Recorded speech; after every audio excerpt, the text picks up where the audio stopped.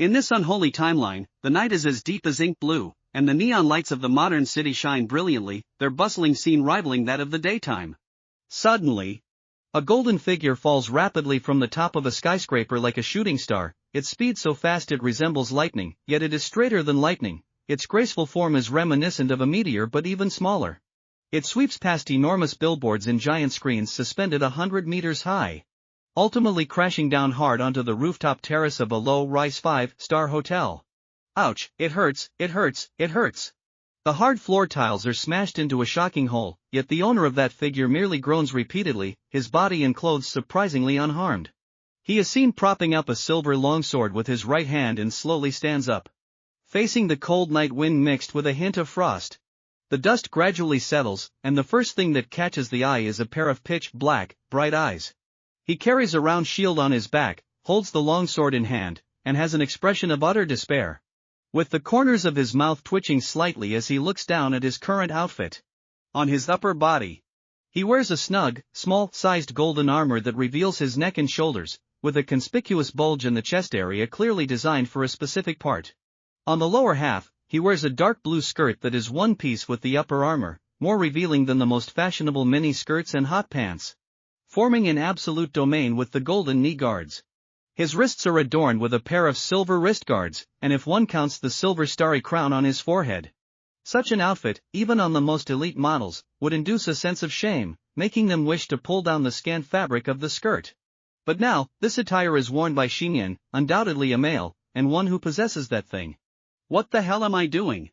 Xiyan feels like crying without tears. He was just an ordinary high school student in the morning, thinking he had no connection to anything extraordinary or supernatural.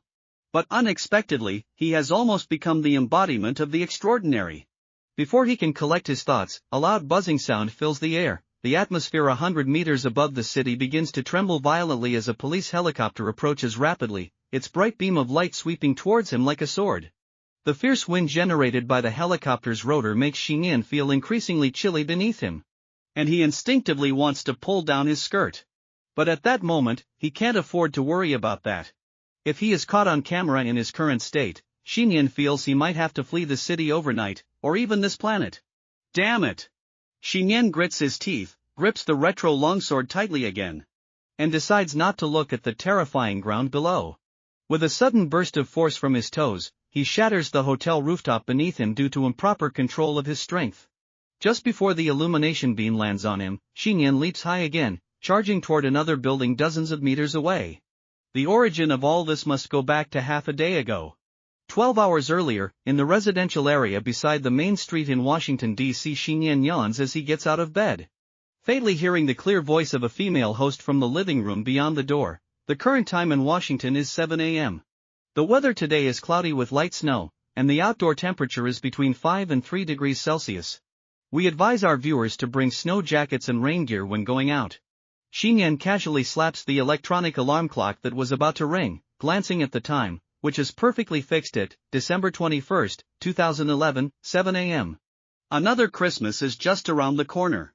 Time flies so fast, Xiyan remarks, finding his slippers on the blanket not far from the bed and then changing into a winter school outfit that had been prepared long ago before leaving the room.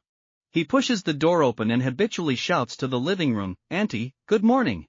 However, his greeting receives no response. Outside the living room, the cold morning light spills in through the balcony's floor to ceiling windows, illuminating the already monotonous light-colored floor as if it were a piece of floating ice on the sea. The television, which had not been turned off, continues to play the local channel's morning news, and on the clean, modern dining table, a simple breakfast is already laid out: milk, eggs, and toasted bread, the same old trio.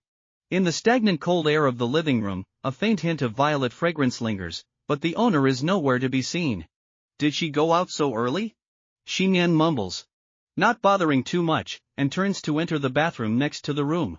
The items in the bathroom are not many, just a washcloth, a mouthwash cup, toothbrush, and other essentials, all simple in color and style, basically two sets, one large and one small.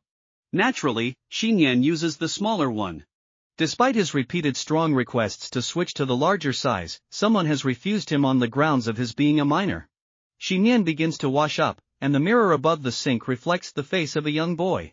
He has black hair and brown eyes, clearly of Asian descent, with a delicate face that still carries a hint of youthfulness.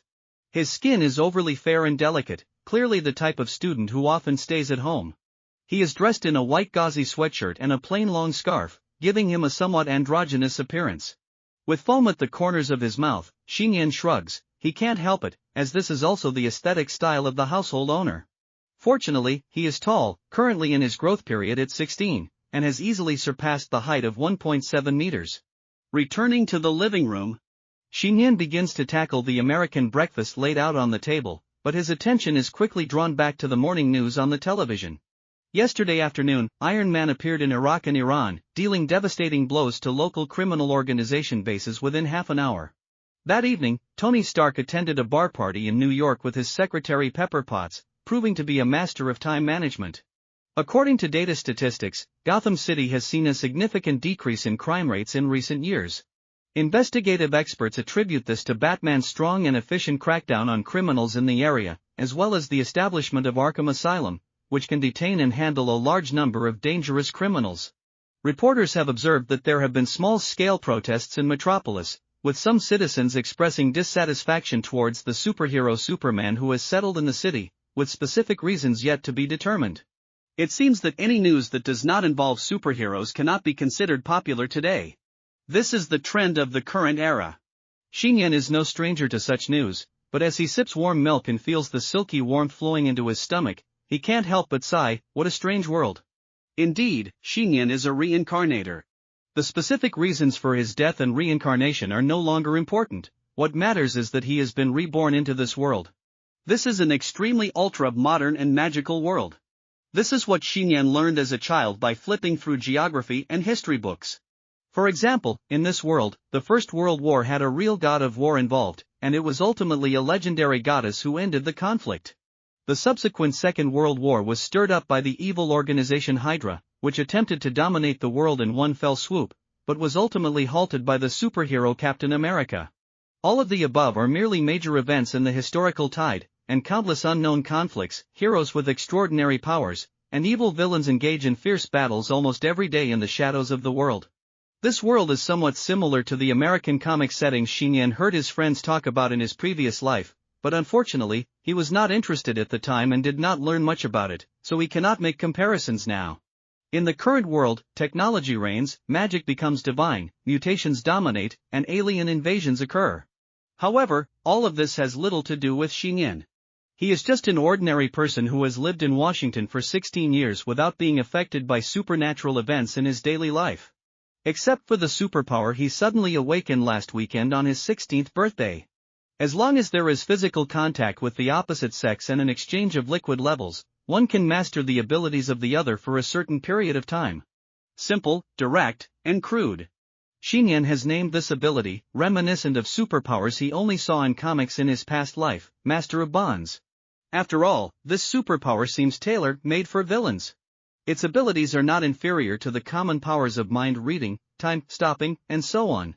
Of course, Xiyan has never thought of using this superpower for evil or to become a superhero.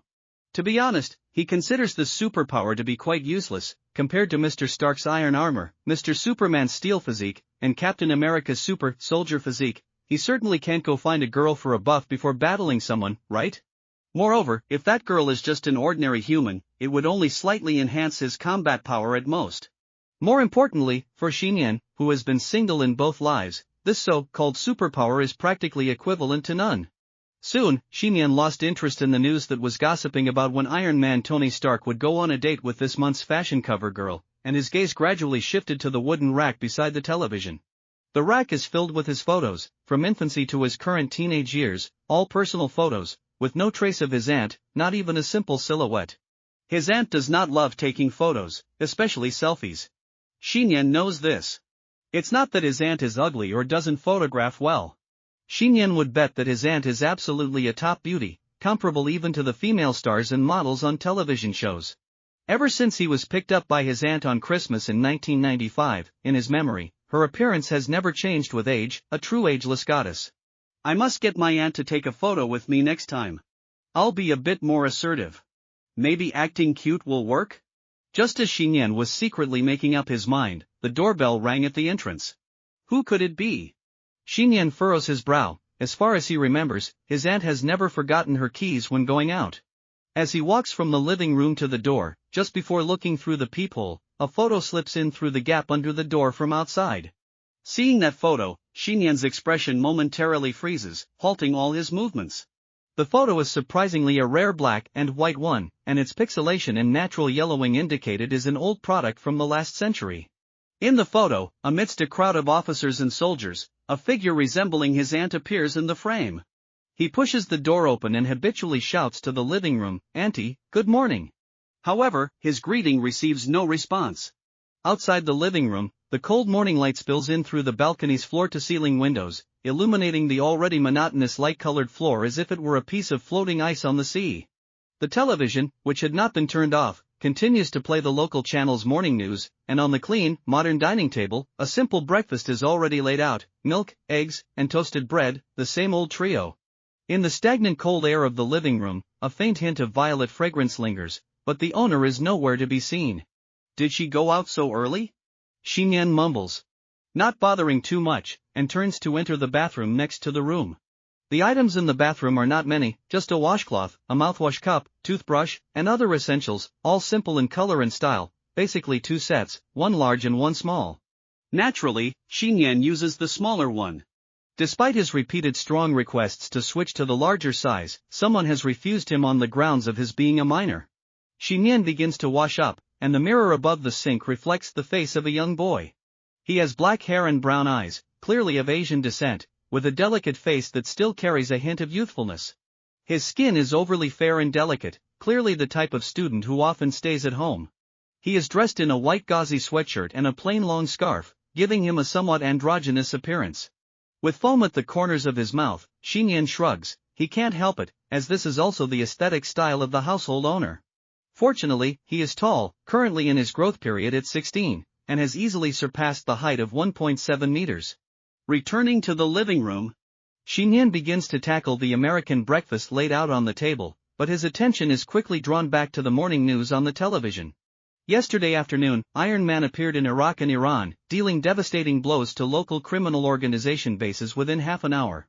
That evening, Tony Stark attended a bar party in New York with his secretary Pepper Potts, proving to be a master of time management. According to data statistics, Gotham City has seen a significant decrease in crime rates in recent years. Investigative experts attribute this to Batman's strong and efficient crackdown on criminals in the area, as well as the establishment of Arkham Asylum, which can detain and handle a large number of dangerous criminals. Reporters have observed that there have been small-scale protests in Metropolis, with some citizens expressing dissatisfaction towards the superhero Superman who has settled in the city, with specific reasons yet to be determined. It seems that any news that does not involve superheroes cannot be considered popular today. This is the trend of the current era. Xiyan is no stranger to such news, but as he sips warm milk and feels the silky warmth flowing into his stomach, he can't help but sigh, what a strange world. Indeed, Xiyan is a reincarnator. The specific reasons for his death and reincarnation are no longer important. What matters is that he has been reborn into this world. This is an extremely ultra-modern and magical world. This is what Xiyan learned as a child by flipping through geography and history books. For example, in this world, the First World War had a real god of war involved, and it was ultimately a legendary goddess who ended the conflict. The subsequent Second World War was stirred up by the evil organization Hydra, which attempted to dominate the world in one fell swoop, but was ultimately halted by the superhero Captain America. All of the above are merely major events in the historical tide, and countless unknown conflicts, heroes with extraordinary powers, and evil villains engage in fierce battles almost every day in the shadows of the world. This world is somewhat similar to the American comic settings Xiyan heard his friends talk about in his previous life, but unfortunately, he was not interested at the time and did not learn much about it, so he cannot make comparisons now.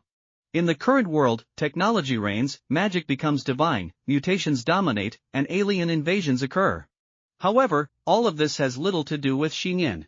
He is just an ordinary person who has lived in Washington for 16 years without being affected by supernatural events in his daily life. Except for the superpower he suddenly awakened last weekend on his 16th birthday. As long as there is physical contact with the opposite sex and an exchange of liquid levels, one can master the abilities of the other for a certain period of time. Simple, direct, and crude. Xiyan has named this ability, reminiscent of superpowers he only saw in comics in his past life, Master of Bonds. After all, this superpower seems tailor-made for villains. Its abilities are not inferior to the common powers of mind reading, time stopping, and so on. Of course, Xiyan has never thought of using this superpower for evil or to become a superhero. To be honest, he considers this superpower to be quite useless, compared to Mr. Stark's iron armor, Mr. Superman's steel physique, and Captain America's super soldier physique. He certainly can't go find a girl for a buff before battling someone, right? Moreover, if that girl is just an ordinary human, it would only slightly enhance his combat power at most. More importantly, for Xiyan, who has been single in both lives, this so-called superpower is practically equivalent to none. Soon, Xiyan lost interest in the news that was gossiping about when Iron Man Tony Stark would go on a date with this month's fashion cover girl, and his gaze gradually shifted to the wooden rack beside the television. The rack is filled with his photos, from infancy to his current teenage years, all personal photos, with no trace of his aunt, not even a simple silhouette. His aunt does not love taking photos, especially selfies. Xiyan knows this. It's not that his aunt is ugly or doesn't photograph well. Xiyan would bet that his aunt is absolutely a top beauty, comparable even to the female stars and models on television shows. Ever since he was picked up by his aunt on Christmas in 1995, in his memory, her appearance has never changed with age, a true ageless goddess. I must get my aunt to take a photo with me next time. I'll be a bit more assertive. Maybe acting cute will work? Just as Xiyan was secretly making up his mind, the doorbell rang at the entrance. Who could it be? Xiyan furrows his brow. As far as he remembers, his aunt has never forgotten her keys when going out. As he walks from the living room to the door, just before looking through the peephole, a photo slips in through the gap under the door from outside. Seeing that photo, Xiyan's expression momentarily freezes, halting all his movements. The photo is surprisingly a rare black and white one, and its pixelation and natural yellowing indicated is an old product from the last century. In the photo, amidst a crowd of officers and soldiers, a figure resembling his aunt appears in the frame. Xiyan begins to tackle the American breakfast laid out on the table, but his attention is quickly drawn back to the morning news on the television. Yesterday afternoon, Iron Man appeared in Iraq and Iran, dealing devastating blows to local criminal organization bases within half an hour. That evening, Tony Stark attended a bar party in New York with his secretary Pepper Potts, proving to be a master of time management. According to data statistics, Gotham City has seen a significant decrease in crime rates in recent years. Investigative experts attribute this to Batman's strong and efficient crackdown on criminals in the area, as well as the establishment of Arkham Asylum, which can detain and handle a large number of dangerous criminals. Reporters have observed that there have been small-scale protests in Metropolis, with some citizens expressing dissatisfaction towards the superhero Superman who has settled in the city, with specific reasons yet to be determined. It seems that any news that does not involve superheroes cannot be considered popular today. This is the trend of the current era. Xiyan is no stranger to such news, but as he sips warm milk and feels the silky warmth flowing into his stomach, he can't help but sigh, what a strange world. Indeed, Xiyan is a reincarnator. The specific reasons for his death and reincarnation are no longer important. What matters is that he has been reborn into this world. This is an extremely ultra-modern and magical world. This is what Xiyan learned as a child by flipping through geography and history books. For example, in this world, the First World War had a real god of war involved, and it was ultimately a legendary goddess who ended the conflict. The subsequent Second World War was stirred up by the evil organization Hydra, which attempted to dominate the world in one fell swoop, but was ultimately halted by the superhero Captain America. All of the above are merely major events in the historical tide, and countless unknown conflicts, heroes with extraordinary powers, and evil villains engage in fierce battles almost every day in the shadows of the world. This world is somewhat similar to the American comic settings Xiyan heard his friends talk about in his previous life, but unfortunately, he was not interested at the time and did not learn much about it, so he cannot make comparisons now. In the current world, technology reigns, magic becomes divine, mutations dominate, and alien invasions occur. However, all of this has little to do with Xiyan. He is just an ordinary person who has lived in Washington for 16 years without being affected by supernatural events in his daily life. Except for the superpower he suddenly awakened last weekend on his 16th birthday. As long as there is physical contact with the opposite sex and an exchange of liquid levels, one can master the abilities of the other for a certain period of time. Simple, direct, and crude. Xiyan has named this ability, reminiscent of superpowers he only saw in comics in his past life, Master of Bonds. After all, this superpower seems tailor-made for villains. Its abilities are not inferior to the common powers of mind reading, time stopping, and so on. Of course, Xiyan has never thought of using this superpower for evil or to become a superhero.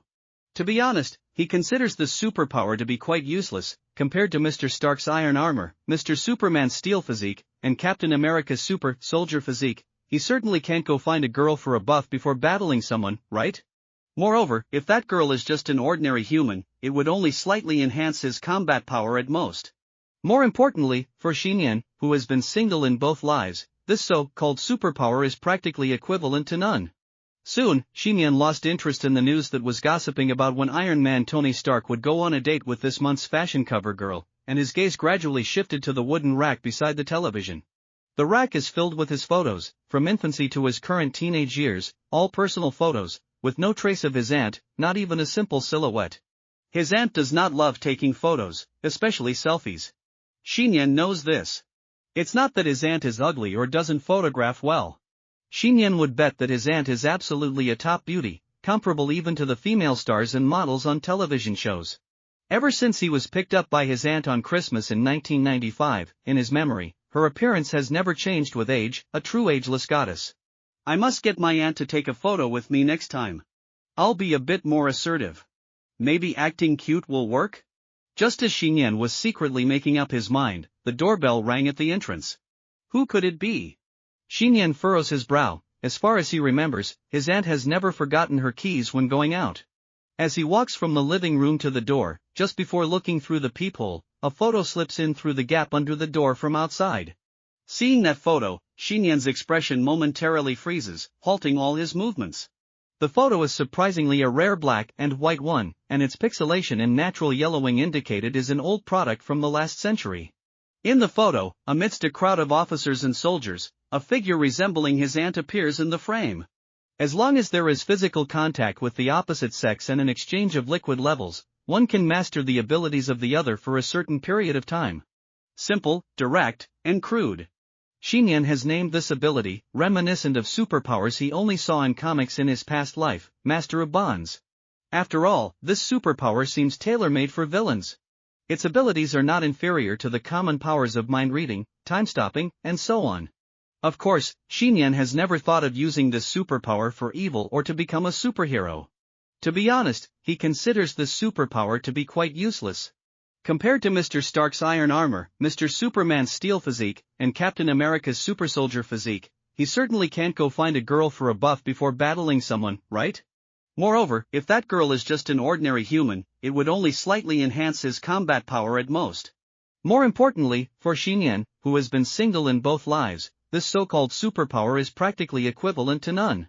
Soon, Xiyan lost interest in the news that was gossiping about when Iron Man Tony Stark would go on a date with this month's fashion cover girl, and his gaze gradually shifted to the wooden rack beside the television. The rack is filled with his photos, from infancy to his current teenage years, all personal photos, with no trace of his aunt, not even a simple silhouette. His aunt does not love taking photos, especially selfies. Xiyan knows this. It's not that his aunt is ugly or doesn't photograph well. Xiyan would bet that his aunt is absolutely a top beauty, comparable even to the female stars and models on television shows. Ever since he was picked up by his aunt on Christmas in 1995, in his memory, her appearance has never changed with age, a true ageless goddess. I must get my aunt to take a photo with me next time. I'll be a bit more assertive. Maybe acting cute will work? Just as Xiyan was secretly making up his mind, the doorbell rang at the entrance. Who could it be? Xiyan furrows his brow. As far as he remembers, his aunt has never forgotten her keys when going out. As he walks from the living room to the door, just before looking through the peephole, a photo slips in through the gap under the door from outside. Seeing that photo, Xiyan's expression momentarily freezes, halting all his movements. The photo is surprisingly a black and white one, and its pixelation and natural yellowing indicated is an old product from the last century. In the photo, amidst a crowd of officers and soldiers, a figure resembling his aunt appears in the frame. A photo slips in through the gap under the door from outside. Seeing that photo, Xiyan's expression momentarily freezes, halting all his movements. The photo is surprisingly a rare black and white one, and its pixelation and natural yellowing indicate it is an old product from the last century. In the photo, amidst a crowd of officers and soldiers, a figure resembling his aunt appears in the frame. On this cold winter morning, snowflakes fall like goose feathers, scattering from the heavens like flowers strewn by a celestial maiden, covering every corner of the metropolis. At this moment, dawn is just breaking in Washington, an international first-class city, has already begun to radiate the vitality it should have. The two major groups of students and office workers occasionally scurry across the streets that have just been cleared of snow. Toot toot! A local police car drives slowly, eventually stopping by the roadside of the neighborhood. The car door opens, and a cute blonde girl jumps out from the back seat, holding a backpack and appearing particularly lively. "Gwen, slow down, your water bottle." From the driver's seat, Officer George, dressed in full police uniform, hurriedly gets out and chases after her, holding a thermos. Looking at his beloved daughter, a hint of affection unconsciously seeps into the voice of this big man. "Do you really not need me to take you to school? The road is slippery and it's still snowing." Gwen takes the water bottle, puts it into her backpack, and cheerfully declines, "No need. I brought rain gear and wore my anti-slip boots." But Officer George wants to say more, but suddenly sees Gwen's eyes light up, her cheeks flushing with joy and excitement as she bounces like a rabbit, vigorously waving her arms. "Xiyan, over here." "Here. I knew it."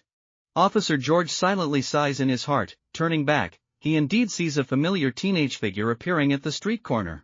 Hearing his name called, Xiyan raises his eyes to see the two and immediately smiles, nodding and greeting. "Gwen, Uncle George, good morning."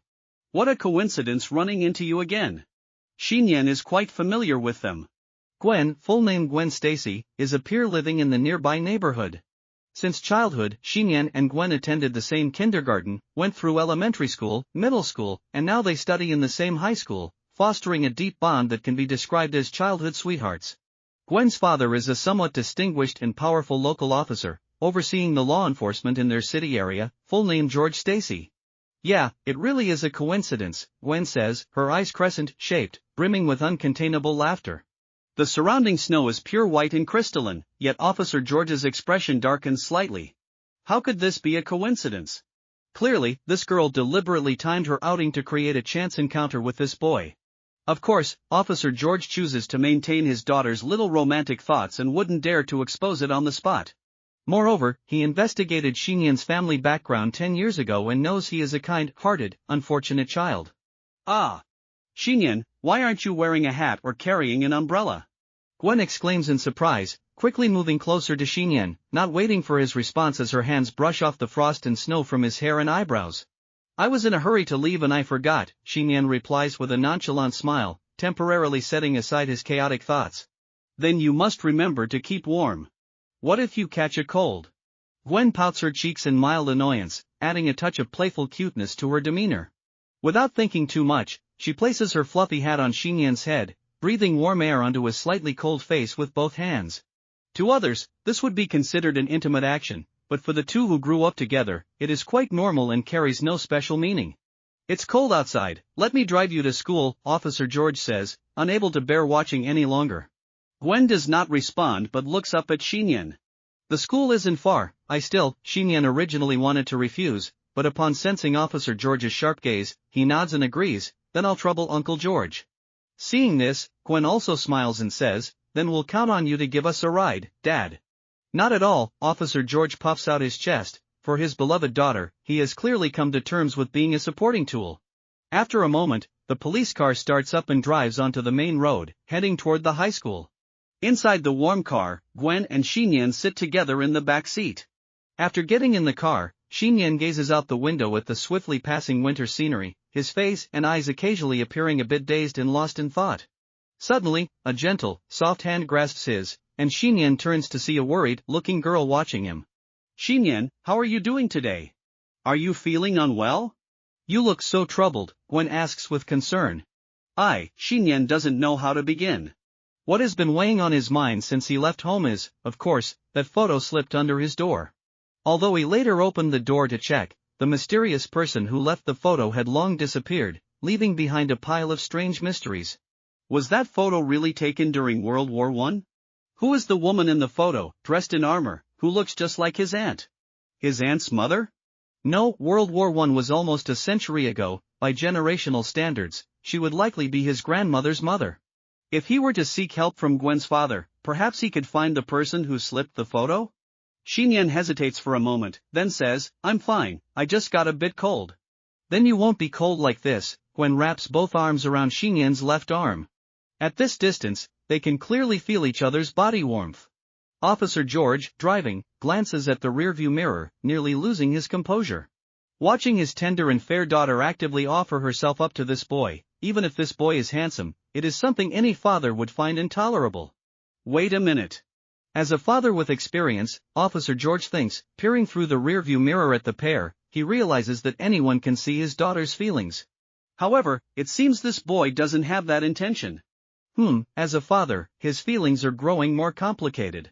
The police car stops in front of the middle school, and as Gwen and Xiyan get out of the car, they immediately capture the attention of several students. Only then does Xiyan notice that today, Gwen is wearing a new beige down jacket, with a snug handmade sweater underneath. Her long legs are tightly wrapped in white jeans, and she wears a pair of black knee-high boots that make her look even taller.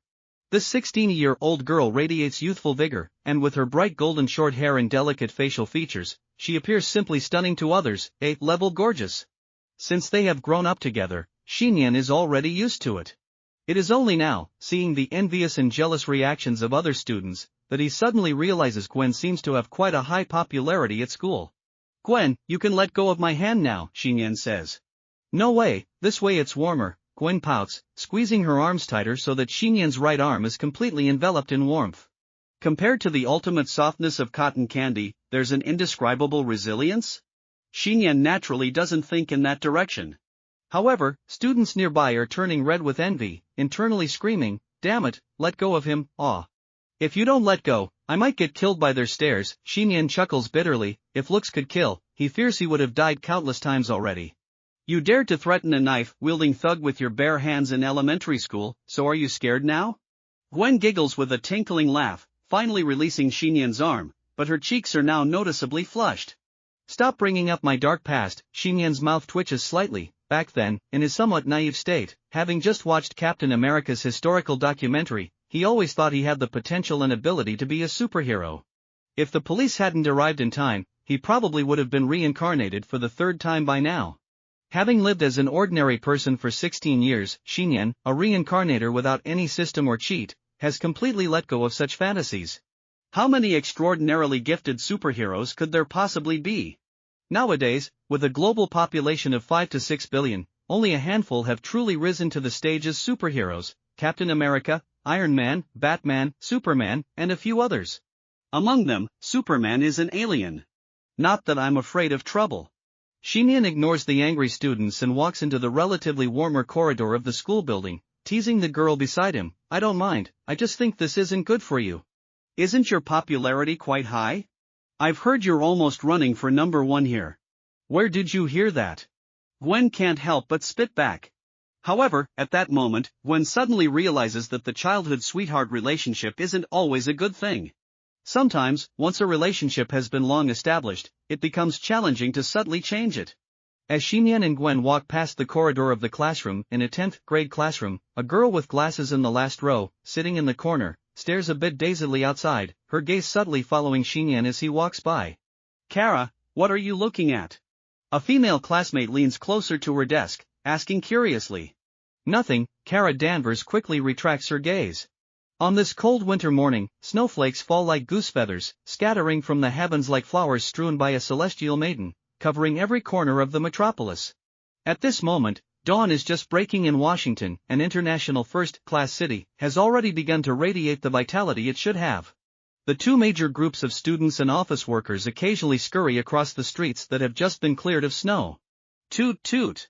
A local police car drives slowly, eventually stopping by the roadside of the neighborhood. The car door opens, and a cute blonde girl jumps out from the back seat, holding a backpack and appearing particularly lively. "Gwen, slow down, your water bottle." From the driver's seat, Officer George, dressed in full police uniform, hurriedly gets out and chases after her, holding a thermos. Looking at his beloved daughter, a hint of affection unconsciously seeps into the voice of this big man. "Do you really not need me to take you to school? The road is slippery and it's still snowing." Gwen takes the water bottle, puts it into her backpack, and cheerfully declines, "No need. I brought rain gear and wore my anti-slip boots." But Officer George wants to say more, but suddenly sees Gwen's eyes light up, her cheeks flushing with joy and excitement as she bounces like a rabbit, vigorously waving her arms. "Xiyan, over here." "Here. I knew it." Officer George silently sighs in his heart, turning back. He indeed sees a familiar teenage figure appearing at the street corner. Hearing his name called, Xiyan raises his eyes to see the two and immediately smiles, nodding and greeting. "Gwen, Uncle George, good morning. What a coincidence running into you again." Xiyan is quite familiar with them. Gwen, full name Gwen Stacy, is a peer living in the nearby neighborhood. Since childhood, Xiyan and Gwen attended the same kindergarten, went through elementary school, middle school, and now they study in the same high school, fostering a deep bond that can be described as childhood sweethearts. Gwen's father is a somewhat distinguished and powerful local officer, overseeing the law enforcement in their city area, full name George Stacy. "Yeah, it really is a coincidence," Gwen says, her eyes crescent-shaped, brimming with uncontainable laughter. The surrounding snow is pure white and crystalline, yet Officer George's expression darkens slightly. How could this be a coincidence? Clearly, this girl deliberately timed her outing to create a chance encounter with this boy. Of course, Officer George chooses to maintain his daughter's little romantic thoughts and wouldn't dare to expose it on the spot. Moreover, he investigated Xiyan's family background 10 years ago and knows he is a kind-hearted, unfortunate child. "Ah! Xiyan, why aren't you wearing a hat or carrying an umbrella?" Gwen exclaims in surprise, quickly moving closer to Xiyan, not waiting for his response as her hands brush off the frost and snow from his hair and eyebrows. "I was in a hurry to leave and I forgot," Xiyan replies with a nonchalant smile, temporarily setting aside his chaotic thoughts. "Then you must remember to keep warm. What if you catch a cold?" Gwen pouts her cheeks in mild annoyance, adding a touch of playful cuteness to her demeanor. Without thinking too much, she places her fluffy hat on Xiyan's head, breathing warm air onto his slightly cold face with both hands. To others, this would be considered an intimate action, but for the two who grew up together, it is quite normal and carries no special meaning. "It's cold outside, let me drive you to school," Officer George says, unable to bear watching any longer. Gwen does not respond but looks up at Xiyan. "The school isn't far, Xiyan originally wanted to refuse, but upon sensing Officer George's sharp gaze, he nods and agrees. "Then I'll trouble Uncle George." Seeing this, Gwen also smiles and says, "Then we'll count on you to give us a ride, Dad." "Not at all," Officer George puffs out his chest. For his beloved daughter, he has clearly come to terms with being a supporting tool. After a moment, the police car starts up and drives onto the main road, heading toward the high school. Inside the warm car, Gwen and Xiyan sit together in the back seat. After getting in the car, Xiyan gazes out the window at the swiftly passing winter scenery, his face and eyes occasionally appearing a bit dazed and lost in thought. Suddenly, a gentle, soft hand grasps his, and Xiyan turns to see a worried-looking girl watching him. "Xiyan, how are you doing today? Are you feeling unwell? You look so troubled," Gwen asks with concern. Xiyan doesn't know how to begin. What has been weighing on his mind since he left home is, of course, that photo slipped under his door. Although he later opened the door to check, the mysterious person who left the photo had long disappeared, leaving behind a pile of strange mysteries. Was that photo really taken during World War I? Who is the woman in the photo, dressed in armor, who looks just like his aunt? His aunt's mother? No, World War I was almost a century ago. By generational standards, she would likely be his grandmother's mother. If he were to seek help from Gwen's father, perhaps he could find the person who slipped the photo? Xiyan hesitates for a moment, then says, "I'm fine, I just got a bit cold." "Then you won't be cold like this." Gwen wraps both arms around Xiyan's left arm. At this distance, they can clearly feel each other's body warmth. Officer George, driving, glances at the rearview mirror, nearly losing his composure. Watching his tender and fair daughter actively offer herself up to this boy, even if this boy is handsome, it is something any father would find intolerable. Wait a minute. As a father with experience, Officer George thinks, peering through the rearview mirror at the pair, he realizes that anyone can see his daughter's feelings. However, it seems this boy doesn't have that intention. As a father, his feelings are growing more complicated. The police car stops in front of the middle school, and as Gwen and Xiyan get out of the car, they immediately capture the attention of several students. Only then does Xiyan notice that today, Gwen is wearing a new beige down jacket, with a snug handmade sweater underneath. Her long legs are tightly wrapped in white jeans, and she wears a pair of black knee-high boots that make her look even taller. This 16-year-old girl radiates youthful vigor, and with her bright golden short hair and delicate facial features, she appears simply stunning to others, level gorgeous.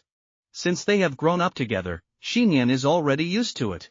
It is only now, seeing the envious and jealous reactions of other students, that he suddenly realizes Gwen seems to have quite a high popularity at school. "Gwen, you can let go of my hand now," Xiyan says. "No way, this way it's warmer," Gwen pouts, squeezing her arms tighter so that Xiyan's right arm is completely enveloped in warmth. Compared to the ultimate softness of cotton candy, there's an indescribable resilience? Xiyan naturally doesn't think in that direction.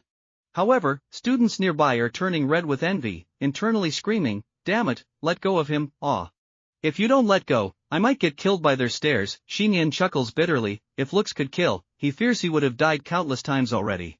"You dared to threaten a knife-wielding thug with your bare hands in elementary school, so are you scared now?"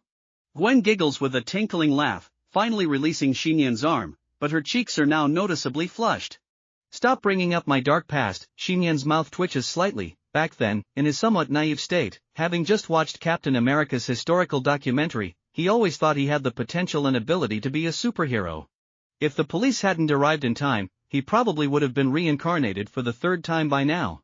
Having lived as an ordinary person for 16 years, Xiyan, a reincarnator without any system or cheat, has completely let go of such fantasies.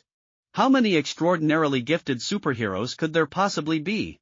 Nowadays, with a global population of 5 to 6 billion, only a handful have truly risen to the stage as superheroes: Captain America, Iron Man, Batman, Superman, and a few others.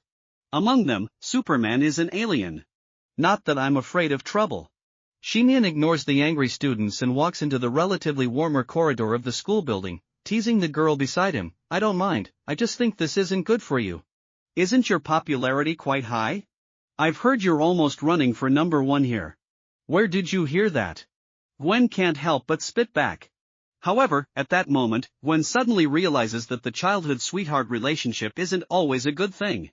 Sometimes, once a relationship has been long established, it becomes challenging to subtly change it. As Xiyan and Gwen walk past the corridor of the classroom, in a 10th grade classroom, a girl with glasses in the last row, sitting in the corner, stares a bit dazedly outside, her gaze subtly following Xiyan as he walks by. "Kara, what are you looking at?" A female classmate leans closer to her desk, asking curiously. "Nothing." Kara Danvers quickly retracts her gaze. "Really?"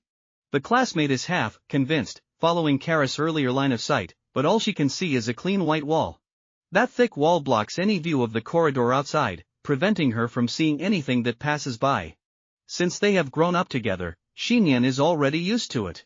It is only now, seeing the envious and jealous reactions of other students, that he suddenly realizes Gwen seems to have quite a high popularity at school. "Gwen, you can let go of my hand now," Xiyan says. "No way, this way it's warmer," Gwen pouts, squeezing her arms tighter so that Xiyan's right arm is completely enveloped in warmth. Compared to the ultimate softness of cotton candy, there's an indescribable resilience? Xiyan naturally doesn't think in that direction. However, students nearby are turning red with envy, internally screaming, "Damn it, let go of him, aw. If you don't let go, I might get killed by their stares." Xiyan chuckles bitterly. If looks could kill, he fears he would have died countless times already. "You dared to threaten a knife-wielding thug with your bare hands in elementary school, so are you scared now?" Gwen giggles with a tinkling laugh, finally releasing Xiyan's arm, but her cheeks are now noticeably flushed. "Stop bringing up my dark past." Xiyan's mouth twitches slightly. Back then, in his somewhat naive state, having just watched Captain America's historical documentary, he always thought he had the potential and ability to be a superhero. If the police hadn't arrived in time, he probably would have been reincarnated for the third time by now. Having lived as an ordinary person for 16 years, Xiyan, a reincarnator without any system or cheat, has completely let go of such fantasies.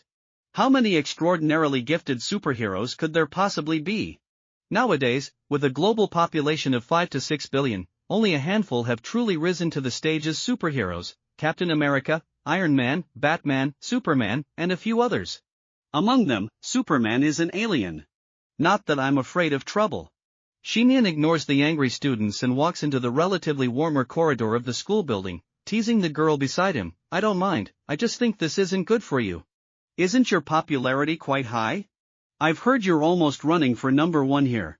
Where did you hear that? Gwen can't help but spit back. However, at that moment, Gwen suddenly realizes that the childhood sweetheart relationship isn't always a good thing. Sometimes, once a relationship has been long established, it becomes challenging to subtly change it. As Xiyan and Gwen walk past the corridor of the classroom, in a 10th grade classroom, a girl with glasses in the last row, sitting in the corner, stares a bit dazedly outside, her gaze subtly following Xiyan as he walks by. Kara, what are you looking at? A female classmate leans closer to her desk, asking curiously. Nothing, Kara Danvers quickly retracts her gaze. Really? The classmate is half convinced, following Kara's earlier line of sight, but all she can see is a clean white wall. That thick wall blocks any view of the corridor outside, preventing her from seeing anything that passes by. After a whole day of classes, Xiyan was completely distracted and unable to concentrate. The moment school let out, he hurried home. However, when he reached his front door, he suddenly stopped in his tracks. Could it be that the things that hadn't changed for over a decade would be altered because of that old photo? This thought flashed through his mind, tightening his heart. He stood there, eyes fixed on the silent, closed door, as if waiting for something. About 10 seconds later, the cold winter air seeped in from the stairwell outside, while the palm of Xiyan's hand gripping the key began to sweat slightly. Just as he resolved to open the door, it suddenly creaked open from the inside. A woman stood at the doorway, perfect in every way regardless of how one scrutinized her. She appeared to be around 28 years old, her long black hair neatly tied up, exuding an air of intelligence, her lightly made-up face was flawless, and her eyes resembled silhouettes against a clear blue sky, with her dark brows slightly raised, carrying a hint of heroism. She wore a loose, stylish white top and trousers that showcased a glimpse of her elegant, tall figure. However, what was most astonishing was that despite emanating a regal aura, she also had a natural, easy-going vibe. These two contrasting qualities did not clash at this moment, instead, they beautifully merged together. Xiyan instinctively called out, "Auntie." "Come in," Diana Prince said, not asking why Xiyan was standing at the door. Instead, she slightly crouched down, forming a perfect curve from the back of her neck to her lower back. Then, she picked up a pair of slippers from the shoe rack by the door and placed them on the carpet in front of Xiyan. "Auntie, Xiyan opened his mouth, feeling that he should not hide anything from the woman in front of him, something that had remained unchanged for 16 years. But for a moment, he didn't know how to begin. "Let's eat dinner first," Diana seemed to see through his thoughts and interrupted him, turning to walk into the living room.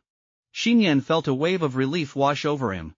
He hung his backpack on the hook by the door, changed into the slippers, and followed Diana into the living room. Warm light illuminated the entire room, and there were 2 plates of steaming spaghetti on the dining table, wafting a delicious aroma. Next to it were beef sauce, chili oil, and some cool boiled water. Xiyan and Diana sat across from each other, silently beginning to eat their dinner. "Spaghetti again," Xiyan remarked, looking at the familiar dish, momentarily forgetting the earlier heavy atmosphere.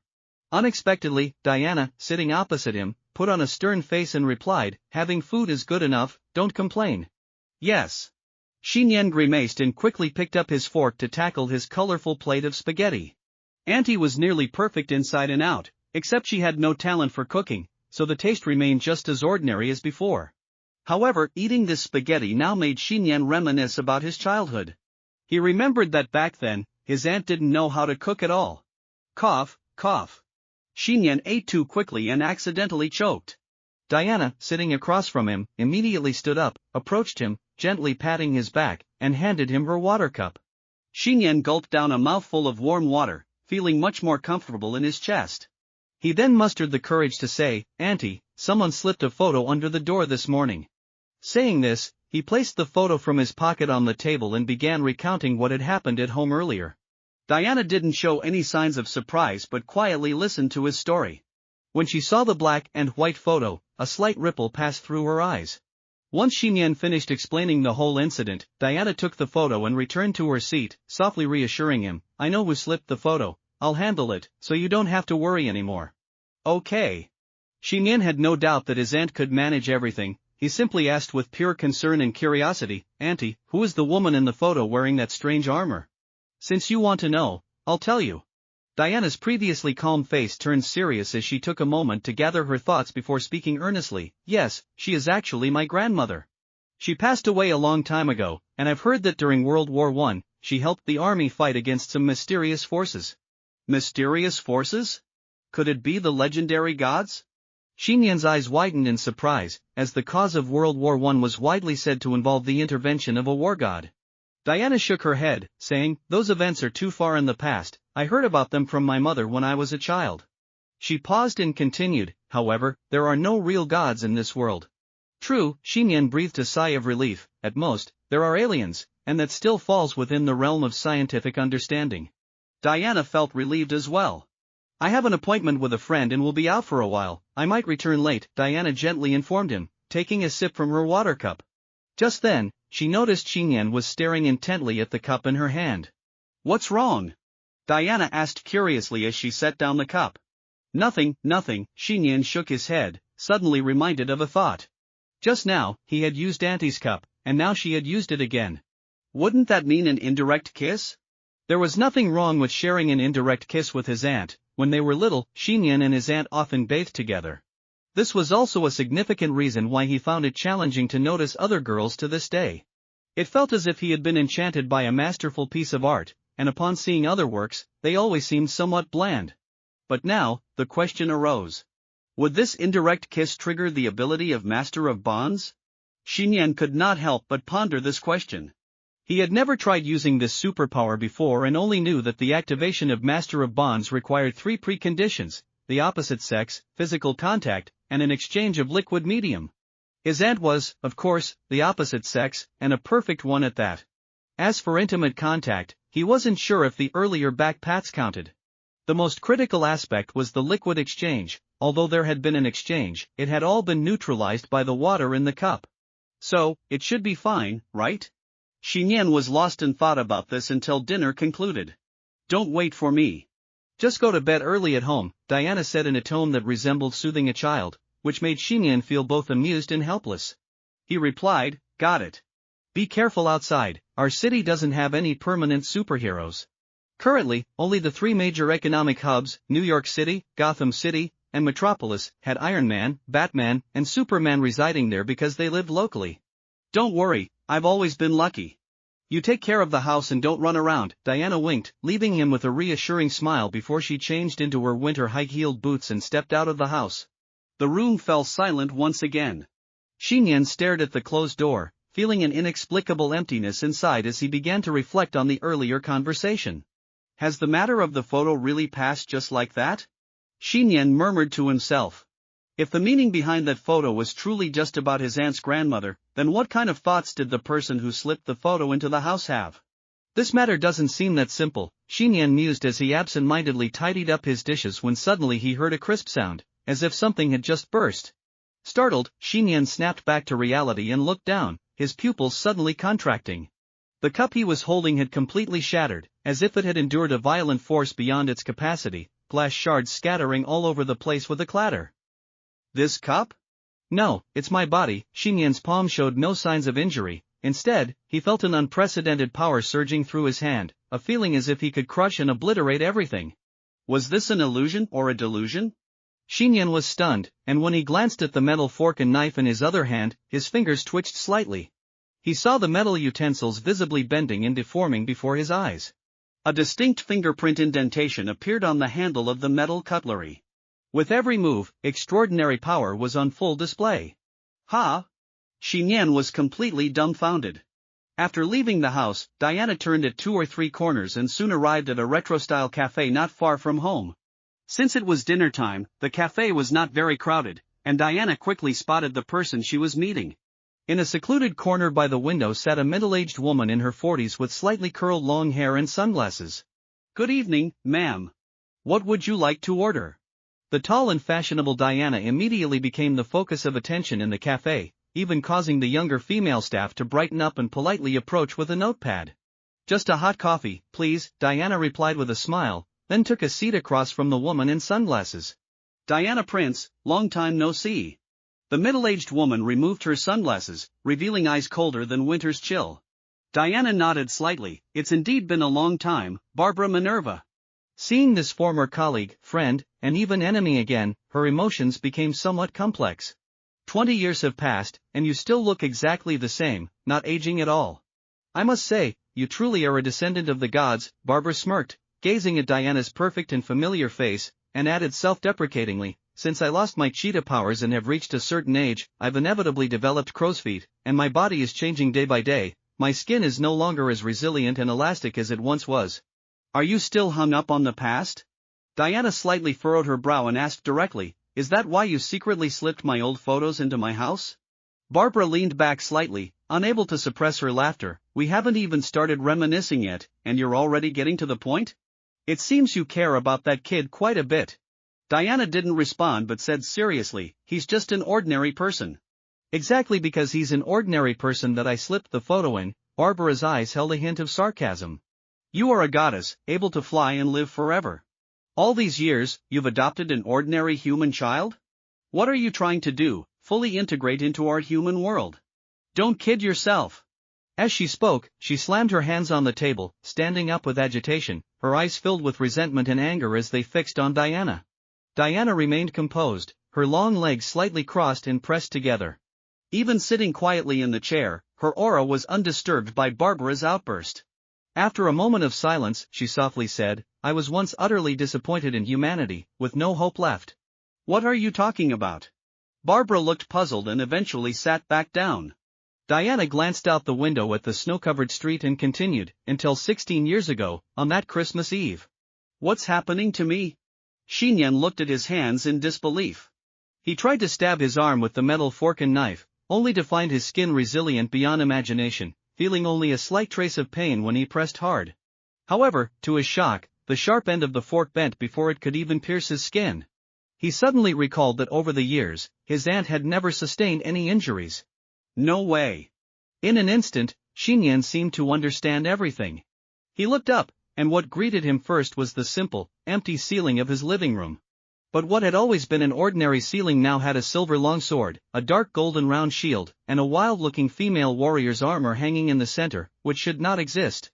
These mysterious items, which had no business being there, were connected by a golden rope that appeared and disappeared intermittently, with peculiar and ornate crowns, silver bracelets, and golden knee guards tied at both ends. They didn't not exist. Xiyan murmured to himself, perhaps they have always been here, I just never noticed until now. Instinctively, he reached up, and the moment his fingertips touched the golden rope hanging in the air, it instantly shifted from solid to ethereal, disappearing completely. Xiyan suddenly realized something was off. The sword, shield, and armor that had been hanging from the rope began to fall freely after the golden rope vanished. Xiyan was stunned, however, his reflexes and speed had already become extraordinary. Almost in an instant, his body moved, creating afterimages as he reacted. What drove him even crazier was that as soon as he caught the crown and silver bracelet, it felt as if they had merged directly into his body, fastening onto his forehead and wrist. Xiyan's mind went blank as he looked at the female warrior's armor he had caught. He could foresee what was about to happen next. This situation, absolutely not. No matter how much Xiyan resisted internally, the next moment he inevitably donned the armor's top and skirt. The clothes he had been wearing vanished without a trace, exposing his arms and thighs not covered by the armor. In the winter season, wearing such an outfit would surely be freezing, but perhaps due to his unique physique, Xiyan felt no cold at all. On the contrary, after putting on this primitive and wild armor, the blood within him began to boil like magma, surging with an urge to shout and charge into battle. Boom, boom, boom. Xiyan vaguely heard the sound of drums, as if resonating from the distant ancient past. That was a rhythm of passion and fervor. Who was beating the drums? No, Xiyan suddenly snapped back to reality, there were no drums, it was evidently his own heart pounding powerfully, creating the noise. Hot! Xiyan couldn't help but exclaim. Wearing this Amazonian battle armor, his bloodline abilities began to awaken fully. He felt an indescribable power or energy flowing beneath his skin. At this moment, Xiyan naturally had no idea that he was now wielding demigod power. Whoosh! The immense divine power within him surged uncontrollably, with nowhere to vent, ultimately rushing upward uncontrollably. In the living room, Xiyan gritted his teeth, bearing the round shield, holding the long sword, and a destructive white light began to emanate from the roots of his dark hair. Just a few strands of this white light dissipating into the air shattered the nearby lampshade into powder. The divine power, almost materialized energy, propelled his short hair to grow at an alarming speed, transitioning from black to white, wildly cascading over his waist, shoulders, and face. With his silver hair flowing, Xiyan was utterly bewildered. He quickly felt the hem of the skirt below. Soon, he sighed in relief that his gender characteristics were still intact. But the dire situation had not resolved. Instead, it spiraled further out of control. An ordinary person suddenly possessing demigod strength was akin to a child unexpectedly getting hold of the launch button for nuclear missiles. I can't stay here any longer. If this continues, I'll destroy everything here. Realizing this, Xiyan abruptly lifted his foot, wanting to act. However, his current strength was no longer what it used to be, akin to going from pedaling a bicycle to stepping on the accelerator of a top-tier sports car. One misstep, and he became a blur, darting forward. In an instant, everything in the living room blocking Xiyan's path, tables, chairs, lampstands, was shattered to pieces. His speed did not diminish, continuing to manifest as a stream of light, crashing into the balcony's floor-to-ceiling window. Bang! The glass shattered with a loud crash. Caught off guard, Xiyan flew out from the 16th floor of his home. Night had fallen, and in a neighboring apartment complex less than 500 meters from Xiyan's home, Gwen had finished dinner, taken a shower, and changed into a loose-fitting long pajama. At that moment, she lay on her bed, burying her head deeply among her plush toys, her vibrant youthful body completely still. However, her feet rhythmically kicking the duvet undoubtedly revealed the worries and thoughts hidden within her heart. Gwen. Officer George, still in his uniform, approached the closed door and gently knocked, asking from the other side, "Would you like a cup of hot cocoa?" "No, I'll get fat from drinking it." Inside the room, Gwen remained sprawled on the bed, her voice sounding somewhat weak. George, with a hint of confusion, replied, "Who was it that said they wanted to live in a castle made of chocolate and cake when they were a kid?" "Dad, stop bringing up my past," Gwen exclaimed, a mix of embarrassment and anger in her tone. "Especially in front of," she trailed off mid-sentence. George sighed and continued, "Especially in front of that boy at your school, right?" "Not at all. He already knows," Gwen said, but her tone dropped even lower, and the plush toys beneath her head began to tremble slightly. "Gwen."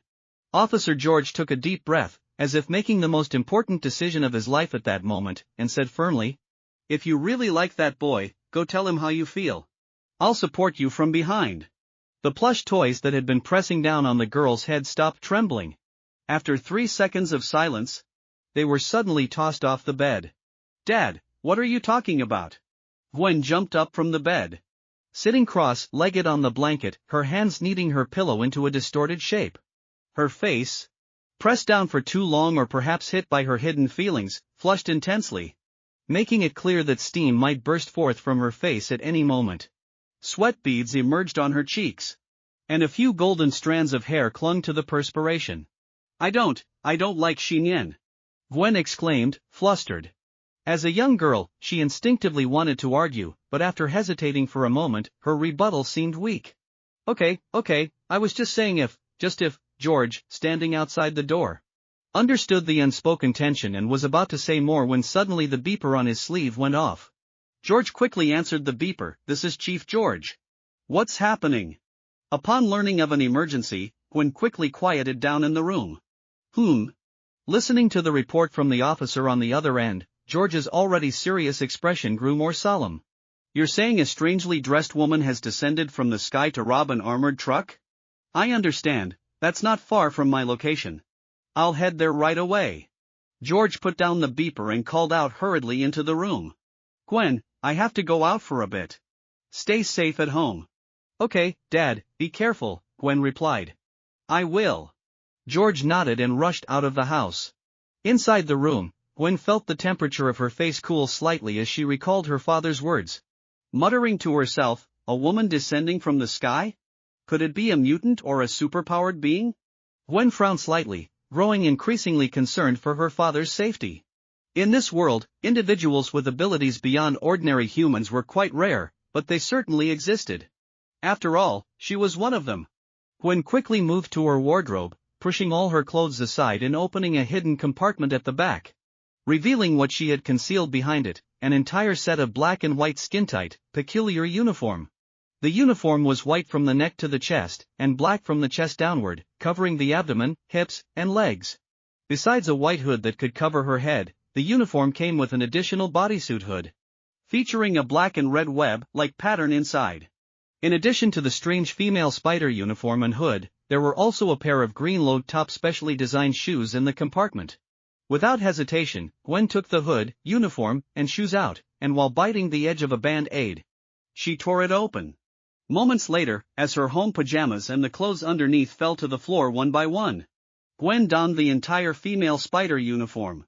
Once in her spider suit, Gwen gently placed her palms on the floor, taking on a low, predatory stance, like a creeping spider. Making no sound whatsoever, she tuned the radio on her desk to a pure music channel, creating the illusion that she was focused on doing homework, then raised her hand to push open her bedroom window. Glancing back at the closed door, she tightened her grip on the windowsill, and with a swift motion, her agile body slipped out of the window. It's worth noting that although Gwen's building wasn't as high as Xiyan's, it was still 10 stories tall, nearly 30 meters up. As Gwen's perspective flipped upside down, the city below, shrouded in darkness, reflected back at her. She leaped into the air, soaring 10 meters outward, and just as she was about to fall, she flicked her wrist, launching an inconspicuous white web that accurately struck the eave of the neighboring building. Pulling on the resilient web, her petite body adjusted its angle, propelling her forward, just in time to follow the wailing police cars racing down the street. Meanwhile, at the intersection on the opposite street, vehicles parked by the roadside began to blare their alarms. And many pedestrians screamed, "There's a robbery," as they hurriedly fled. In front of the central bank, an armored truck was parked. At that moment, the truck's supposedly bulletproof roof had been smashed in, and a woman in strange armor, gripping a vintage longsword, lay on the now defunct armored truck. Numerous green bills were tossed from the shattered cabin, indicating just how immense the impact had been. Indeed, this so-called strange woman was none other than our classmate Xiyan. It was no wonder others misjudged his gender. The skirted armor he wore was clearly feminine, especially with his silver hair cascading down his shoulders, which nearly solidified the impression of his apparent gender. "My God! Who are you?" Two fully armed SWAT officers stood near the armored truck, initially stunned for a few seconds. However, with their strong mental fortitude, they drew their weapons and questioned her. Yet, the trembling of their legs revealed just how frightened they were. "If I say I accidentally fell down from my home on the 16th floor and landed here, would you believe me?" Xiyan wanted to respond this way, but saying it would undoubtedly expose him as a boy. After all, it was already outrageous for a normal person to fall from such a height and emerge unscathed. So, lying on the armored truck and thinking for less than half a second, Xiyan ignored the armed officers aiming at him and quickly flipped over, leaping down from the truck's roof and sprinting down the road. His speed was astonishingly fast, his movements leaving afterimages. By the time the SWAT officers reacted, he had already covered 10 meters away. "Stop running! Immediately halt! I'm going to shoot!" The two SWAT officers were completely caught off guard by Xiyan's speed and decisiveness. They were momentarily stunned. In a panic, one of the officers aimed his gun at Xiyan's back and pulled the trigger without regard for the bustling urban area around them. Bang! The gunshot echoed through the street, causing nearby pedestrians to scream in fright. As Xiyan ran, he turned his head and clearly saw the bullet racing towards him, even able to make out the swirling patterns on the bullet's tip. Although living in America, a place where gunfights happen every day, this was his first time witnessing a real bullet, and it was being fired directly at him. Under normal circumstances, people would be terrified. After all, even the weakest modern handgun could be lethal if it hit a vital part of the body. However, at this moment, Xiyan felt not a shred of fear. To him, the bullet was moving far too slowly. It was so slow that he felt he could easily outrun it if he just accelerated a little more. Thus, quite naturally, while moving at high speed, he slightly sidestepped, allowing the pursuing bullet to pass through his disheveled silver hair. Oops! Just as Xiyan effortlessly dodged the bullet, he caught sight of vehicles waiting at the intersection ahead. Hesitating for just a moment, he shot his left hand out like a bolt of lightning and actually caught the bullet in his palm. What did he just do? How is that possible? The sight caused the SWAT officers to yell in terror. He felt a slight pain and warmth in his palm. Xiyan glanced back at the two officers, tossed the crumpled bullet onto the ground, and then turned to flee again. This time, the two SWAT officers remained silent. They stood frozen, holding their guns like wooden stakes, as if they had been hit by a paralysis spell. It was as if Pandora's box had been opened. Tonight's encounter was far from over, it had only just begun. As Xiyan turned at the intersection, he spotted 3 police cars racing down the road toward him. They were clearly coming for him. Not only that, but sharp sirens echoed from the roads on either side as well. I just want to go home. Is that too much to ask? Besides, how can they respond so quickly? Xiyan couldn't help but grimace. In movies and shows, police often arrive only after a robbery or crime has concluded. But why was it so fast this time? This was beyond logical. Whatever, I can't stay on the streets any longer. Xiyan didn't want to risk injuring innocent bystanders. He glanced around at the buildings lining the street and quickly chose a relatively low 4-story convenience store. He accelerated forward, pushing off with his toes, attempting to jump to the roof of the store. However, this time was different from before. A sudden moment of fatigue hit him, and he only jumped about 6 meters before he began to descend naturally, not even close to the building. Below him were the police vehicles racing in from various directions. Damn it, don't joke with me. In mid-air, Xiyan flailed, feeling the familiar sensation of falling, watching as the rooftop grew further away. Just then, whoosh! From his inadvertently extended left hand, a golden rope suddenly appeared in the air, spiraling like a dragon as it wove through the city's skyline. One end of the golden rope was firmly grasped in Xiyan's hand, while the other extended forward, lassoing the lightning rod of the building ahead. With no time to question how the rope had appeared, Xiyan yanked on it, and his stationary body sprang upward, soaring onto the rooftop of the 4-story building next to the intersection. That was close. Xiyan, still shaken, retracted the golden rope, pulling his gaze from the police cars below and then using a nearby tall building as a springboard to speed away from the scene. On the street below, 5 or 6 police cars came to a screeching halt at the spot where Xiyan had just jumped from. Who on earth is that? One officer stepped out of the driver's seat, staring at the ground marked with footprints and muttering to himself in disbelief. Definitely not an ordinary person, another officer chimed in. Duh! Many officers rolled their eyes, catching bullets with bare hands, moving at over 100 miles per hour, and leaping to the 4th floor. If they still said he was an ordinary person, that would be too absurd. What do we do next? Just as the officers felt at a loss, a police car with its siren blaring finally arrived late, pulling up alongside the others. The door swung open, and Officer George swiftly exited, looking at his fellow officers and quickly asking, "Where did the suspect go?" "Report, officer." "The target flew, no, jumped away." The officer on the scene saluted, pointing at the tall building over 10 meters high. It took Officer George 5 seconds to grasp the meaning of jumped away. After a brief moment of contemplation, he said in a deep voice, "Request immediate aerial support from the local police department. We cannot allow this dangerous unknown individual to run rampant in this city."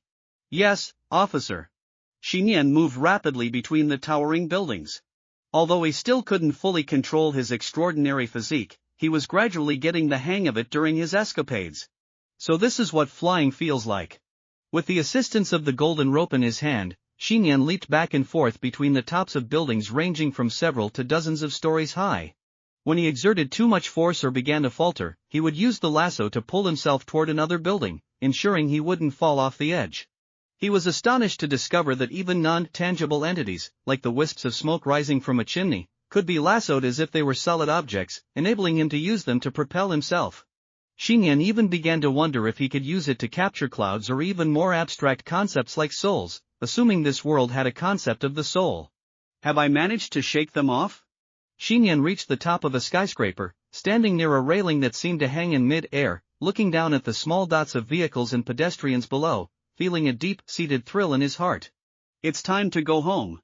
With this thought, he leaped again, trying to throw the golden lasso to bridge the gap between him and the building across from him. But just as he made the throwing motion with his left hand, he suddenly realized that the golden rope, which had come to his rescue, had inexplicably vanished. No way, don't mess with me.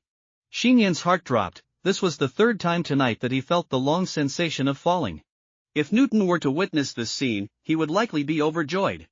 And so, we return to the scene we first saw. Xiyan crashed down at an angle onto the rooftop of a 5-star hotel, spotting the police helicopter pursuing him. He could only continue to flee using his unstable powers. 10 minutes later, even Xiyan himself didn't know how long he had been leaping across the skyscrapers, only that he was getting further away from the area where his home was located. He ducked into the shadow of a water tower on another tall building, watching as the helicopter searched in the wrong direction until it completely vanished from his view. Finally, Xiyan exhaled a sigh of relief, the heat radiating from him enough to evaporate the frost and snow around. His eyes were filled with fatigue. Now I can finally go home, he whispered to himself. Just like setting up a flag. No sooner had he spoken than a figure suddenly appeared out of nowhere, gracefully and lightly landing atop the water tower of the high-rise. As Christmas approached in the western city, the cold intensified after nightfall. Especially at the top of a 21-story skyscraper, the howling winds were strong enough to easily knock an adult over, and the night air was filled with swirling frost and snow.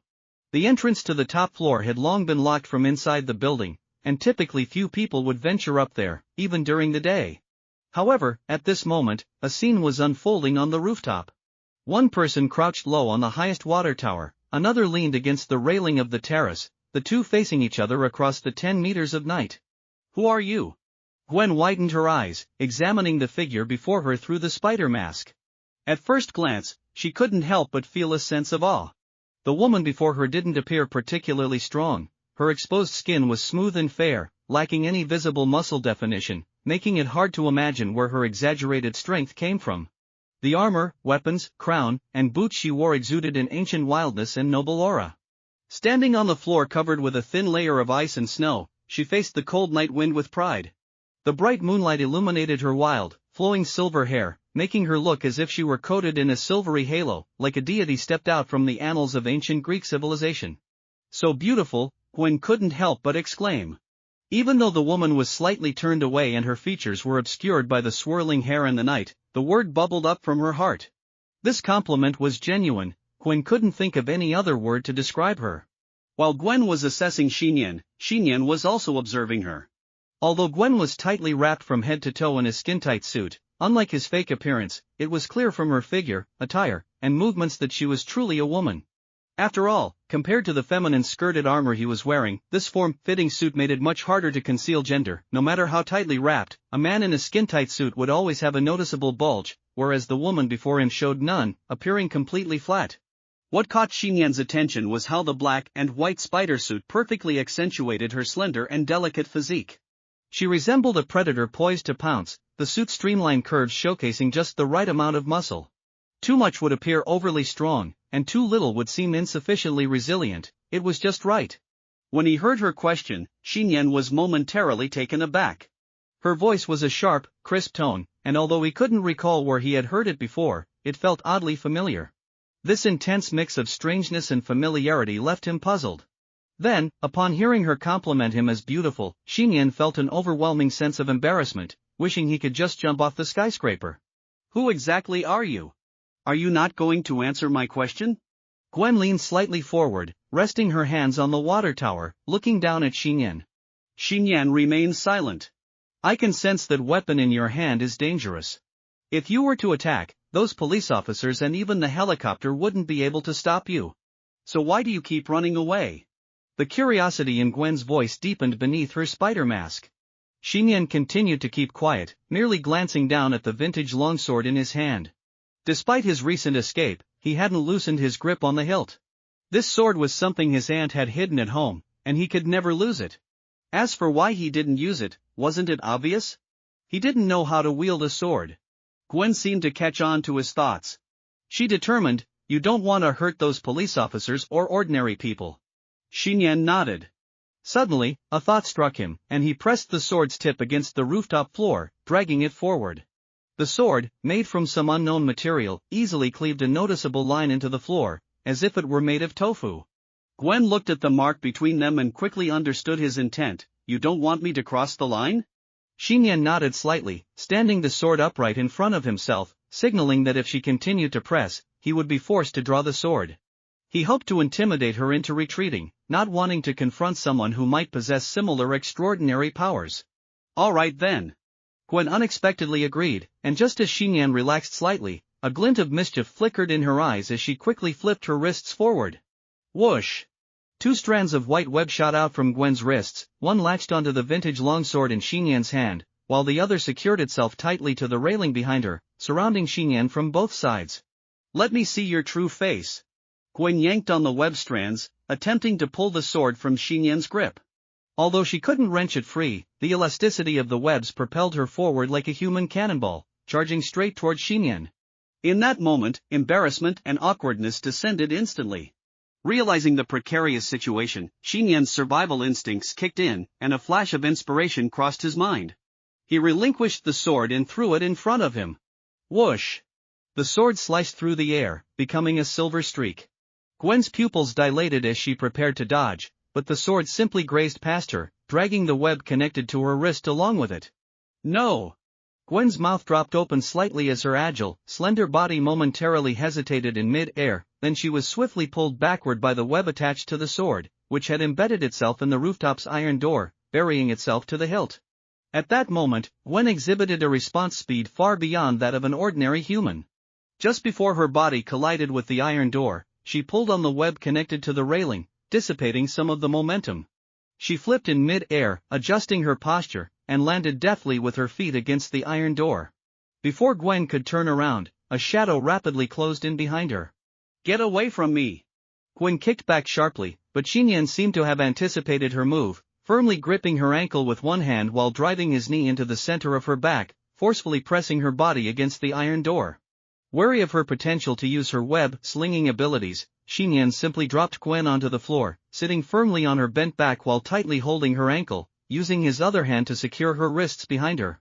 The entire sequence of counteractions flowed smoothly, as if he had practiced it countless times. It was so seamless that even Xiyan was surprised. Just moments ago, he had struggled to control his own strength. It could only be said that his will to survive was incredibly strong. Wanting to escape this awkward predicament? Not a chance. Gwen struggled against him, but clearly, there was a disparity between their extraordinary powers. In terms of physical strength, she was at a complete disadvantage. This was also what shocked her. After all, her strength was enough to lift an ordinary car. Yet now, pinned beneath him, with her wrists and ankles restrained, she found herself unable to move an inch. This feeling of helplessness was something she hadn't experienced since gaining her spider abilities. "Let me go immediately." Pinned to the ground by Xiyan's weight, Gwen, despite knowing he was also female, felt a mix of embarrassment and anger as she struggled fiercely, gritting her teeth and shouting. At that moment, Xiyan was at a loss. It was because Gwen had made the first move that he had been forced to defend himself to prevent her from harming him and to keep his true identity hidden. However, now that he had her subdued, he hadn't thought about what to do next. Should he let go of Spider-Woman? Setting aside whether she'd continue to attack, given their proximity, if he released her, she could easily turn and see his face. Xiyan had no intention of revealing his identity. His abilities stemmed from his aunt and were not innate talents of his own. There was a chance they could disappear tomorrow, leaving him just an ordinary human again. But if he didn't let go, they couldn't stay in this stalemate all night, could they? Maybe I should just knock her out. A flicker of hesitation crossed Xiyan's eyes as he worried he might use too much force. Just as he contemplated how to incapacitate Spider-Woman, she suddenly arched her body, lifting her only free right foot high. The small foot, shod in a green low-top shoe, hooked around Xiyan's neck like a hook. Xiyan felt the agile little foot tightly constricting his throat, causing his body to instinctively lean back. Realizing that Spider-Woman was trying to escape his hold, Xiyan held his breath, keeping a firm grip on her left ankle with his left hand, while his right hand tightened its hold around her wrists, not giving her an inch to escape. Creak! The sound of bones cracking echoed as the two engaged in a tug-of-war, their bodies nearly in contact with each other, as if they were locked in a contest of endurance. Underneath, Gwen, the Spider-Woman, arched her body like a crescent moon, her slender waist bending precariously. Sitting atop her, Xiyan could feel the incredible flexibility and strength contained within her form. "Let go of my foot!" Xiyan wanted to shout. But Spider-Woman beat into it. "Let go of me now!" She pulled back with all her might, her petite body twisting and struggling against him. Xiyan's eyes widened in realization. It was because of Spider-Woman's small foot pulling back and her continuous struggles that his own body was being dragged backward.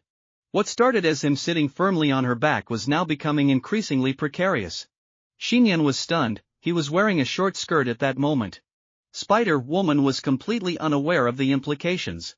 Assuming Xiyan was beginning to lose strength, she intensified her struggles, twisting even more. The quality of her spider suit was unquestionable, but due to considerations for outdoor movements and breathability, it was thinner than regular jackets and jeans, failing to conceal the perfect curve, her feminine silhouette. As her movements became more vigorous, "This is bad," Xiyan thought, unsure if this was an enjoyment or a torment, feeling the heat bubbling within him begin to surge downward. "What's that?"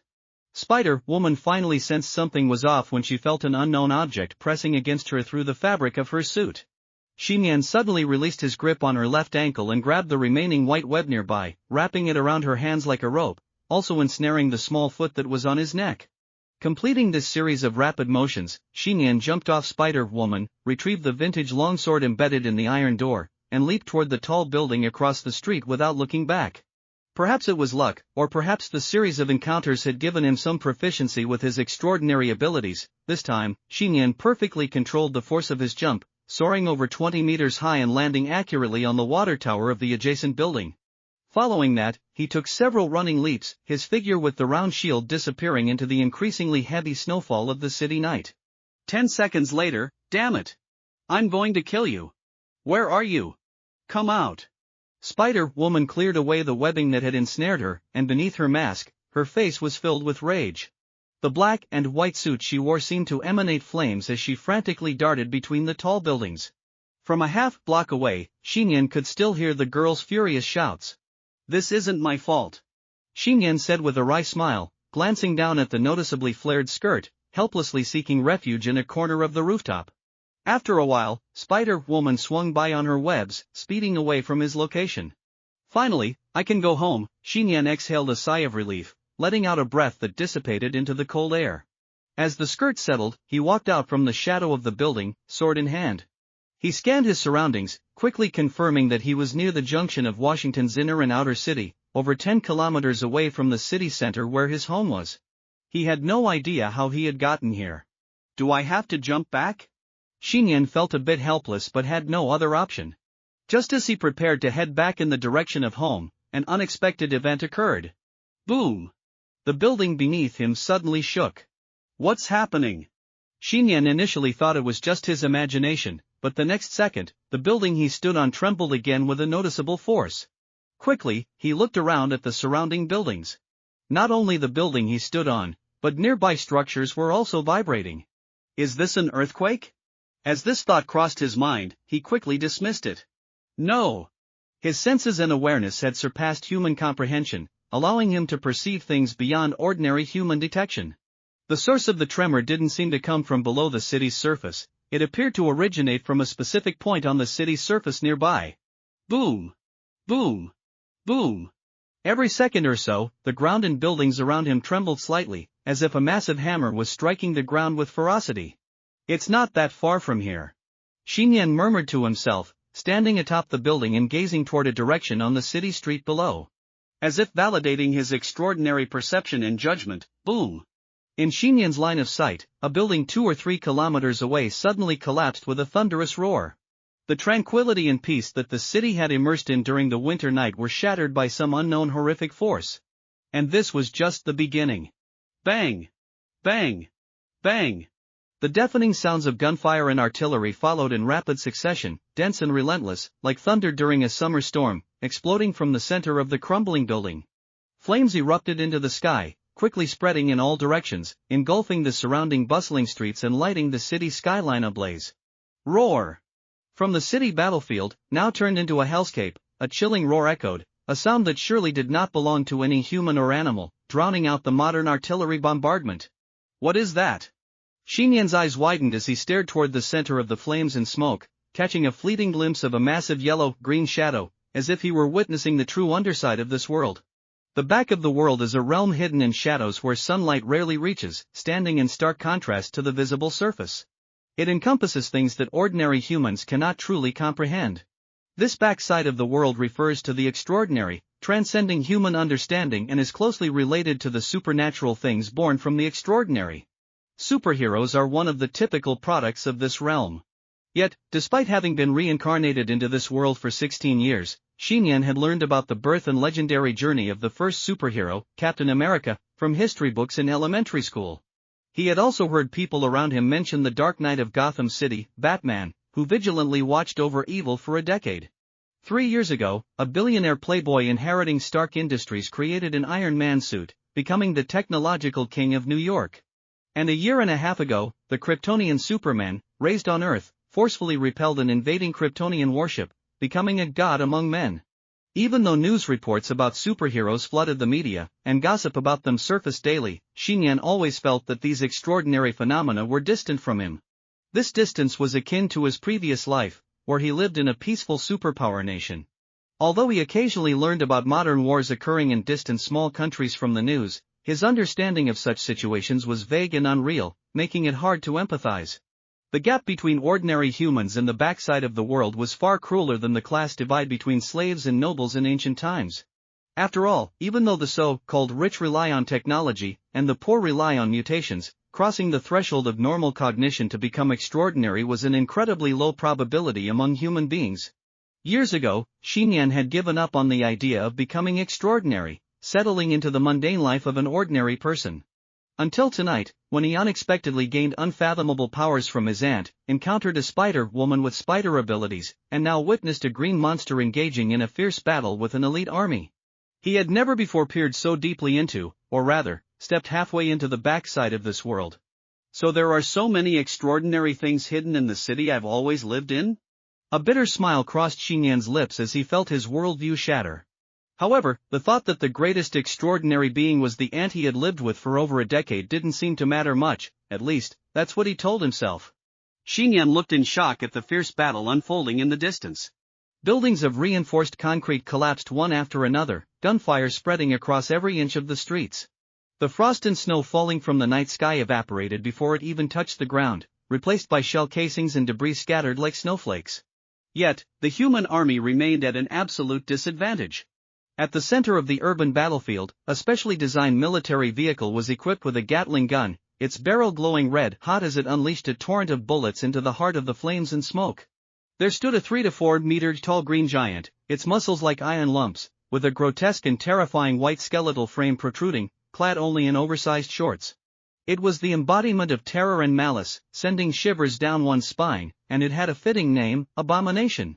In the face of a hail of bullets, Abomination bounced between the buildings and ruins of the street. Its agility and speed were completely at odds with its bulky body, and with each movement, it unleashed power that shook the very ground and surrounding city. It stomped the ground, smashing walls. Abomination ignored bullets that struck it without breaking the skin, leaping thunderously onto a specially designed military vehicle, crushing soldiers and vehicles alike into flattened scrap metal.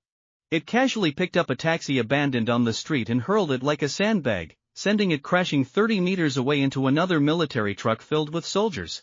Modern automobiles became mere toys in its hands. Boom! A rocket propelled by flames shot toward Abomination at high speed. It raised its arm to block, and the explosion instantly engulfed its massive form, the shockwave shattering the windows of buildings on either side of the street. However, what followed filled the surviving soldiers with despair. Amidst the fiery wreckage, the flames curled around the white skeleton and green muscles, revealing Abomination's hideous, demonic grin, completely unscathed. The battle, no, the one-sided slaughter, continued. Watching this scene unfold, Xiyan furrowed his brow, feeling a tremendous sense of crisis from the presence of this green-yellow monster. Even though he wouldn't be injured from falling from a dozen stories, facing this creature could very well mean death. His extraordinary perception sharpened his instincts, making it clear that this monster was a lethal threat. It's late, I'll pretend I didn't see anything and just head home. My aunt will worry. Xiyan averted his gaze, unwilling to witness the brutal slaughter of the army any longer. He had never fantasized about becoming a superhero, he only admired their abilities from a distance. As for the saying, with great power comes great responsibility? If there was no life-threatening danger, he would be more than willing to help, but this was a matter of life and death. Having already died once in his previous life, Xiyan valued his life immensely. In this life, the only ones worth risking his life for were his aunt and, to a lesser extent, Gwen. Just as he resolved to leave, he caught a glimpse of a figure swinging through the gaps between the tall buildings across the way, swinging on webs toward the battlefield of chaos 2 kilometers away. It was none other than the spider-woman he had encountered on the rooftop. Don't go over there. Xiyan's heart raced. From their brief encounter, he knew that Spider-Woman was definitely no match for Abomination. The disparity in their powers was far too great. The likely outcome of her confronting the monster was death. But it was too late to stop her. Xiyan could only watch as the petite figure of Spider-Woman delved deeper into the city area, now filled with gunfire and chaos. "I'm sorry. I only have one life, and it can only be used for those two people." Xiyan gritted his teeth, choosing not to look any longer. He turned and leaped away in the opposite direction from the urban battlefield. In just under 10 minutes, an entire well-equipped modern American military unit was decimated at the hands of Abomination. The cries of humanity rang out, flames spread uncontrollably, and what was once a prosperous and peaceful corner of the city had instantly turned into a hell on earth. Abomination resembled a monster that had crawled out of hell, existing solely for slaughter. The flat vehicles beneath its feet oozed thick blood. It looked down at its clenched fists, feeling the unparalleled extraordinary power coursing through its body, and a manic, satisfied grin spread across its face. Please don't kill me." The gun in the hands of the only surviving American soldier clattered to the ground with a sharp clatter. He stood before the ruins of a building, staring in horror at his comrades, who had been torn apart in an instant. In that moment, his spirit and will to fight felt utterly shattered, and his legs buckled, collapsing onto the blood-soaked ground. With his spirit broken, so too was his lifelong faith. The overwhelming display of power, which transcended all common understanding, led the soldier to doubt that if there truly was a god, he too might be crushed by this unstoppable monster. Abomination grinned at the American soldier, showing no intention of sparing him, and took steps forward that echoed like the footsteps of death, causing the earth to tremble beneath its weight. The American soldier remained frozen, his hands weakly pressed against the ground, waiting for death to arrive. Just as Abomination contemplated whether to crush the soldier with its hand or stomp him into the ground, a figure darted through the fire-lit night sky behind it. Whoosh! Whoosh! Whoosh! 3 strands of white web struck Abomination's bald head. Startled, it reached back to grab at its scalp, feeling the tough, sticky webbing on its palm. Abomination paused, then turned to see the clock tower, now missing a corner, where a girl in a black and white spider suit perched at the top. "Hey, big guy, come play with me?" Gwen, the Spider-Woman, looked down at Abomination, teasingly beckoning with her finger before effortlessly swinging away on her webs. Roar! Abomination howled in fury, disregarding the American soldier completely. It pushed off the ground with a mighty leap, causing the road to crack and collapse beneath it, crashing down onto the clock tower. Without any sign of slowing down, it barreled forward, chasing after Gwen, who was pulling herself along the webs. The American soldier stared blankly at the scene until a youthful voice broke through his daze. "Hey, old man, shouldn't you take this chance to get out of here?" Instinctively, the soldier turned toward the voice, but all he saw was a landscape of flames and destruction. There was no one there speaking to him. However, thanks to that voice, he finally snapped back to reality, struggling to his feet and stumbling away from the unforgettable battlefield. Inside a nearby building where residents had already evacuated, a silver-haired boy with a shield on his back and a sword in hand stood behind a window. It was none other than Xiyan. Xiyan let out a soft sigh, puzzled as to why, after weighing his options, he had chosen to follow Spider-Woman back into the chaos of the battlefield when he had initially planned to leave. Deep down, he couldn't shake the concern for the girl who had ventured alone into the war zone. After all, she was merely a mysterious person with extraordinary powers he had just met. "Well, since I'm here, I might as well see how it goes," Xiyan thought as he tightened his grip on the vintage longsword in his left hand and leaped from the windowsill onto the church rooftop 30 meters above the ground. Nearby was the clock tower, now only a fragment of its former self due to Abomination's rampage. He crouched down to conceal himself, watching the urban area ahead. Spider-Woman seemed to understand that she couldn't confront Abomination head-on, so she utilized her webs to dart through the empty street, her lithe body skillfully weaving between the tall buildings, cleverly using windows and alleys just wide enough for her slender frame. Yet, despite her agility, Abomination remained hot on her heels, the distance between them not only failing to widen but actually closing in. Abomination showed no concern for obstacles, it charged through relentlessly. Anything in its path was crushed to dust beneath its massive green body. Boom! Another thunderous crash resounded as Abomination soared over Spider-Woman's head, smashing through the exterior wall of a building in front of her, leaving a gaping hole. Clinging to the edge of the roof, Abomination reached out for Spider-Woman as she zipped past. In the nick of time, Spider-Woman yanked on her web, narrowly avoiding Abomination's grasp as the white hood of her suit was just grazed, tearing it to shreds. Roar! Abomination's fury intensified as it pursued Spider-Woman into an alleyway. That was too close, Xiyan thought, watching the scene unfold from his high vantage point. His heart raced as he realized that Spider-Woman was far more capable and powerful than he had initially imagined. However, even if she continued to evade, it would only delay the inevitable for a short while. No, she's not just running away. Xiyan's eyes lit up with understanding as he observed how Spider-Woman was deliberately leading Abomination into the densely packed urban area. Crack! Crack! Crack! The walls of the alley on either side bore the unmistakable scars of Abomination's rampage. Emerging from the alley, it looked battered and covered in dirt, glaring angrily at the slender figure of Spider-Woman slipping into another long, narrow alley. With veins bulging in anger, Abomination roared, charging into the alleyway and widening it by 2 to 3 times its original size. Yet, this time, as it burst forth from the other end of the alley, it stumbled into what appeared to be a giant spider's lair. White webs had been strung up everywhere outside, tightly connecting the surrounding buildings, forming an enormous trap. If it were Abomination on a normal day, it might not have fallen for such a trap, but in its current state of rage and hatred, it crashed directly into the web. Now's my chance. As Xiyan observed the scene from the church, he realized that the Spider-Woman, with her back against a tall building, was swiftly firing webs from her wrists. These webs adhered to Abomination's head and limbs like iron chains, while their other ends were secured to the nearby buildings.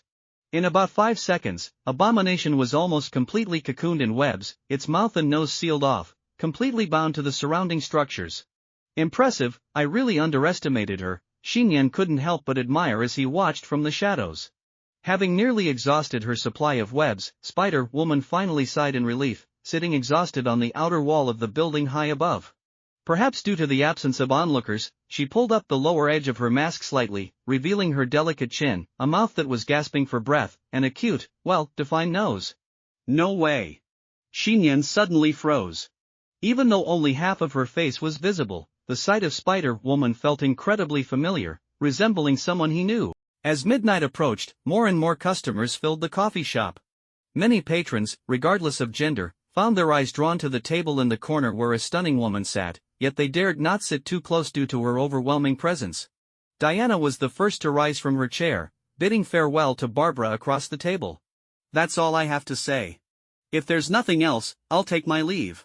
It's getting late, and my child will be worrying at home. What, you have a child? The sound of a cup shattering echoed in the coffee shop. Nearby tables, where gentlemen and ladies had been preparing to approach her, instantly transformed from poised to disheartened, their previous elegant expressions fading into despair and negativity upon hearing Diana's revelation. Barbara, too, was stunned by the title child, confirming Xiyan's significant place in Diana's heart. Yet, who would have thought that a goddess could truly have a human family? Barbara watched Diana for a long moment before softly saying, "You can't keep this from him forever." Of course. A gentle smile graced Diana's flawless face as she replied, "When he turns 18 and comes of age, I will tell him everything. He can choose the life he wants to live, and I will respect his decision. But for now, I won't allow anyone to disturb that child's life." As she spoke the last words, a glint of cold light flickered in Diana's eyes. She turned and left the coffee shop, her boots echoing softly on the floor. "He's just an ordinary human boy," Barbara shook her head in disbelief, recalling Diana's earlier words, and suddenly chuckled to herself, "Xiyan Prince. How did you manage to do it? If I get the chance, I really want to meet you. A child adopted by a goddess, how could he tame the divine?" Stepping out of the coffee shop, Diana looked up at the gentle snowfall in the night sky, a wave of emotion swelling within her. Was that child now at home, diligently working on his homework, or sitting on the sofa watching television, or had he already fallen asleep in his bed? No matter which scenario it was, Diana suddenly yearned to see Xiyan, to kiss his cheeks, and to embrace him carefully, just as she had done during the ordinary days of the past 16 years. "So I can be afraid too." Diana caught the falling snowflakes in her palm, feeling their coldness as she whispered to herself. Earlier that morning, when she learned that Barbara had shown Xiyan photos from her days of fighting, she had felt a similar fear to Xiyan's anxiety and apprehension. Diana worried that upon discovering he was the descendant of a goddess and that she had lived for over 100 years, Xiyan might see her as a monster, creating a rift between them, and their lives could be turned upside down as a result. So, Diana had concealed her true identity as Wonder Woman. After purchasing a hamburger next to the coffee shop, she started walking home.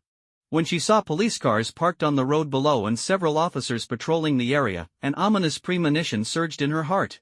Hastily, she entered the elevator and ascended to her apartment door. Taking a deep breath, Diana inserted her key into the lock and pushed the door open. A chill wind rushed in through the shattered floor-to-ceiling windows of the balcony, tousling her black hair as she stepped inside. In the darkened living room, furniture lay in ruins, and the floor bore clear signs of trampling and cracking. Moreover, from Diana's perspective, the armor and weapons she had hidden in the ceiling, her starry diadem, guardian bracelets, sword of war, power shield, and lasso of truth, were all gone. Something's wrong. Diana clenched her fists tightly, her eyes revealing a calmness devoid of emotion. This was because her divine essence was amplifying the situation. Meanwhile, on the other side, pedestrians were fleeing the smoke-filled urban battlefield. Lying on the rooftop of the church, Xiyan was filled with disbelief. How can it be her? Xiyan fixed his gaze on the battlefield below, where Spider-Woman had removed her mask, revealing the lower half of a girl's face. It looked strikingly similar to his childhood friend, Gwen Stacy. If it weren't for the fact that she was currently binding the formidable abomination with webs, and sitting perched on a 10-meter-high building, Xiyan almost could have confirmed her identity. But Spider-Woman's voice was undoubtedly different. Could it just be a coincidence? Before he could ponder further, the battle below took a sudden turn. He heard the sound of several tough webs snapping. Under the incredulous gaze of Spider-Woman, multiple strands of webbing suddenly gave way under pressure. More webbing still remained fixed to the building's outer wall, but at that moment, it too began to collapse. Boom! The ground shook, dust swirling into the air, replacing the falling snow. The very building Spider-Woman was perched on crumbled to the ground, and she fell unexpectedly. In midair, she attempted to shoot out new webbing to swing up, but just then, a massive green hand burst through the gaps of the web and outer wall, clamping around her waist like a vice, rendering her hands immobile. In the dust, a pair of icy, terrifying green beast-like eyes slowly opened. "Let me go!" Spider-Woman struggled desperately, but no matter how hard she fought, that hand held her firmly in place. The terrifying strength reminded her of that cross-dressing pervert she had encountered on the rooftop earlier. Abomination grinned cruelly, its towering frame dwarfing Spider-Woman, who seemed as fragile as a child in its grasp. It had no intention of releasing her. Instead, it raised its other hand and encased her waist even tighter within its grip. As Abomination's hands squeezed together, Spider-Woman's struggles grew weaker, and blood began to seep from her tightly pressed lips. Clearly, Abomination intended to crush her alive. Gwen's feet began to dangle as she lost the strength to resist. Her consciousness started to fade and blur. Am I going to die here? Wait, I haven't even worn my white wedding dress yet. Gwen thought with reluctance before blacking out. However, in her final moment of consciousness, amid the darkness, she heard the most familiar voice of a boy. Let her go. A silver flash darted ahead, splitting the dark night and the crimson flames. Abomination, caught off guard by the sudden attack, knew it was fearless, but it had never expected anyone to ambush it. Even though it was impervious to conventional weapons like rockets, it regarded this small cold weapon with disdain, only watching as the sword tip grew larger in its vision. However, this time, it was wrong. Swoosh! The vintage longsword pierced through its tightly shut, hard eyelid, shattering the eyeball within, and its blade sank deep into Abomination's eye socket. How is this possible? Abomination froze, its remaining eye widening in shock as it stared at the silver-haired boy who had landed on its arms. I'm curious. Monster, do you know pain? Perhaps due to the divine essence inherited from his abilities, Xiyan's expression remained calm, showing no hint of emotion. But it was precisely this calmness that revealed the bizarre rage brewing within him. Do monsters feel pain too? Xiyan, clad in feminine battle armor, asked expressionlessly as he stood atop Abomination's raised arms. He pushed down hard on the vintage longsword, driving the intricately designed blade deeper into Abomination's eye socket. Arg! Abomination's right eye exploded, sending waves of pain through its head, and it let out a terrible scream, finally releasing its grip on Spider-Woman. As Spider-Woman was about to plummet to the ground below, Xiyan swiftly drew out the long sword, causing a spray of hot, foul-smelling green blood to burst forth. With lightning speed, he wrapped his left arm around Spider-Woman's waist and dashed away from the smoke-filled cityscape. Just as they reached a safe distance of several dozen meters, Abomination, clutching its bleeding eye socket, roared like a volcano about to erupt. The piercing, terrifying roar resonated through the air, creating shockwaves that rattled everything within 100 meters, causing flames to shy away from Abomination's vicinity. Countless glass objects shattered under the intense sound, and parked cars blared their horns in alarm. The injured Abomination was now thoroughly enraged. Xiyan, still carrying Spider-Woman, hadn't made it 100 meters when he felt something hurtling toward them from behind. He turned to see a military four-wheel drive vehicle speeding through the night sky. No, there was more than one. Along with the military vehicle hurled by Abomination, there were taxis, vans, and even a massive long bus.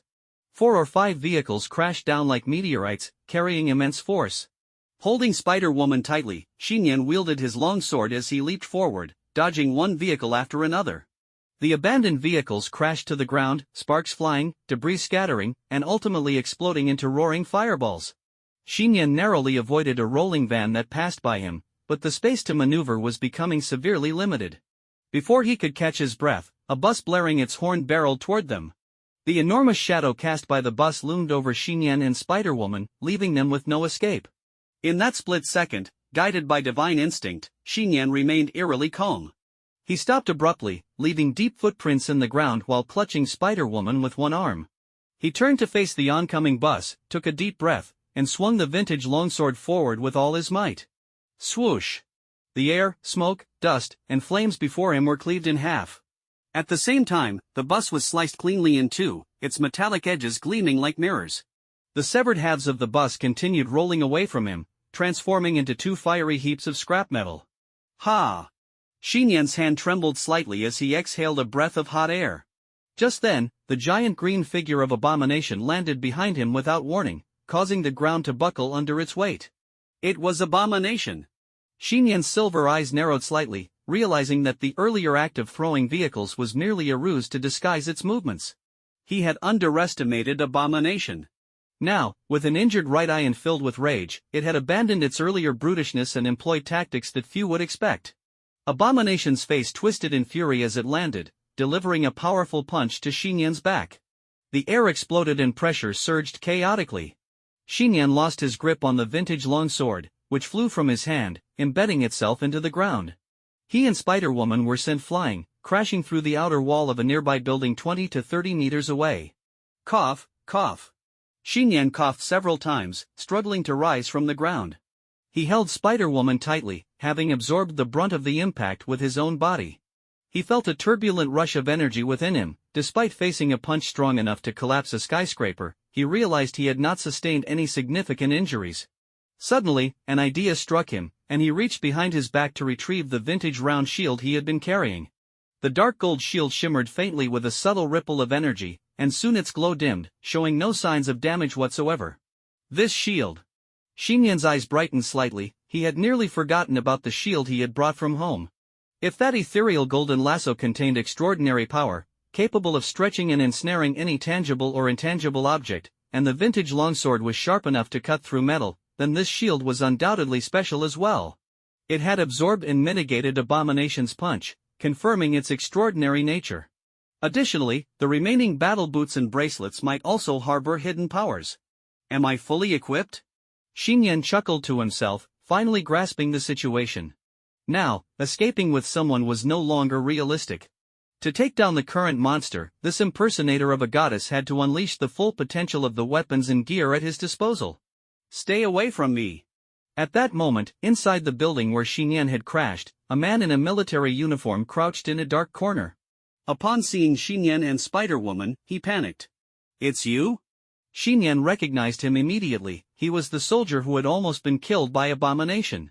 Perhaps due to Abomination's rampage, the soldier had been unable to escape and had chosen to hide here, waiting for reinforcements.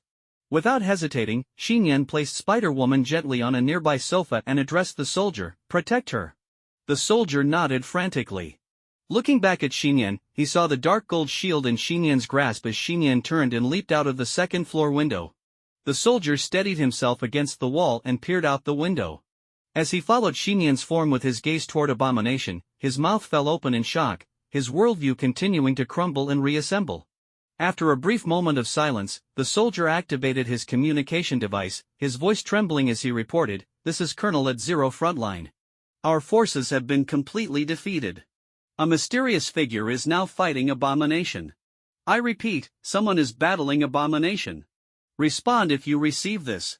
Static crackled through the communicator, perhaps the signal was poor, and there was no reply. On the streets where the ground and sky burned, abomination, seeing Xiyan appear, was thrown into confusion. It couldn't comprehend how its prideful invincible power could fail to kill the boy with a single punch, let alone severely injure him. What baffled abomination even more was Xiyan's daring counterattack. This was the greatest humiliation for it. The night sky once again resonated with abomination's furious roars as it transformed into the most primal, savage beast, careening toward Xiyan without restraint. It abandoned any so-called clever tactics. After all, those were merely tools for weak humans. With its invulnerable body at the pinnacle of the biological pyramid, it could rise above strategy and technology. This was abomination's unassailable belief in its own invincibility. Xiyan's speed surged, his silver eyes gleaming with a cold and merciless light, like an ancient god awakening from the past. As abomination charged toward him, Xiyan made a single decisive move. Shield bash, a flash of yellow and silver zipped through the streets of Washington like lightning. When abomination's bulging, muscular fist collided with the dark gold shield held high by Xiyan, a soldier hidden on a nearby rooftop would likely find it impossible to erase the horrifying scene from his memory for the rest of his life. At the moment of impact, it felt as if the air itself had frozen, and the entire street fell into a deafening silence. Survivors instinctively held their breath, listening intently to the sound of their own heartbeats and breaths. Then, in the next instant, a terrifying, semi-transparent shockwave erupted outward from the center of the clash between the green monster and the silver-haired boy, sweeping across the area like a violent tidal wave. The ground beneath them seemed to peel away, and the already damaged streetlights, windows, car windows, and glass doors were utterly destroyed, as if a modern missile had detonated on the spot. Despite being nearly 30 meters away, the soldier was thrown back by the powerful shockwave, his ears ringing as an invisible force pinned him to the floor of the living room, rendering him unable to rise. And this was merely the beginning of the fierce battle. Abomination's fist pressed against the dark gold shield, exerting relentless force, causing the shield to radiate a faint divine light as it struggled to withstand the destructive power. However, even though the shield managed to absorb a significant portion of the force, the remaining power was still enough to shatter the ground beneath Xiyan's feet. Standing firm in the center of the crater, Xiyan felt the pressure of the blow beneath him as the shield absorbed the impact, his feet sinking deep into the ground as if rooted in place.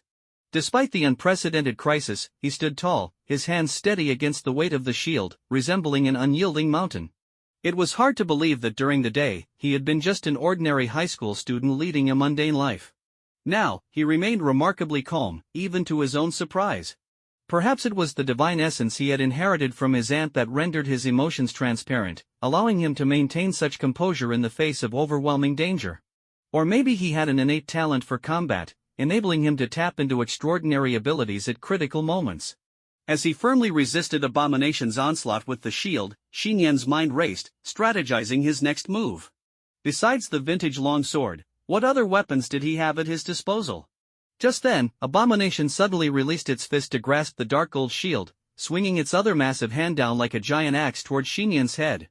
Without hesitation, Xiyan let go of the shield, raising his arm high as a makeshift barrier. Abomination's colossal fist struck against the back of Xiyan's hand, more specifically against the silver bracelet he wore on his wrist. Buzz! A surge of overwhelming silver energy erupted from the bracelet, roaring like a tidal wave, effectively countering abomination's punch. I knew it! Excitement lit up Xiyan's eyes as he internally celebrated. With all these divine artifacts at his disposal, this was no joke. Failing to land the blow, abomination abruptly thrust its head forward like a massive green hammer, roaring with the force of a gale, sending Xiyan and the shield flying 50 meters away. He crashed to the ground, rolling several times before slamming into a parked car, which crumpled inward from the impact. That was close. The crown turned out to be more of a defensive item than I thought. Xiyan lay flat on the wrecked vehicle, feeling a sharp pain in his forehead as he removed the silver crown from his head. Despite the crown showing no signs of damage, its intricate, luxurious engraving seemed somewhat inferior as a defensive item compared to the shield and bracelet, which provided divine protection. However, as he examined the silver crown in his hand, he suddenly froze. This crown resembled a type of ranged weapon. Could it be? A sense of foreboding struck him as he stood up, holding the silver crown aloft, his eyes rising to meet the charging abomination. He steeled himself and suddenly hurled the crown forward. If his aunt found out, would she be angry with him? The thought flickered through Xiyan's mind. Whoosh! The flying crown glinted in the night, transforming into a nearly imperceptible silver streak. As Abomination charged forward, it hesitated for a moment, then a spray of blood erupted from its left eye as the silver crown whirled around its body, circling back to land back in Xiyan's hand. Staring at the pristine silver crown, which bore no traces of blood and remained regal, Xiyan felt a chill run down his spine. Who would have thought that this beautiful crown could also serve as a hidden weapon? Or perhaps, this was the true nature of the artifacts. With one eye reduced to a bloody pit and a visible scar marring the other, Abomination could barely comprehend what was unfolding. Its single remaining eye was filled with rage and disbelief, its bloated body trembling with fury as it lunged at Xiyan. Reflected in Xiyan's silver eyes was the approaching menace of Abomination. He didn't hesitate for a moment, quickly raising his left arm, adorned with the bracelet, to shield himself as if that would be enough to block Abomination's attack. But he felt that wasn't reliable enough, so he raised his right hand as well, preparing for an immediate response. What Xiyan didn't expect was that, as he crossed his arms to protect himself, the bracelets on his wrists struck against one another, triggering a mysterious mechanism. As the bracelets connected, a crisp ring echoed, and in that fleeting moment, Xiyan felt his divine power ignite, burning and coalescing toward the point where his wrists crossed. Boom! A massive surge of unknown energy erupted in front of Xiyan, its destructive force overwhelming enough to obliterate everything in its path. Yet, miraculously, this devastating energy caused no harm to Xiyan himself, as if a mysterious force was protecting him. Everything around him, including dust and the charging Abomination, was sent flying. Bang! Bang! Bang! Abomination flew backward like a runaway cannonball, crashing into a nearby building, then piercing through the structure and emerging from the back, finally smashing into a third building's exterior wall before coming to a halt. In its fury, Abomination was left feeling like it was about to spit blood. Who would have imagined that, just when it had reached its peak power and considered itself invincible in this world, it would encounter an opponent who, despite seemingly being only at level 70, continued to provoke it? It had planned to subdue Xiyan and deliver a harsh lesson, yet the boy revealed a full set of divine equipment. Xiyan lay sprawled among the rubble of the collapsed building, unable to accept the reality before him. Despite his body being comparable to the Hulk, or even surpassing it, he was the one who had been knocked to the ground. This was the last scenario that should have occurred. Roar! Abomination roared in anger, but even its voice sounded somewhat fatigued. It was filled with a seething rage, desperate to rip apart the one who had wounded it, to crush every piece of flesh and bone into dust and wash away its humiliation with the opponent's blood. As Abomination harbored these wicked thoughts, it attempted to rise again, but with its left eye obscured by blood, a dazzling flash of light suddenly appeared in its green-tinted vision. Whoosh! The dust swirling in the ruins was easily pierced by the sword tip, and at the same time, the sound barrier was broken with a sharp crack. Everything happened too suddenly. Abomination reacted quickly, grasping the sword's hilt, but the blade still pressed against its throat, slicing through its tough skin and plunging into deep muscle as blood gushed forth. At that moment, Abomination finally recognized the silver-haired boy charging toward it. Did you think you were still the only hunter on the field? Xiyan's silver hair whipped wildly in the wind, his eyes devoid of emotion as he coldly regarded Abomination. From the moment he chose to wield the shield against it, the roles of hunter and prey had reversed.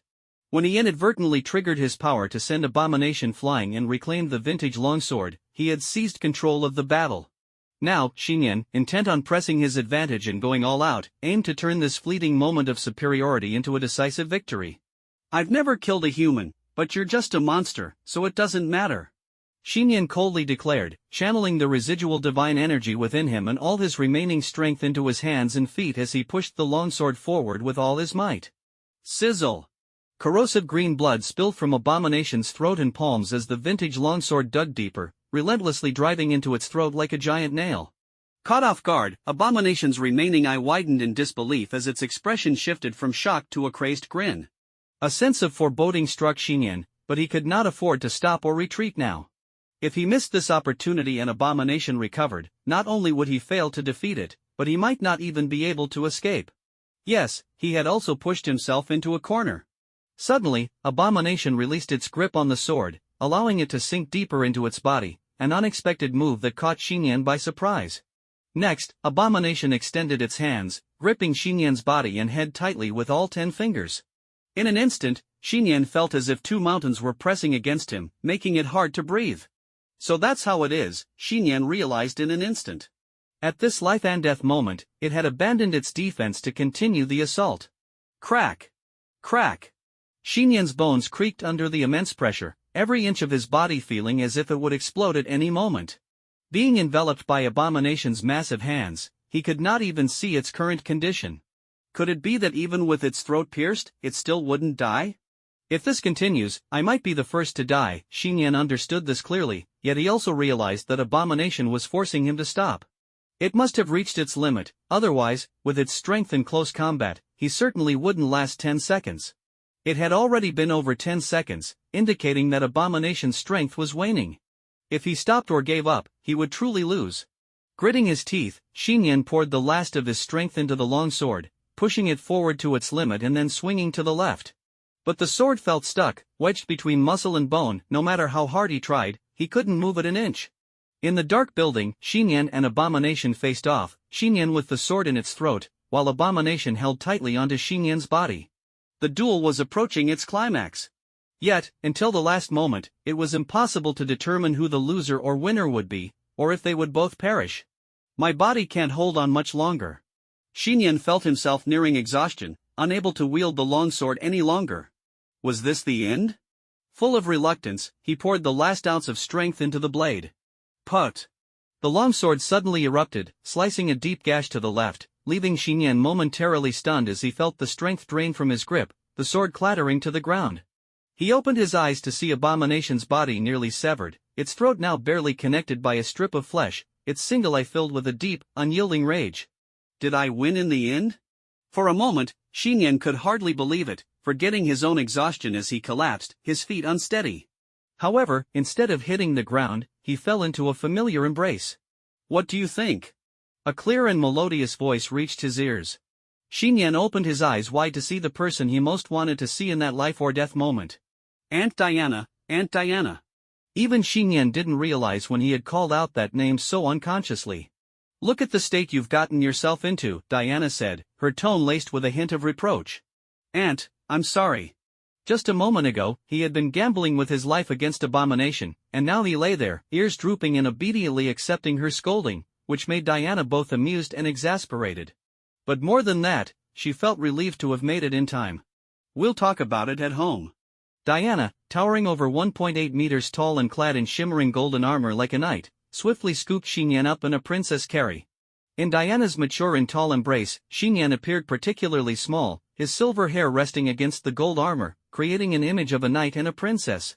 It seemed fitting enough. Xiyan tugged at his skirt to ensure it wouldn't ride up, even though no one was watching at the moment.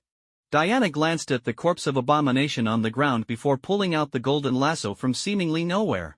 She smashed through the remaining ceiling of the building, shooting into the sky with Xiyan in her arms, the lasso ensnaring something in the night sky, and the two quickly disappeared beneath the cover of night. By the way, Xiyan, embracing Diana's slender neck high above, suddenly remembered something. What? Diana asked, using the lasso to navigate through the towering buildings. It's nothing. Xiyan turned back, catching a glimpse of a small figure darting between the tall buildings below, shaking his head as he replied. Meanwhile, within the still smoke-filled urban battlefield. Is it over? Staring at the distant, decapitated form of Abomination, the soldier remained awestruck for a long time until his communication device crackled to life. Support troops are en route to the scene. Please report the situation, surviving soldiers. The situation? The target is dead, does that count as a situation? The soldier felt as if he were dreaming. The creature that had effortlessly slaughtered their entire unit had ultimately been beheaded by someone. He briefly reported the situation into the communicator, aware that his follow-up verbal and written reports back at the base would be long and demanding. However, considering he was alive after tonight, it felt like a blessing from God, so what was there to complain about? The soldier turned to look back at the room, stunned once again. The sofa, where Spider-Woman had been lying unconscious, was now empty. No one noticed that at the edge of the battlefield, a smaller green figure resembling Abomination lurked in the shadows of a building. Sensing the life force of Abomination dissipating, this green giant turned its gaze to a corner of the night sky, revealing curiosity and a hint of aggression in its eyes. Finally, it melted into the darkness, as if it had never been there. The city was now rife with hidden currents. What had transpired here, including some video recordings of the details, would soon circulate to the other side of the world within half an hour. Regardless of what the future held, after the conclusion of this extraordinary battle tonight, the ensuing impact would undoubtedly be profound. Diana, clad in dazzling golden armor, cradled Xiyan as if she were a bolt of golden lightning, landing gracefully on their balcony from a height of 100 meters. The floor-to-ceiling windows had already been shattered during the earlier battle, so Diana took a few steps forward and stepped into the dark, chaotic living room. With a flick of her wrist, she tossed the golden lasso, which immediately attached itself to the ceiling, the radiant golden glow providing temporary illumination in the dimly lit room. Under this golden light, her tall figure and the shimmering armor appeared particularly striking, captivating anyone who gazed upon her. "What's with your outfit?" Xiyan couldn't help but stare, internally marveling at how her attire was both noble and austere, resembling the divine goddesses depicted in ancient Greek mythology. Diana glanced at Xiyan with a calm expression and replied directly, "The battle outfit I usually wear when I'm out was taken by you, so I had to wear the spare golden eagle armor from home." That made sense. However, Xian's mind suddenly went blank as he realized he was still in women's clothing, every piece of which was tight-fitting. How embarrassing. And to be caught in the act. "How do you feel?" Diana continued, her gaze appraising Xiyan with a knowing look, a hint of a smile playing on her lips. "What do you mean?" Xiyan feigned ignorance while hurriedly tugging at the hem of the short skirt, loudly exclaiming, "Aunt, put me down quickly." As soon as Diana set Xiyan down, he felt as if his body had been instantly drained of energy. His long silver hair, which had fallen over his shoulders, began to retract at an astonishing speed until it returned to its original length, the silver strands fading back to black. His silver eyes trembled slightly, quickly shifting back to their normal dark brown. The extraordinary aura that had been so tightly linked to him dissipated like a receding tide, and all the weapons and armor, vintage longsword, dark gold shield, silver bracelets, and the noble crown seemed to come alive and peel away from him, connecting to the golden lasso overhead. Xiyan glanced at the clock in the living room. It was nearly 11 at night. "Looks like the ability has worn off, lasting about 4 hours or so?" He let out a sigh of relief, looking down at his attire, which had reverted to the long shirt and casual pants he had been wearing earlier, albeit now soaked with sweat. It felt as though everything that had transpired tonight had been nothing but a fleeting dream. But when he lifted his gaze to see Diana still adorned in her armor, the golden lasso shining brightly above them, he realized clearly that everything had indeed happened just moments ago. Diana in her golden eagle armor and Xiyan, now back to his ordinary self, exchanged glances, both quickly averting their eyes. So much had changed tonight, unveiling secrets they had both kept hidden. Caught in a web of guilt, worry, fear, and embarrassment, they found themselves at a loss for words, the living room enveloped in an awkward silence. "You?" Diana was about to say something when Xiyan abruptly waved his hand as if to find an excuse, bolting toward the bathroom. I'm too dirty. I'm going to take a shower." He left Diana alone in the living room, the moonlight streaming through the window casting a lonely glow on her. Clatter! The bathroom door was firmly shut behind Xiyan as he leaned against it, letting out a sigh of relief. For an ordinary person, discovering that their only family member was not human would likely be hard to bear. But perhaps because he was a reincarnator, Xiyan didn't feel particularly shocked. Even though his aunt was non-human, his perception had never wavered. Yet, the realization that she had seen him in women's clothing, coupled with his own mistakes and the secrets he had kept, left him unsure of how to face Diana. So he chose to escape, a temporary escape. After all, he was just a kid, using that as a reason to comfort himself. He stripped off his dirty, damp clothes, turned on the hot water in the bathtub, and let himself sink into the spacious tub, feeling almost devoid of energy. Though his extraordinary powers had completely faded, the residual fatigue and strain from the intense battle with abomination still lingered within him. As steaming hot water filled the tub, the warm humidity quickly enveloped the space. Xiyan let out a breath of relief, finally able to relax the tension that had been coiling tightly in his chest. He grabbed a wet towel and placed it on his aching forehead, closing his eyes and leaning back in the tub, allowing his body and mind to gradually soak in the warmth. Just as Xiyan began to empty his mind, there was a gentle knock on the bathroom door. "Just leave the clothes you're changing out there," he called out without opening his eyes, remaining still in the tub. There was no response from behind the door, but the next moment, it suddenly creaked open. "You don't need to bring them in." As Xiyan spoke, he instinctively glanced toward the entrance. That single glance left him utterly stunned. Walking into the bathroom was none other than Aunt Diana. But, at that moment, she was no longer wearing her golden eagle armor. One hand was elegantly tossing her flowing hair, while the other gently held a white towel. The towel cascaded from her chest to her legs, the view obscuring some things while leaving others tantalizingly visible. In that hazy, steamy atmosphere, an ancient legend suddenly flickered in Xiyan's mind. In Greek mythology, Athena was bestowed with all the blessings of beauty, strength, wisdom, and honesty by the gods. And the unparalleled beauty before him could only be granted and shaped by legendary deities. Despite having seen similar scenes countless times before, he found himself momentarily entranced. When he snapped back to reality, he instinctively used the towel on his forehead to cover himself. What's there to look at since we've known each other since childhood? Diana seemed to be speaking to herself, yet it felt directed toward Xiyan. She closed the door behind her and walked barefoot into the bathroom. Why you, how did you get in here? Xiyan stammered in surprise. Diana did not answer his question but walked gracefully to the edge of the tub, softly saying, "Turn around and make some space." "Oh, okay." Xiyan almost instinctively hugged his knees and quickly turned to sit at one end of the tub.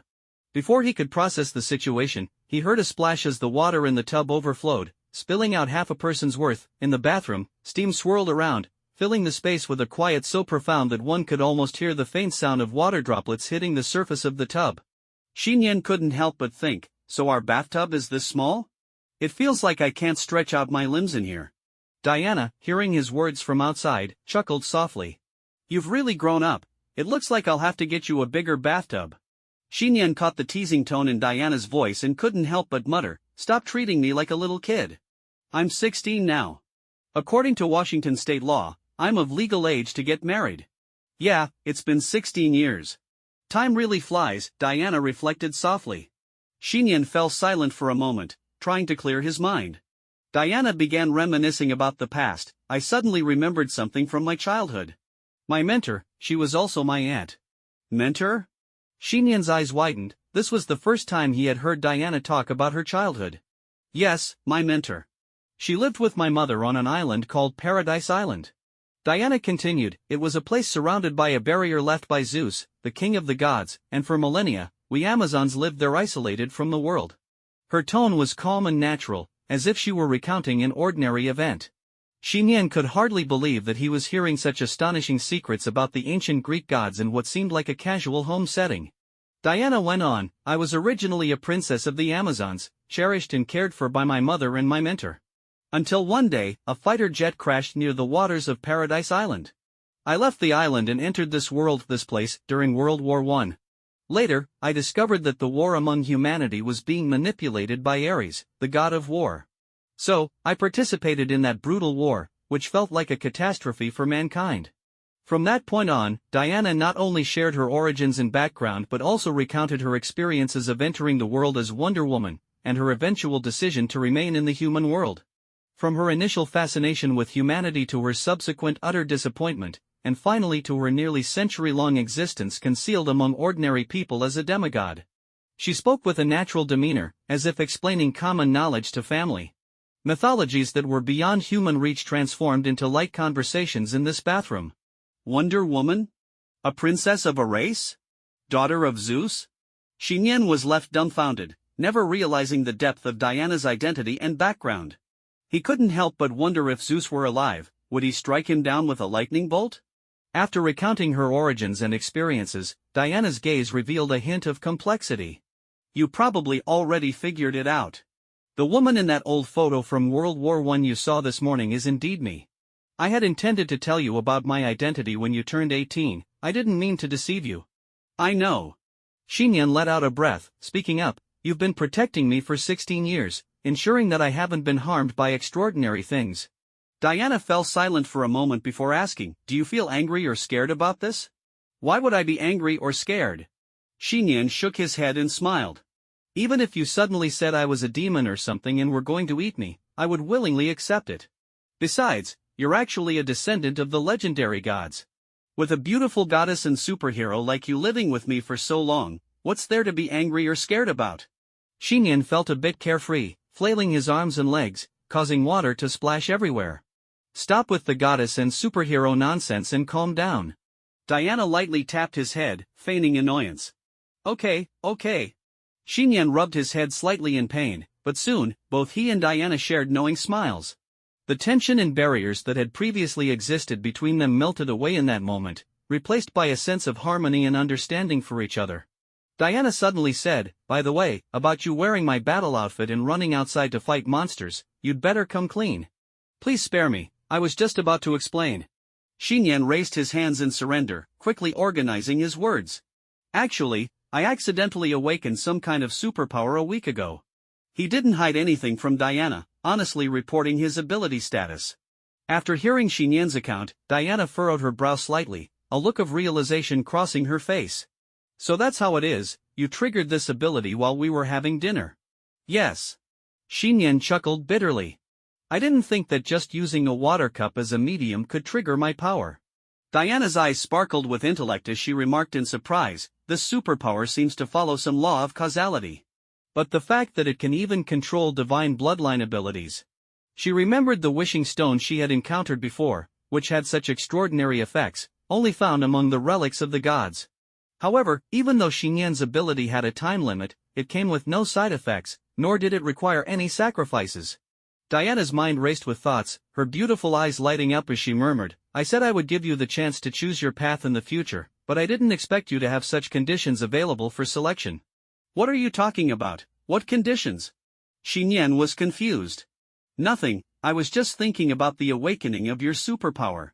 Diana didn't elaborate further but posed a question instead. "I'm curious, just from exchanging cups, you were able to master all my abilities for 4 hours. Yet now, you haven't triggered the power of the Lord of the Kin." "That's true." Xiyan nodded. "Is there a problem?" "What I'm wondering is," Diana took a deep breath, pondering seriously, "if increasing the medium or changing the medium will lead to different results." Xiyan found Diana's train of thought quite dangerous. However, he hadn't considered this possibility. Could it be that the manifestation of the Lord of the Kin ability would indeed vary based on the medium, in terms of time or other factors? The next morning, as Kara Danvers entered the school gates wearing a pair of thick black glasses, holding a backpack, and slightly lowering her head, the whole high school seemed to come alive with a mysterious energy that opened up the sounds around her. From the loud stomping and dribbling of soccer and basketball players on the school playground to the faint vibrations of a hibernating bug in the small woods behind the classroom buildings, every sound, whether it was the loud discussions or whispered conversations of students nearby or the drowsy yawn of the guard at the back door, was crystal clear to her ears. Though Kara wasn't actively trying to listen, the massive influx of sound information flowed effortlessly into her ears. She frowned slightly, an expression of discomfort crossing her face. However, it had been over 3 months since she awakened her super hearing, and she had gradually adapted to this state, revealing no signs of strangeness. She simply walked into the classroom as usual. Unlike those who could instantly perceive and pry into others' secrets, the students milling about in the hall only glanced at Kara briefly before quickly looking away. To them, Kara was just a girl who didn't know how to dress up and had a solitary, brooding demeanor. In this school, she was practically invisible. Seeing this, Kara let out a quiet sigh of relief. She hadn't drawn attention to herself, even from her classmates in the classroom. She moved lightly from the back door of the classroom to her usual spot in the corner against the wall. Carefully, she pulled out the sturdy chair, as if afraid she might break it if she wasn't cautious. Once seated, she exhaled gently, a radiant smile blossoming on her face. That smile was so beautiful, even thick glasses couldn't fully hide it, but unfortunately, no one was there to appreciate it.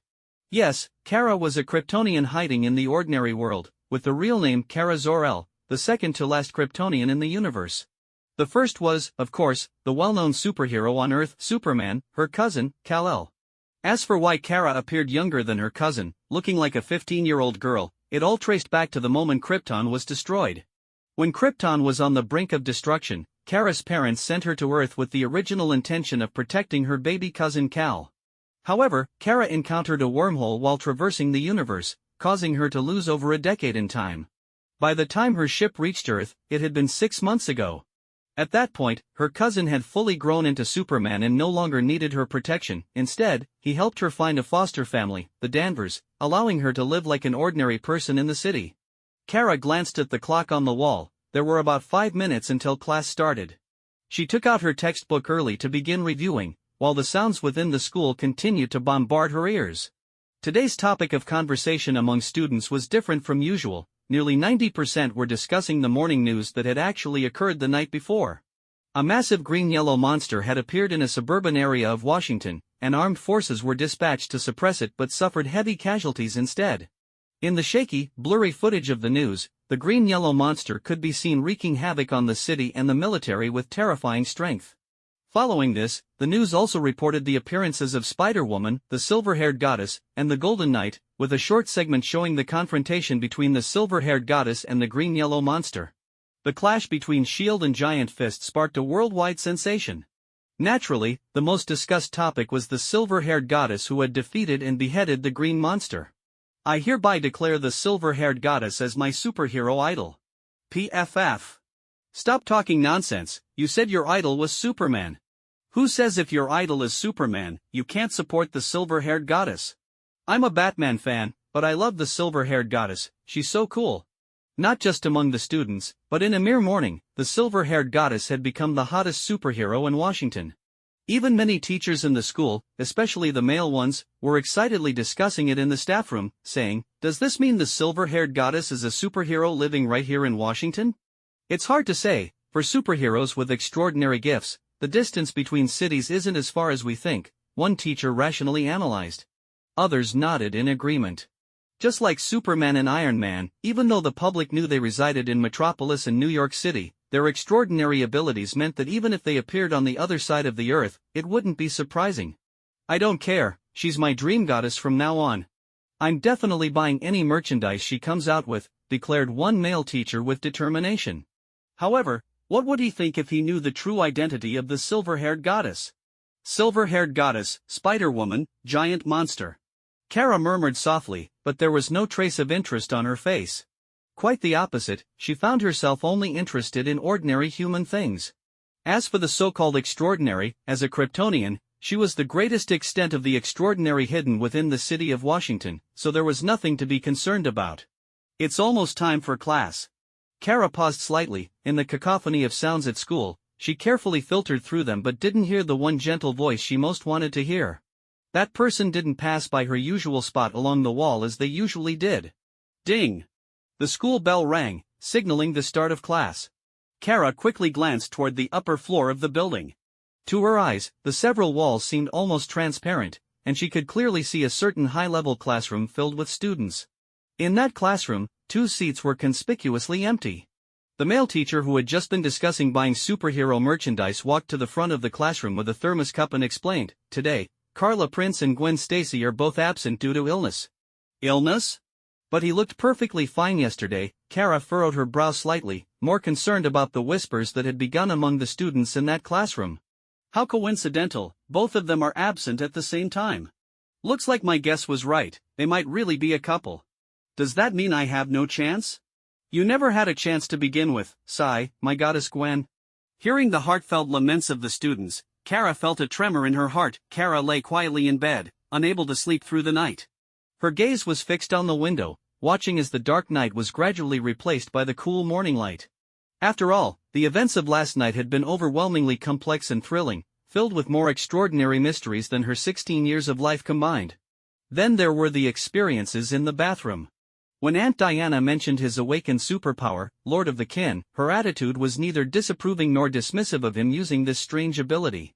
On the contrary, she seemed eager to help him think through the triggering conditions and limits of this power, almost as if she wanted to find an opportunity for him to experiment with it, her curiosity palpable. It wasn't that Kara lacked control, rather, the theories were simply too enticing, causing his body to react involuntarily, as if it wanted to participate and express its own opinions. Kara wasn't sure if Aunt Diana had noticed anything unusual while washing his hair. He only remembered her saying, "Kara, what kind of person do you want to become?" There's no rush to answer that question. When the time is right, I will give you the opportunity to choose. No matter what you decide, I will support you fully from behind. Kara had pondered over these words all night, unable to grasp the meaning behind the choice and the support. What kind of choice was it? And how would he receive that support? Or perhaps, he didn't dare to think too deeply. His superpower, the Lord of the Kin, seemed to require the assistance of an extraordinary opposite gender to truly unleash its potential. The so-called assistants needed to meet a series of stringent triggering conditions, almost like a passive skill. If there wasn't a suitable extraordinary opposite nearby, this ability could hardly be used as a regular power. So when Aunt Diana mentioned support, it couldn't possibly mean. Recalling Aunt Diana's suggestion that liquid is the medium, and the more mediums, the stronger the effect, Kara felt a rush of warmth spread through his body, which was the real reason he had been unable to sleep all night. Fortunately, concerned about the possible side effects of his abilities, Aunt Diana had already notified the school to grant him a day off. Coincidentally, Kara learned that Gwen had also taken a day off. The half of Spider-Woman's face he had seen last night flashed through his mind. After a moment of contemplation, Kara suggested to Aunt Diana, "Gwen has a cold. I'll go check on her after lunch." Diana, knowing Kara's childhood friend, readily agreed, "That's fine, it's close by anyway." She glanced around the somewhat messy living room and said, "Later, I'll arrange for someone to come over to fix the living room and add some new furniture." "Will it be a hassle?" Kara asked, a bit worried. The floor had remnants of broken footprints, a significant hole, and furniture that had been forcibly smashed, all of which were obvious signs of something far from normal wear and tear. If linked to the robbery incident that had happened downstairs, it could expose their secrets. "It won't be," Diana replied nonchalantly, dressed elegantly in a crisp white shirt and tailored pants that exuded intellectual beauty. "I have some connections and know who to call for these things." "All right then." Kara relaxed a bit but remained curious about what kind of connections Aunt Diana had. After lunch, Kara changed into his winter coat and left the house to visit Gwen. It only took him a short walk across a pedestrian street to reach the neighboring complex. The security guard recognized him, greeting him as he opened the gate. "Hey, Kara. It's been a while since I last saw you." "Yeah, it's been a while," Kara shrugged. It used to be fine when he was younger, but in recent years, Officer George had grown increasingly suspicious, almost like he was watching over a potential thief. Kara began to wonder if he had some criminal genes that made him a target for George's scrutiny. Soon, he arrived at Gwen's doorstep. When he pressed the doorbell, a wave of nervousness washed over him. Fortunately, perhaps luck was on his side, a gentle female voice called from inside, "Coming." The door slowly opened to reveal a woman in her late 30s. Despite the slight wrinkles at the corners of her eyes, she maintained an excellent figure and a vibrant presence that resembled Gwen's. This was Gwen's mother, Mary Jane. "Wow, Kara, you're here." In stark contrast to Officer George, Mary's surprise and warmth were palpable as she took his hand and ushered him inside. "Come on, it's cold outside, let's talk inside." "I heard Gwen was sick, so I came to check on her," Kara explained, changing into house slippers on the carpet and glancing around the cozy interior. "Don't worry," Mary seemed to sense his unease, winking at him. "Gwen's father went out last night and hasn't returned yet." "Ah," Kara was at a loss for words, thinking to himself, "Ma'am, your words are rather dangerous." Mary continued, "Gwen woke up with a fever this morning. I gave her some medicine, and she should be sleeping in her room now." "In that case, I should probably head back," Kara said, glancing at the closed door to Gwen's room. "I don't want to disturb her." "Nonsense. You're just in time," Mary interrupted, urging him, "Go in and check on her." Mary pushed Kara to the door of Gwen's room, giving him a meaningful look as she said, "Don't worry, the soundproofing in her room is excellent. Even if something happens, no one outside will hear it." I'm just here to visit her," Kara replied, his lips twitching slightly. Of course, just a visit. Just make sure you don't catch her illness." Mary's implications were strong as she opened the door and gently pushed Kara inside, then closed it behind him. "Is this really Gwen's mother?" Kara thought, chuckling to himself. He suddenly felt that Officer George was relatively more normal. Looking around, he found Gwen's room just as he remembered, clean and tidy, with a faint fragrance in the air, and plenty of stuffed animals, a clear indication that it was a girl's room. However, he noticed the shelf now had many pictures, including several of them together, some of which he hadn't even developed. Kara couldn't help but glance at the photos before his gaze landed on the corner of the room. There, a beautiful girl with golden hair resembled a sleeping beauty, covered by a white, fluffy comforter, lying quietly on the bed. Her delicate features were relaxed, and her cheeks, soft and pale like a baby's, had a slight flush. Kara approached the bedside and called out softly, "Gwen? Gwen?" There was no response. It seemed she was fast asleep. After confirming that his hands weren't too cold, he gently brushed aside her golden hair, resting his palm on her forehead, only to feel a lingering warmth. Although it wasn't very high, she was definitely running a fever. Kara silently withdrew his hand. He came to visit Gwen for 2 reasons, to check on her and to see if there was any connection between her and the Spider-Woman he encountered last night. Now, it seemed he had misjudged her. How could his childhood friend Gwen be the same Spider-Woman who swung through the city and was hard to mess with? Kara shook his head. However, as his gaze fell on her slightly parted lips, possibly due to the fever, he couldn't help but think that they looked even more rosy and inviting than usual. A thought bubbled up in his mind, almost like magic. Was it possible he had truly misjudged her? Wouldn't it be clear if he tried to trigger the ability of Lord of the Kin? The most direct and simple method might just be a kiss. This would satisfy the prerequisite for intimate contact while also providing a medium for liquid exchange. With this thought in mind, Xiyan gazed at the peacefully sleeping Gwen, his hands gently resting on the edge of the bed as he slowly leaned closer. As he drew near, he could clearly see her delicate, doll-like face up close. He felt the warmth of her breath brushing against his face, accompanied by a sweet and enticing fragrance. At that moment, Gwen was pretending to be asleep. The previous night, she had rushed home after battling Abomination, just in time to encounter her mother knocking at the door. Dressed in her Spider-Woman suit, she had almost exposed her identity. Thankfully, she quickly came up with the excuse that she was feeling unwell and didn't open the door. This morning, she had used the same excuse to stay home and rest. Despite her injuries from the battle, her resilience meant she would recover quickly, as they weren't life-threatening. However, Gwen never expected that Xiyan would skip class to check on her, and now her mother had pushed him into her room. Left with no choice, Gwen continued to feign sleep. The heat in her forehead, resembling a fever, had begun to rise the moment Xiyan entered the room.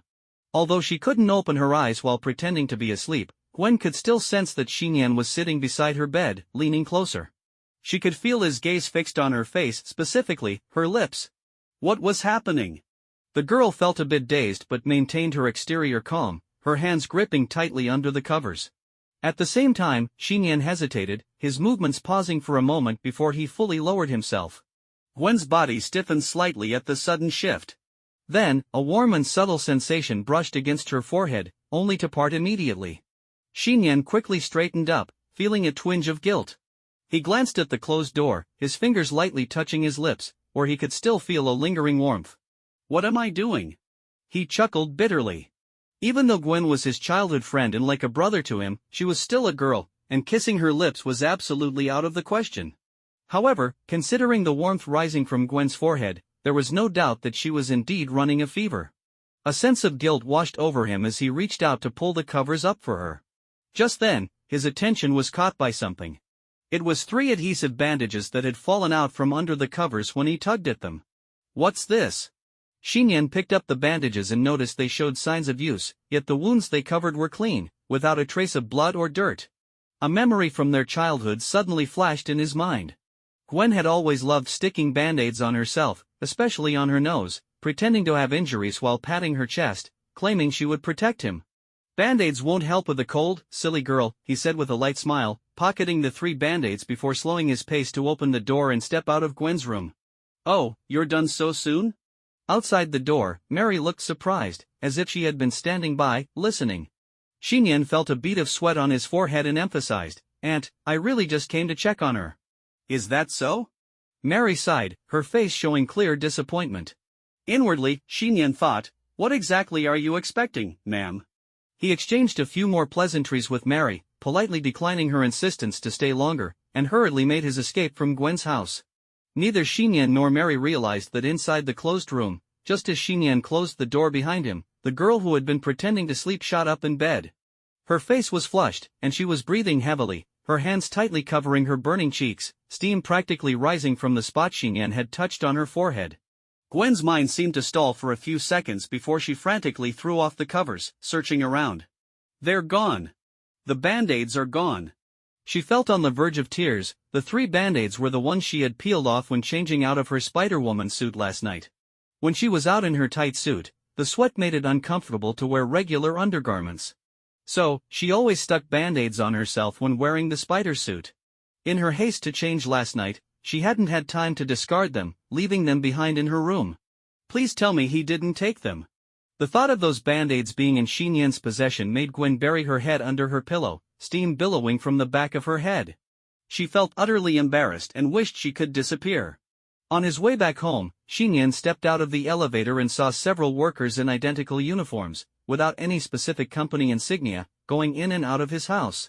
In the living room, which was being renovated with astonishing efficiency, an elderly gentleman with graying hair and dressed in a suit was directing the workers to replace furniture and fix things. Noticing Xiyan entering through the doorway, the gentleman immediately took off his hat, bowing slightly as he greeted him politely. "You must be the young master of the Prince family?" "Young master?" Xiyan was taken aback. It was the first time someone had referred to him that way. Unsure whether to nod or shake his head, he simply said, "I'm Xiyan Prince." "Then I'm not mistaken." The old gentleman's eyes were deep and kind as he smiled. "My name is Alfred Pennyworth. It's a bit hard to remember, so just call me Alfred the butler from now on. This is my business card." As he introduced himself, he pulled out a card from his suit pocket and politely handed it to Xiyan. Taking the card, Xiyan felt that this gentleman had a level of etiquette that was almost meticulous. Though he was just a butler, he exuded a noble aura that made him feel intrinsically likable. This demeanor couldn't be easily faked but was cultivated over decades in a prominent family. The information on the card confirmed this notion, clearly reading Wayne Industries, there's hardly anyone in this world who doesn't know the significance and value it represents. In daily news reports, while Wayne Industries often appears slightly inferior in the technological competition against Stark Industries at expos, this only highlights its undeniable foundation of super technology. Compared to Stark Industries, which primarily focuses on heavy industries like chemical manufacturing, metal forming, satellite communications, military applications, and artificial intelligence, Wayne Industries, backed by the Wayne Consortium, spans a much broader range of fields, including financial investment, pharmaceuticals, civil aerospace, railways, shipping, and even light industries like video games and toys. It is often said that nearly half of Gotham City's industries belong to the Wayne Consortium, and this statement may not be an exaggeration. Thus, Wayne Industries Consortium is indeed a legitimate super-wealthy group recognized worldwide. So, the connections Aunt Diana mentioned this morning refer to Wayne Industries Consortium? As if guessing the confusion in Xiyan's mind, Alfred gently waved his hand, signaling the workers in the room to step outside. With a smile, Alfred continued gently, "I am actually here representing Master Bruce Wayne of the Wayne family. The purpose of my visit is to discuss some matters with Miss Diana." Before he could finish his sentence, the door swung open. "Just say what you need to say." Diana entered gracefully, exuding elegance and nobility. "Miss Diana," Alfred bowed slightly, his eyes filled with respect. "Hello." Diana nodded slightly, calmly glancing at Alfred before taking Xiyan's hand and sitting down on the sofa in the living room, inviting, "Make yourself comfortable." "Of course, Miss Diana, I won't be polite then." Alfred took a seat on the opposite sofa, maintaining an upright posture, as straight as a pine tree. "Just get to the point, there's no need to hide anything from Xiyan," Diana reiterated her earlier statement. "Yes, I understand." Alfred's gaze flickered with surprise as he looked at Xiyan. After a moment of adjustment, he began. "Originally, Master Bruce intended to come in person, but due to urgent matters in Gotham, he specifically sent me over." Xiyan's brows furrowed slightly. Bruce Wayne, this name is as renowned as Wayne Industries. After all, he is the heir of the Wayne Consortium, controlling the economic lifeblood of Gotham City. Much like Tony Stark, the head of Stark Industries, both are notorious playboys with less than stellar public reputations. Alfred continued, "Master Bruce wishes to establish a cooperative relationship with Miss Diana. If Miss Diana is willing, she can move her whole family to any residence in Gotham, and young Master Xiyan will enjoy the best education, healthcare, and other quality services available." "Cooperation? What kind of cooperation?" Xiyan asked curiously. "Bruce Wayne is Batman in Gotham City," Diana interjected, providing clarity. "He has a vision of forming a league with individuals who possess extraordinary abilities, and he wants to discuss the cooperation with me." "Oh, I see," Xiyan replied, realization dawning upon him. This revelation left Alfred momentarily stunned. If it were anyone else, learning Batman's true identity would likely provoke extreme excitement, but this boy seemed unfazed, as if it were just another ordinary piece of news. How could he know that last night, Xiyan's family dealt with such mythic matters as if they were mundane chores? In comparison, Batman's true identity seemed trivial. The cooperation and the League are currently just a simple concept. Master Bruce isn't sure if it will be implemented in reality, as extraordinary individuals aren't easy to find. Alfred smiled. "However, we are willing to offer any assistance necessary, hoping Miss Diana will consider relocating to Gotham." This is not just my promise but that of Master Bruce and the entire Wayne consortium. Alfred's tone unconsciously carried a hint of pride. No one would question or resent his pride. If he didn't take pride in being the highest steward of the Wayne consortium, he wouldn't deserve the title. The promises made by the Wayne consortium could sway even a nation's president. Diana's expression remained calm. She didn't respond immediately but turned to Xiyan and asked, "Xiyan, what do you think?" "Me?" Xiyan was taken aback. Alfred also paused, his gaze on Xiyan now filled with additional confusion. Before coming, he had researched extensively and knew Diana to be a highly intelligent and decisive woman. Yet now, when faced with such a significant matter, she repeatedly sought this child's opinion as if he were the head of the household. This surprised and shocked Alfred. For Xiyan, it suddenly became clear. Diana's inquiry was giving him a chance to choose. If Xiyan agreed to Alfred's proposal, he could move to Gotham immediately, enjoying the best education, entertainment, and medical services, living under the protection of the Wayne consortium.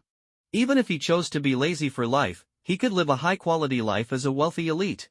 But, Xiyan shook his head gently, indicating his refusal of the proposal. "Why?" Alfred asked, puzzled. "Young Master Xiyan, don't you yearn for life in Gotham? With the Wayne consortium's support, you could have nearly everything you desire." Xiyan continued to shake his head, his eyes shining with determination. "Alfred, you misunderstand my intentions. I do indeed yearn for life in Gotham. To be honest, receiving the promise and protection of the Wayne consortium is something very few in this world could resist." "But why?" Alfred's confusion deepened. "Because I don't want my choice to affect Aunt Diana's own choices." "You wish for us to move to Gotham because you value Aunt Diana's capabilities, not because of me," Xiyan said calmly. "If Aunt Diana is genuinely interested in your league, I would be happy to see her join, but she doesn't need the promise or protection of the Wayne consortium. If she doesn't want to join, then even if you offer me the best things, I cannot accept your proposal." "I see," Alfred said thoughtfully, his gaze toward Xiyan filled with deeper admiration. "I feel the same way." Diana, who had been silent, spoke softly. "At present, I am not interested in Bruce Wayne's league concept. So, I apologize." "It's all right." Alfred smiled and stood up, saying, "Then I shall take my leave. I will relay your sentiments to Master Bruce when I return." "Alfred," Xiyan suddenly called out, speaking earnestly, "thank you for helping renovate our home. I will definitely repay you when the opportunity arises." "That is my promise." The sincerity in the young man's voice was palpable. Alfred nodded, indicating that he remembered. Another morning arrived, and Xiyan carefully put on his winter outdoor clothes, ready to head to school. Today was the last day of classes for the week, as the annual Christmas holiday was just around the corner. Schools across the United States would start their break tomorrow, welcoming a whole week of vacation. As he passed the intersection, he didn't encounter Gwen as usual, which left him puzzled. He wondered if she was still taking sick leave today. Just as he was about to cross the street next to his apartment complex, a small orange figure suddenly darted out from the grass in the park, startling him. Perhaps since the night before last, it felt as if he had opened a door to the extraordinary, frequently encountering supernatural events that left him feeling weary, with his worldview constantly being refreshed. His nerves remained tense, and he hadn't fully adapted to these changes. Cautiously, Xiyan glanced over and realized it was just a small orange kitten, less than a year old. Its slender body and orange fur indicated its breed. Just a little orange cat, he thought, letting out a quiet sigh of relief and chuckling at himself. He had truly become overly jumpy lately. With such a vast world, how could extraordinary events happen so easily? "Are you hungry?" Seeing that the kitten had no collar and looked scruffy, he guessed it was likely a stray abandoned in the park. After pondering for a moment, he dashed to a nearby convenience store, bought 3 hot dog sausages, and hurried back.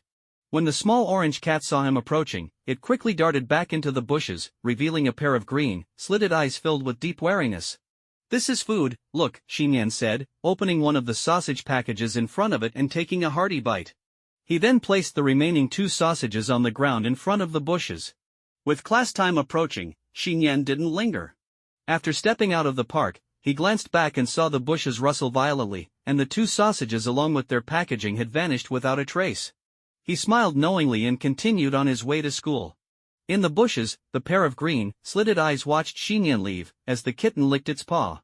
Its small belly showed no signs of fullness, and it seemed as if the 2 sausages had never existed.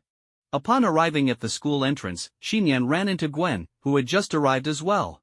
Both paused for a moment, surprised to see each other. "Gwen, are you feeling better from your cold?" Xiyan quickly greeted her. However, Gwen suddenly puffed her cheeks, seemingly ignoring him, and quickened her pace, heading straight into the school. Xiyan stood there in confusion, puzzled by her behavior. Girls were truly hard to understand sometimes.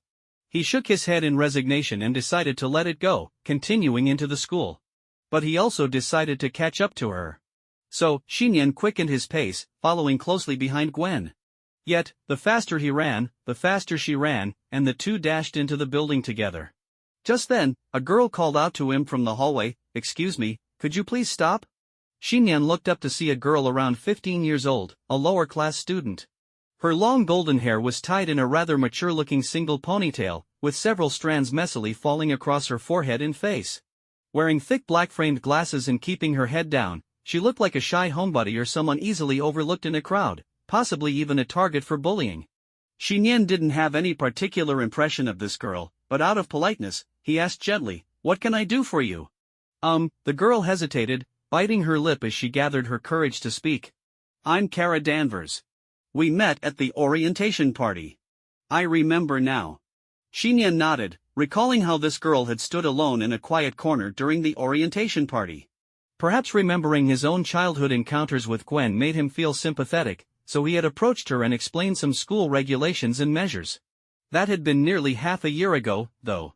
"You remember me?" The girl's eyes lit up, and she lifted her head slightly, looking intently at Xiyan. The hesitation she had before seemed to vanish as she found her resolve.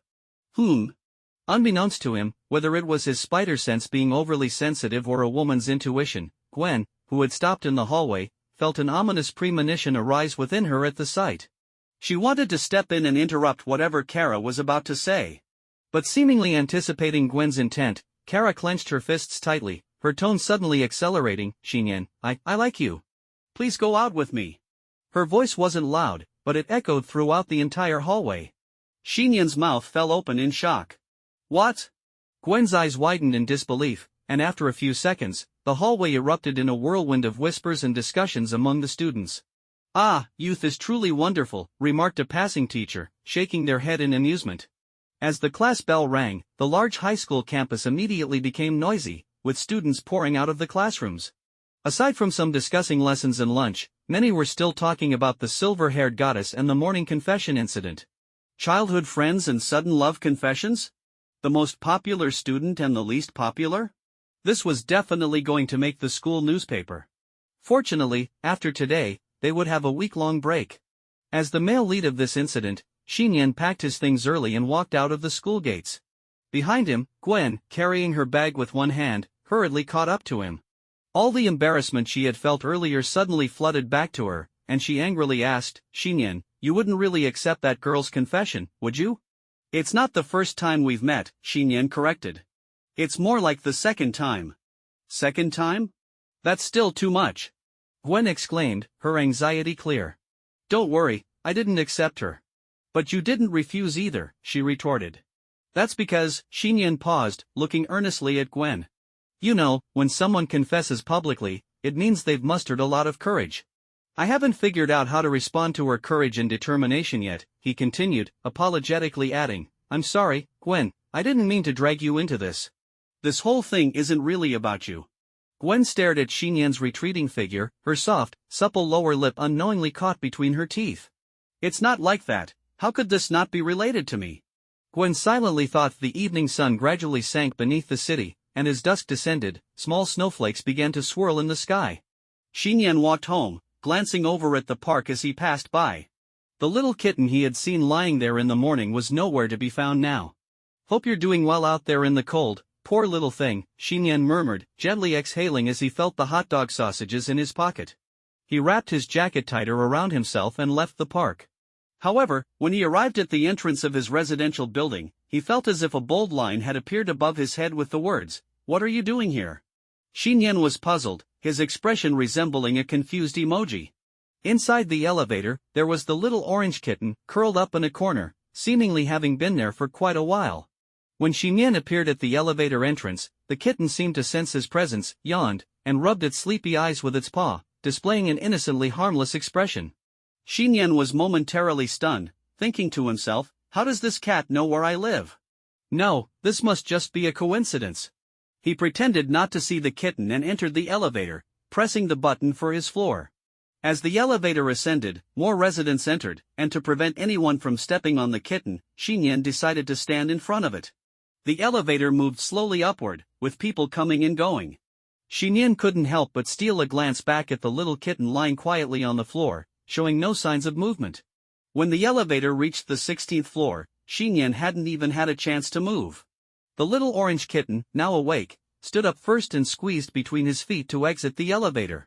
No way, Xiyan's lips twitched slightly as he stepped out of the elevator, only to find the kitten sitting quietly at his front door. What was going on with this cat? I'm back. Inside the apartment, Diana, upon seeing Xiyan walk in with the kitten, paused in surprise and asked curiously, "Did you bring it home?" "Aunt, I was about to ask you if you brought it back," Xiyan replied wearily. "No," Diana shook her head firmly.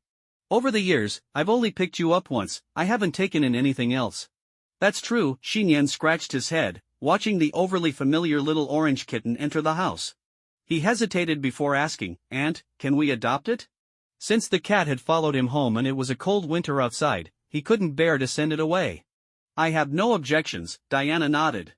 "But you'll need to be prepared to take care of it." "Of course. I've actually wanted a cat for a long time," Xiyan said with a smile as he picked up the little orange kitten. "From now on, your name will be Little Huang. The kitten blinked its eyes, completely oblivious to the lackluster nature of the name. Diana, displaying her nurturing side, smiled and urged, "First, go take a bath, dinner will be ready soon." "All right.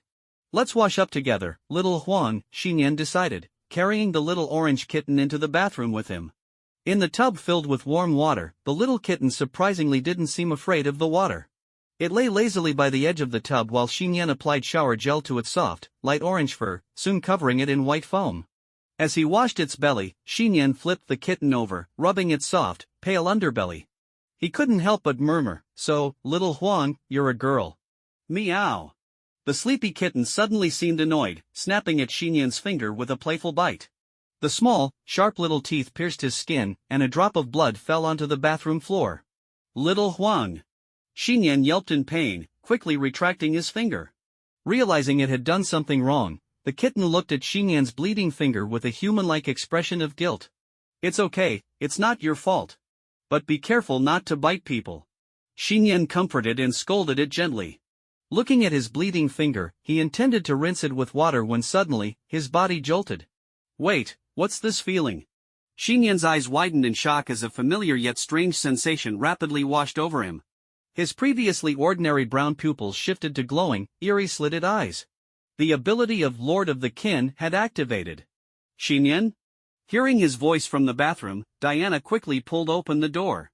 Almost instantly after the door swung open, a menacing tendril covered in barbs lunged toward her face like a spear. Diana reacted swiftly, dodging it, and glanced into the bathroom to see Xiyan standing in the tub, naked, with several terrifying, writhing tentacles protruding from his back, each edge lined with sharp barbs. In the corner of the bathroom, the little cat watched the bizarre scene unfold, its eyes widening with intrigue. "What on earth is happening?" Diana asked, bewildered. "I'm not sure either. Little Huang bit me, and then my body just changed," Xiyan replied, a wry smile on his face as he looked at the thrashing tentacles behind him.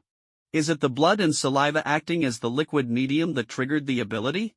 Diana glanced at the blood on the floor and the little orange kitten, still puzzled. How can a cat have such abilities? Suddenly, the tentacles instinctively recoiled, snapping back like a gaping maw, aiming for Diana's back. Diana's heart raced as she felt a terrifying suction force erupt behind her, akin to a small black hole.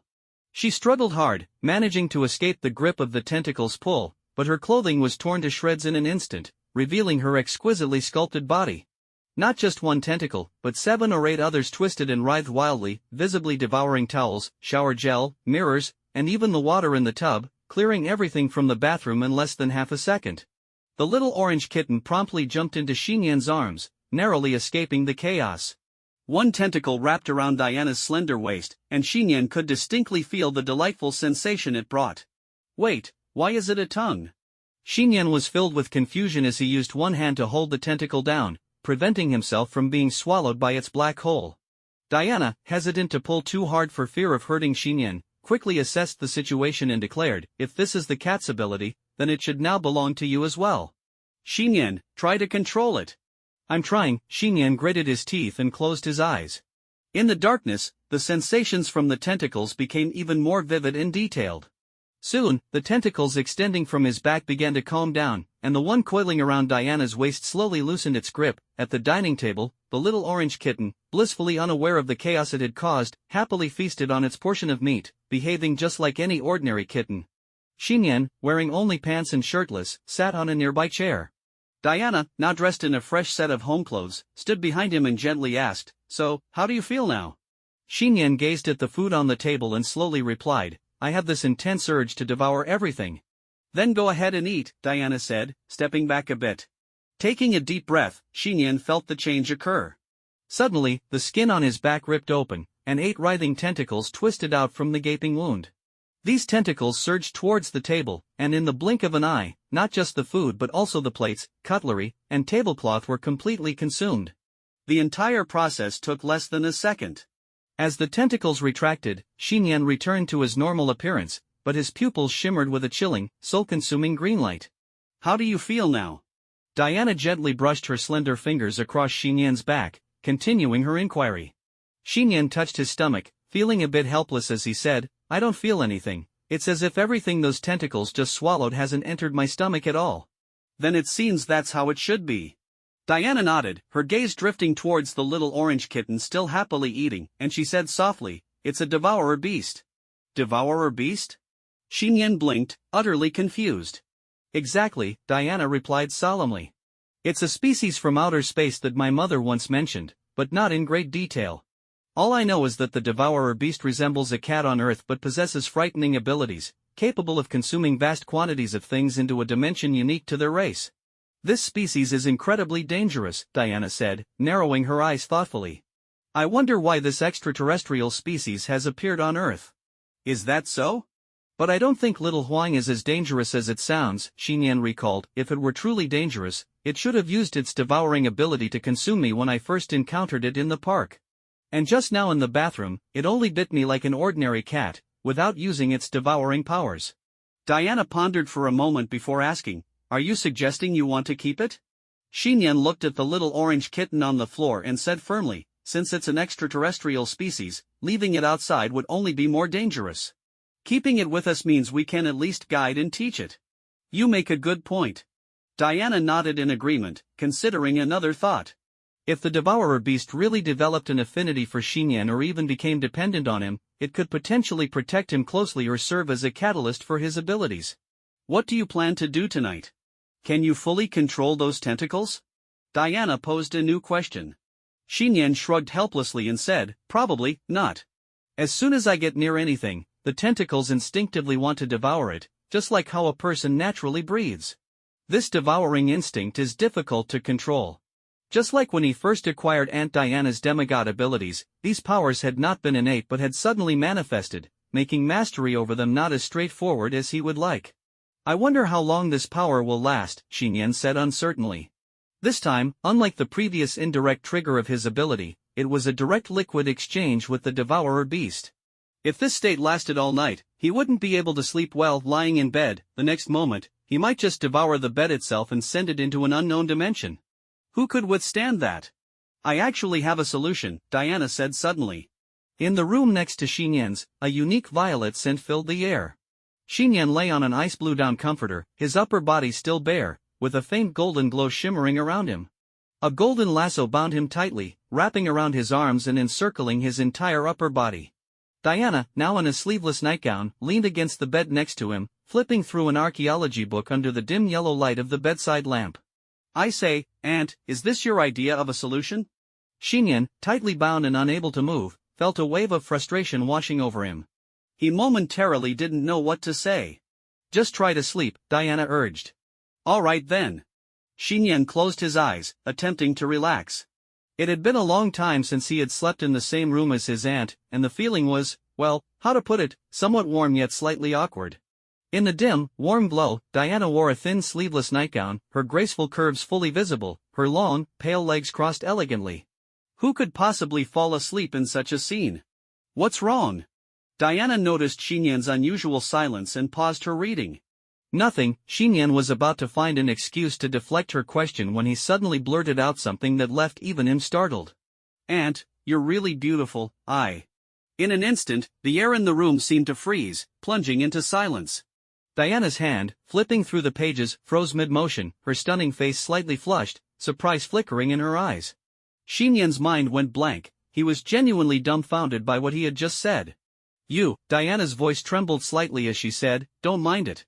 The lasso is a truth lasso, anyone bound by it will reveal their innermost truth when asked." "Oh, I see." Xiyan laughed awkwardly, wishing he could find a hole to hide in. How could he have said something like that? It was too embarrassing. How was your day at school? Diana intentionally changed the subject, trying to ease the awkward atmosphere.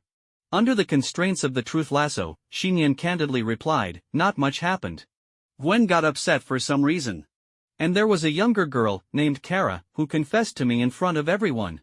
Once again, the room fell into a subtle silence. Diana pondered for a moment before softly asking, "Do you like that girl?" Xiyan continued to reveal his thoughts without hesitation. "I've only seen her twice, so I can't say I like or dislike her. But I do have a good feeling and impression of her." "You are indeed at the age for romance," Diana said, closing the archaeology book with a slight smile. "If you find a girl you like, make sure to seize the opportunity." Xiyan suddenly said, "I think Aunt is really nice." Diana trembled slightly, setting the archaeology book aside. She reached over to turn off the bedside lamp, and in the ensuing darkness, she calmly said, "It's time to sleep."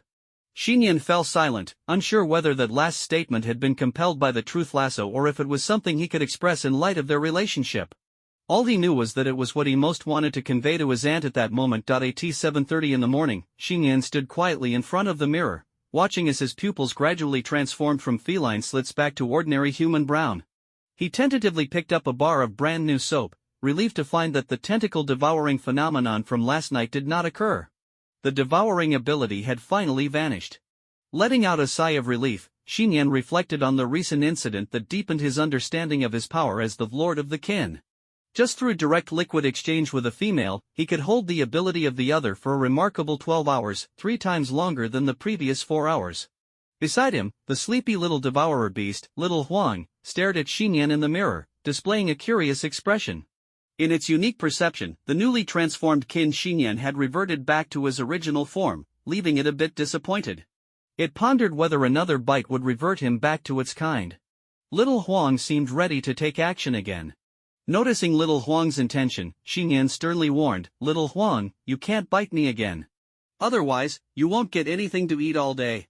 Meow. Little Huang's ears drooped immediately as it swayed its tail, looking utterly dejected, as if it could already foresee its punishment. With Diana out, Xiyan was alone at home. He lay back on the couch in the living room, bored, reflecting on the many things that had happened over the past few days. He preferred this relaxed, normal life of an ordinary person who would want to save the world. After all, he wasn't a superhero. After lying on the couch for a while, Xiyan picked up his phone and began scrolling through Facebook. To his astonishment, he was utterly dumbfounded. He had expected that after a day or two, discussions about the events would die down, but instead, the chaos surrounding the previous Washington incident was escalating online, with news reports flooding in. It was evolving into a nationwide topic of discussion. Many had taken videos of him in his female battle attire, mostly from behind, and turned them into various avatars, covers, and even memes. Suppressing the frustration rising within him, Xiyan stared at the screen, finally letting out a long sigh. Oh man. The only silver lining was that he had not revealed his true identity that night. The footage circulating online was either too blurry or only captured his back. No one knew that the new superhero known as the silver-haired goddess, who had slain the monster abomination, was just an ordinary Chinese high school student and a male at that. Only Diana, Spider-Woman, and the now-deceased abomination knew the truth. Yet, seeing his dressed-up photos flooding every corner of the internet made Xiyan feel like he could dig a hole in the couch with his toes. This was practically social death on a grand scale. Feeling utterly helpless, he began contemplating whether he should consider destroying the world or relocating to another planet. He wore a face that screamed despair. Just then, a private message popped up on Twitter. Xiyan slouched on the couch, feeling lethargic as he opened his phone. Gwen, what are you doing? Xiyan, having an existential crisis. Gwen. Moments later, she sent a second message, okay, I'm not mad at you anymore. Xiyan was perplexed, he still didn't know why she was upset this morning. Gwen, but you have to promise me something. Xiyan, what is it? Gwen, come with me to New York. New York? Xiyan was taken aback. Washington and New York were not far apart, maybe 300 or 400 kilometers. With trains and buses, they could reach it in about 3 hours at best. But it was still a different city, how could one just go shopping there? Xiyan, are you going to buy something? Gwen, of course not. Don't you remember? At the end of this semester, in January, our class will organize a group trip. The instructor has decided on New York as our destination. As class president, I want to take this opportunity during the holiday to plan the route. Fearing that Xiyan would refuse, Gwen quickly added, you know it's not safe for a girl to go out alone. All right, Xiyan finally agreed. Gwen, then let's go today. We'll meet at the train station at 10. The earlier we go, the earlier we're back. Today? Xiyan frowned slightly. He had thought Gwen would plan this trip after Christmas, not before. But thinking it over, it made sense. Christmas and the days following were typically for family gatherings, making it unsuitable for long trips. With that thought, Xiyan was about to get up from the couch to prepare for the outing when another private message came through on Twitter. This time, it wasn't Gwen, it was Kara Danvers, the new junior he had added yesterday. Kara, good morning, senior. Xiyan replied, good morning. Then he added, sorry for not responding yesterday. I thought about it, and you're a really nice girl, but I have no experience dating, so I can't accept your confession. After sending the message, Xiyan felt a bit relieved. However, before he could put his phone down, a new message came in. Kara, then let's try going out on a date. A date? Xiyan momentarily froze, unable to process the idea. Before he could respond, more messages from Kara popped up. How about today? At the train station, Xiyan felt a headache coming on. In front of him stood two girls facing each other, it was Gwen and Kara. Gwen, as always, wore her beige jeans and black long boots, paired with a fitted hooded jacket. With her brilliant golden hair, she exuded a blend of professionalism and a rare coolness among girls, often described by students at school as the A-level goddess. On the other hand, when Xiyan first laid eyes on Kara, he nearly didn't recognize her. Today, she wasn't wearing her usual black-framed glasses and had let her hair down, dark golden waves cascading over her shoulders and back. As she slightly lifted her head, her youthful, sweet face revealed itself. She wore simple white canvas shoes and a basic jacket and pants combo, but her natural beauty made her a charming, youthful girl. The two contrasting styles of beautiful girls standing together immediately attracted attention from many travelers in the station. However, when those travelers caught sight of the boy standing between them, their faces quickly morphed into expressions of shared indignation, as if internally shouting, "This is just cruel." The train slowly pulled out of the station, racing towards New York. Across an aisle, Gwen and Kara sat facing each other, their eyes inadvertently meeting with a flicker of unspoken hostility. Meanwhile, Xiyan, seated between them, remained completely oblivious to the tension. He placed his backpack on his knees, and as the zipper opened slightly, a small orange head peeked out. "A kitten?" Gwen exclaimed in surprise, unable to contain herself. "Xiyan, when did you get a kitten? And it's orange. It's named Little Huang. I found it in the park yesterday." "Since Aunt Diana is out, I thought it would be better to bring it along," Xiyan said, gently rubbing the soft chin of the little orange cat, which purred in delight. "I've always wanted to adopt a kitten." Gwen's eyes sparkled with curiosity. After all, who could resist something so cute? However, from the moment Kara spotted Little Huang, a strange expression crossed her sapphire blue eyes. "Let me hold it," Gwen said, reaching out towards the kitten. But as her hand approached, Little Huang's fur bristled immediately, and it quickly retreated back into Xian's backpack. Through the small gap in the zipper, the darkness inside revealed a pair of eerie slitted eyes glowing with a faint green light. Gwen jolted in surprise, instinctively pulling her hand back as a shiver ran down her spine, her body responding with a primal fear. Clearly, both she and Little Huang were startled by the sudden turn of events. As an ordinary person, Xiyan didn't notice Gwen's reaction. "Don't be scared, she's my friend," he reassured Little Huang while smiling at Gwen. "Don't take it personally, Gwen.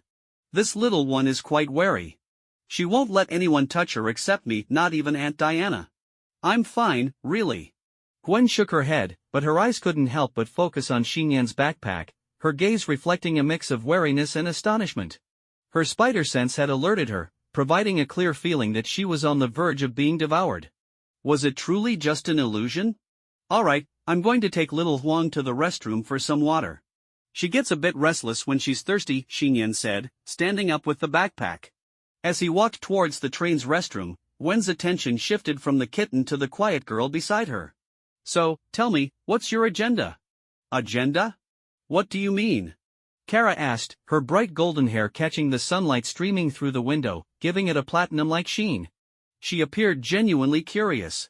Wanting to date Xiyan, can that not be an agenda? How shameless.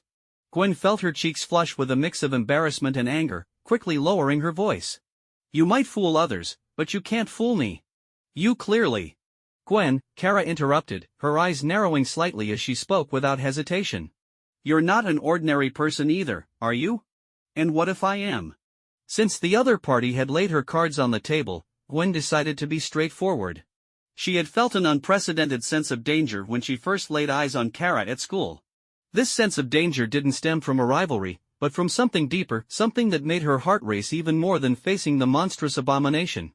No matter what your intentions are, you can approach me privately. Xiyan is just an ordinary person. Gwen quietly clenched her fists, ready to confront any potential challenge, prepared to stand her ground against Kara. Kara casually brushed her hair aside, her expression serious as she stated, Gwen, my dating standards are perfectly normal, I have no personal interest in you. As for Xiyan, if someone like you, who is not a regular person, can be friends with him, why can't I aim to be his future girlfriend? That argument sounded somewhat reasonable. Gwen raised an eyebrow, sensing that Kara was not someone to be underestimated, yet she seemed to genuinely harbor no ill intentions towards Xiyan.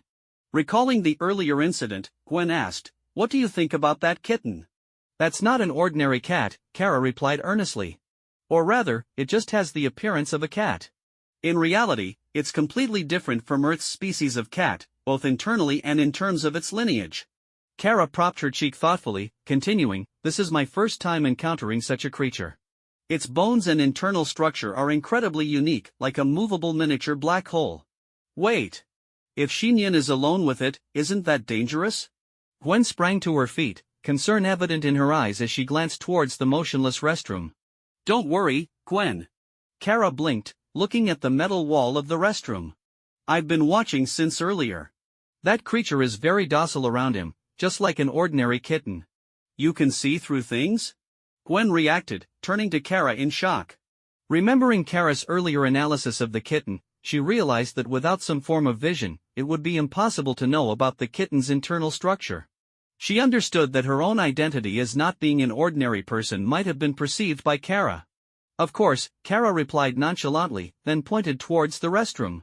You see, Xiyan is in there right now. Close your eyes. Don't look. Gwen's face flushed instantly. She quickly covered Kara's eyes with her hand to prevent her from peeking in the restroom. Kara instinctively raised her hand and gently pushed Gwen away. With a loud thud, Gwen collided heavily against the back of the seat opposite her, her expression one of surprise. How could such delicate-looking arms possess such strength? Kara panicked, quickly apologizing, sorry, Gwen. I didn't control my strength well. I can only say I'm glad it was me, Gwen exhaled, brushing off the dust from her back and standing up unharmed. Just then, Xiyan returned to his seat, cradling the backpack that housed little Huang. He looked surprised to find Gwen and Kara seemingly playing together. Their interaction appeared to be more harmonious than he had anticipated. Upon seeing Xiyan return, Gwen and Kara quickly resumed their normal demeanor, sitting calmly in their seats, as if nothing had happened. They transformed back into the cool older sister and the sweet neighbor girl, respectively. Xiyan was utterly baffled and glanced at the back of the seat in front of him, noticing a noticeable dent. Regardless, the train continued its steady journey, drawing ever closer to their destination, New York. The train gradually pulled away from the platform, speeding towards New York. Across the aisle, Gwen and Kara sat facing each other, their eyes inadvertently meeting with an unspoken tension simmering between them. In the middle sat Xiyan, completely oblivious to the underlying animosity. He placed his backpack on his knees, and as the zipper opened slightly, a small orange head peeked out. A kitten? Gwen exclaimed in surprise, unable to hold back. Xiyan, when did you get a kitten? And it's orange. It's named Little Huang. I found it in the park yesterday. Since Aunt Diana is out, I thought it would be better to bring it along, Xiyan said, gently rubbing the soft chin of the little orange cat, which purred in delight. I've always wanted to adopt a kitten. Gwen's eyes sparkled with curiosity. After all, who could resist something so cute? However, from the moment Kara spotted little Huang, her sapphire blue eyes revealed a strange glint. Let me hold it, Gwen said, reaching out towards the kitten. But as her hand approached, little Huang's fur bristled immediately, and it quickly retreated back into Xiyan's backpack. Through the small gap in the zipper, the darkness inside revealed a pair of eerie slitted eyes glowing with a faint green light. Gwen jolted in surprise, instinctively pulling her hand back as a shiver ran down her spine, her body reacting with primal fear. Clearly, both she and little Huang were startled by the sudden turn of events. As an ordinary person, Xiyan didn't notice Gwen's reaction. Don't be scared, she's my friend, he reassured little Huang while smiling at Gwen. Don't take it personally, Gwen. This little one is quite wary. She won't let anyone touch her except me, not even Aunt Diana. I'm fine, really. Gwen shook her head, but her eyes couldn't help but focus on Xiyan's backpack, her gaze reflecting a mix of wariness and astonishment. Her spider sense had alerted her, providing a clear feeling that she was on the verge of being devoured. Was it truly just an illusion? Alright, I'm going to take little Huang to the restroom for some water. She gets a bit restless when she's thirsty, Xiyan said, standing up with the backpack. As he walked towards the train's restroom, Gwen's attention shifted from the kitten to the quiet girl beside her. So, tell me, what's your agenda? Agenda? What do you mean? Kara asked, her bright golden hair catching the sunlight streaming through the window, giving it a platinum-like sheen. She appeared genuinely curious. Wanting to date Xiyan, can that not be an agenda? How shameless. Gwen felt her cheeks flush with a mix of embarrassment and anger, quickly lowering her voice. You might fool others, but you can't fool me. You clearly. Gwen, Kara interrupted, her eyes narrowing slightly as she spoke without hesitation. You're not an ordinary person either, are you? And what if I am? Since the other party had laid her cards on the table, Gwen decided to be straightforward. She had felt an unprecedented sense of danger when she first laid eyes on Kara at school. This sense of danger didn't stem from a rivalry, but from something deeper, something that made her heart race even more than facing the monstrous abomination. No matter what your intentions are, you can approach me privately. Xiyan is just an ordinary person. Gwen quietly clenched her fists, ready to confront any potential challenge, prepared to stand her ground against Kara. Kara casually brushed her hair aside, her expression serious as she stated, Gwen, my dating standards are perfectly normal, I have no personal interest in you. As for Xiyan, if someone like you, who is not a regular person, can be friends with him, why can't I aim to be his future girlfriend? That argument sounded somewhat reasonable. Gwen raised an eyebrow, sensing that Kara was not someone to be underestimated, yet she seemed to genuinely harbor no ill intentions towards Xiyan. Recalling the earlier incident, Gwen asked, what do you think about that kitten? That's not an ordinary cat, Kara replied earnestly. Or rather, it just has the appearance of a cat. In reality, it's completely different from Earth's species of cat, both internally and in terms of its lineage. Kara propped her cheek thoughtfully, continuing, this is my first time encountering such a creature. Its bones and internal structure are incredibly unique, like a movable miniature black hole. Wait. If Xiyan is alone with it, isn't that dangerous? Gwen sprang to her feet, concern evident in her eyes as she glanced towards the motionless restroom. Don't worry, Gwen. Kara blinked, looking at the metal wall of the restroom. I've been watching since earlier. That creature is very docile around him, just like an ordinary kitten. You can see through things? Gwen reacted, turning to Kara in shock. Remembering Kara's earlier analysis of the kitten, she realized that without some form of vision, it would be impossible to know about the kitten's internal structure. She understood that her own identity as not being an ordinary person might have been perceived by Kara. Of course, Kara replied nonchalantly, then pointed towards the restroom. You see, Xiyan is in there right now. Close your eyes. Don't look. Gwen's face flushed instantly.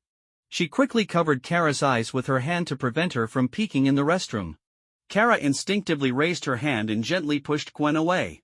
With a loud thud, Gwen collided heavily against the back of the seat opposite her, her expression one of surprise.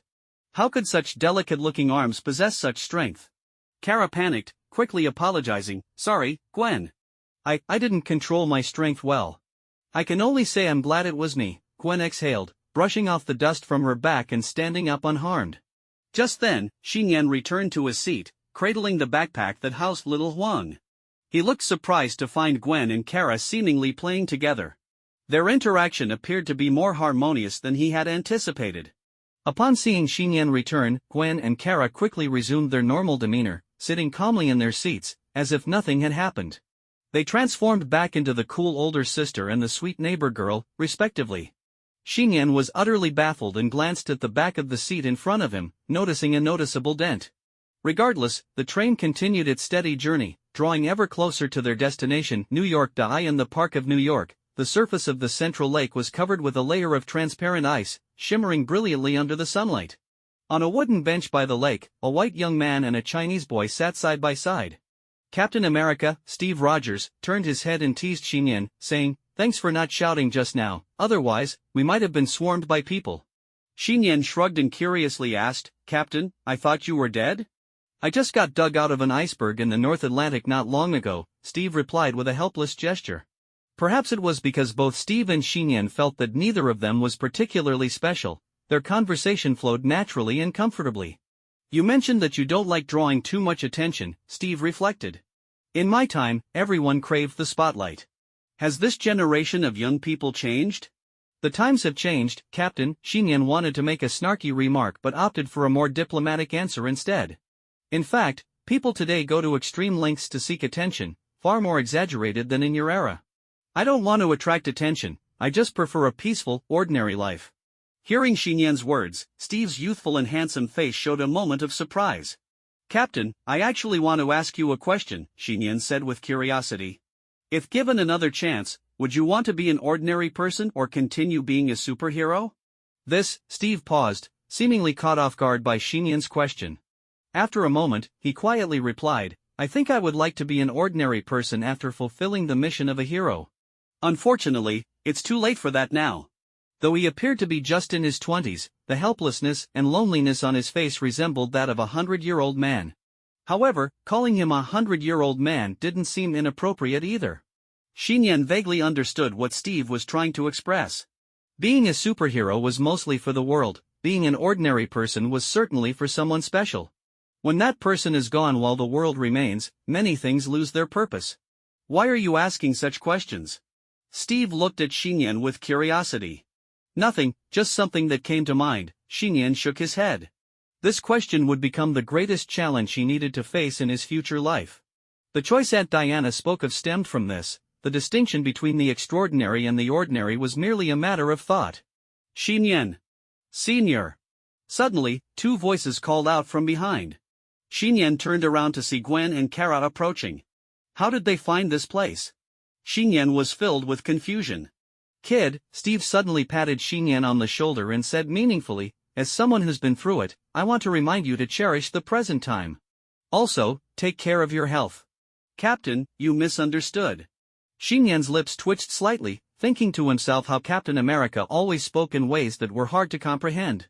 "Captain, let's meet again when we have the chance." Xiyan waved his hand and stood up, walking toward Gwen and Kara. Steve gave him an okay gesture. "Xiyan, who were you just chatting with?" Gwen asked curiously, looking towards the distant bench.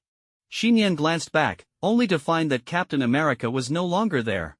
"Oh, just someone I ran into on the way," Xiyan replied casually. "Is that so?" Gwen blinked, a hint of doubt flashing in her eyes, but she didn't press further. Kara, on the other hand, observed Xiyan thoughtfully. As they continued to wander and enjoy the city, it was soon completely dark. In the nighttime New York, the city that never sleeps radiated even more vibrant energy. For youthful boys and girls in the bloom of their first love, the night was the best time to create miracles. Especially while traveling, they had the perfect excuse to rest out late. It was the ideal combination of time and place. In Queens, at a local hotel. "What? There's only one room left?" Xiyan frowned at the front desk. After a moment's thought, he decisively pulled out his bank card and slapped it on the counter, saying, "Then let's take that one." "Xiyan, isn't this a bit much?" Behind him, Gwen's ears turned red, feeling that this situation was too stimulating and bold for her.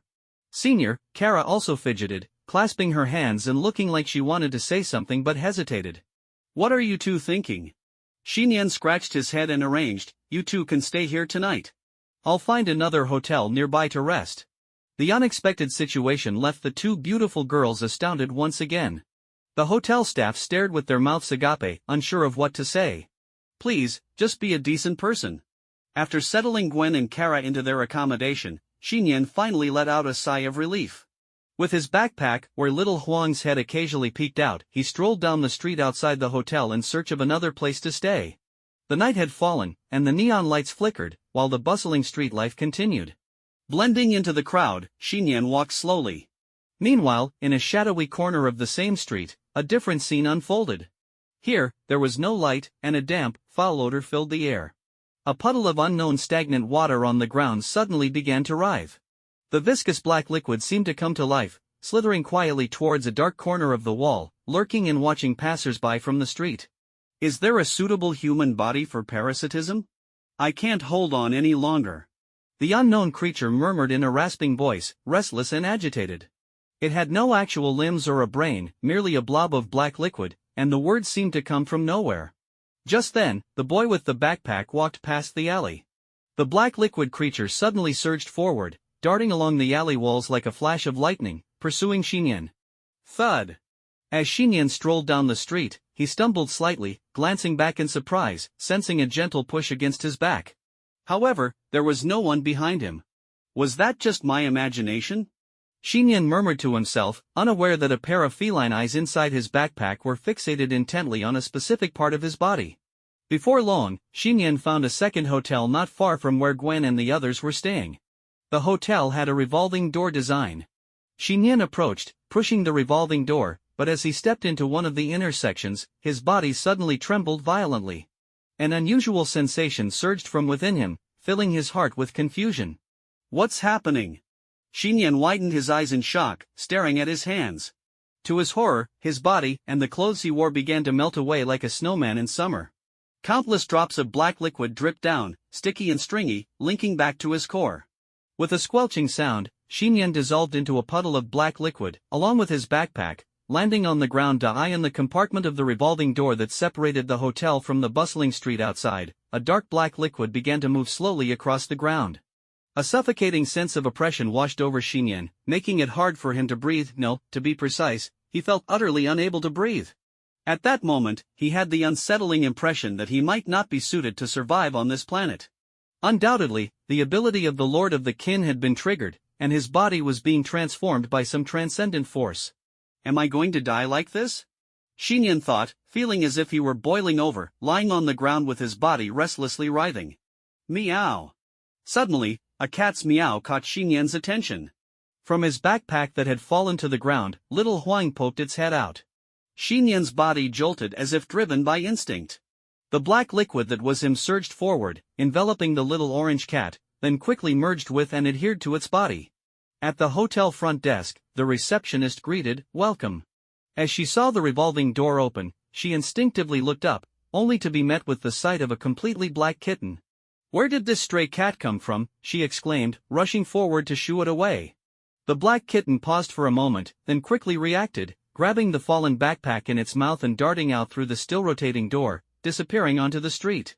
On the bustling street, pedestrians quickly stepped aside as they watched the black kitten rush out of the hotel, its backpack trailing behind it as it vanished into an alleyway.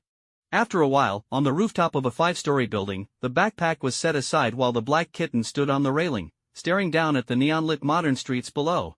Who am I? I am a symbiote, Venom. No, I am a devourer beast, Juvenile. No, no, no. That's not right. The black kitten, exhibiting human-like traits, clutched its head in confusion, struggling to comprehend its identity. Soon, a spark of intelligence returned to its eyes. I remember now. I am Xiyan Prince, an ordinary human middle school student living in downtown Washington. What has happened to me? The black kitten, embodying Xiyan, took a deep breath, feeling chaotic voices swirl in its mind. A hoarse, sinister voice exclaimed, "What's going on with this human body? Why is he the dominant one? How detestable and sad. And another naive, innocent voice chimed in, Xiyan, are you okay? Ugh, I can't control my body anymore, I've been put in a little black room. Everyone, quiet down and let me sort this out. Xiyan rubbed his temples, squatting down to collect his thoughts.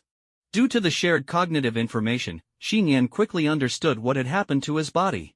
It all began with a voice in his mind, that of a symbiotic lifeform named Venom.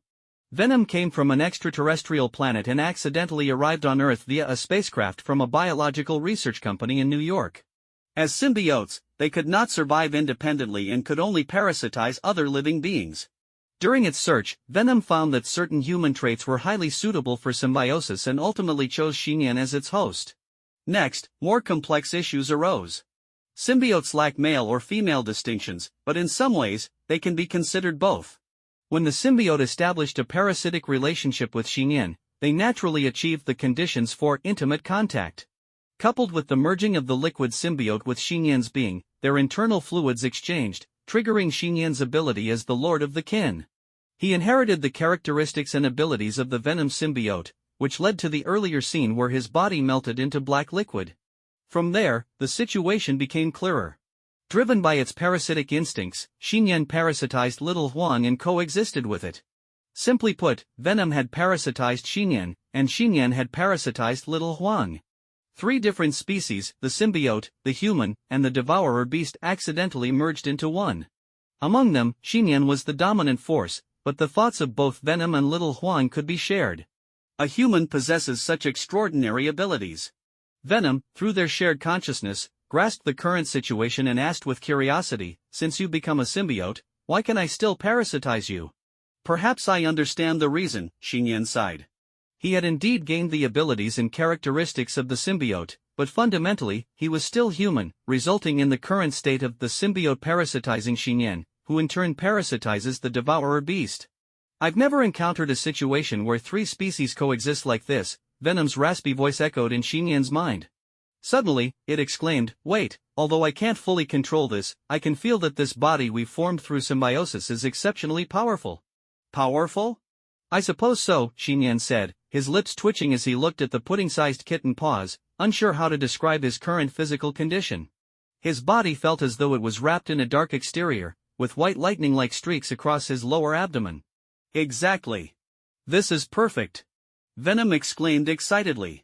With this, we can defeat those guys. Xiyan tilted his head slightly. Through their shared thoughts, he quickly comprehended what Venom was implying. There were not just Venom and him on Earth, three other symbiotes had also descended. These three were rivals to Venom, exhibiting a strong colonial mindset and seemingly intent on controlling humanity to lead their kind in an invasion of Earth. Another plan for Earth's destruction, when will it end?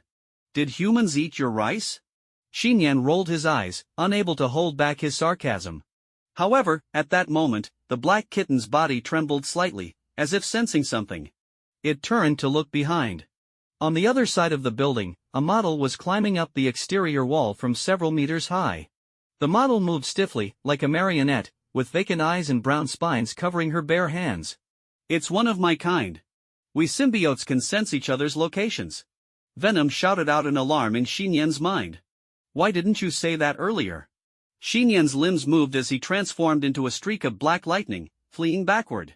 The model, upon noticing him, immediately pursued with inhuman speed, her brown spines on her arms swelling like two massive, menacing hammers, crashing toward the small kitten body. In midair, the black kitten suddenly turned around, its mouth twisting into a demonic grin. Its tiny tail whipped back violently, cutting through the air as if it transformed into a 4-meter-long sword, far larger than its own body. Slice. The model's hammer-like limbs were neatly sliced in half. The symbiote that had been parasitizing the model was taken aback, not expecting the worthless Venom that had merged with the small Earth kitten to be so powerful. It attempted to retreat, only to see the pitch-black, cold 4-meter-long sword descend like lightning, cleaving the model from head to toe. In the city of Washington, deep into the night, the daylight lamps remained lit inside the house. Diana, dressed in a beige home-long dress, sat quietly on the living room sofa. Her long, fair legs were crossed elegantly, and she leaned slightly under the light of the lamp, flipping through books on archaeology and law. In this moment, her intellectual and noble aura shone like a halo around her. Though she was focused on her reading, she occasionally lifted her gaze towards the door.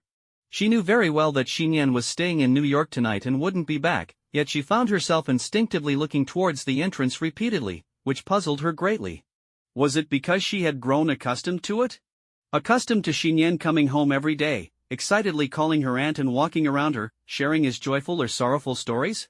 Accustomed to the warm and ordinary life they had shared for 16 years, accustomed to having Xiyan by her side.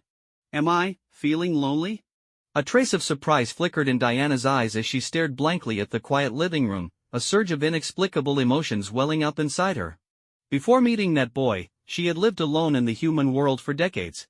How could she have walked through such a long time alone? Why, just less than a day apart now, did she feel such unbearable loneliness? Yes, loneliness. As a goddess descended from ancient Greek deities, she seemed inherently unfamiliar with such feelings. After all, an eternal existence was destined to be lonely. But clearly, loneliness came in degrees.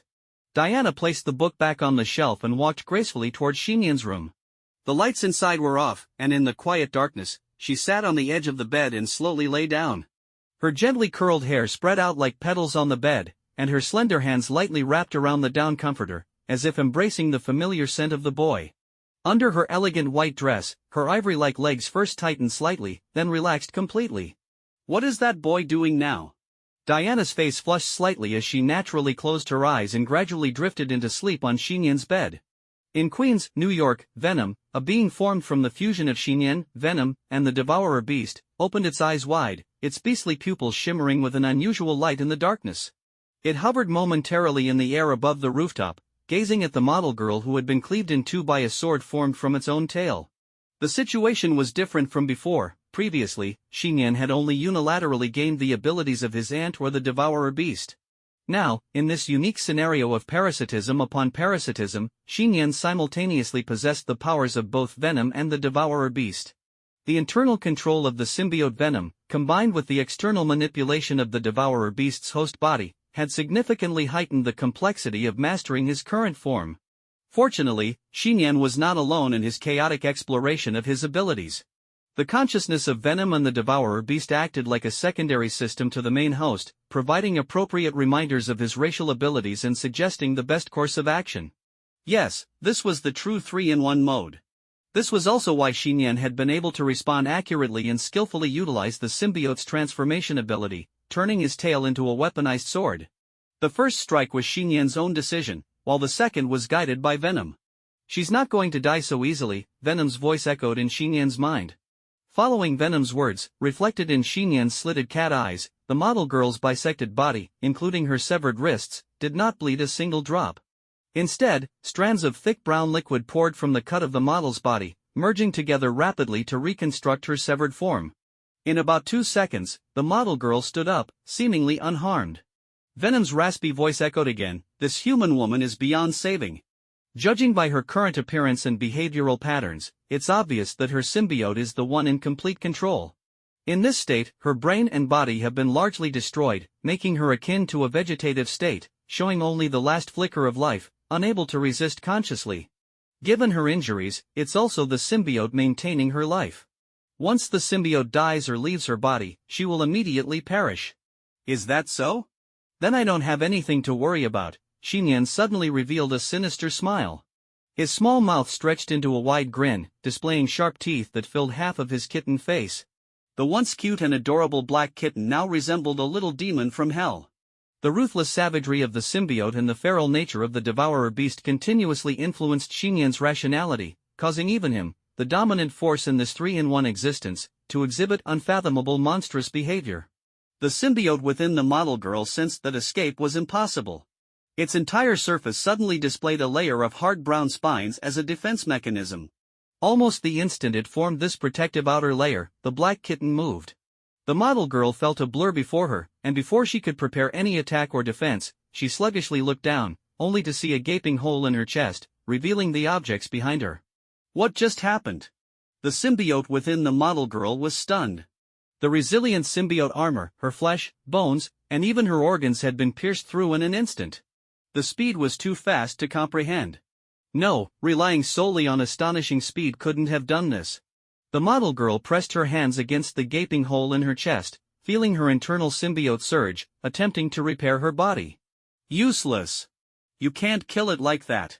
The symbiote can virtually self-repair indefinitely. Venom called out sharply.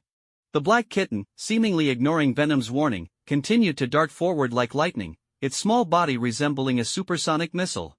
Boom! A second black hole appeared in the model girl's lower abdomen, where her body had yet to fully repair. Sizzle, sizzle, sizzle. The black kitten moved back and forth at high speed, leaving deep scratches on the rooftop and numerous dents in the surrounding walls. As if caught in a storm of tempestuous attacks, the model girl stood helplessly in the center, her body being ravaged and torn apart. The symbiote's speed of repair was far outpaced by the destruction. Why, how is this possible? The symbiote within the model girl was filled with terror, that damned Venom. What kind of monster did it parasitize? How can the power difference be so vast? It couldn't hold back any longer. Brown liquid spewed from the model girl's mouth, quickly rushing toward the densely populated street below the rooftop. Stop it! It wants to parasitize another human body. Venom screamed sharply. Think again. The black kitten coldly waved its hand, its weaponized claw, larger than its own body, shot forward rapidly, firmly grasping the brown liquid that was still in midair. You can't kill me! The brown liquid symbiote thrashed violently, seething with rage. Oh! The black kitten grinned wickedly, pulling the symbiote back to its front and directly tossing it into its open mouth. Xiyan closed his mouth, swallowing without any visible effort, and the symbiote completely disappeared from this world. It wasn't consumed in the traditional sense, but instead banished to the devourer beast's alternate dimension. In that realm without a host, the seemingly indestructible symbiote would soon lose its vitality. Let's finish this quickly. In our current state, let's clear out the rest. Xiyan whispered darkly, coldly surveying the New York cityscape under the night sky. As the time of their symbiotic coexistence increased, his behavioral patterns gradually tilted towards the characteristics of the Venom symbiote and the devourer beast, distorting and collapsing his human rationality. Yet, precisely because of this, the power of their three-in-one body began to surge forth. In the prime real estate of New York, the newly completed headquarters of Stark Industries stands proudly. Its futuristic, spiraling design, with a rooftop observation area large enough for a fighter jet to land, and the distinctive Stark logo, makes it stand out brilliantly, even among the skyscrapers of the bustling city. At this moment, in the luxurious hall of the rooftop observation area, a gentleman dressed in a tailored black suit leisurely swirled a glass of red wine. He proudly extended his arms outward, with a faint blue glow emanating from the center of his chest, subtly visible through his shirt, as if he could embrace half the city outside. Behind him, a scruffy-looking man dressed in a gray long coat, work pants, and combat boots approached slowly, his disheveled hair adding to his casual appearance. "How does it feel here?" the gentleman asked with a smile. The scruffy man adjusted his glasses and pondered for a moment before replying, "It certainly fits your style and character." Stark chuckled lightly and remarked, "From now on, this will be the headquarters of our alliance." The scruffy man shrugged and replied, "That's great. This will undoubtedly elevate our yet-to-be-launched alliance to a whole new level. But I'm not exactly rich, I can only offer some effort." Stark shook his head gently, looking at him sincerely. "Banner, it's not just about strength. I need your wisdom and knowledge. With your help, I believe many of my technological concepts and ideas can come to fruition in the future." The man named Banner did not respond immediately. Despite Stark's exaggerated praise, his expression remained surprisingly calm. After all, he had ample credentials in the field of science. Robert Bruce Banner, a world-renowned physicist with 7 doctoral degrees, would frequently find his name in the newspapers if it weren't for his recent decision to live in seclusion. Additionally, he had a lesser-known identity, which was the primary reason for his recent anonymity. He was the Hulk. A recent incident in Washington involving the abomination was indirectly linked to him. Banner. Stark was about to say something when suddenly a beeping warning sound echoed from a corner of the top floor. "Jarvis, what's happening?" Stark asked, slightly furrowing his brow. Immediately, hundreds of beams of light intertwined in the air above the luxurious hall, quickly forming a three-dimensional virtual projection. The AI responded in a calm, concise male voice, "Sir, a special incident involving the extraordinary realm has just occurred in Queens. Here is the footage from the scene." Curious, Banner turned his gaze toward the virtual projection. Ah! The video started with a scream, showing a modified muscle car roaring down the main road beside a modern street, revving at full power. The traffic light turned red as it approached an intersection. Boom! Sparks flew. The muscle car fearlessly crashed through several vehicles in front of it, accelerating recklessly as it went against traffic into the main road. Just as it seemed poised to collide with a stationary cluster of cars, the next scene made Stark and Banner's pupils constrict in horror. The speeding muscle car suddenly stopped, as if a black shadow had flashed by. In the next moment, the front of the car inexplicably caved in, and then the entire vehicle exploded in two, as if torn apart by some terrifying force. What followed was even more horrific. From the wreckage of the muscle car, severed human limbs were thrown into different directions on the street. Two of those severed bodies landed right in the midst of a stunned crowd on the pedestrian street. The atmosphere turned instantly terrifying and bloody. Ah! What just jumped out? Run! The screams erupted again as a black shadow darted into one of the streets. The virtual projection ended here. What just happened? Stark asked, astonished as he looked at Banner, who shook his head, indicating he had no clue. Jarvis, rewind the footage, Stark commanded thoughtfully. Certainly, sir. Under the AI's control, the previously shown footage began to rewind until it reached just before the muscle car was destroyed. Here, enlarge the front view of the car and play it back in slow motion, Stark instructed. The image began to play slowly, and under the magnified lens, a small black shadow could be seen swiftly darting through the stopped vehicles on the road, crashing into the muscle car's front like a cannonball. Play it frame by frame, Stark ordered. Now, every frame seemed to freeze, revealing the mysterious entity that was previously indistinguishable at normal speed. Banner's eyes widened in shock. The shadow was a cat. Yes, a small cat covered in a smooth, resilient black coating. At the moment the cat collided violently with the muscle car, the vehicle that had been speeding forward suddenly halted. Then, the black cat's body expanded several times, its limbs bulging with muscular sinew, and its fierce claws tore violently at the muscle car, splitting it apart. This was the source of the car's explosion. In the instant it tore the muscle car apart, the terrifying black creature quickly reverted to its earlier kitten form, swiftly chasing after a piece of the severed body. What kind of creature is that? Stark's expression grew increasingly serious. What shocked him more was that Banner, standing next to him, suddenly turned pale, breathing rapidly, and twitching slightly. Jarvis! Stark instinctively stepped back, moving to a secure spot in the luxurious hall. The AI quickly understood its master's intent. A metal platform rose from under Stark's feet, and with a series of mechanical movements, a red metal armor began to attach itself to him. In less than 5 seconds, Stark was fully armored in his Iron Man suit, his chest's energy core and metal eye sockets glowing with a divine white light. Stay calm, Banner. Stark, now in his Iron Man persona, raised a hand to reassure the pale-faced Banner.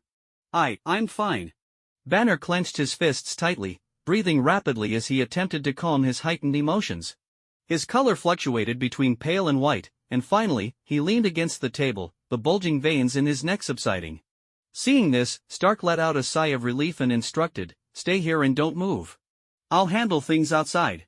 "Wait, Tony." Banner, feeling somewhat drained, called out to Stark as he leaned on a chair.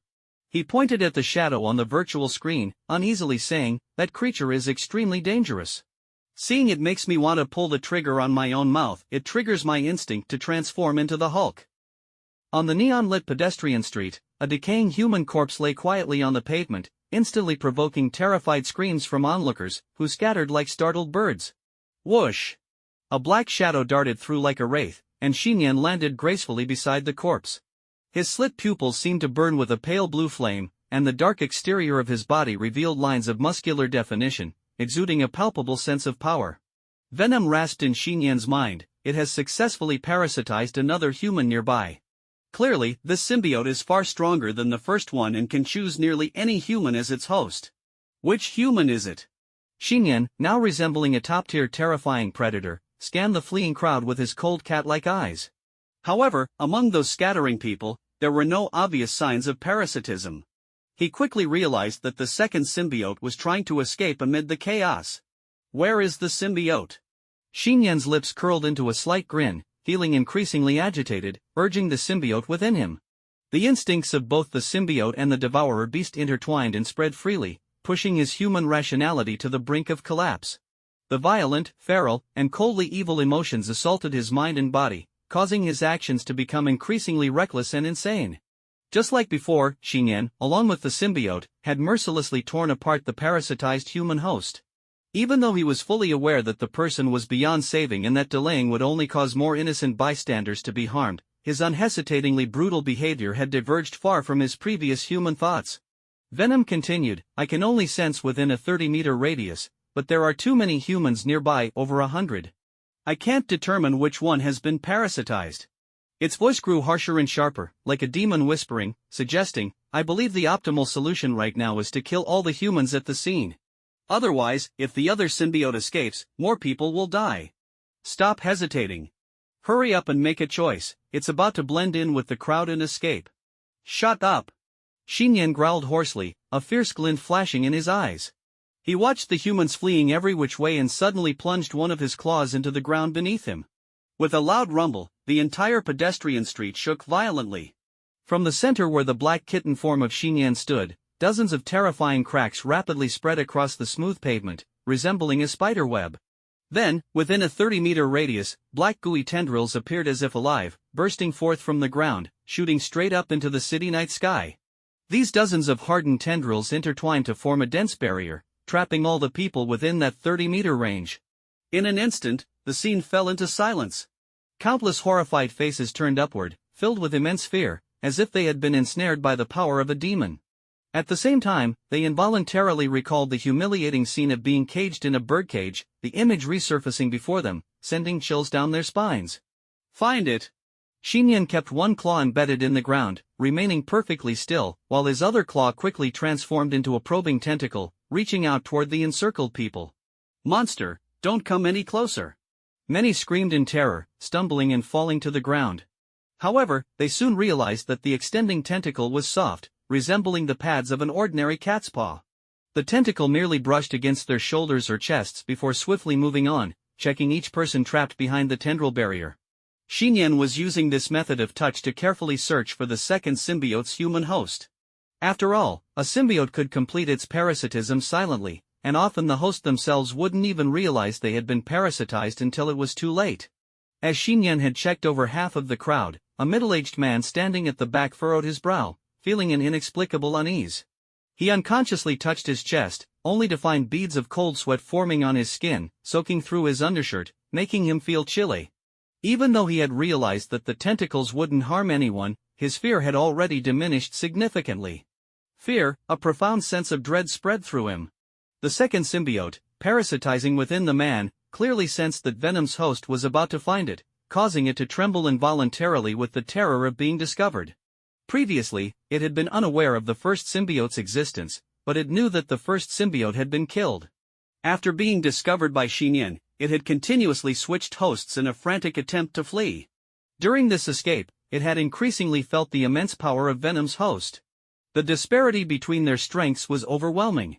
When the symbiotes existed independently, they struggled to survive even the most humble existence. But once they parasitized suitable organisms, they could unleash incredible abilities such as hardened bodies, shapeshifting, super strength, and super speed, all tied closely to the nature of their host. However, after switching through so many human hosts, the second symbiote discovered that its capabilities were far inferior to those of Venom's host. It had no way of knowing that Xiyan's current state was not merely a demonstration of Venom's parasitic abilities. Instead, after being parasitized by Venom, he had also attached himself to the devourer beast, creating a combined state that was far more complex than a simple 1+1. Big boss symbiote, there's no way you're coming to save me. I'm going to die here. The second symbiote anxiously cried out within the middle-aged man, feeling Xiyan's tentacle was closing in on him, about to reach the host it was currently residing in. What to do? What to do? It was filled with despair, as if the shadow of death loomed overhead. Just then, it seemed to sense something. The parasitized middle-aged man suddenly turned his head, looking curiously at two people in the crowd. They were a woman in her 30s holding tightly onto a boy of about 10 years old. Though the woman was terrified, she softly reassured the child, "Peter, it's okay. Don't worry. Aunt May is here, I will protect you." Peter nodded, his eyes filled with fear, but he mustered up the courage to stand in front of Aunt May. However, at that moment, he suddenly felt a chill run down his spine and glanced sideways, locking eyes with the middle-aged man's hollow gaze. It was as if he were being stared at by an evil abyss, and Peter's face turned pale in an instant. He instinctively pointed and blurted out, "The monster the black kitten is looking for, it's him." What are you talking about, Peter? Aunt May was taken aback, her face filled with confusion. What are you saying? I'm not a monster. The middle-aged man felt it was absurd and couldn't help but retort. But just as he spoke, his eyes widened in terror as a thick, gray-green viscous liquid erupted from his open mouth. Half of the liquid remained inside the man's body, while the other half floated in the air, writhing as if it had a life of its own. This shocking scene overturned everyone's understanding, leaving the people around them frozen in place, as if petrified. I've found you. Xiyan, in his 3-in-1 form, was decisively ruthless. The moment the second symbiote was exposed, his elongated tentacle transformed into a sharp, hardened spike, shooting forward like a released arrow, aiming directly at the gray-green symbiote. Piercing through the air, the tentacle impaled the gray-green symbiote's body, nailing it firmly against the barrier of tentacles behind. Zzzzz. The pinned gray-green symbiote thrashed violently, trying to break free from its restraints. Suddenly, it separated the part that was pinned down, and the other half of its liquid body sprayed forth like a water gun, resembling a gray-green net that lunged toward the nearby woman. Aunt May, watch out. Peter spread his arms, unhesitatingly placing himself in front of Aunt May. However, the gray-green liquid effortlessly seeped into his body. Ah! The boy's shrill cry of pain pierced through the night sky of New York, echoing as if it could reach distant places. The moment the symbiote took hold of him, Peter clutched his head tightly with both hands, his eyes rapidly clouding over with a strange gray-green hue, and then he collapsed to the ground in agony, trembling violently. "Stay away from him," someone shouted in terror, and that cry triggered a panic among the crowd, causing them to retreat in haste. Centered around the boy, who had now been parasitized by the strange creature, everyone except Aunt May quickly evacuated to a safe distance of 10 meters. Peter, are you okay? Don't scare Aunt May. In the now empty space, Aunt May, filled with fear and concern, reached out to help the kneeling boy, but her frail strength was insufficient to lift his small body.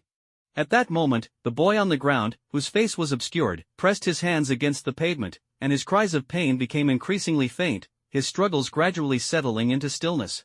This eerie calm sent an indescribable chill through the nearby onlookers, as if an invisible terror was spreading through the air. 20 meters away. Has it switched to a new host? Seeing the second symbiote having been pushed into a corner and choosing a new host, Xiyan, in his 3-in-1 form, felt a slight surprise but did not pause his cold and decisive assault. Thwip! The sharp, hardened dark tendril pierced through the air, darting swiftly towards Peter, who was now parasitized by the second symbiote. Just then, Venom's voice echoed in his mind, "Something's off. I can faintly sense that the physical constitution of that human child is significantly different from ordinary humans." As if to confirm Venom's statement, just before the tendril struck, the boy's small hand shot up like lightning, firmly grasping the high-speed projectile. The tip of the hardened dark tendril halted abruptly, stopping just a centimeter from Peter's chest. Kak. A raspy, shilling voice emerged from the boy, and a gray-green viscous liquid began to seep rapidly from his skin. This substance appeared almost alive, expanding, twisting, deforming, and hardening into a more complete and resilient gray-green parasitic body and skin layer. The entire transformation made it look as if Peter's body was rapidly aging into a grotesque form, nearly 2 meters tall, a gray-green alien creature. The new gray-green hue, tall stature, and the power exuding from its muscular frame instantly reminded Xiyan of the abomination. However, compared to the abomination's appearance, the form displayed by the second symbiote now residing in the boy showed significant differences. The current body was athletic and not bulky, with limbs that appeared long and resilient, especially featuring a stark white spider pattern across its chest and back. I never expected such a powerful constitution to exist among humans. Looking down at his own powerful gray-green hand, the venomous spider grinned sinisterly, revealing sharp, hideous fangs, a plume of hot air escaping from his muscular frame. After parasitizing the human child Peter, the abilities of the symbiote were manifested to their fullest extent for the first time. He felt unprecedentedly strong. This was proven just moments ago when, merely testing, the venomous spider effortlessly deflected an attack from Venom's host. He was convinced he had it made. "With this body as my host, I am the real boss among symbiotes," the venomous spider exclaimed excitedly, licking his sharp, ugly fangs. Peter. Aunt May's trembling voice pierced through the tension. "You're not Peter." Aunt May fought against her fear, refusing to back down any further, her voice wavering as she pleaded, "Monster, give Peter back to me. Kak. I'll kill you first, and then take down Venom and his host." The venomous spider sneered coldly, raising his gray-green hand, roaring as he swung it toward Aunt May's face. At that moment, a cold, raspy voice rang out ahead, "Caught enough yet?" "Ha!" Just as the spider's hand was about to strike, he suddenly realized that the tendril he had grasped was now curling back around his wrist. The scene of hand in hand lacked any sense of friendship or beauty. In that instant, the venomous spider felt an indescribable, terrifying power surging through the dark tendril, forcefully pulling his enhanced body forward. Xiyan's elongated tendrils, like steel, yanked the venomous spider upwards, nearing 30 meters in the air before he slammed the creature back down to the ground. Boom! The earth trembled and cried out, as if the entire street was shaking. The venomous spider was violently smashed into the ground, sending debris flying as a deep crater formed beneath him. Damn it! Covered in dirt, the venomous spider roared angrily as he burst from the pit, flipping his wrist to fire 2 streams of gray-green spider silk that quickly anchored to the tendril barrier behind Xiyan. He then yanked the silk, sliding in low with lightning speed, kicking fiercely at Xiyan. The black kitten remained crouched, motionless, with one claw still embedded in the ground forming the tendril barrier. Suddenly, its tail lashed forward violently. The air seemed to explode with the strike, and with a loud snap, the venomous spider was sent flying as if it were a fly swatted away. How is this possible? The venomous spider collided with the ground again, utterly dazed. Confusion filled his mind. He had significantly strengthened in terms of power, speed, and transformation, yet why was he still inferior to Venom's host?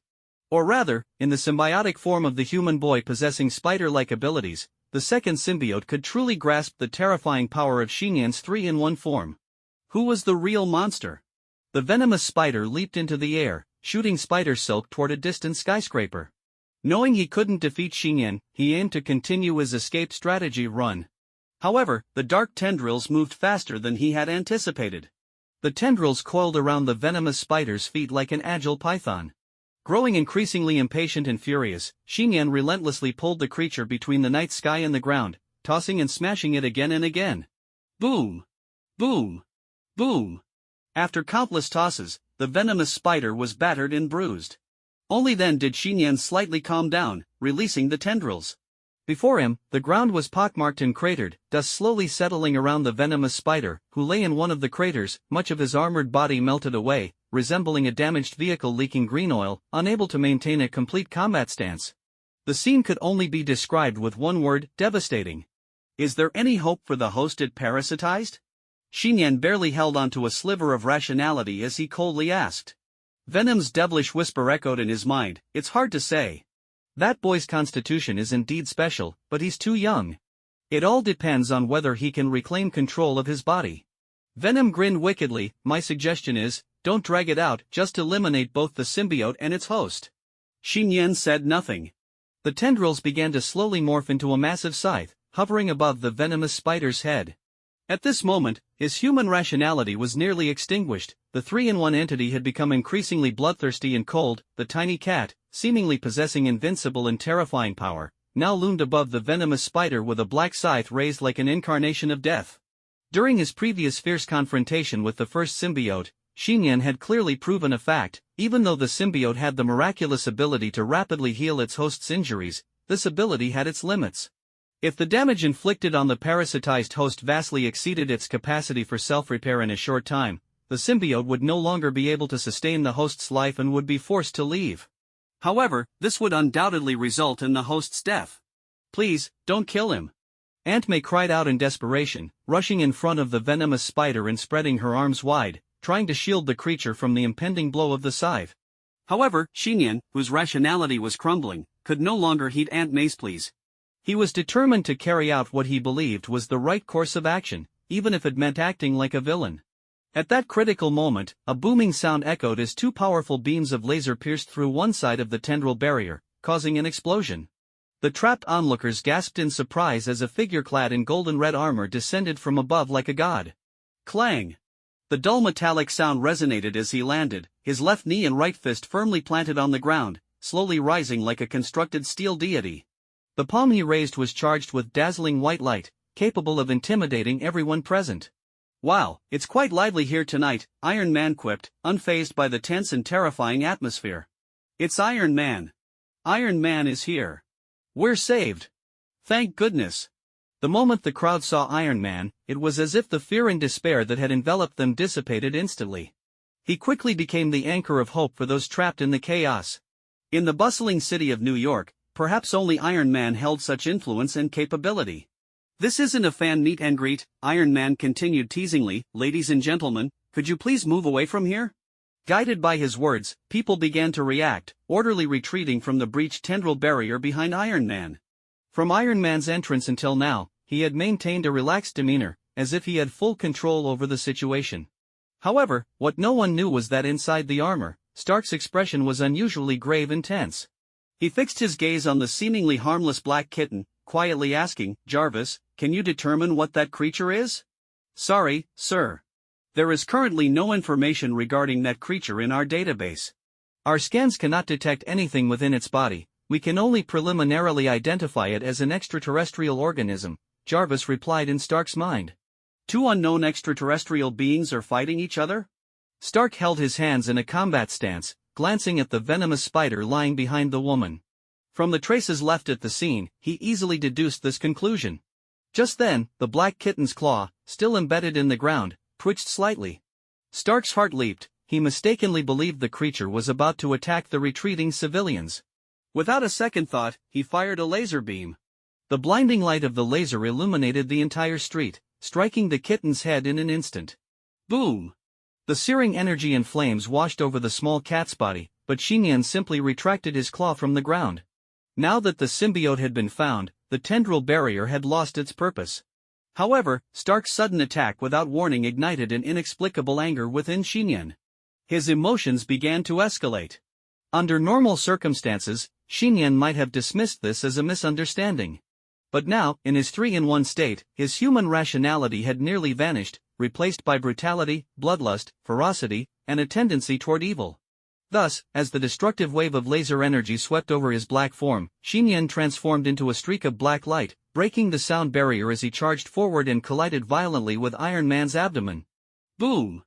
Iron Man felt as if a scaled-down truck had slammed into him at full speed. Jarvis immediately alerted him with a component-damaged warning, as the immense impact sent him crashing into the exterior wall of a nearby skyscraper. "Fire the weapons!" Now thoroughly enraged, Stark shouted. Instantly, the hidden strategic weapon systems on his armor activated, launching 4 micromissiles that blazed through the air like shooting stars toward the black kitten.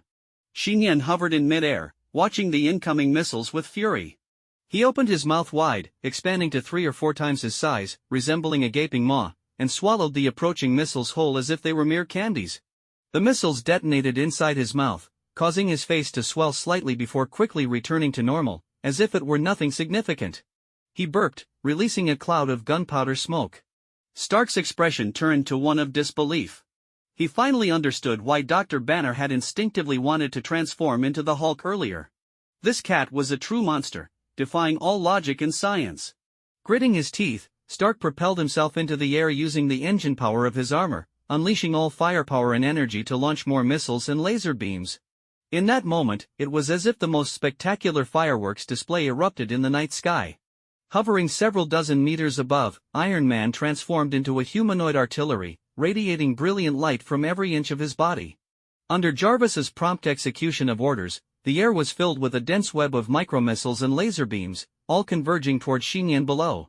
Xiyan laughed maniacally like a demon, his hardened claws and tail now elongated into tendrils striking in rapid succession. Swatting the micromissiles was as easy as swatting flies. Boom, boom, boom. The deafening sounds of missile detonations and laser strikes reverberated, and the terrifying shockwaves swept through the area, shattering glass windows on both sides of the street. Suddenly, one of the micromissiles veered off course, like a runaway projectile, heading straight for Aunt May, who remained at the scene. Oh no! Stark was alarmed at the sight, but it was already too late to prevent what was about to happen. Aunt May's eyes widened in terror as she saw the missile hurtling toward her. Just then, the venomous spider, who had been lying on the ground, suddenly flipped over as if stimulated by something. Using its grotesque gray-green body as a shield, the venomous spider pressed Aunt May down to the ground, successfully blocking the explosion's impact. Amid the surging flames, a part of the venomous spider's melted armored head revealed a glimpse of Peter's youthful face, and a single tear, reminiscent of humanity, slowly dripped onto Aunt May's cheek. This is, at the epicenter of the explosion capable of leveling an entire building. Xiyan, wrapped in his black exterior, remained completely unharmed. He still had the presence of mind to observe the condition of the venomous spider. At that moment, Venom emitted an astonished cry that human boy has actually reclaimed a portion of his control. However, I suspect this is only temporary. Soon, the symbiote within him will regain complete dominance. Are you saying he still has a chance? Xiyan's eyes flickered with a hint of clarity, as if the frayed strings of rationality were beginning to reconnect. Venom replied, as long as there's a method to separate him from the symbiote, he still has a chance of survival. I understand. Xiyan glanced down at the venomous spider, then up at Iron Man, and a sudden spark of inspiration flashed in his mind. His two claws shot out and wrapped around Iron Man's limbs. A large question mark appeared in Stark's mind, and then he felt a powerful force yanking him downward, as if his body had been sucked into a dark void. Xiyan closed his mouth and gracefully landed back on the ground. The street was filled with smoke, and Iron Man's figure had completely vanished from sight.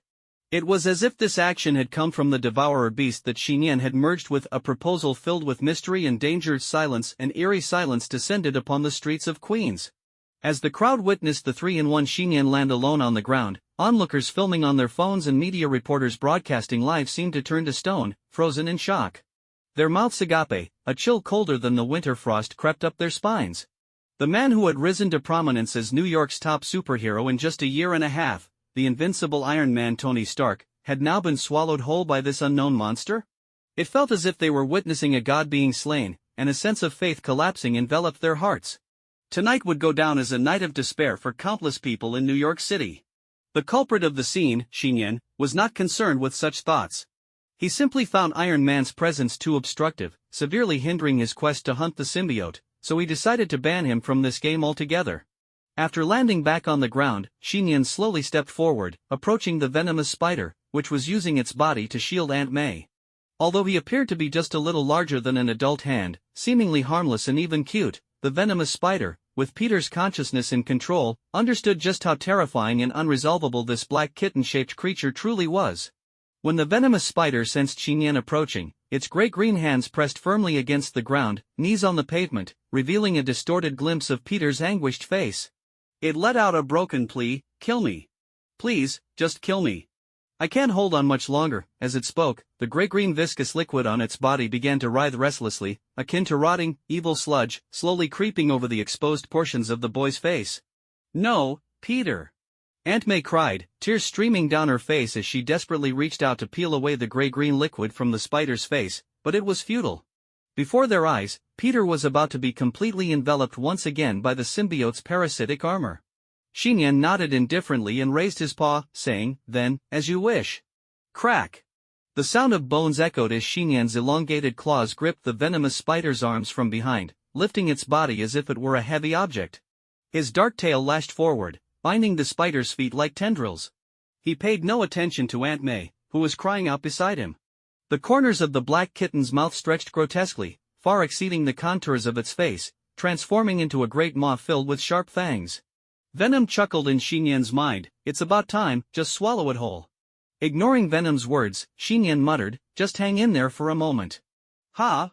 The symbiote within Xiyan was taken aback, an ominous premonition washing over it. "Wait, what are you planning to do?" Without regard for Venom's warning, Xiyan inhaled deeply, so much so that his chest expanded like a balloon. In moments, his body swelled to 5 or 6 times its original size. Understanding Xiyan's intent, Venom roared, "You're insane. Stop, or you'll break the symbiotic state too." Xiyan ignored it, refusing to halt his actions. He lifted the venomous spider high above his head, preparing himself, and tilted his jaw upward. Xiyan aimed at the venomous spider, suddenly opening his mouth. The next second, people within a 5-mile radius instinctively covered their ears as countless glass windows, car windows, and light bulbs seemed to shatter under immense pressure. "Ruaware!" A terrifying, high-pitched roar erupted from his mouth as Xiyan, like an ancient monster, howled at the sky. The sound waves rolled out like crashing tidal waves, reverberating violently through the nearby air. This sound transformed into actual sound waves, carrying an indescribable force. Had that sound not been directed skyward, it might have stripped the earth of its very skin. He unleashed a sonic blast. The terrifying and powerful sight evoked an image in many minds. It was the god of humanity far away in Metropolis, Superman. ZZZZZ. The venomous spider endured the onslaught of the sonic waves, its resilient parasitic exterior seemingly boiling and bursting apart. Strands of gray-green liquid peeled away from the spider, and under the violent attack of the sound waves, the second symbiote began to forcibly separate from its host, Peter. Of course, the sonic waves did not only affect the second symbiote. "What are you doing? Stop now, or you'll break the symbiotic state too," Venom howled in extreme pain, not anticipating that Xiyan would use such a self-destructive method. It was important to note that, in the form of a single symbiote parasitizing a human, it was impossible to create sonic waves just by yelling. It could only be done in the combined state of the devourer beast. Wait! What's happening? As the symbiote began to self-destruct, Venom quickly realized that the sonic waves had no effect on Xiyan's true form. Returning to his human rationality, Xiyan smiled and mentally responded, "I merely acquired your abilities, I didn't inherit the corresponding weaknesses." "Ah, so you've realized it," Venom suddenly understood. From the very beginning, Xiyan had never intended to merely deal with the second symbiote, he had planned for it as well. "Xiyan, you little..." Venom's words were cut short as its liquid body was forcibly separated from Xiyan, breaking the symbiotic state. However, since Xiyan was still parasitized by the devourer beast, Venom ended up trapped within that body. Because two symbiotes could not coexist within the same host, and under Xiyan's overwhelmingly powerful state without the weakness of sound waves, Venom had no strength to reclaim the host's authority and was forced into a dormant state within the devourer beast. After breaking away from the 3-in-1 state, Xiyan continued to maintain the characteristics of the symbiotic ability, remaining parasitized by the devourer beast. At this moment, the evil negative thoughts that had once influenced him seemed to vanish completely. Only the devourer beast let out a pleased meow. Xiyan sighed with relief, fully regaining his human rationality. Reflecting on his previous extreme state, he felt a wave of panic surge within him. The 3-in-1 state truly possessed unimaginable power, but under that condition, thoughts and behaviors could become increasingly extreme and evil, ultimately leading him to become a pure monster driven solely by the pursuit of slaughter. Moreover, the symbiote Venom, on the surface appearing cooperative, had secretly guided him toward the abyss of irrationality, attempting to seize control of this body. With the symbiote Venom plunged into a dormant state, Xiyan remained in the form of the Black Kitten. Although he still appeared as the Black Kitten, the white patterns on his abdomen had vanished, and the cold and sinister aura had dissipated, making him resemble an ordinary little cat. Xiyan slowly raised his gaze to the second symbiote that had separated from Peter. Without a moment's hesitation, he opened his mouth wide again, this time transforming it into an endless black void, swallowing the fleeing second symbiote whole. Devourer, vanished, in that unknown and mysterious space, surrounded by endless darkness that seemed to stretch infinitely like a corner of outer space devoid of any twinkling stars. Iron Man flew through the void like a ghost, his chest energy and engine emitting a blinding white light that pierced the gloom, leaving behind a noticeable pale trail of flames. However, no matter how he flew, he could never find a place to land. "Jarvis, respond to me, Jarvis," Stark called out anxiously for the 5th time within the armor. But as always, there was no reply. Since entering this space, he had lost contact with his AI companion, and the network signal displayed as none. Logically, he was using his own industrial-grade satellite signal, so there should be no such bizarre disconnection on Earth. Could it be that I'm not on Earth anymore? A wave of panic surged through Stark. Even when he had been imprisoned in a cave by criminals before becoming Iron Man, he had never felt such a sense of dread. If he was indeed not on Earth, he would be trapped with no means of rescue and no way to return home. What is that? Just then, Stark suddenly noticed something floating in the darkness ahead. He quickly approached it using the armor's engine.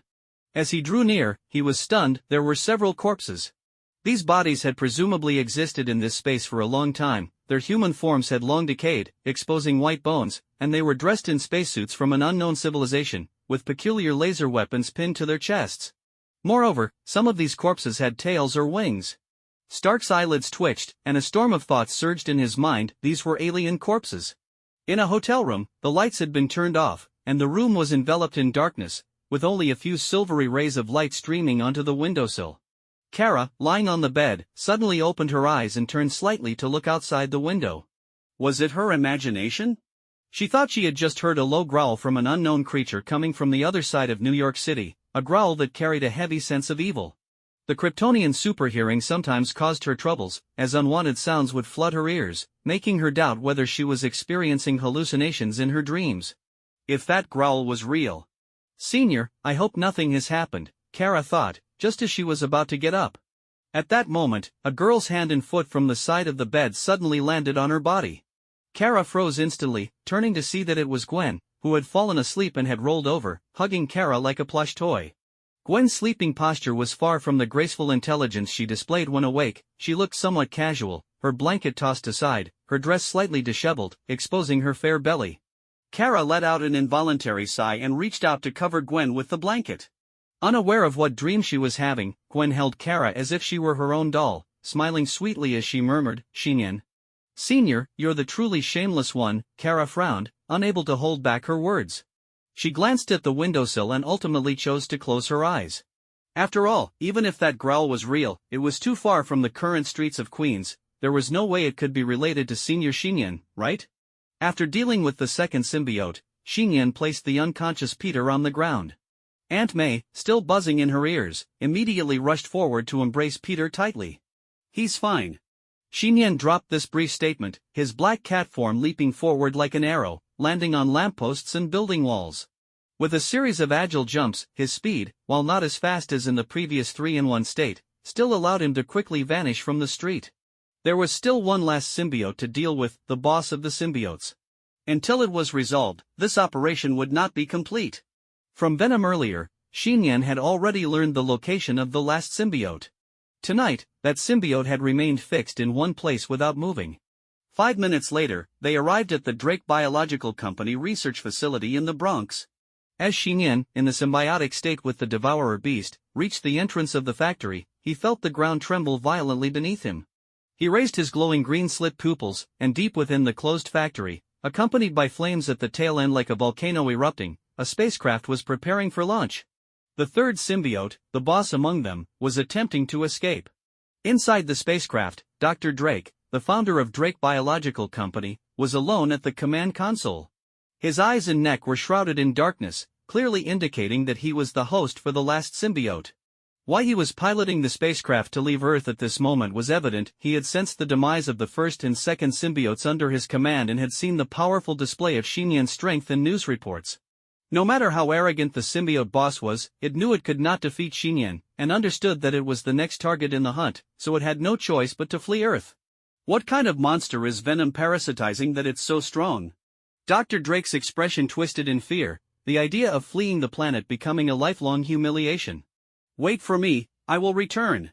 Dr. Drake roared internally, keeping his surface calm while adjusting the spacecraft's launch. The spacecraft was blasting off, set to rise over 100 meters into the sky. But just then, the ascending spacecraft suddenly shook violently, as if something had collided with it. "He's coming." Dr. Drake's face changed drastically. Outside the spacecraft, the black kitten clung to the spacecraft's outer hull like a tiny pin. "Since you've come, you might as well stay."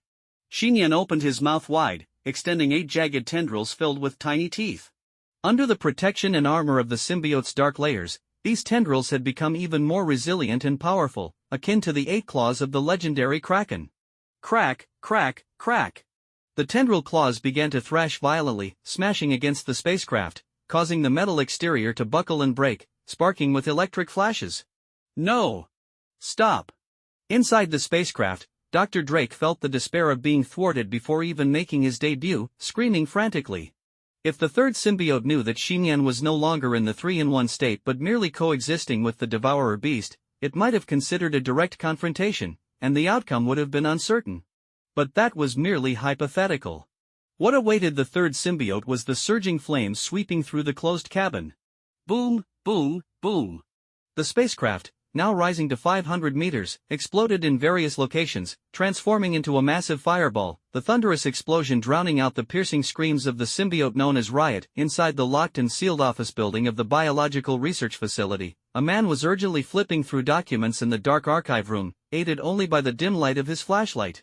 Eddie Brock, a well-known journalist in New York, had recently uncovered that the Drake Biological Foundation was conducting inhumane human experiments involving mysterious, unknown extraterrestrial beings, aiming to cultivate more advanced strategic organisms.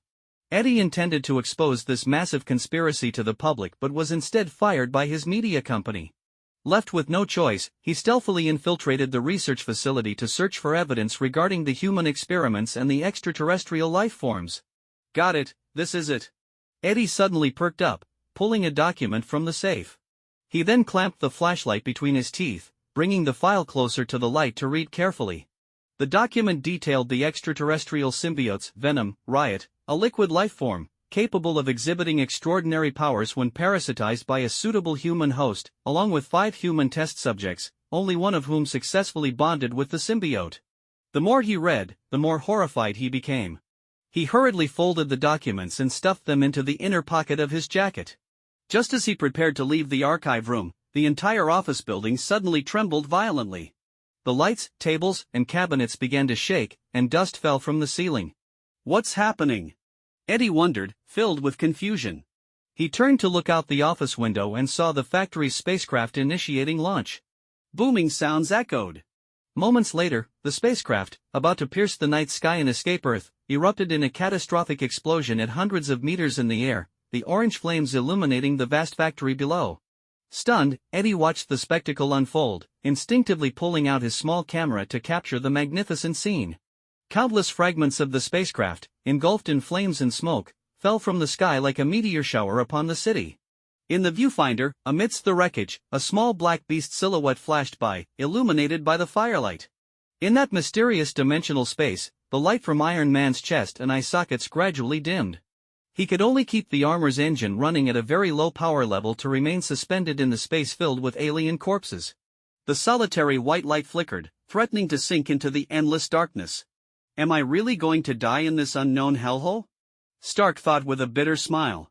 In this lost space, he had discovered countless alien beings buried here. Moreover, the clothing and weapons on these corpses varied, confirming his long-held suspicion that beyond Earth, there were indeed many complex and advanced extraterrestrial civilizations. The establishment of the Avengers was the right path for the future, but knowing this now was of no use. Filled with helplessness, Stark felt his energy depleting, which meant this place would soon become his burial ground. Realizing this calmed him somewhat, and he quietly said, "Activate the internal camera for a personal video log." The inside of Iron Man's helmet lit up, revealing Stark's weary face, 4 Pepper Potts, Virginia Potts. By the time you see this, I should be dead. Living in an era rife with alien invasions and mutations, unexpected death could come at any moment. Perhaps I should have been better prepared, just like how one moment I was in New York, and suddenly I'm trapped in this inescapable place. I did my best, really. But you should know, I'm leaving this not to complain. I just want to tell you that I really love you. With a direct drop from 100 meters high to the factory floor, debris flew everywhere as Xiyan landed, creating a deep crater in the ground. Nearby, the wreckage and fragments of the spacecraft also crashed onto the factory buildings, igniting fierce flames. Xiyan remained vigilant, carefully sensing to confirm that the third symbiote was indeed dead before letting out a sigh of relief. Dealing with the third and final symbiote turned out to be much easier than he had anticipated, primarily because Riot had made the reckless decision to escape via the spacecraft, ultimately trapping himself within the closed cabin and burning to death in frustration. If Xiyan had arrived just a moment later and allowed the symbiote to escape Earth, the outcome would have been entirely different. Now that all 3 symbiotes were dead, Venom had also fallen into a dormant state within the Devourer beast. It's over. With a powerful push from his cat paw, Xiyan accelerated, his small figure leaping over the factory's railing, heading back toward the streets of Queens where Gwen and Kara were staying. Just halfway there, he suddenly recalled something very important. Right, almost forgot. Without stopping, he leaped above a high building, his mouth snapping open to eject downward toward the street. Tui. Instantly, a golden-red steel body was expelled from his mouth, falling freely towards the ground. Xiyan did not linger, speeding away into the night of the city. Clang! The heavy metallic sound echoed through the street as Iron Man landed, covered in thick saliva, dazedly sitting in the middle of the road with a blank expression. What just happened? Stark felt a bit dizzy, and before him lay the familiar and bustling modern streets of New York, filled with traffic, and the sounds of Christmas songs beginning to play on the streets. Watching as more and more people gathered, some even starting to take pictures, Stark was silent for a moment, feeling no sense of relief for having survived. Instead, a surge of frustration welled up within him.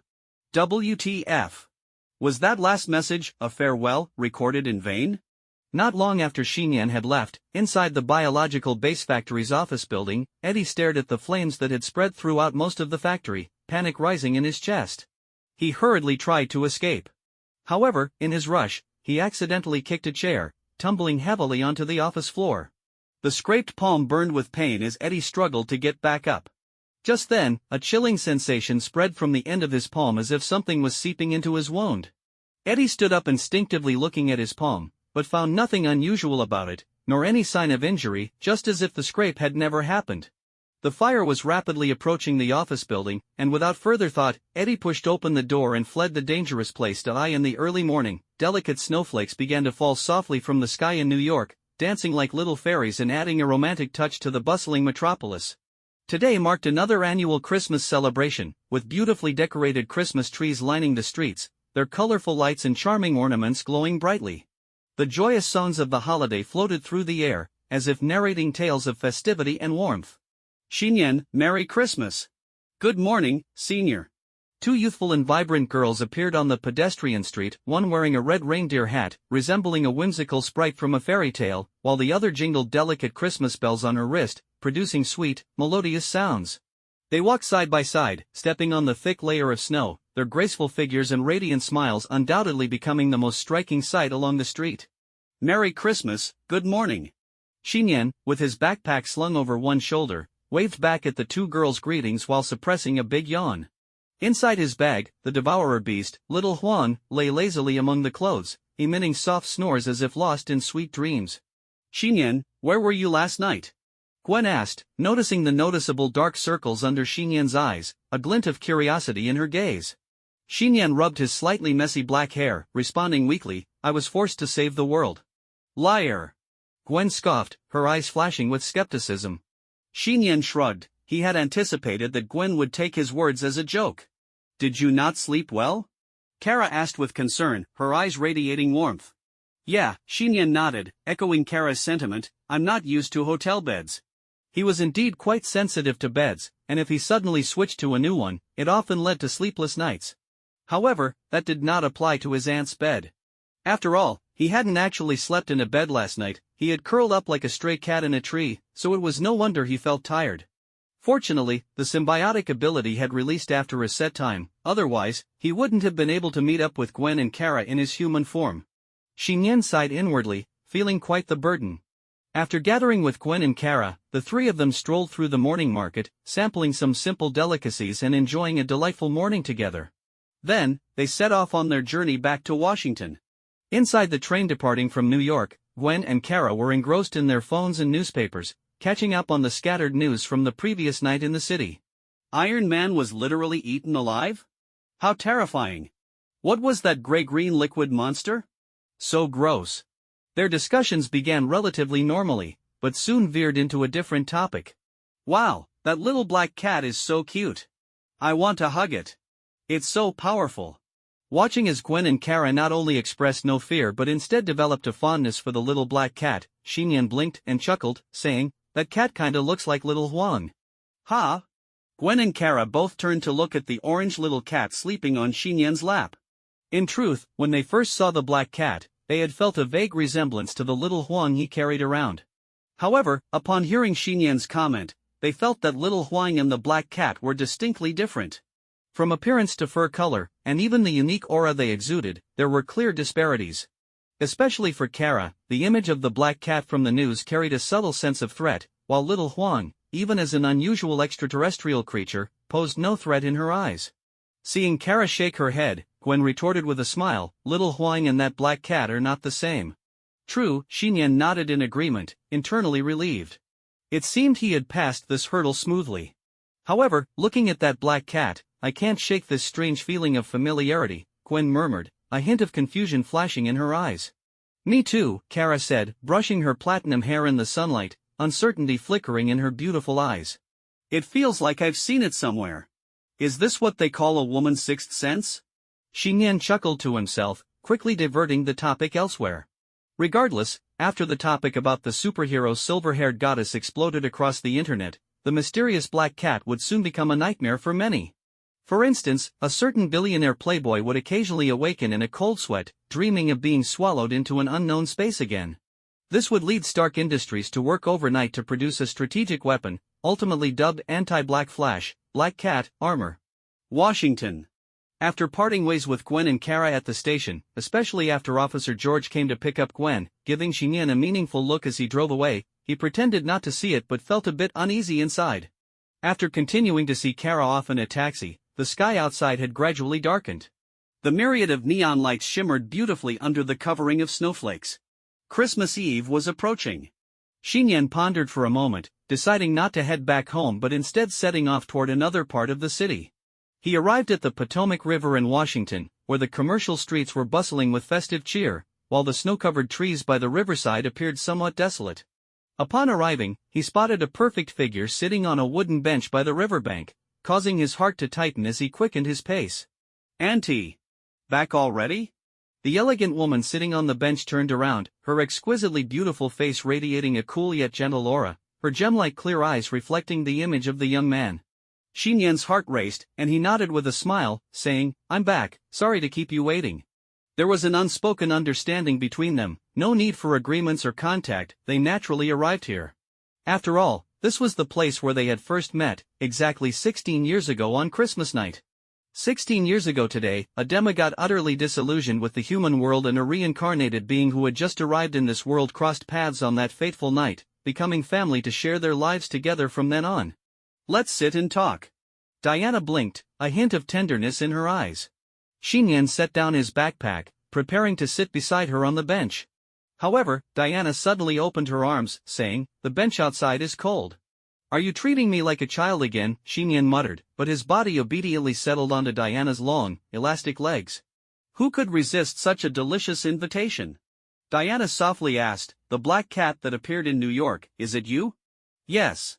Xiyan nodded, recounting his unexpected encounter with the symbiote Venom, the creation of the 3-in-1 state, and the subsequent hunt for the symbiotes in detail. "So that's how it was," Diana pondered, her gaze drifting to the sleeping little Huang still in his backpack, reflecting, "If it's not absolutely necessary, don't easily enter that uncontrollable state again." "I know," Xiyan agreed earnestly.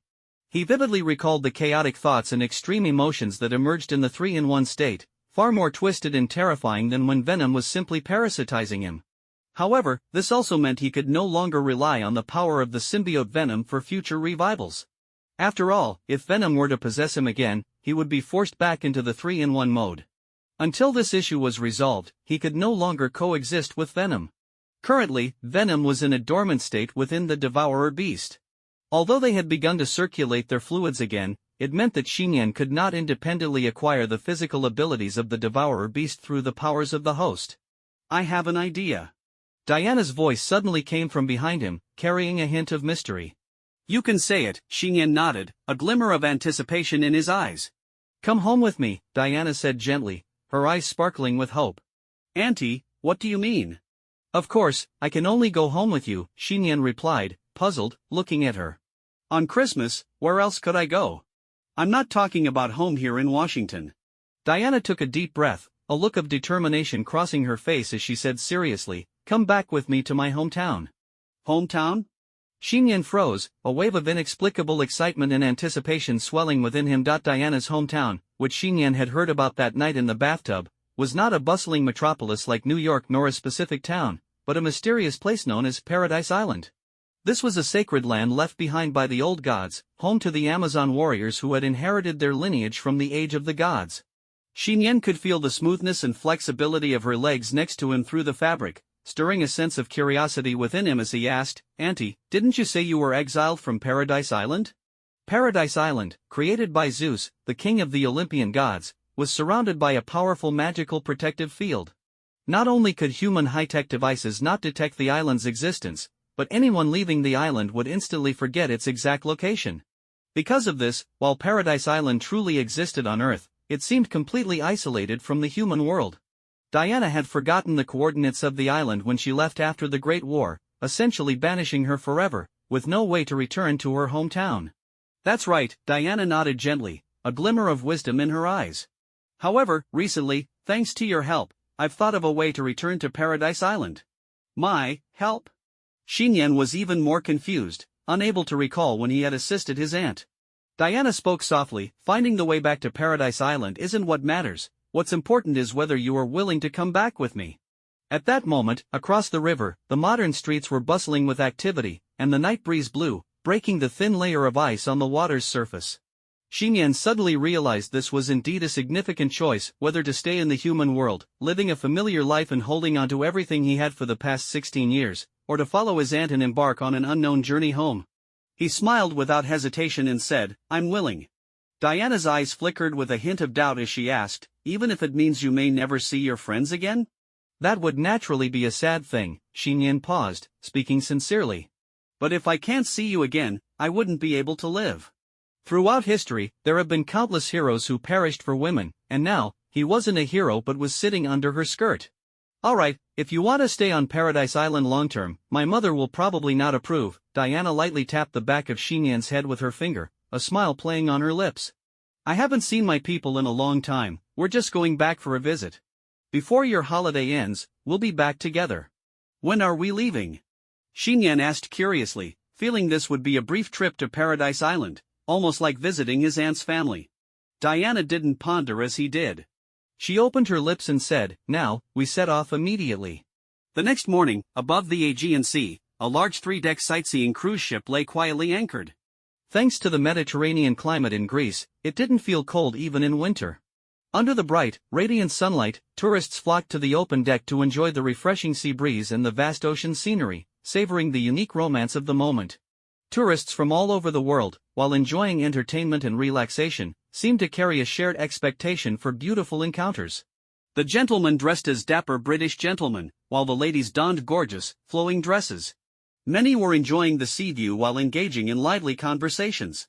When a woman slowly ascended the cruise ship's deck, all the men's eyes immediately lit up with astonishment, and the women, who had been vying for attention, suddenly appeared dim in comparison.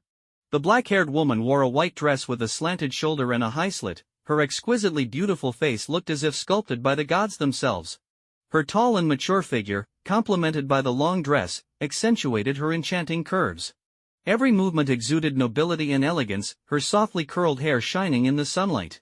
Beside the woman was a boy with a fresh-faced appearance, dressed in a fitted uniform shirt. The two walked side by side onto the deck, resembling a pair of siblings with about a 10-year age gap. Suddenly, a gentleman on the deck stepped forward, approaching the woman politely and warmly saying, "Excuse me, madam, may I have the honor of knowing you?" Before the stunning woman could respond, the boy beside her suddenly wrapped his arms around her slim waist, smiling politely as he said, "Sorry, she's my little girlfriend." "Little girlfriend?" The unexpected declaration left everyone on the deck stunned, many questioning whether they had misheard. The gentleman who had removed his hat to flirt was also taken aback, instinctively glancing toward the woman. Diana did not speak, her lips curving slightly, revealing a faint smile as if she were acknowledging this title. Xiyan blinked and said, "Excuse me, sir, could you please step aside?" "I, sir?" The gentleman's mouth twitched involuntarily, as if he had received a fatal blow, and he dejectedly stepped aside. Other gentlemen, seeing this, wisely refrained from making further awkward attempts to flirt, suddenly feeling that the ladies around them were not as captivating anymore. Achieving such a peak in life at such a young age, driving this top-tier luxury vehicle, the gap between people truly felt immense. Xiyan wrapped an arm around Diana as they approached the railing of the deck, facing the vast, boundless blue sea. Diana glanced at Xiyan and suddenly said, "Just now, what did you say I was to you?" "Little." Xiyan opened his mouth, then decisively said, "Little aunt."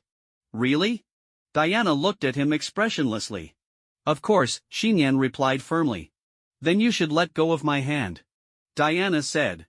"Oh." Xiyan reluctantly withdrew his hand.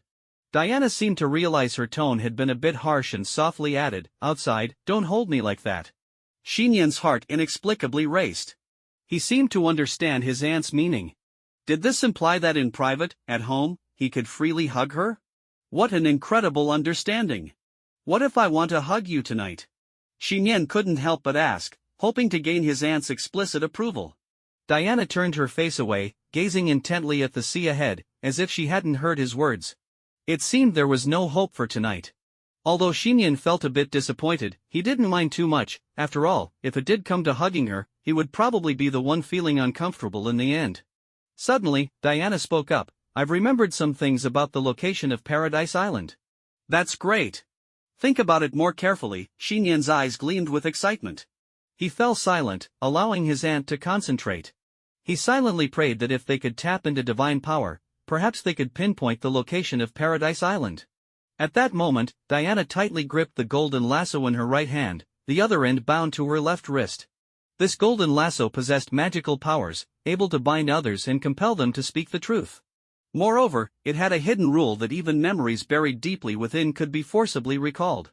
It was the inspiration she had gained when she last bound Xiyan that led Diana to decide to use the lasso on herself now, attempting to leverage its divine power to combat the rules of Paradise Island in hopes of recalling its correct coordinates. I remembered. Diana suddenly opened her beautiful eyes, as if she had thought of something important, and reminded Xiyan, "Get ready." Ready? Ready for what? Xiyan turned to look at his aunt, only to see her white dress with a slanting shoulder transform into her battle armor, complete with a shield and silver sword on her back. The crown on her forehead and the bracelets on her wrists sparkled brilliantly in the sunlight. "Auntie, you look," Xiyan exclaimed, about to say something but quickly stopped himself. At that moment, the many tourists on the deck were still engaged in conversation and sightseeing, completely oblivious to Diana's transformation, as if neither she nor he existed on the deck. "Don't worry, they can't see us," Diana said, reaching down to lift Xiyan up, her right hand raising the golden lasso high, her body slightly crouching in preparation for a powerful leap. Realizing what his aunt was about to do, Xiyan quickly shouted, "Wait! I'm not mentally prepared yet." Before he could finish, Diana leapt like lightning, propelling them forward several meters, surpassing the cruise ship. As they were about to plunge into the ocean, Diana swung the golden lasso forward, catching the crest of a nearby wave. Utilizing that force, they soared again over the ocean, skimming the surface as if racing over the water, sending sprays of water flying around them. "Look! What is that?" Tourists on the deck turned to the front of the cruise ship, where they saw a straight white trail slicing through the water, mistaking it for some kind of marine creature, like a tuna, watching in awe as the white water arrow rapidly disappeared into the depths of the Aegean Sea. Diana was like a humanoid fighter jet diving low over the sea, and as Xiyan pulled out a pair of wind-resistant goggles from his pocket and put them on, he finally managed to open his eyes against the fierce wind rushing toward them. The vast ocean receded rapidly on either side, quickly leaving the yacht far behind. In the endless sea, only Diana and Xiyan were diving through the air. They didn't know how far they had flown. Was it 10 kilometers or 100? Until, with a pop, Diana and Xiyan passed through an invisible barrier. Xiyan's eyes widened as the previously boundless deep blue sea instantly transformed into a shallower turquoise expanse. Amidst a large group of towering rocks standing guard like soldiers, magnificent islands rose from the depths of the sea. The largest and central island was surrounded by golden sandy beaches, with towering mountains and cliffs housing numerous white temples and sacred structures characteristic of ancient Greece. Majestic waterfalls cascaded from the mountain tops like glorious crowns, creating a stunning rainbow halo. Without needing Diana to explain, Xiyan understood everything with just one glance. This was the land left behind by the old gods of Olympus, a dreamlike paradise island entirely isolated from human conflicts. Paradise Island. On the sandy beach where Paradise Island met the open sea, a group of wild female warriors clad in ancient Greek-style leather armor, wielding bows, metal spears, and other cold weapons, stood alert, watching the unknown entity approaching swiftly from the ocean, readying their shields and drawing their bows with sharp, cold weapon tips facing outward. At the forefront was a general riding a powerful black horse, holding a silver sword, her expression resolute and fierce. Her exposed muscles were bronzed, emanating an aura far more imposing and combative than most men. Just as the Amazons prepared to attack the intruder, the general watched the approaching figure and suddenly trembled, shouting, "Everyone, lower your weapons." "General? What?" The female warriors exchanged confused glances but still obeyed the command, lowering their weapons. Clop, clop. Two figures, no, precisely speaking, two people, rapidly arrived at Paradise Island's sandy beach from the outer sea. The moment they spotted the woman in battle armor wearing the unique crown of the Amazon royal family, the Amazon warriors froze, then excitedly placed their hands on their chests, kneeling on one knee to express their loyalty and support. "Your Highness! Princess Diana, is that you?" The general dismounted from her black horse, trembling with disbelief. Diana set Xiyan down, her face filled with joy as she walked forward quickly. "Yes, Antiope, Auntie. I'm back." The two embraced tightly. Xiyan smiled, standing to the side, respectfully allowing his aunt to reunite with her kin. Antiope's previously stern face was now full of joy as she patted Diana's back, excitedly saying, "Welcome back. Your mother, along with all the Amazons, has been eagerly awaiting your return. How is mother?" Diana asked softly. "She's doing well, but she's been worried about you," Antiope replied with a smile, urging, "Let's hurry back to the palace so your mother and the clan can see you." Antiope, wait a moment. Diana shook her head. At that moment, the Amazon warriors turned their gazes to Xiyan standing behind Diana. A human? Many of the female warriors instinctively displayed sharp, hostile glances. Princess Diana, Antiope looked at Xiyan closely, her expression returning to its earlier seriousness. You should know that Paradise Island forbids outsiders from entering. Moreover, a male human. Antiope turned to Xiyan and asked, "Who are you?" I am," Xiyan hesitated, suddenly unsure how to introduce himself in front of General Antiope and the fierce Amazon warriors. The most proper title seemed to be Diana's adopted son? In truth, Xiyan had always instinctively rejected the identity of adopted son, which was why he had called Diana aunt since childhood, and she had acknowledged that title. But if he didn't use the identity of adopted son now and didn't refer to himself as family, it was evident he wouldn't pass the Amazon test. Just as Xiyan hesitated, Diana stepped forward. She didn't say anything to explain, her exquisitely beautiful face remaining calm. Standing close in front of Xiyan, she suddenly raised her hands and removed the royal crown that distinguished her identity. "Princess Diana, what are you doing?" Antiope seemed to realize something and couldn't help but exclaim. Ignoring Antiope's words meant to stop her, Diana smiled slightly and, amid the astonished gazes of the Amazon warriors, placed her silver crown on Xiyan's head. Xiyan blinked, completely unaware of what this meant. On the sandy beach of Paradise Island, General Antiope and a group of Amazon warriors bore expressions of shock, confusion, and rising anger, all falling into a heavy silence. There was no need for further explanation when Princess Diana placed her divine artifact, the Starlight Crown, on the head of a human male. Her stance was made abundantly clear. "This is Xiyan Prince," Diana softly declared, as if making a solemn announcement. Good afternoon. The weather is quite nice today. I'm happy to meet all of you," Xiyan said, trying to ease the awkward tension. He waved his hand enthusiastically at the female warriors, but no one responded. The atmosphere grew increasingly silent. His hand dropped mid-wave, feeling an intense prickling sensation on his scalp, as if he had just stepped into a realm of unbearable awkwardness. Even so, without the Queen's command, he is not allowed to step onto the main island of Paradise, Antiope said, her chest heaving as she spoke. She clenched her fists tightly, her gaze icy as it bore down on Xiyan. Xiyan suddenly felt a sense of déjà vu from that look. It was reminiscent of the way Officer George often looked at him. "I understand. I'll go to see Mother now." Diana nodded slightly and said, "Antiope, could you arrange a place for Xiyan to stay at the buildings on the nearby islands? He'll be here for a few days." "Of course." Despite her reluctance, Antiope gritted her teeth and agreed. "Xiyan," Diana turned to him, speaking gently, "please follow my aunt, Antiope, to the place she arranges for you. I'll come find you later after I see Mother." "Okay, you go ahead," Xiyan replied, thinking to himself that he could treat this like a trip to a poorly serviced tourist island, nothing to worry about. "Follow me," Antiope said expressionlessly, giving him a glance before mounting her black horse. Far from the palace and the Amazonian settlements, perched on the cliffs of Paradise Island's outer sea, stood a massive and unusual ancient circular structure. Antiope brought Xiyan to the entrance of this ancient building. Gazing at the well-preserved structure resembling ancient temple ruins, Xiyan felt a mix of surprise and doubt. "This is where I'm staying? It's really not necessary to be this nice." Riding ahead on her black horse, Antiope ignored his words and approached the entrance, addressing the two armored female guards stationed at the door. "Prepare a spare guard room for him." "Yes, General."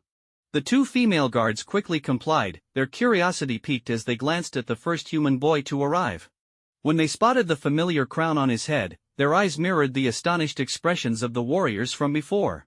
"What's with the staring?" Xiyan thought to himself, completely oblivious to the true significance of the crown he wore. "Keep a close watch on him. Don't let him wander around," Antiope said before leaving Xiyan alone at the entrance of the ancient structure, riding away without making eye contact or saying another word. After Antiope decisively rode off, one of the female guards respectfully said to Xiyan, "Your Highness, please come inside." "Your Highness?" Xiyan paused for a moment, watching the guard enter the ancient building. A sudden feeling of politeness from the inhabitants washed over him. He followed the guard inside, and the deeper they went, the more he felt something was off. The walls of this ancient building were astonishingly thick, with no windows, and the only entrance was a 2-meter-high narrow passageway. Rather than a residence, it felt more like a secret place for imprisoning convicts or storing items. This is it, the guard stopped at the side of the passage instead of leading him to the center of the building. With a gentle push on the brick wall, a hidden door slowly opened, and a cloud of loose dust fell like snowflakes. Cough, cough. Both the guard and Xiyan couldn't help but cough as the dust settled. Once it cleared, a dim blue lamp illuminated the high walls of the room behind the secret door. Peering inside, Xiyan saw a small room, barely 20 square meters, furnished with a weapon rack and 2 extremely simple beds. Beyond that, there was nothing else. Xiyan's mouth twitched slightly. This little dark room was one thing, but there was a thick layer of dust on the weapon rack and beds, indicating it had been uninhabited for quite some time. "Your Highness, please wait a moment, I'll clean it up for you," the guard said with a hint of apology as she waved away the dust. This room was prepared for the guards who watched over this place at night during the construction of the building. But most of the guards stationed here have since left, so it's been empty and uncleaned. "Watch over? What are you guarding?" Xiyan asked, feeling perplexed. Was he being arranged to stay in a prison-like place? Or was he being treated like a criminal? "Just an object," the guard replied while tidying up. "It's located in the deepest part of this building, but there's nothing particularly interesting about it. I've been guarding it for about 10 years, and before me, our Amazon people have been guarding it for over 1,000 years. Isn't it inappropriate for me to stay in such an important place?" Xiyan's anxiety grew. A place needing such strict guards for 1,000 years must have issues. Who would believe it was fine? "It's nothing. As long as it doesn't leave here, there's no problem. It hasn't shown any abnormalities for 1,000 years, so you can rest easy," the guard shrugged. "Moreover, you are its master. With your noble status staying here, it's quite a privilege for you." "Wait," Xiyan raised an eyebrow, asking, "Master? What does that mean?" The guard displayed a puzzled expression and pointed at the crown on his head, saying, "Isn't that Princess Diana's?" "That's right, it belongs to her," Xiyan nodded. "Then it's correct." The guard's demeanor turned serious. "Our Amazon people, upon birth, are each given a crown. Royals wear the diadem, while warriors wear the helmet crown. This represents our lifelong identity and honor." "So this crown means," Xiyan widened his eyes in sudden realization. "This means she has offered her honor, identity, and everything of value to you. You are her master. You share the same fate and will walk hand in hand on the same path." At this point, the guard couldn't help but sigh, looking through the gaps in her helmet at Xiyan. "I don't know why she would choose a human like you as her counterpart. Of course, that's not for me to judge, I can only respect her choice." Xiyan fell silent, feeling no joy but rather as if the crown on his head had grown heavy, suffocating him. Aunt Diana could never choose him as her counterpart. It felt like when he had playfully referred to her as his little girlfriend to deal with those who approached her. It was merely a way to give him a more reasonable identity to stay on Paradise Island. But still, for a perfect woman like Aunt Diana, independent, intelligent, beautiful, and powerful, how could such a proud and noble figure proclaim that everything she represented was now placed upon him as if he were an accessory? The weight of this price left even Xiyan feeling it was not worth it for her. After the female guard finished tidying up and left the small dark room, Xiyan lay alone on the relatively clean bed, tightly clutching Aunt Diana's starlight crown. The flickering cool light cast a gentle glow over him. Naturally, he couldn't return the crown. After all, doing so would be like slapping Diana in the face. However, the weight of the crown was overwhelming. In every sense, it was the most precious thing in the world, impossible to measure by any standard of value. "Can I really bear this?" Xiyan lay on the bed for a long while, finally letting out a heavy sigh. He placed the crown back on his head and got up to leave the room. Although he didn't suffer from claustrophobia, the stifling environment was too much for him, and he wanted to get some fresh air. But just as he reached the doorway, he suddenly remembered General Antiope's earlier command to the guards at the entrance, instructing them not to let him wander around. At that moment, he finally understood why Antiope had treated him so harshly. If someone were to make a move on Aunt Diana, Xiyan's reaction would undoubtedly be 100 times worse than Antiope's. Moreover, had he known the significance behind Aunt Diana wearing the crown, he would never have allowed her to place it on his head. If he left in the guise of a prince, the female guard might not dare to stop him, but Xiyan did not want to put her in a difficult position. So he turned back in the passage. When he returned to his door, he suddenly paused, looking deeper into the ancient building's corridor. There was a faint light at the end, and a gentle breeze flowed from the darkness. Since he was forbidden to wander outside, it should be fine to explore a bit inside, right? Xiyan shrugged. After all, the guard had just said that as long as he didn't take anything out, there wouldn't be any issues. Without further hesitation, he continued deeper into the ancient structure. These walls are incredibly thick. The further he walked, the more astonished he became. This ancient circular building, aside from the guard room he had just been in, was almost entirely made of solid brick walls, with only a narrow passage leading inward. It was hard to imagine that, in terms of design style, this round structure resembled a closed pokeball. Once the corridor was sealed, no one could escape from here. Perhaps only in the 3-in-1 state could I force my way out if trapped here. Xiyan pondered for a moment, suddenly recalling the devourer beast. Aunt Diana had mentioned it was difficult to bring it to Paradise Island, so she entrusted it to a friend with pet care experience for a few days, someone named Barry Allen. Soon, Xiyan reached the innermost part of the building. As he stepped out of the corridor, his eyes widened in awe. Inside was a spacious, retro hall. The walls were adorned with strange stone carvings and ancient Greek inscriptions, as if narrating an unknown and ancient history of the old gods. The star-shaped metal grating at the top allowed beams of light, cool breezes, and fresh air to filter in, illuminating the stone altar in the center of the hall. On the 2-meter-high stone altar, there sat a mysterious square object, resembling a rusty metal box. It was unclear how long this iron box had been there. Faint light and dust had settled beside it over the years. This is the thing that has been guarded for over 1,000 years? Xiyan was momentarily stunned.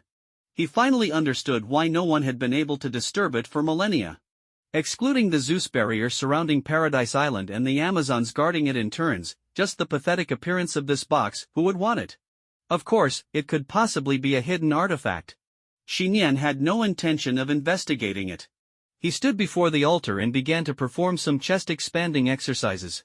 Taking a deep breath, he felt significantly more comfortable as the air from the main hall connected with the outside. However, at that moment, something caught his peripheral vision. He stopped his movements, staring in surprise at the metal box on top of the altar. Did that thing just move?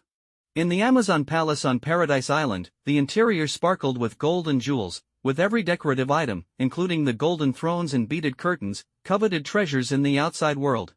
Mother Diana entered the palace and squatted down beside a chair. On the golden throne sat a regal woman resembling Diana, Queen Hippolyta of the Amazons. Her face and body showed no signs of aging, and she wore a golden crown. At this moment, she couldn't help but display a genuine, excited smile. Hippolyta reached out her hand, gently touching Diana's face. "My child, you've suffered alone out there."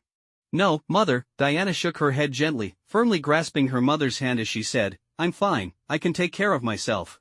"I know, after all, you are the only daughter of the Amazon Queen." Hippolyta nodded with a smile. Then, she suddenly paused, looking at Diana's forehead and asking, "Diana, where is your starlight crown?" "Mother, I was just about to tell you about that." "I didn't come back alone this time," Diana replied, her face radiating happiness as she seriously and proudly added, "I gave it to someone, a human."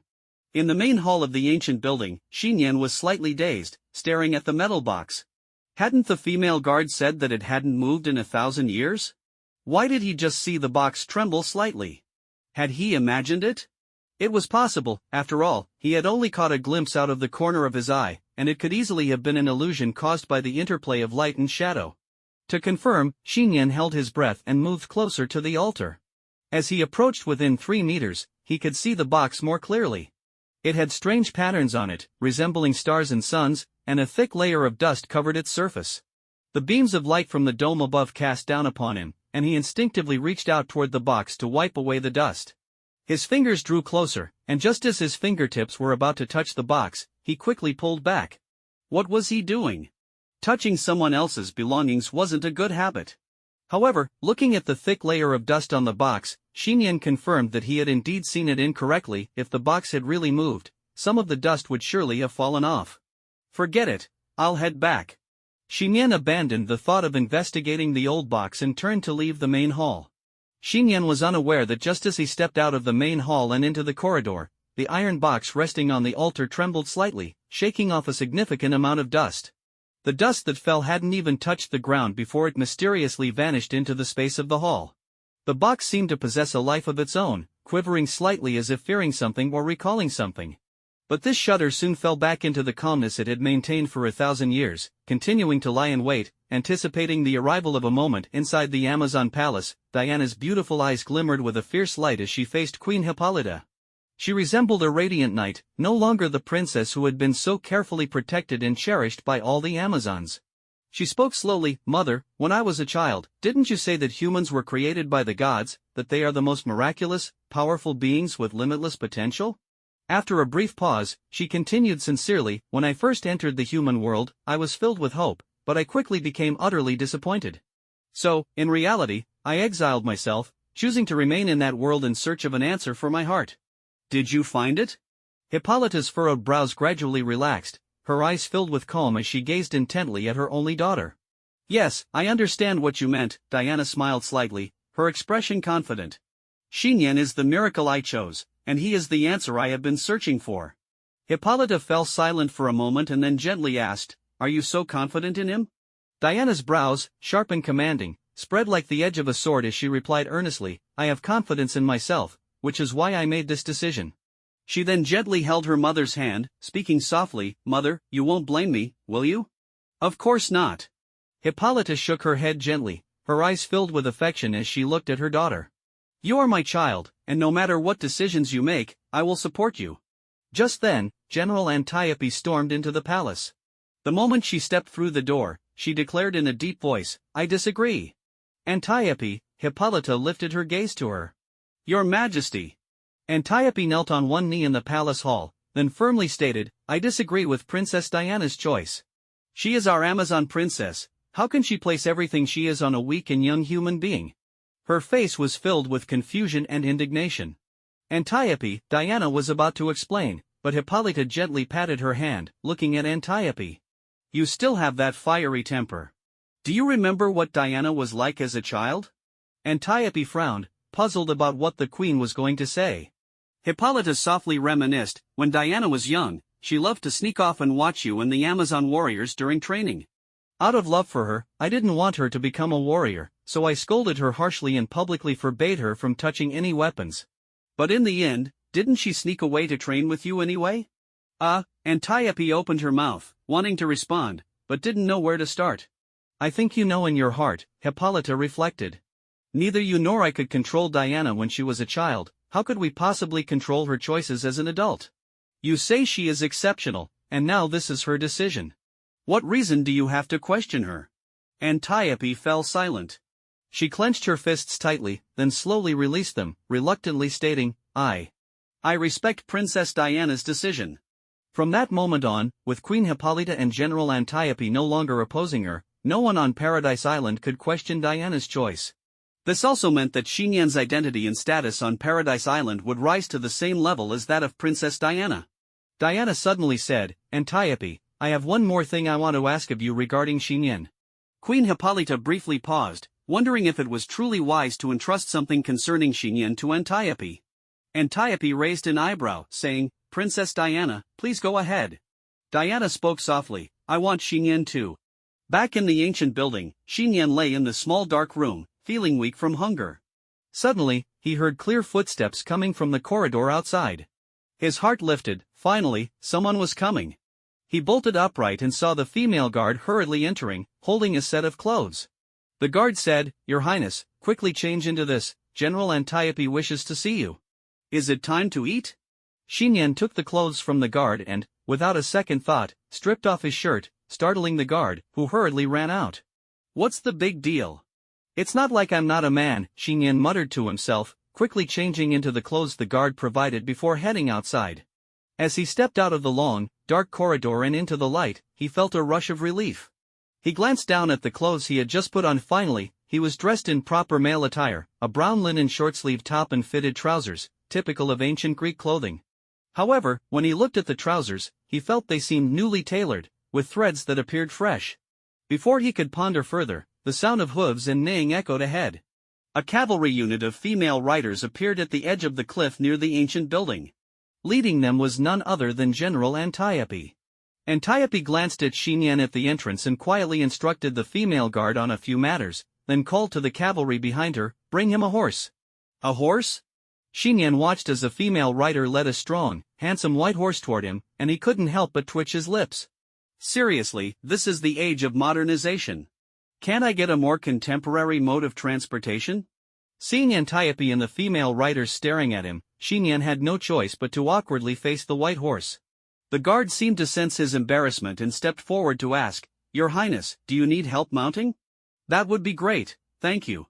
Xiyan felt immensely grateful, but the next moment, he felt as if he were thrown into the air, landing smoothly on the back of the white horse.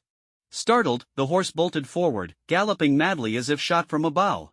"Let's go," Antiope urged, kicking her feet against her horse, leading the cavalry in pursuit of the white horse. As the white horse, flanked by the cavalry unit, began to slow down, Xiyan, still shaken, managed to grab the reins just in time, otherwise, he would have been thrown off.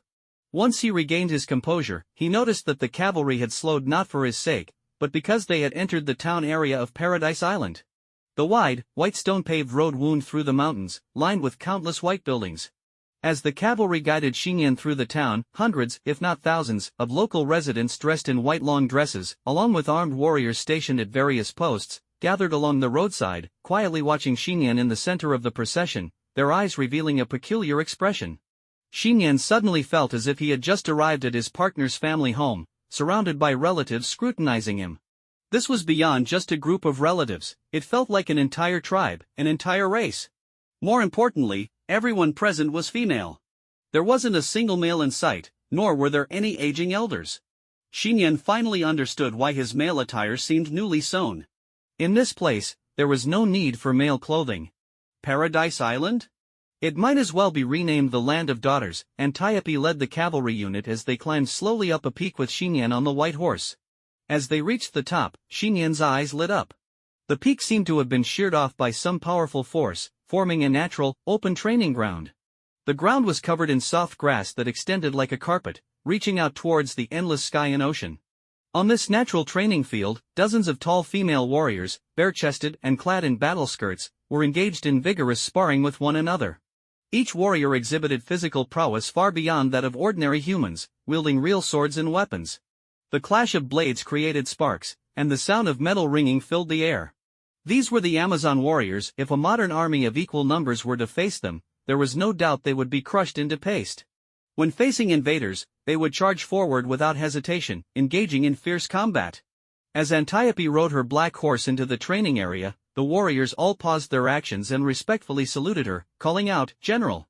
Their hostile gazes, sharp as the edges of swords, turned to focus on the young man behind Antiope. Without anyone needing to explain, everyone present recognized Xiyan's identity. After all, as a human, especially a male, he was incredibly easy to identify on Paradise Island. Moreover, he was wearing the royal starlight crown. If looks could kill, Xiyan would likely have been killed countless times over at that moment. Xiyan sighed inwardly. He understood where the hostility from the Amazon warriors stemmed. These female fighters were far more fierce and aggressive than the guards he had encountered before. To them, who revered strength, he, a mere teenage human, was unworthy of the Amazon princess. However, understanding did not equate to acceptance. While they could underestimate him as a human, he was still wearing his aunt's crown. Though he had been somewhat unsteady on horseback, Xiyan's gaze suddenly sharpened. He raised his eyes to meet the hostile stares of the Amazon warriors directly. Bathed in golden sunlight, the starlight crown radiated a halo of authority, making the boy on the white horse seem like a true member of royalty. Many of the Amazon warriors subconsciously averted their gazes, unable to maintain direct eye contact with him. Antiope was taken aback. She had intended for the strongest Amazon warriors to face Xiyan to show him the weight of the crown he wore. However, she realized her plan had backfired. In truth, Xiyan also believed he could not bear the significance of his aunt's crown, but as long as it remained on his head, he would never yield or bow to anyone, nor would he allow anyone to tarnish its brilliance. For if he bowed, it would be Diana's dignity and honor that would be diminished. This was Xiyan's inviolable pride. Antiope seemed to come to a realization as well. She called out to the warriors, "Why aren't you saluting yet?" The warriors exchanged glances, and despite their reluctance, they all bowed to Xiyan on the white horse, acknowledging the crown he wore, saying, "We pay our respects." "Your Highness." Xiyan gently patted the white horse, which seemed to sense his emotions and became much more compliant, lowering its body. Antiope dismounted from her horse and commanded the warriors, "Rest here for now. After lunch, we will continue training." "Yes, General," the warriors replied, and soon, ordinary civilians brought figs, cheese, bread, and freshly roasted meat to them. The female warriors gathered in circles and began to eat without hesitation. The horses were tethered to the grass on the side. Xiyan sat alone on the grass, and before long, a generous portion of food was brought to him. "Your Highness, we Amazon warriors usually eat like this for lunch. If you're not used to it, I can arrange for you to eat indoors." Antiope approached, holding a roasted leg of lamb. Perhaps due to Xian's earlier display of confidence, her demeanor was much warmer than before. "Let's call it a picnic, it's quite an interesting experience." Xiyan shrugged, briefly rinsed his hands in some water, and then began to eat the bread and roasted meat. He was indeed very hungry. Antiope watched as he enjoyed the meal, suddenly lost in thought. She recalled how, when Diana received permission to train with the warriors, she refused to return to the palace for meals, choosing instead to eat on the training grounds with them. "Thank you," Antiope said. "Thank me?" Xiyan looked at her in confusion. "Thank you for maintaining Princess Diana's honor earlier," Antiope said expressionlessly. "That doesn't require your thanks," Xiyan replied plainly. "She is my family, it's my duty." Family duty. A flicker of something unusual passed through Antiope's eyes. After lunch, Xiyan thought he could go back to rest, but suddenly Antiope stood up, grabbing two gleaming ancient Greek swords from the weapon rack by the training area.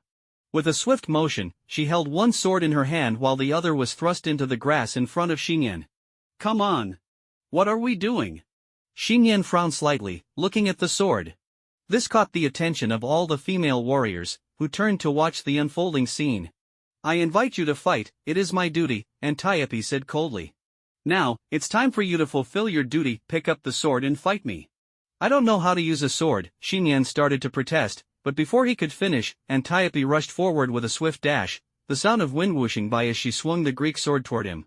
"Wait, she's serious." Xian's brown eyes widened in shock. Almost instinctively, he grasped the sword that had been thrust into the ground and pulled it out, raising it in front of him to block clang. A loud noise erupted as the sword was knocked from his hands, spinning through the air before embedding itself in the grass behind him. Xiyan stared at his empty hands, feeling a sharp pain in his palms. Antiope had swiftly changed her attack from a slash to a thrust, knocking the sword out of his grip. "Your duty requires corresponding abilities to fulfill it," Antiope said coldly, looking at Xiyan. "You are too weak. Someone like you wants to claim the most precious treasure of this island? As the guardian wolf and scorpion of Princess Diana, I have the duty to sever your neck at any moment." Xiyan fell silent but turned, pulling the sword from the ground again and gripping it tightly in his hands. "I'm ready." Facing the strongest general of the Amazons, the boy wearing the crown radiated determination in his eyes. At this moment, in Washington, a young white man in his 20s named Barry Allen was yawning as he unlocked his front door with his keys, then slipped into comfortable house slippers. Oh, right, Barry suddenly remembered something. His friend had entrusted him with a kitten to care for. The kitten had been sleeping since last night, and he wondered if it had finally woken up. With that thought in mind, Barry pulled a can of cat food from his backpack and headed toward his room. As he opened the door, he was greeted by the sight of the pet carrier on the table, its zipper wide open, but the little orange cat that had been curled up inside was nowhere to be found. "Where did that little guy run off to?" Barry mumbled to himself. But he wasn't too worried. With his extensive experience in pet care and his plan to apply for a job at a pet store, he had secured all the doors and windows and unplugged any electronics before leaving that morning. He felt confident that even if the kitten was running around the house, it wouldn't be in any danger. "Wait." Barry seemed to notice something and stared blankly at the table. Where was his chair? The large chair that had been in the room was inexplicably missing. Just as he thought someone had broken in, a soft meow came from behind him. Turning around, he saw the seemingly harmless little orange cat standing at the door, cautiously watching him. "There you are, kitty." Barry sighed in relief, shaking the can of cat food in his hand. "Look, I brought you some tasty food." As Barry moved closer to the little orange cat, an unexpected event occurred. The cat suddenly opened its mouth wide, and several thick, terrifying tentacles shot out, rapidly sweeping toward Barry in the room. Barry's eyes widened in shock, and in that critical moment, he noticed a slight flicker of electricity around him. In the next instant, the little orange cat, the entire room, and even the whole world seemed to freeze in place. No, it wasn't that everything had frozen. Barry was moving so fast that time itself appeared to pause for him. In a state of extraordinary ability, Barry found himself surrounded by the almost motionless devourer beast and fell into silence. He suddenly recalled that his friend had mentioned this kitten was special. Special? This was clearly not a cat. On the training ground of Paradise Island, clang. For the umpteenth time, the Greek sword in Xiyan's hand was knocked away, embedding itself into the grass. His palms were red and nearly bleeding, yet he showed no sign of surrender as he approached the fallen sword once again, gripping it tightly. Come on. Xiyan panted heavily, firmly grasping the sword, facing the relentless Antiope once more. Surrounding them were the Amazon warriors, while many Amazon residents stood at a distance, watching this imbalanced battle. It's useless, Antiope said expressionlessly, sprinting toward Xiyan with a powerful and swift strike. Xiyan did his best to raise the sword to block, but was sent tumbling back, crashing onto the grass. The surrounding warriors and residents shook their heads. Only Antiope showed a subtle change in her expression this time. Xiyan managed to grip the sword without letting it fly from his hands again. However, as he pushed himself up with the sword, a drop of blood dripped from his fingers onto the hilt. Antiope looked at the stubborn boy standing up defiantly and coldly said, "It's useless. Just admit defeat." "Antiope, you're right," Xiyan replied while holding the sword, smiling. "If I want to protect her in the future, I need to become stronger." He suddenly said, "You're sweating, aren't you?" "Just from the sun, you're not strong enough to make me sweat," Antiope replied, glancing at herself. Truthfully, Xiyan was more resilient than she had anticipated. But that was all, she saw no hope in him, which left her feeling disappointed and questioning the princess's choice. Just then, Xiyan charged at Antiope, dragging the sword behind him. Antiope raised an eyebrow, completely surprised that he would choose to attack. "It's useless," she shook her head, preparing to counter, but as Xiyan approached, he suddenly threw the sword away. He was abandoning the sword? Foolish! Antiope shouted, swinging her sword to knock his thrown weapon to the ground.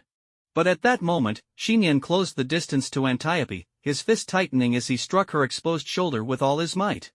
Antiope's body remained unyielding, like a mountain, unable to be shaken by the strength of a teenage boy. "You've lost," Antiope said, her hand morphing into a chopping motion aimed at Xiyan's neck, but before she could strike, her wrist was firmly grasped by a hand.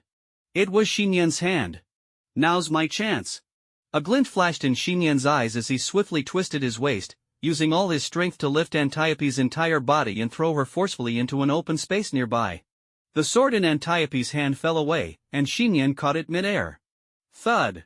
Not only was Antiope thrown 10 meters away, but even the surrounding warriors were stunned, staring at Xiyan, the only one still standing. What had been a one-sided fight had been turned on its head in an instant. What had just happened? What is going on? Antiope, lying on the ground, was still in a daze, unable to comprehend what had just transpired. The strength she had felt from Xiyan had been equal to hers, no, stronger. She had no idea that at the moment Xiyan landed that punch, his blood had exchanged with her sweat, triggering the conditions for the master of the bloodline. Antiope's physical strength had stacked onto Xiyan, causing the reversal.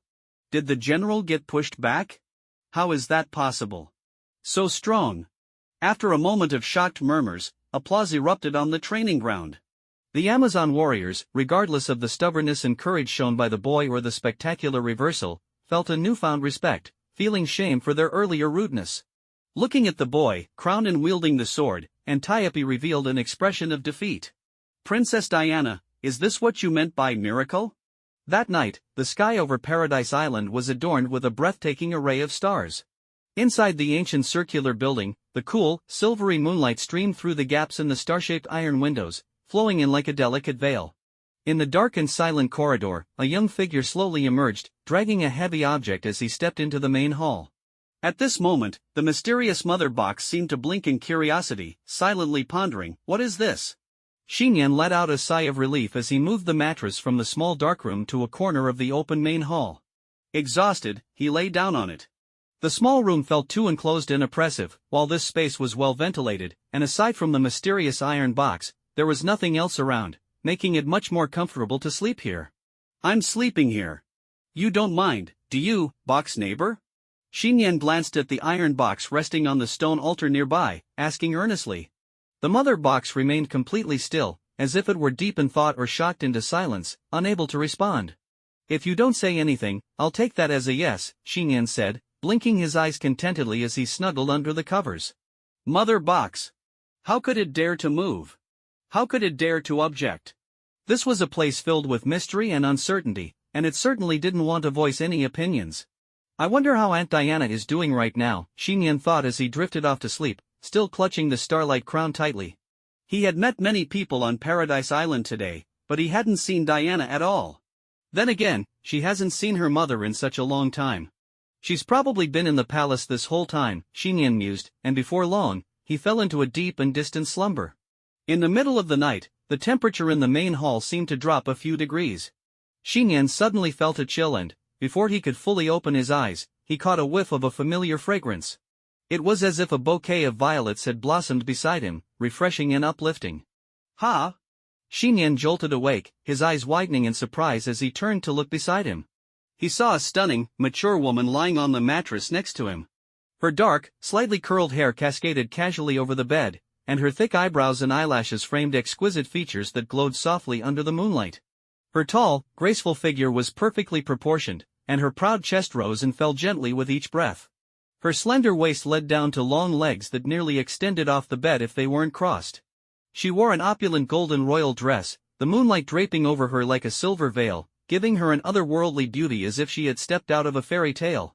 As if sensing that Xiyan was awake and watching her, the woman slowly opened her jewel-like eyes, clearly reflecting the young man's face nearby. Auntie, what are you doing here? Xiyan rubbed his eyes, still thinking he was dreaming. Didn't you say this morning that you wanted a hug tonight? Diana replied slowly, a hint of a smile in her voice, as if her presence here was the most natural thing in the world. This morning? A memory flashed in Xiyan's mind, and he suddenly recalled that he had mentioned it casually. He hadn't expected his aunt to actually remember and come at this hour to fulfill his wish. Auntie Diana was like a real-life dream come true. Is it really okay? Xiyan's gaze involuntarily fell on her slender waist, feeling his heart race. Diana nodded gently. So, Xiyan's hand lightly rested on Diana's waist. His first thought was that the royal garments of the Amazons were indeed exceptional. The fabric was clearly of the highest quality, soft, warm, and smooth, with a hint of resilience that suggested vitality beneath the surface. He cherished the feel of it so much that he didn't dare to grip tightly. Instead, he gently held her waist as if measuring it with a ruler. He knew that even Antiope's strength could not harm Diana. Typically, a woman's waist was a sensitive area, often more perceptive than even her feet. After all, both directions up and down were extremely significant. Xiyan held onto Diana's waist without making any further movements, feeling that this was already enough for now. This was a significant step forward from their previous state.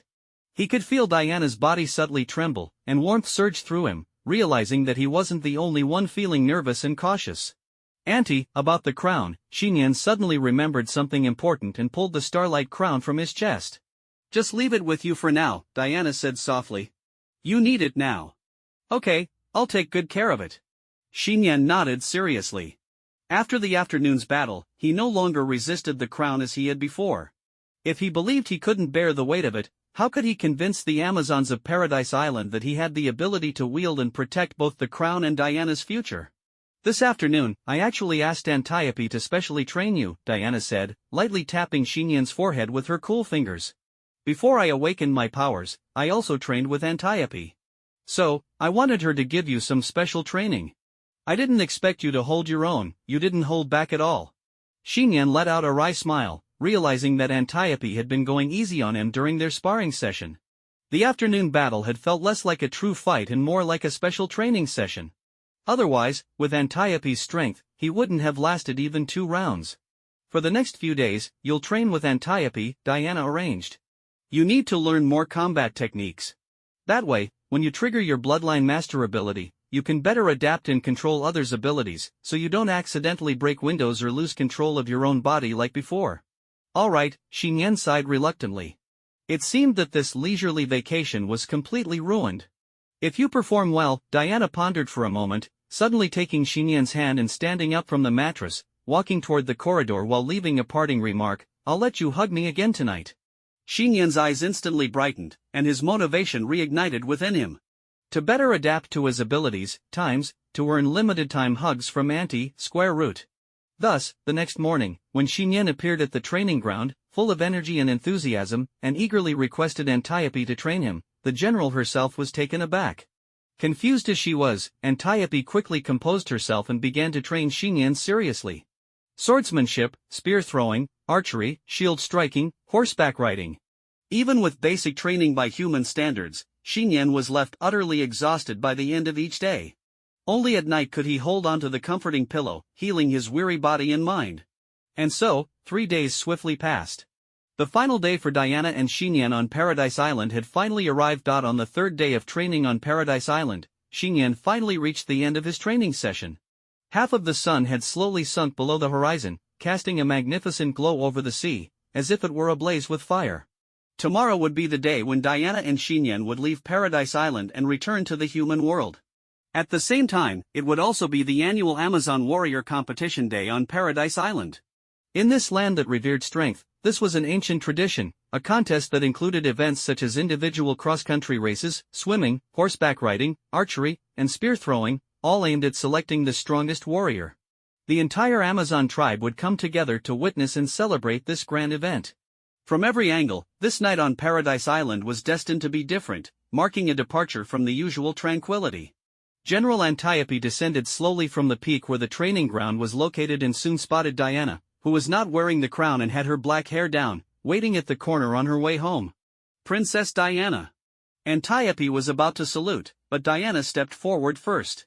She was like the mischievous little girl she used to be, linking her arm with Antiope's, her eyes sparkling with mischief as she playfully winked and said, "Antiope, let's take a walk." Antiope looked at her, feeling a mix of helplessness and deep affection, and nodded without hesitation. As night fell, the two made their way to the cliff beside the training ground. Diana spoke softly, "Antiope, thank you for the training and guidance you've given Xiyan these past few days." Antiope shook her head and replied solemnly, "It's nothing. Teaching him is no different than teaching other Amazons." "Are you really sure about this? You're leaving Paradise Island again tomorrow to go back to the human world?" She raised an eyebrow, her eyes revealing dissatisfaction. "It's only been 3 days, and that kid has only scratched the surface of what he needs to learn. If you want him to become a true warrior, he needs more time to hone his skills."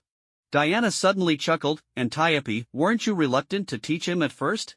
Now you seem eager to impart more knowledge, just like you used to secretly train me when I was little."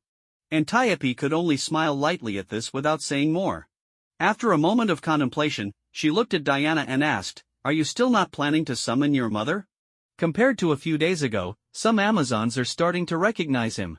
Diana's eyes sparkled with light as she replied, "That's not enough." Then, she said seriously to Antiope, "Can you help me with one more thing?" "Princess Diana, please speak," Antiope nodded solemnly. "I want to help Xiyan register to participate in tomorrow morning's warrior competition." "What did you say?" Antiope's eyes widened in shock, her expression incredulous. She quickly regained her composure, understanding Diana's intentions. If Xiyan performed well in the warrior competition, he could gain the recognition of a large part of the Amazon people, especially since the Amazon Queen would be present at the competition. However, not to mention that Xiyan was merely a human boy, even with the strength he showed 3 days ago when he defeated her, it was impossible for him to stand out in the competition. The risk of him embarrassing himself was even greater.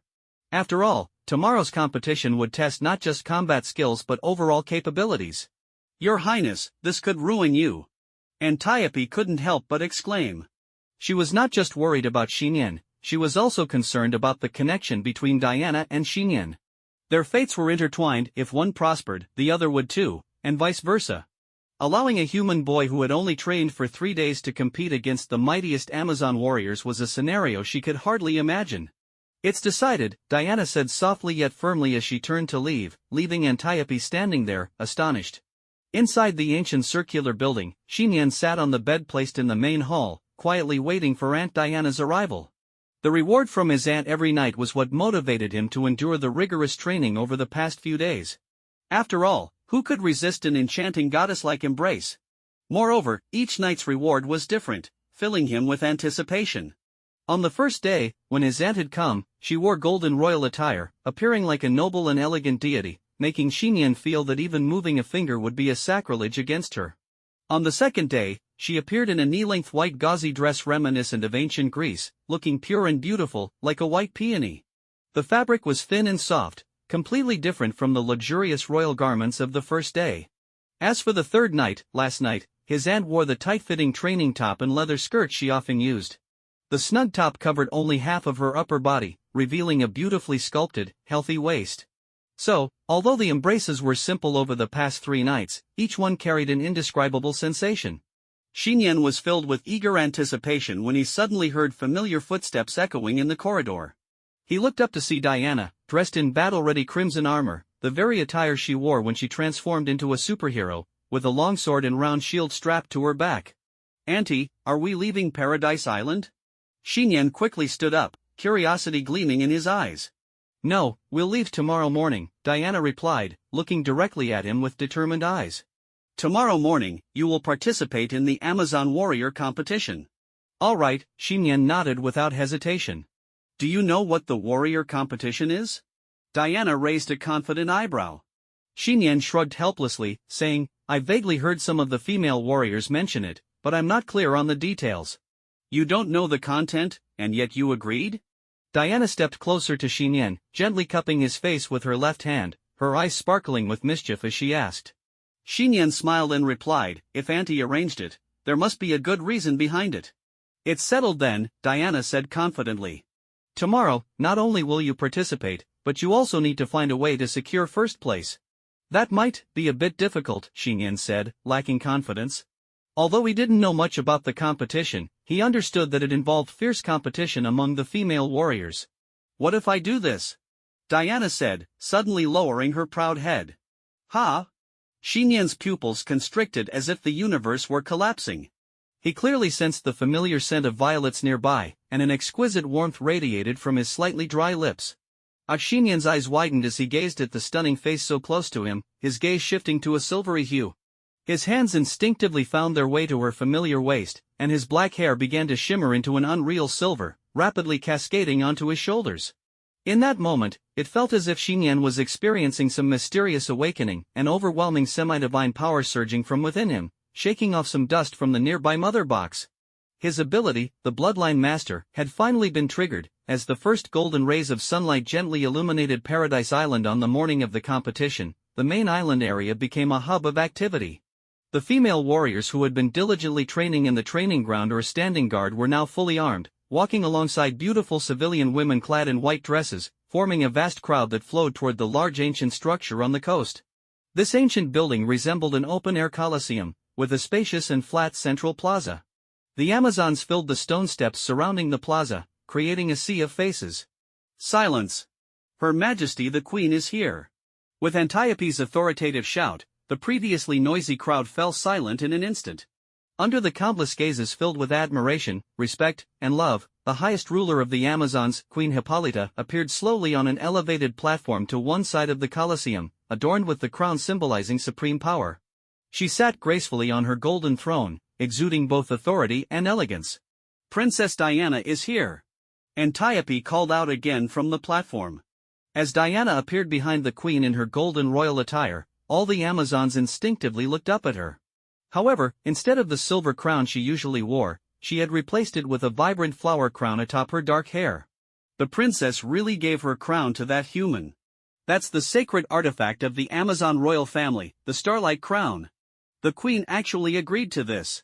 What on earth is going on? The Amazons in the Colosseum began to murmur among themselves, their faces filled with shock and confusion. After all, only a portion of the Amazons had witnessed the event over the past few days, while many others had only heard rumors. Now, seeing Diana with a flower crown instead of her royal crown made it difficult for them to accept this reality. Yet Diana stood smiling beside the queen's throne, her head held high, radiating confidence and beauty, still the strongest and most beautiful jewel of the Amazon tribe. "Let's begin," Queen Hippolyta said calmly, seemingly unfazed by the murmurs. Antiope nodded and leaped down from the 10-meter-high platform, announcing at the top of her lungs, "The competition is about to begin. Now, please welcome the contestants."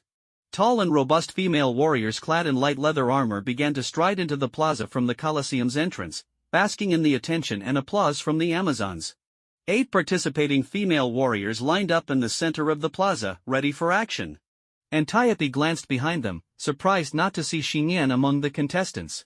She secretly sighed in relief, thinking perhaps he had changed his mind, which was for the best. Raising her gaze to Diana on the platform, she found Diana still smiling, watching the entrance to the Colosseum with an unusual sparkle in her eyes. Something's not right. Just as Antiope thought this, the previously eager applause in the Colosseum suddenly ceased. From the Amazon Queen to the ordinary Amazons, everyone turned to look at the entrance of the Colosseum. There, a figure appeared just in time, stepping into the large plaza at the last moment. Xiyan, with his silver hair and dressed in a white fitted outfit, wore a striking crown atop his head and carried an ancient sword with intertwined dragon handles on his back.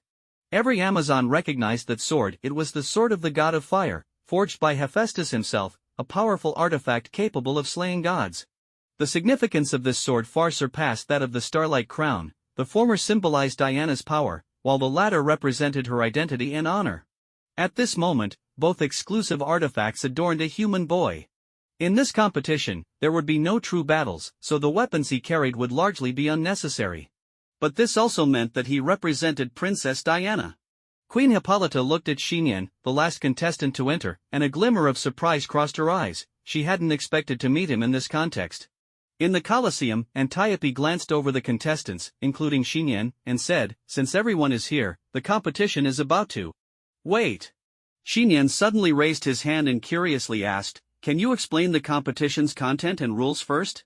The plaza fell silent instantly, and the participating female warriors were taken aback, thinking to themselves, "You don't even know the rules and you're here to compete? Isn't that just reckless?" Antiope frowned, suppressing her temper as she patiently explained, "It's simple. From the plaza here is the starting point. You need to swim through the outer sea and then land on the beach on the other side of the island.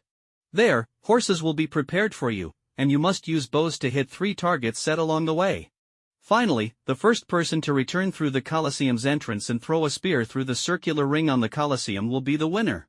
She worried Xiyan hadn't understood and added softly, "Do you understand? If there's anything you don't get, I can explain it to you in more detail." "No need, let's just get started." Xiyan waved his hand dismissively, appearing quite casual. Antiope looked at him helplessly, silently sighing as she gritted her teeth and declared, "I announce that the competition officially begins." As soon as her voice fell, all 8 female warriors dashed forward, except for Xiyan, who remained motionless. They climbed the several-meter-high ladder at the front of the plaza, preparing to enter the sea beside the Colosseum. Many assumed Xiyan had given up on the competition. However, just as one of the female warriors was nearing the top of the ladder, Xiyan finally prepared to move. He slightly crouched into a starting position, and in the next moment, Antiope's expression changed dramatically. She could clearly sense that Xiyan had transformed into someone else, his gaze sharp and calm like that of a god, and his presence shifted from harmless to one radiating actual power. "Divine power, how is that possible?" Antiope gasped. Then, divine energy flowed within Xiyan as he pushed off with his feet, leaping like a bolt of lightning, soaring 30 meters high to land perfectly on the empty top of the ladder. His silver hair flew wildly in the wind as he sprinted forward, leaping toward the opposite shore of the sea, 100 meters away. Thud!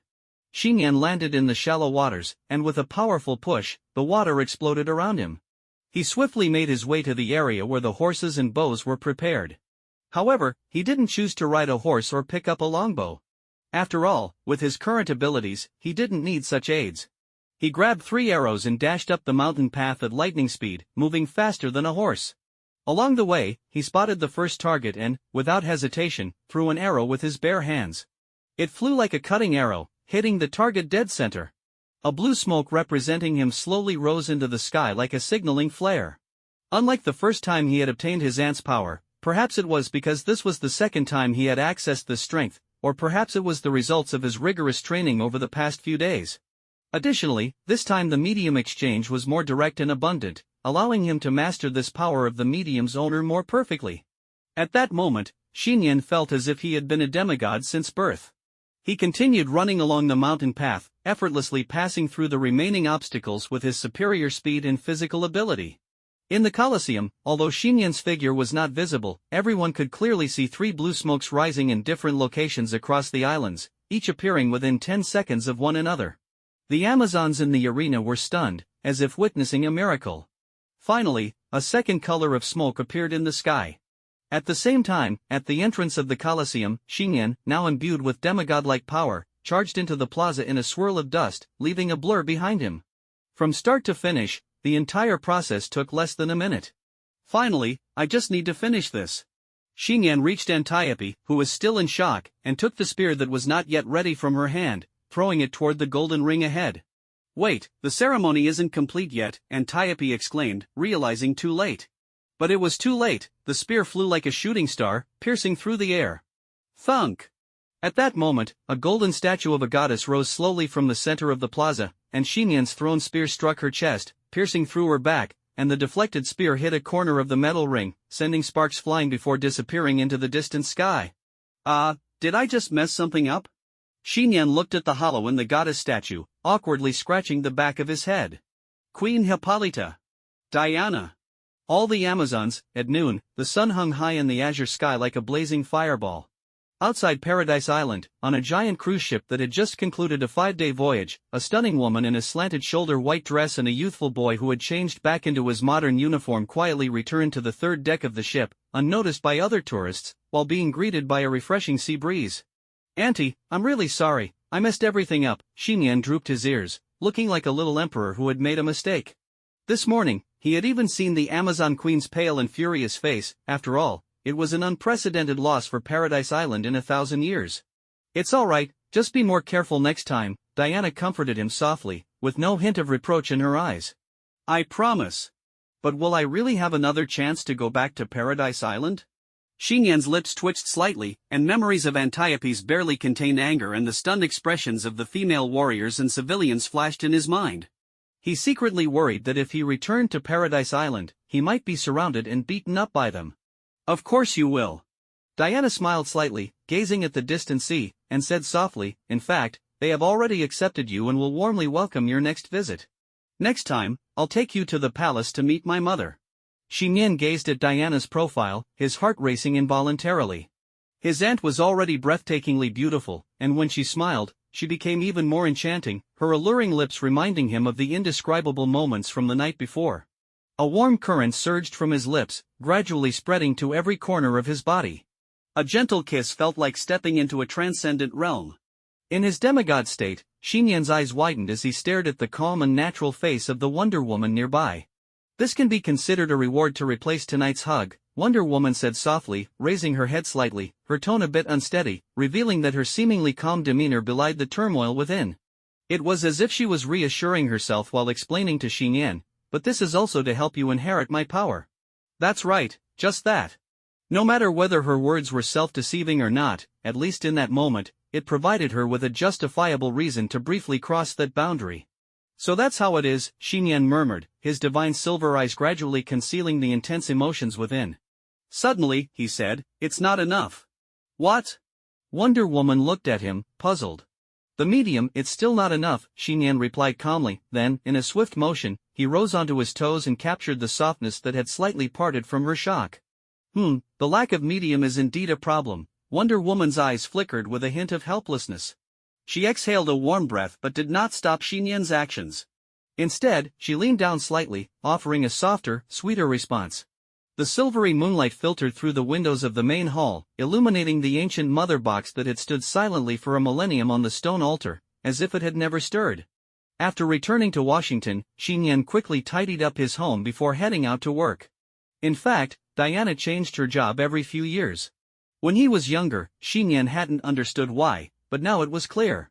With his aunt's eternally youthful physique, staying in one place for too long could risk exposing her unusual nature, even with the concealment of divine magic. Fortunately, with Diana's outstanding qualifications, she had never struggled to find work. Currently, she seemed to be a partner at a well-known private law firm in Washington. After taking a shower at home, Xinyan finally turned on his phone, which had been off for 5 whole days. The moment the phone powered on, the screen lit up like it had been bombarded, with countless messages popping up. The sudden influx startled Xinyan, making him think his phone had a virus. Before he could check the messages, the doorbell rang. Curiously, he walked over to open the door and found a robust young white man holding a pet carrier at his doorstep. The young man looked a bit worn out, with noticeable dark circles under his eyes, as if he hadn't slept well. "Who are you?" Xiyan asked as he opened his mouth. Before he could finish, the young man burst into exaggerated gestures, his body language erratic as he exclaimed, "Hello. "Is this the home of the princes? The place where Miss Diana Prince lives? I'm Barry Allen." "Barry Allen?" A memory flashed in Xinyan's mind as he recalled that his aunt had mentioned entrusting the little prince to a friend for a few days. "This is yours, right?" Barry said, unzipping the pet carrier in his arms, and suddenly, a small orange figure leaped out. "Wait!" Barry exclaimed in shock, preparing to use his special abilities.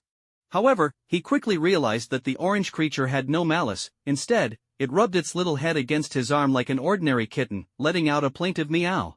"Haha, little prince, you've been doing well these past few days." Xiyan couldn't help but laugh, reaching out to rub the soft fur on its head. Barry's eyes widened as he looked at the seemingly harmless kitten. If it weren't for the days he had spent outsmarting this little creature, and his own incredible speed allowing him to withstand the Devourer's abilities, he might have genuinely thought this was just a regular cat. "By the way, you know its special characteristics, right?" Barry asked directly. Xiyan looked down at the little prince, who was being cute and affectionate, and nodded without hesitation. "Oh, that's good. As long as it's safe with you, that's all that matters." Barry sighed in relief, preparing to turn away while waving his hand. "I'll be leaving now." "Wait." Xiyan called him back, smiling as he extended his hand. "I'm Xiyan Prince." "Thank you very much. It must have been hard to take care of this little guy." "Well, it does have its adorable moments." Barry glanced at the little prince, grasped Xiyan's hand, and quickly said sincerely, "And Miss Diana once helped my father, so it's only right that I help take care of her pet." "Xiyan, right?" "My place is nearby, at 26, on Main Street. If you get the chance, feel free to come over." "I'll remember that, man." "I'll take little prince over to visit you next time." Xiyan waved goodbye. Maybe leave the little prince out of it." "But you're always welcome if you come over," Barry said, his eyes twitching slightly. After watching Barry enter the elevator and leave, Xiyan blinked, looking down at the little prince in his arms. "He's quite a nice guy, isn't he?" "Meow." The little prince protested, seemingly expressing its discontent with Barry's opinion. "Looks like he's another extraordinary person, huh?" Xiyan pondered. After everything he had experienced, encountering extraordinary beings had become quite normal for him. After all, wasn't everyone in their family extraordinary now? Xiyan settled the little prince on the nearby sofa and comfortably leaned back against the soft cushions. He then gently pressed the screen of his phone to check the messages he had missed during his busy days.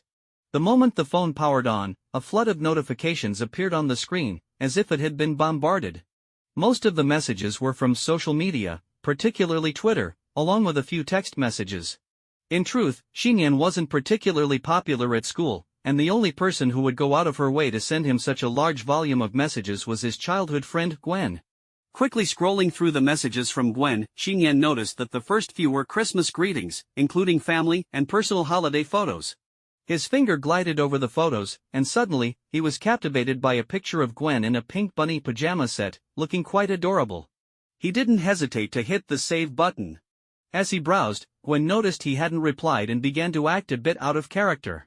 Not only did she send another message to confirm his safety, but she also called him.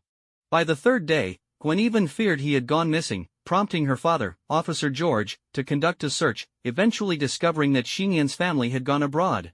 With a wry smile, Xiyan quickly replied, "Sorry, Gwen. I didn't mean to worry you. Auntie and I went on vacation, and I left in such a rush that I forgot to tell you." As soon as his message was sent, Gwen responded almost instantly, "Humph. If apologies were enough, why would we even need the police? I need a sincere compensation." "Fine, once you decide on the compensation, I'll make sure to fulfill it," Xiyan replied, realizing he was at fault and agreeing without hesitation. "Gwen, that's more like it. I need to think carefully about the conditions, so don't try to weasel out of it." "Okay," Xiyan replied and continued scrolling through other Twitter messages. He found that his junior, Kara Danvers, had also sent a Christmas greeting on Christmas Eve. However, she hadn't updated her account since then. The last post on her personal Twitter was from 5 days ago, seemingly indicating she hadn't logged in since. Could she have gone abroad for vacation too? Xiyan pondered for a moment before typing a message. He apologized to Kara and explained why he hadn't replied, followed by a belated Christmas wish, and then inquired about her health and travel plans. This was the kind of concern a senior should show. After responding to Kara, Xiyan glanced at the class discussion group, where he noticed an update from their instructor. The originally scheduled group trip for mid-January had been moved up to January 1st, New Year's Day. Today was the second to last day of 2011. This meant they would have a week of Christmas break, then return to school for a day of classes, and after that go on a 3-day trip to New York. Xiyan shook his head helplessly. He had developed a bit of a phobia about trips. He silently prayed that this outing would truly be a vacation and not like the past 2 times, where he had been forced to save the world or undergo intense training, completely deviating from the leisure and relaxation a vacation should entail. After going through and responding to his Twitter messages, Xiyan felt a bit bored and casually browsed online news. As soon as he opened it, his eyes widened in surprise, and he instinctively straightened up, sitting upright on the sofa. His expression grew serious as he quickly flipped through the news articles on his phone. It turned out that during his time on Paradise Island, 2 major events had sparked heated discussions online. The first was related to the superhero Captain America, Steve Rogers. Following the passing of former American agent Peggy Carter due to illness, Captain America, who had been revived from ice and had been missing for over 70 years, made his first public appearance as one of the pallbearers. However, whereas his lover from the same era had aged and passed away, the first superhero to break the limits of humanity remained youthful, looking just like a man in his 20s. With no peers and no comrades to fight alongside, and unable to fulfill past promises, this was undoubtedly a cruel reality for a superhero. Captain America, having crossed through time into the 21st century, faced an uncertain future, raising profound questions about what lay ahead. The second event involved the Man of Steel, Superman, in Metropolis. Since his rise to fame after battling against Kryptonian ships and forces a year and a half ago, Superman had used his extraordinary power to help humanity, becoming revered by many as a god among men. However, in recent days, public opinion had shifted dramatically. Due to Superman's actions causing extensive destruction and inadvertently harming many humans, a portion of Metropolis's citizens began to protest openly. The Metropolis court even announced that they would summon Superman for a public trial. The trial was set for January 2nd of next year. This meant that the superhero Superman could potentially be convicted and imprisoned. After reading these 2 significant news articles, Xiyan furrowed his brows tightly.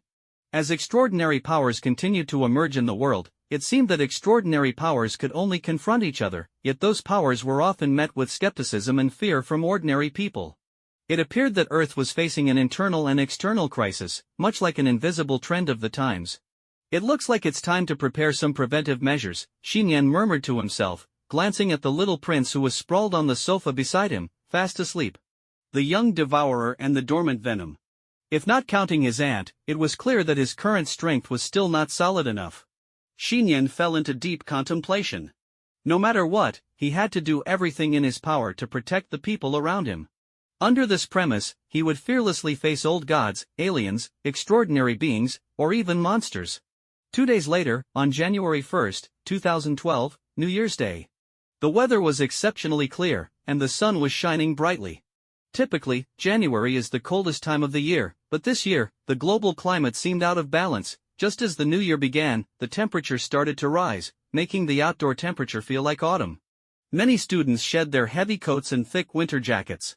At noon, a brightly painted yellow school bus pulled up in front of the middle school. A male instructor stood at the school gate holding a megaphone, loudly calling out, "Students, hurry up, grab your luggage and get on the bus to find your seats." The students streamed out, boarding the bus one after another. "Xiyan, what are you doing? Hurry up and get on the bus," the male instructor suddenly yelled in his direction. "Coming," Xiyan replied, shouldering his backpack as he hurried out of the classroom. He had just stopped by Kara's room, only to find she hadn't come to class today. Ever since Christmas Eve, Kara hadn't replied to his messages, and she had taken sick leave from school. This made Xiyan a bit worried. As Xiyan boarded the bus, he casually glanced at the thermos cup in the instructor's hand and couldn't help but twitch an eyebrow. The cup had a sticker on it that was less than desirable. It was a photo of him in a female costume during his battle with the Devourer.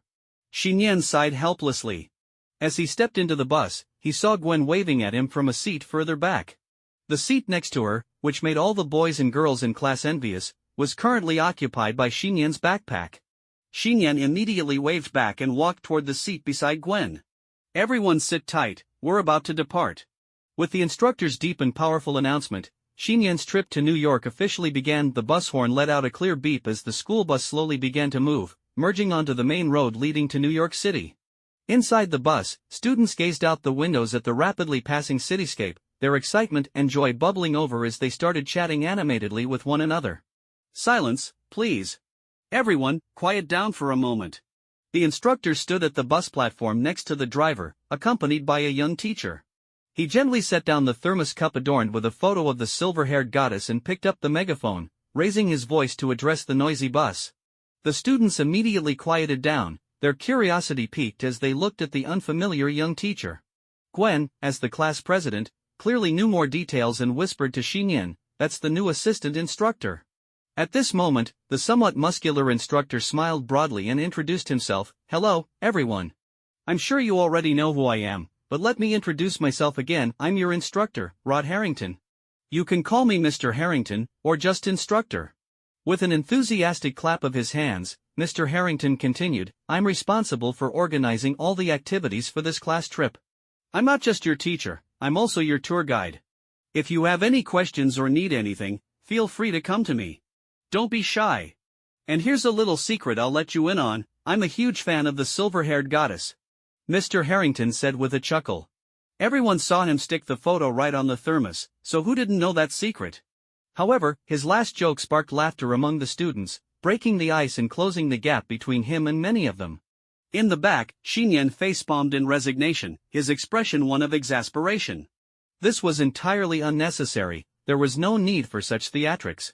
"By the way, let me introduce someone to you," Mr. Harrington said, steering the friendly atmosphere. He glanced at the young man standing next to him and said, "This is my temporary assistant and the deputy instructor for this trip. Come on, introduce yourself to the students." Mr. Harrington raised an eyebrow, encouraging him. The young man, sporting a slight stubble, nodded and stepped forward to stand in the spotlight of the bus. His face suddenly grew serious as he opened his arms and declared, "Hello, I'm Quentin Beck, but you can also call me the mysterious guest. In fact, I'm a traveler from a parallel universe."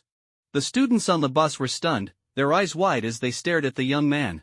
Xiyan's eyes widened too as he thought to himself, "No way, could he be from my hometown?" Smack!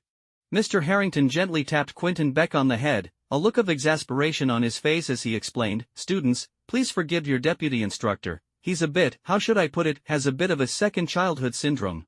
Quentin Beck smiled and said, "How was my performance just now? Pretty realistic, right? My childhood dream was to become an actor, a Hollywood stunt performer." The students exchanged glances, unsure of how to respond to the deputy instructor's antics.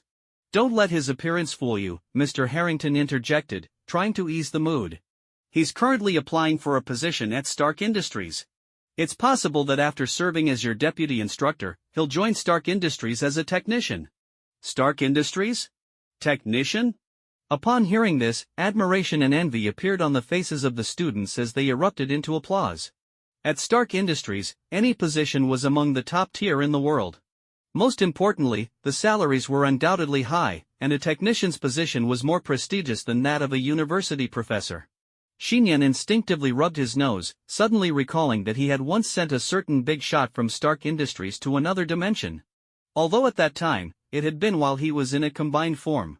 After both instructors finished their introductions and bonded with the students, the bus soon entered the highway.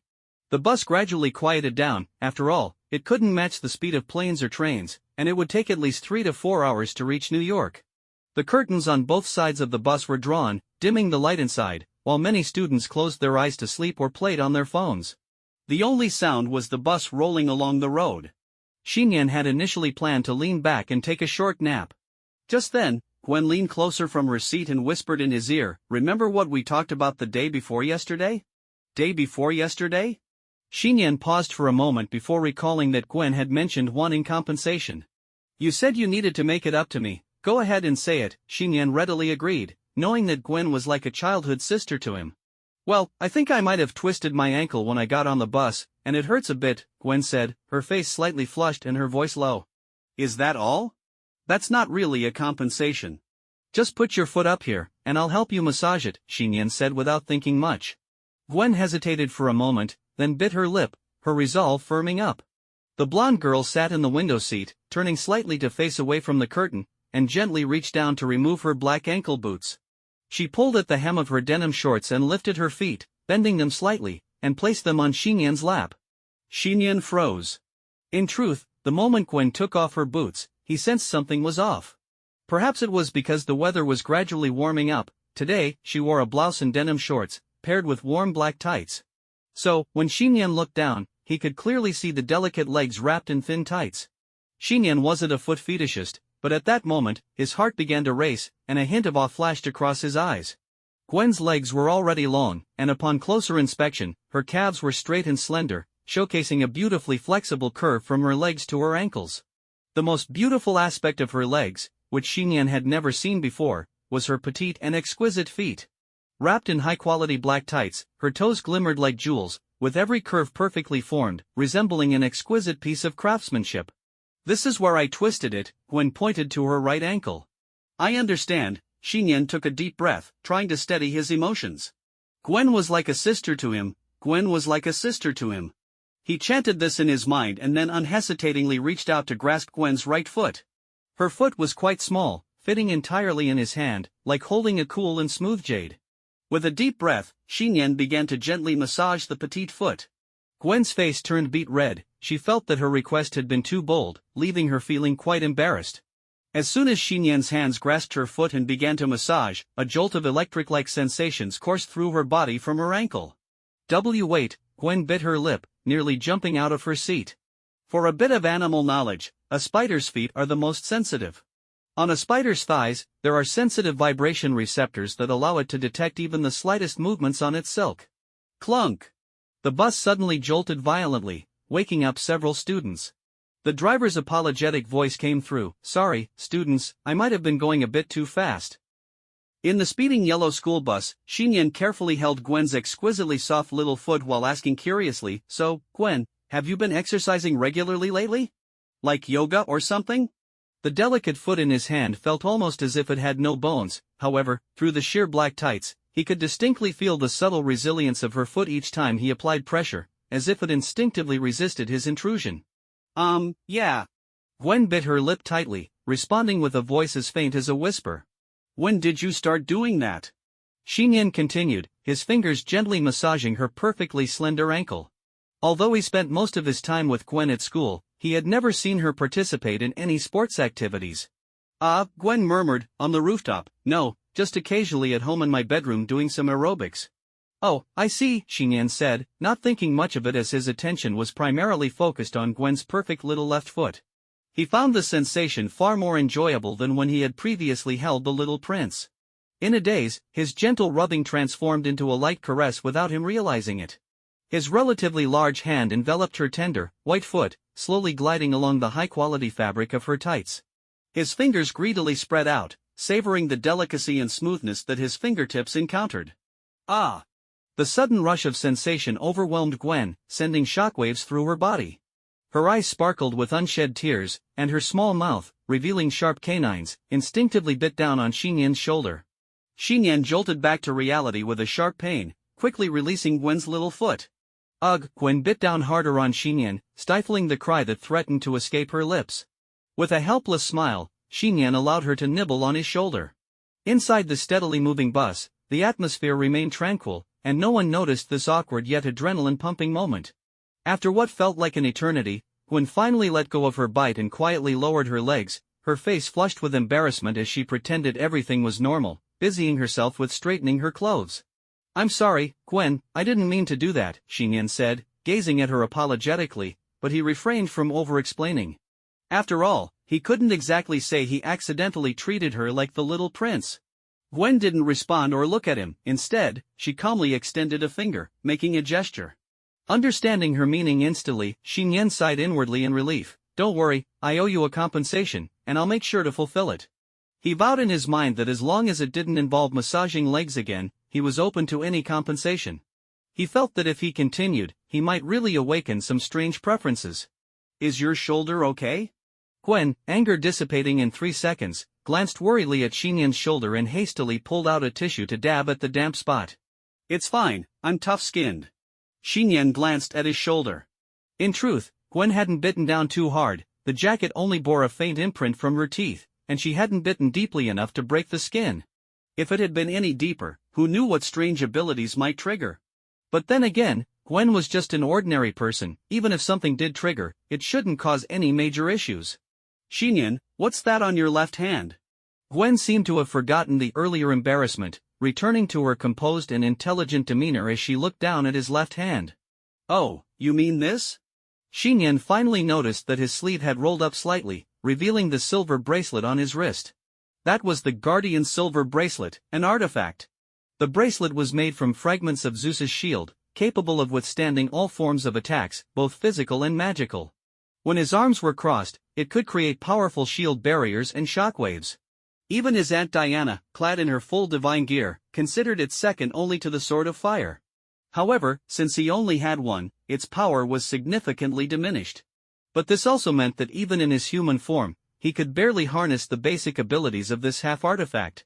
This is a good luck charm from my aunt. I can use it for protection when I'm out, Xiyan explained with a smile, quickly pulling down his sleeve to cover the bracelet. A good luck charm? Gwen murmured softly, feeling as if she had seen that uniquely styled silver bracelet somewhere before. When the school bus finally arrived at its destination, the bustling Manhattan area of New York, it was already nearing evening.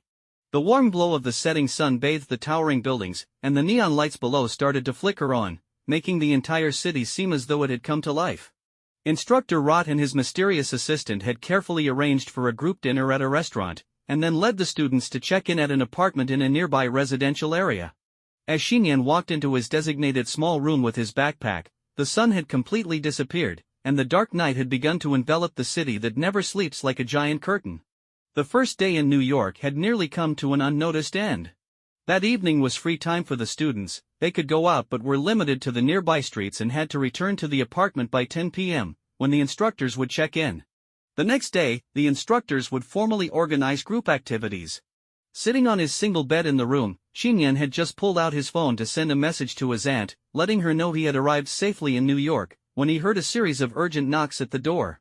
Opening the door, he found Gwen standing there. However, she had already taken a shower, her golden short hair was not fully dry, and she had changed into an intellectual and stylish outfit. As soon as Xiyan opened the door, Gwen crossed her arms and said with a serious expression, "Come with me to buy some clothes, this is the compensation I want." Didn't you bring enough clothes with you? Xiyan scratched his head, confused. Isn't it because, Gwen started but abruptly stopped, glaring at Xiyan before turning and marching down the stairs in a huff. Xiyan was even more puzzled but grabbed his phone and the room key, following Gwen out the door. On the bustling pedestrian street, Xiyan followed Gwen as they browsed several clothing stores until she finally found a dress that she was very satisfied with. Watching Gwen tightly clutch the shopping bag containing the dress, Xiyan seemed to finally have an epiphany and used half a month's allowance to pay for it. The effect was quite noticeable. Gwen's face lit up with a smile, and she no longer seemed angry. However, just as they finished shopping and were preparing to return to the apartment, they found themselves on a relatively secluded residential street. Suddenly, accompanied by heavy panting and hurried footsteps, a silver-haired boy wearing goggles rushed up behind them. The silver-haired boy stealthily shoved a handbag into Gwen's hands, pretending to carry it, and then began to sprint away in another direction, panting heavily. Before Xiyan and Gwen could react, a burly man with a beard dashed past them, quickly catching up to the silver-haired boy who hadn't yet exited the street. "Kid, where's my bag?" The burly man shouted angrily, grabbing the boy by the shoulder. "That's not yours, you stole it from someone else," the silver-haired boy retorted defiantly. "Is that so?" The burly man, furious, immediately grabbed the boy by the collar and dragged him into a dark alley that didn't have any street cameras. "Xiyan, take this." Seeing the scene, Gwen hurriedly shoved her clothes and the handbag into Xiyan's hands, then dashed towards the alley without hesitation. Xiyan glanced at what he was holding without a moment's hesitation, quickly following after her. In the dark, unmonitored alley, the burly man dragged the silver-haired boy deeper inside. His rough hands suddenly tightened around the boy's neck, forcefully pressing his small body against the wall. As the man's grip slowly rose, the boy's feet began to leave the ground. He struggled desperately, kicking his legs and clawing at the man's hand, but the strength disparity between the adult and the 13-year-old was far too great. "If you don't hand over the goods, I'll crush you," the burly man growled in a rasping voice. "Why, you bully?" the silver-haired boy whimpered, tears of fear shimmering in his eyes. "You're asking for it." The man's eyes flashed with menace. Just as he was about to deliver a harsh lesson, a slender figure appeared at the alley's entrance. "Let him go," the short-haired girl commanded, her expression stern, exuding an authoritative presence like a police officer. "Oh?"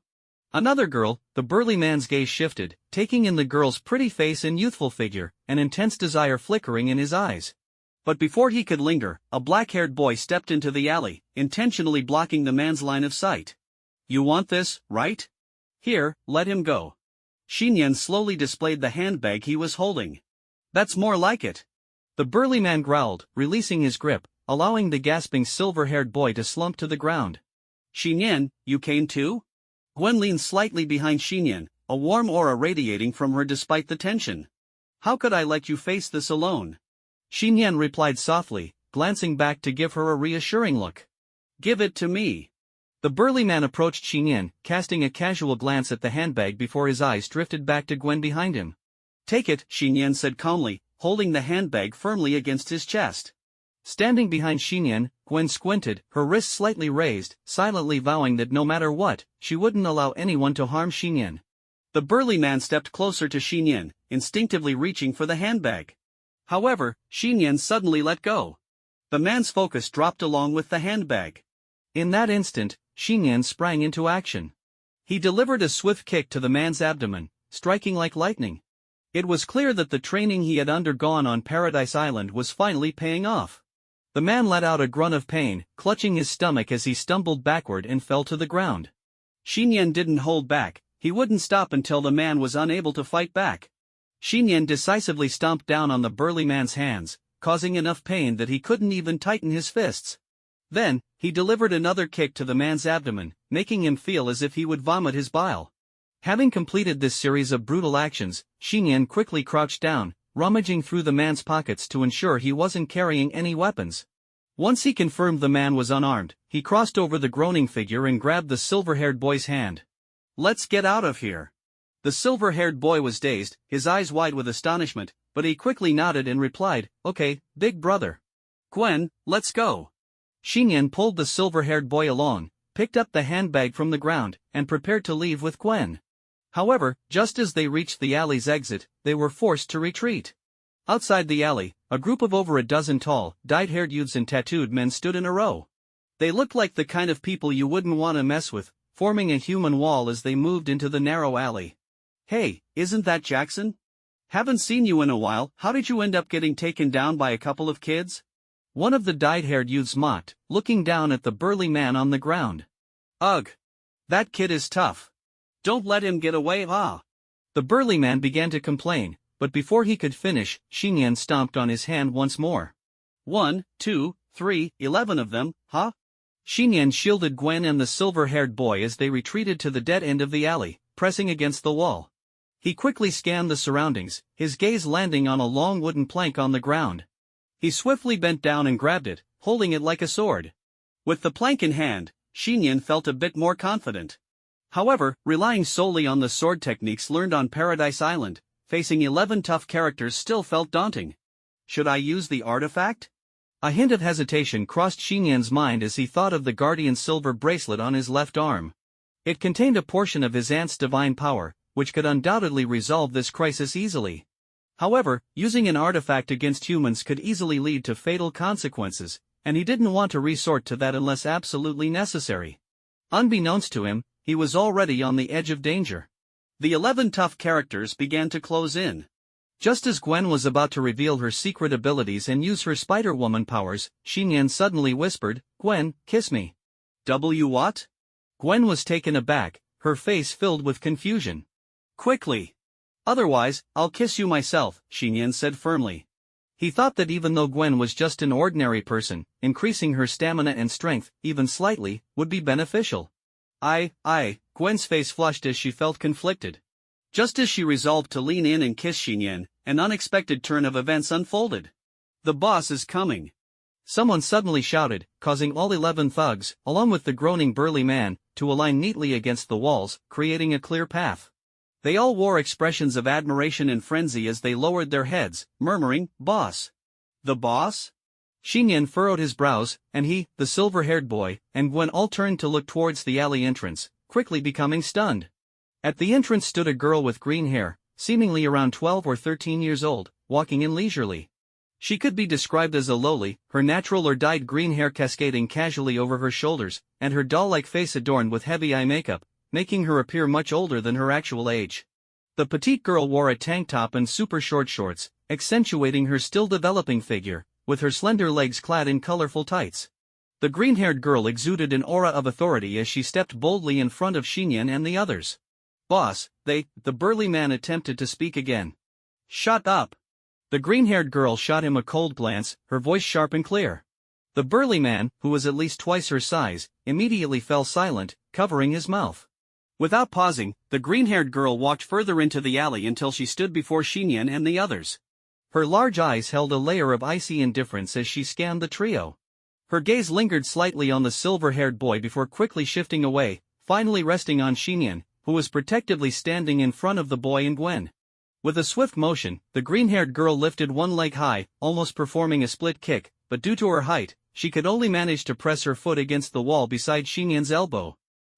What's your name?" The green-haired girl leaned in closer, playfully prodding Xiyan with her foot, her interest piqued.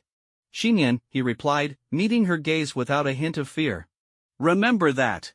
The green-haired girl grinned widely. "My name is Lorna. I have my eye on you, join me as my little brother." In that dark, unmonitored alley, a bizarre scene unfolded. The night was thick as ink, and 12 tall, intimidating figures stood obediently against the walls, while the leader was a mere girl, only 12 or 13 years old, with green hair. The green-haired girl had a delicate, doll-like face, and her petite lowly figure seemed entirely at odds with her identity as a gang leader. It was only her overly mature, socially charged smoky makeup that somewhat matched her status. However, as Xiyan looked at the manic girl, he felt a pang of sympathy. He understood that the stronger her position and identity, the more hardship she must have endured. She had worked harder and been stronger than her peers to survive and not be bullied. "Hey, are you listening to me? Do you want to be my little brother?" Lorna leaned in, using her foot to push against Xiyan's body. Before she could finish her sentence, he suddenly reached out and gently patted her head, his hand running through her green hair. The unexpected gesture left everyone frozen in shock. The 12 dyed-haired tattooed gang members widened their eyes, gasping in disbelief, murmuring, "It's over, that kid is done for." Lorna was momentarily stunned, seemingly at a loss for words. Then she quickly swatted his hand away, stepping back and glaring at Xiyan with cold, piercing eyes. "What are you doing?" "There was some dust on your head." Xiyan couldn't reveal his true feelings, which were rooted in genuine compassion. If he did, he'd surely end up in serious trouble. "Oh, I see." Lorna's demeanor softened as she processed his explanation, nodding in understanding. The gang members exchanged glances, internally muttering, "Wait, is the boss really falling for this?" They were well aware of Lorna's usual behavior. If any of them dared to touch her head, they'd likely end up with a broken arm. Clearly, the treatment people received varied greatly. Xiyan didn't view the girl as a gang leader. Instead, he spoke plainly, "Sorry, I can't be your little brother, nor do I have any intention of doing so." The gang members tensed up again, but to their surprise, Lorna didn't get angry. Instead, she casually leaned against the wall and waved her hand dismissively at Xiyan and the others. "Well then, you can go." "You're letting us go?" Xiyan was taken aback. "Unless you want me to treat you to a midnight snack?" Lorna scoffed. "Boss." The burly man who had been humiliated by Xiyan suddenly panicked when he saw Lorna was actually planning to let them go. "You can't just. Make way, let them leave." Lorna commanded sharply, her authority silencing the gang members instantly. "We're leaving." Xiyan took Gwen and the silver-haired boy by the hand, cautiously moving toward the alley's entrance. Under Lorna's intimidating presence, no one dared to stop them, and they watched helplessly as Xiyan and the others exited the alley and disappeared onto the bustling street. Once they were far enough away, Lorna suddenly coldly addressed the burly man. "Who told you to steal? And to hit a kid?" Thud. The burly man dropped to his knees, his face pale and panicked. "Boss, I'm sorry. I shouldn't have. Before he could finish, it was as if an invisible hand had gripped his throat, lifting him off the ground, mirroring the scene when he had held the silver-haired boy. The powerful extraordinary force began to awaken. The other 11 thugs were too frightened to speak, their backs chilled as they watched the burly man float 2 meters off the ground. In the depths of the alley, green light began to shine. Lorna remained propped against the wall, her green hair whipping around wildly, her hands raised as a green, glowing fire swirled around them. 10 seconds later, the burly man lay in the alley like a dead dog, gasping for air, tears, snot, and saliva pooling around him. No more chances, Lorna's childish yet icy voice echoed. Yes, boss. The gang members, drenched in cold sweat, hastily responded. Xiyan pulled Gwen and the silver-haired boy along, running quickly until they reached a busier area where they confirmed no one was chasing them before finally stopping. The crisis had, at last, been averted.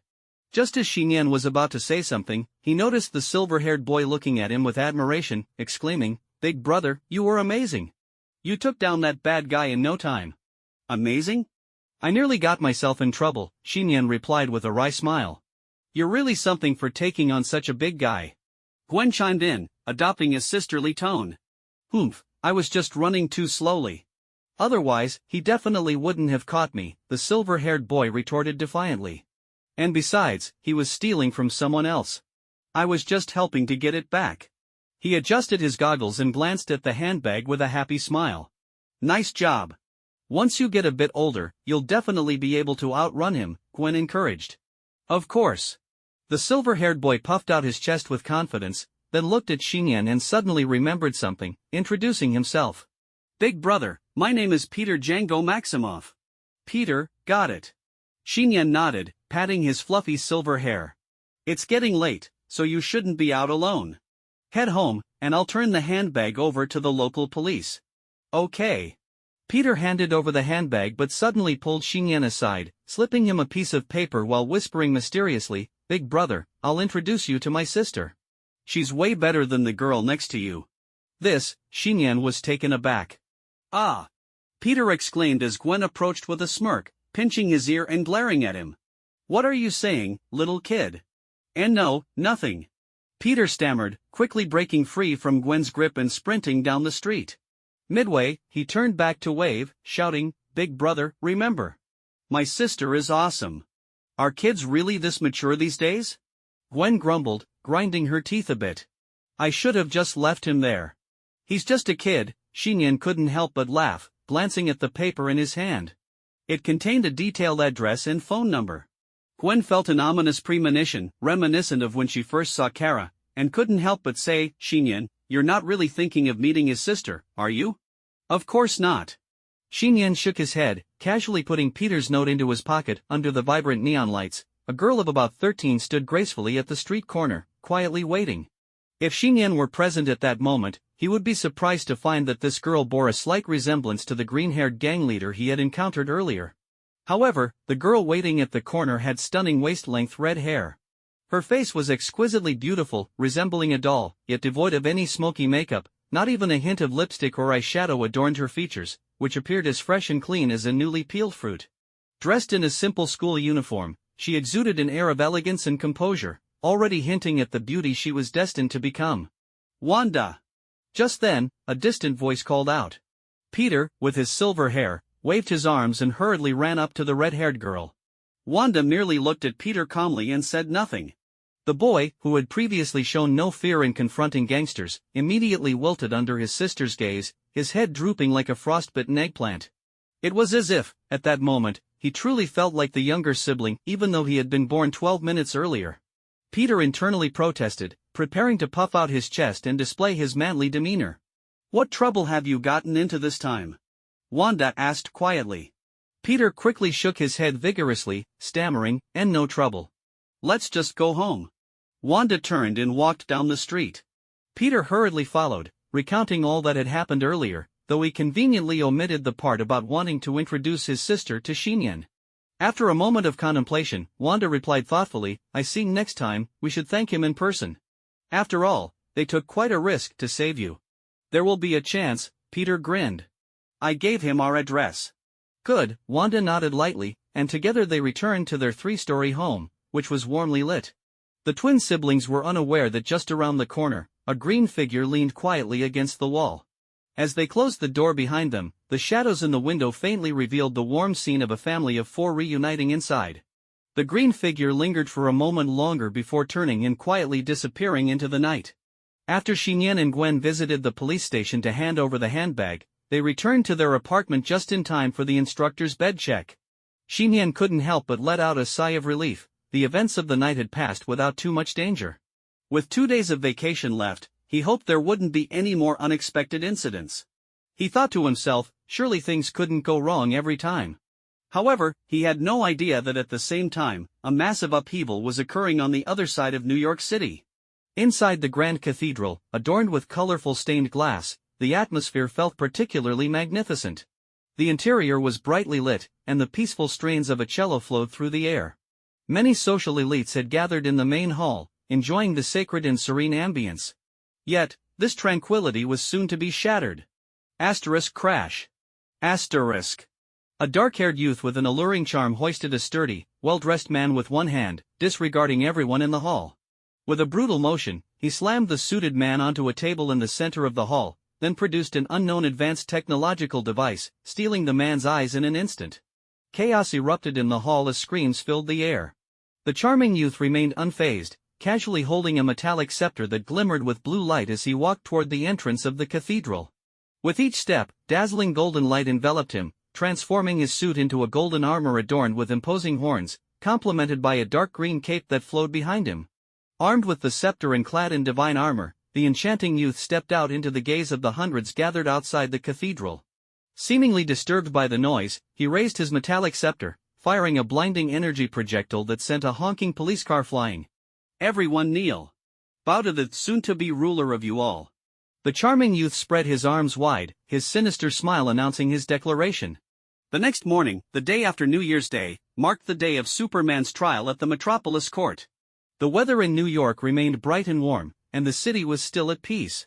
Early in the day, Instructor Rot and the mysterious assistant organized a trip for the students to Liberty Island to visit the Statue of Liberty. The statue was undoubtedly the premier attraction in New York, and with the parks for boarding and disembarking, the student team spent the entire morning enjoying the sights. By noon, the instructor led the students back to Manhattan, heading to the bustling and modern Times Square. The school bus parked in front of a shopping center. The girl students, who had been complaining about tired feet just that morning, were suddenly invigorated by the prospect of shopping, forming small groups and excitedly exploring the streets. Our student Xiyan chose to sit on a resting chair on the 4th floor of the mall. He looked at his classmates scattered among various stores, cosmetics, clothing, and gaming shops and then turned to Gwen, who sat quietly beside him. Curiously, he asked, "Don't you want to check out more clothes? I still have the energy to walk with you." "No, it's fine." Gwen shook her head gently, brushing back her golden hair with a smile. "What you bought for me last night is already enough." "Oh, I see." Xiyan's heart skipped a beat as he looked at Gwen's lovely profile nearby, suddenly realizing how much she had blossomed into a beautiful young woman. Indeed, sometimes, those familiar things could reveal a previously unseen side in an instant.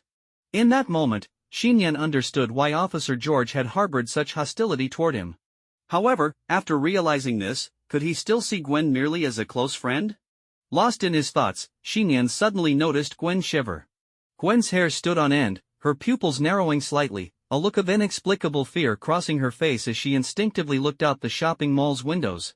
On the road outside the mall, all the cars had come to a stop.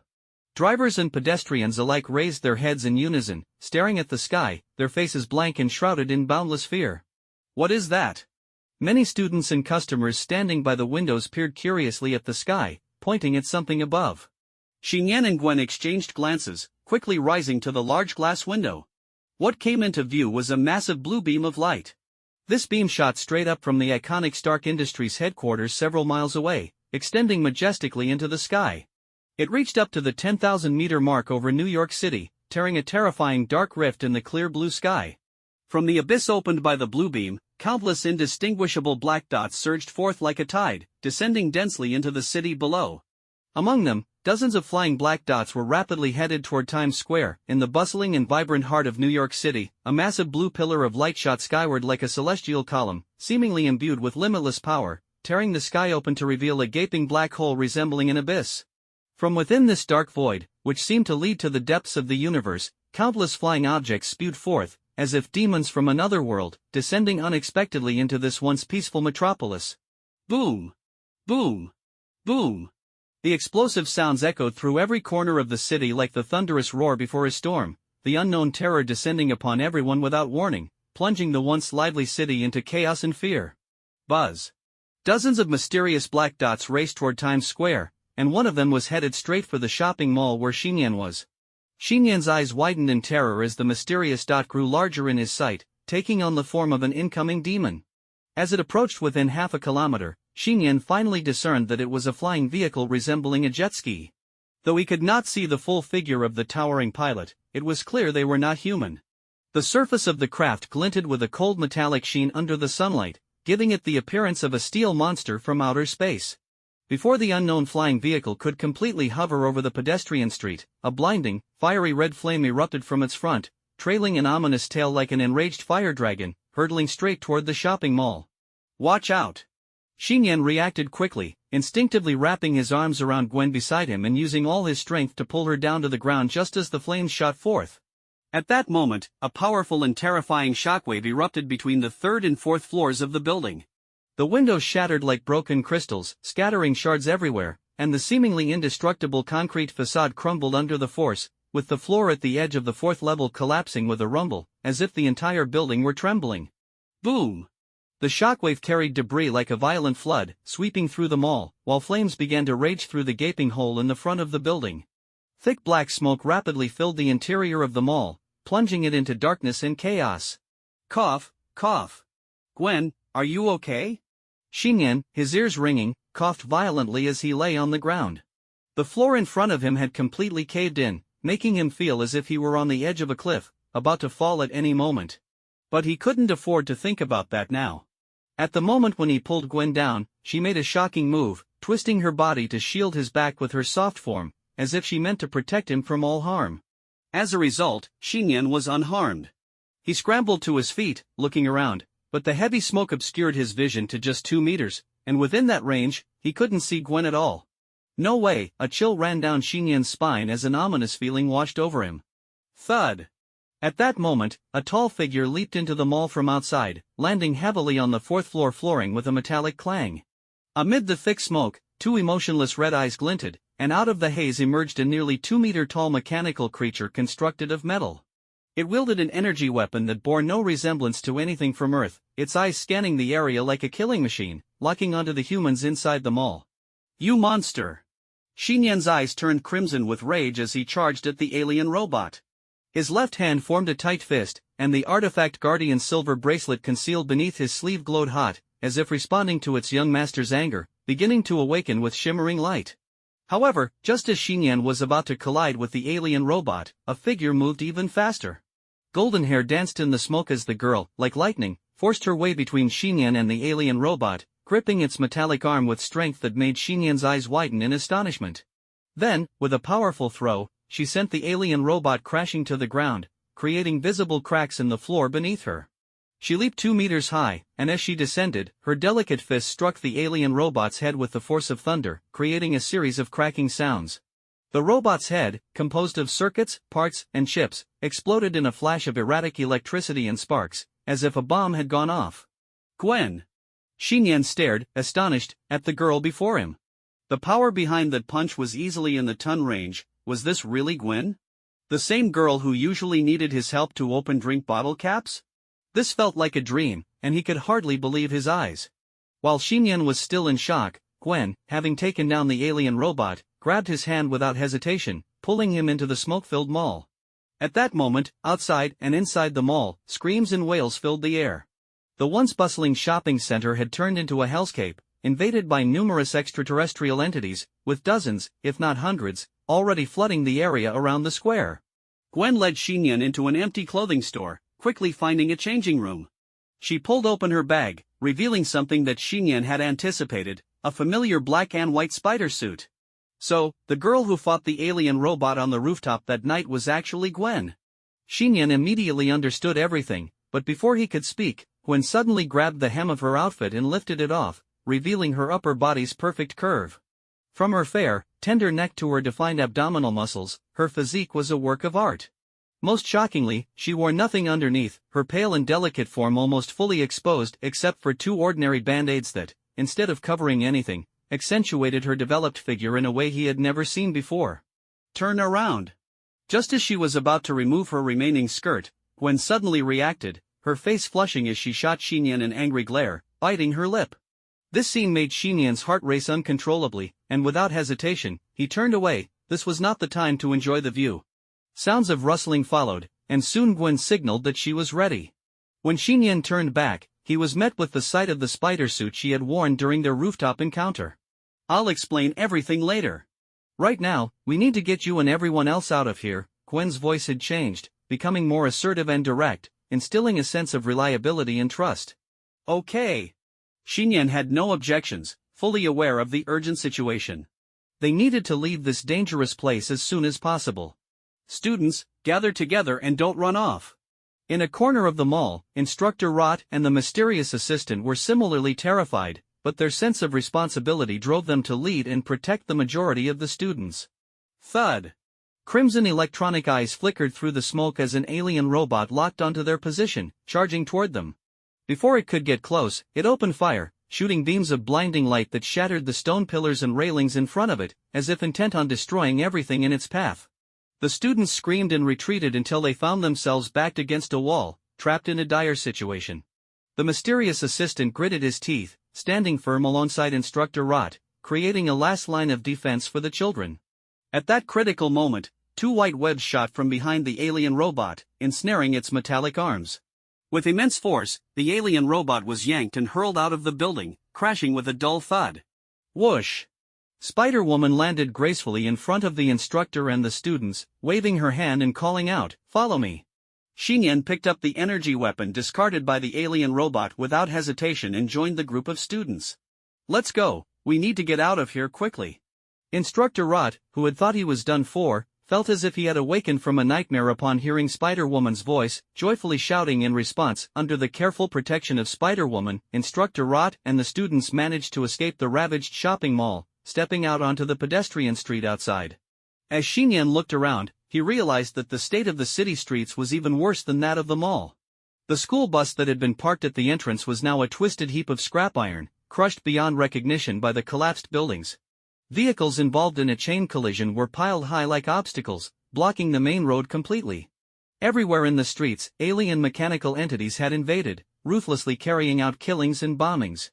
The cries and screams of humanity echoed all around, and the central area of New York was plunged into chaos, as if the apocalypse had arrived. What is that? Amidst the turmoil, Xiyan spotted a familiar tall figure on top of a car.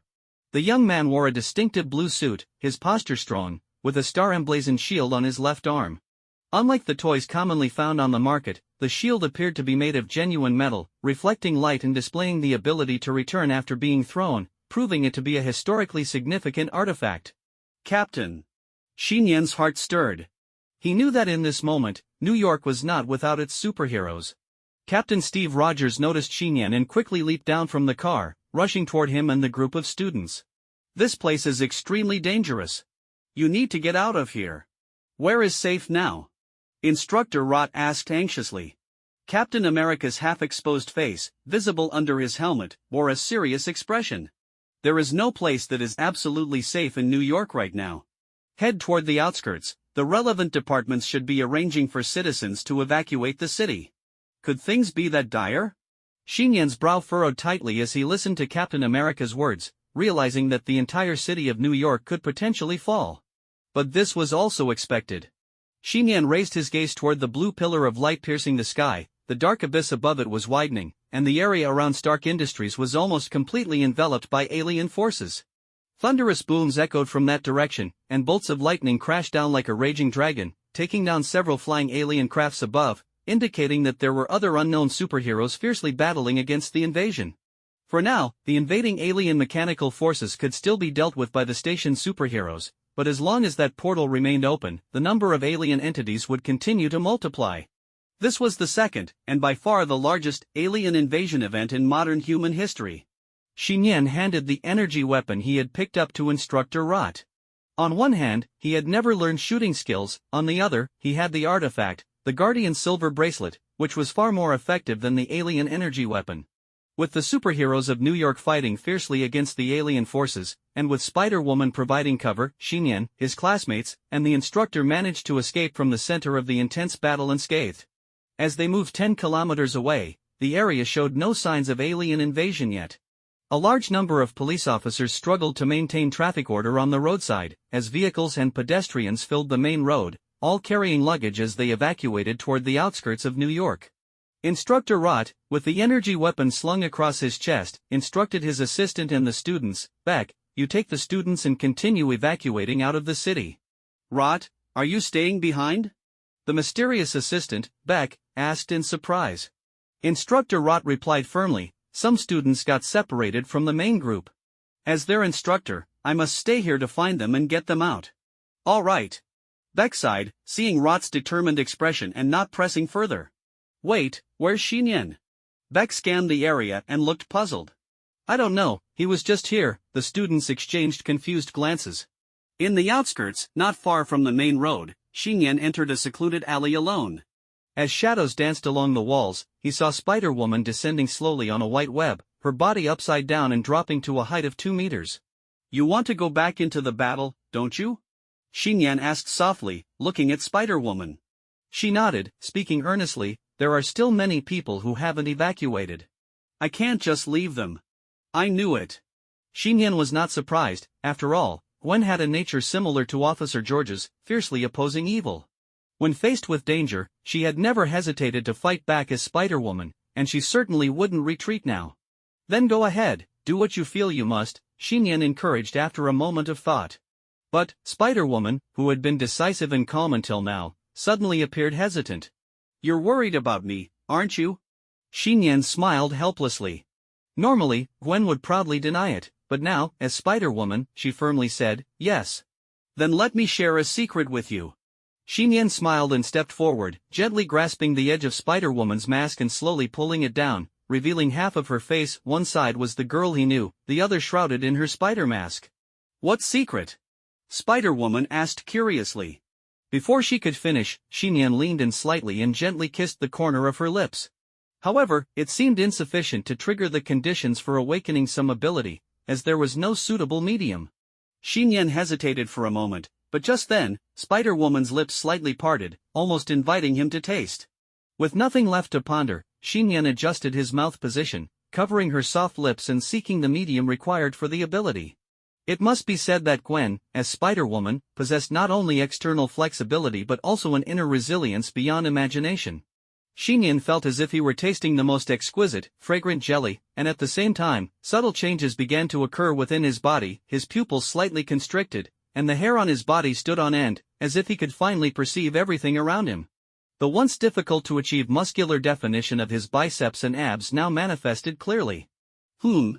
Spider-Woman Gwen's eyes widened in disbelief as she looked at Xiyan, her spider sense tingling intensely. Her body was telling her that the person before her was actually one of her kind. "There's nothing to worry about now," Xiyan said after parting, feeling the surge of spider powers within him. Wait. Did you really get bitten by a spider?" Spider-Gwen, hanging upside down in mid-air, stared in disbelief at Xiyan, who was exhibiting super spider abilities. For a moment, she completely overlooked the fact that he had just kissed her.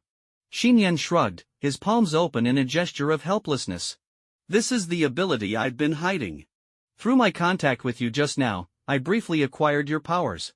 He paused for a moment before continuing. "Remember that guy you met on the rooftop last week? That was me." "You were that creep?" Spider-Gwen exclaimed, then suddenly covered her mouth with her hand, her face flushing with embarrassment. "So, as long as you kiss a girl, you can gain her powers?" "Well, sort of," Xiyan replied, feeling a bit sheepish. He certainly couldn't reveal that all it took was physical contact and a transfer of fluids. Of course, using a kiss as a direct method, combined with sufficient medium, made the abilities he gained more perfect, stable, and lasting. This had been proven back on Paradise Island. Gwen suddenly frowned, her curiosity piqued. "So, whose power did you get last time?" Xiyan widened his eyes, realizing that he and Gwen were not focused on the same subject. Just then, the ground shook violently, and the continuous rumbling and thunder from above intensified, as if it were coming to Xiyan's rescue. What is that? He and Spider-Gwen instinctively looked up at the sky above the alley, where the blue pillar of light continued to pierce the heavens. The previously torn abyss had expanded threefold. Within that massive sky rift, alongside the myriad of alien mechanical entities descending, enormous alien spacecraft slowly emerged. The booming sound of the alien ships moving was so powerful that even from 10 kilometers away, it could be heard clearly, sending waves of fear and dread through the hearts of countless humans. Xiyan, I have to go, Spider-Gwen said, her gaze resolute as she looked toward the encroaching alien forces. Xiyan nodded, saying, be careful. If you feel overwhelmed, remember to retreat quickly. Don't push yourself like last time. Okay, I will. Gwen gave Xiyan a deep look, then pulled her spider mask back on, raising her hand to shoot a web to the building across the alley. Her agile, slender form swung gracefully through the high rises, quickly disappearing toward the heart of the intense battle. Watching her figure fade into the distance, Xiyan let out a helpless sigh, mumbling to himself, you chose to stay, how could I just leave? Silly Gwen. In this regard, Gwen and his aunt were quite alike. Whenever disaster struck, they would step forward without hesitation, becoming true heroes, radiating qualities akin to divine beings. Xiyan certainly was not a hero and had no desire to become one. He didn't possess that grand sentiment of sacrificing everything for strangers. But he would fight fiercely for those he loved. If you all want to protect this world, then I will protect you. Xiyan's eyes brightened as he took a deep breath, striving to calm himself, and began to survey his surroundings. First, he needed to quickly master the super spider abilities Gwen possessed. Xiyan placed his palm against the wall, feeling an invisible, intangible hook at his fingertips, almost as if he had a strange static charge that allowed him to climb effortlessly. He then placed his feet against the straight wall, resembling a newly born spider testing its abilities as he cautiously began to climb. As he reached a height of over 10 meters, he gradually regulated his breathing and glanced down. His movements became increasingly proficient and swift as he crawled along the wall. Before long, Xiyan reached the rooftop of a 10-story building. From this vantage point, he surveyed the grim scene unfolding across New York City. Centered around the towering Stark Industries headquarters, the area within a 10-kilometer radius had devolved into a large-scale alien battleground, swarming with various alien mechanical entities and massive crawling battleships that had only recently descended upon the human city, wreaking havoc and destruction. Buildings were being flattened in an instant, flames erupted on the streets, and the smoke billowing above condensed into a dark cloud. Countless humans cried out in despair, their wails piercing the chaos, a scene reminiscent of hell on earth. Meanwhile, in the outer regions of the city, the roads were filled with vehicles and pedestrians carrying luggage, all hastily fleeing toward the main roads leading out of the city. Their faces reflected confusion, fear, anxiety, and devastation, as if the entire city had fallen into a doomsday scenario. This terrible beginning was truly dire. As Xiyan carefully assessed the battle situation in the distance, a sudden deafening explosion erupted. Blinding flames struck a nearby building, instantly reducing several low-rise homes to rubble. Debris and flames scattered everywhere, throwing the civilians still trying to evacuate into a state of panic as they fled in all directions. Xiyan squinted, quickly shifting his gaze to the sky. Less than half a kilometer away, several small alien crafts were rapidly approaching. It seemed the battle had spread beyond 10 kilometers now. Perfect, I'll use you to practice. Xiyan took a deep breath and charged toward the edge of the rooftop, leaping across the street that spanned over 10 meters, landing firmly on the rooftop of the opposite building. Although he didn't possess the demigod-like strength he had when wielding his aunt's abilities, the spider powers granted him remarkable agility. Xiyan darted across the rooftop and spotted a small alien craft moving in his direction. Now's my chance. He focused on the craft, which was just 20 meters away, and quickly tried to replicate Spider-Gwen's movements by flicking his wrist only to find nothing happened. Come on. Frantically, he tried moving his other wrist, yet still no reaction.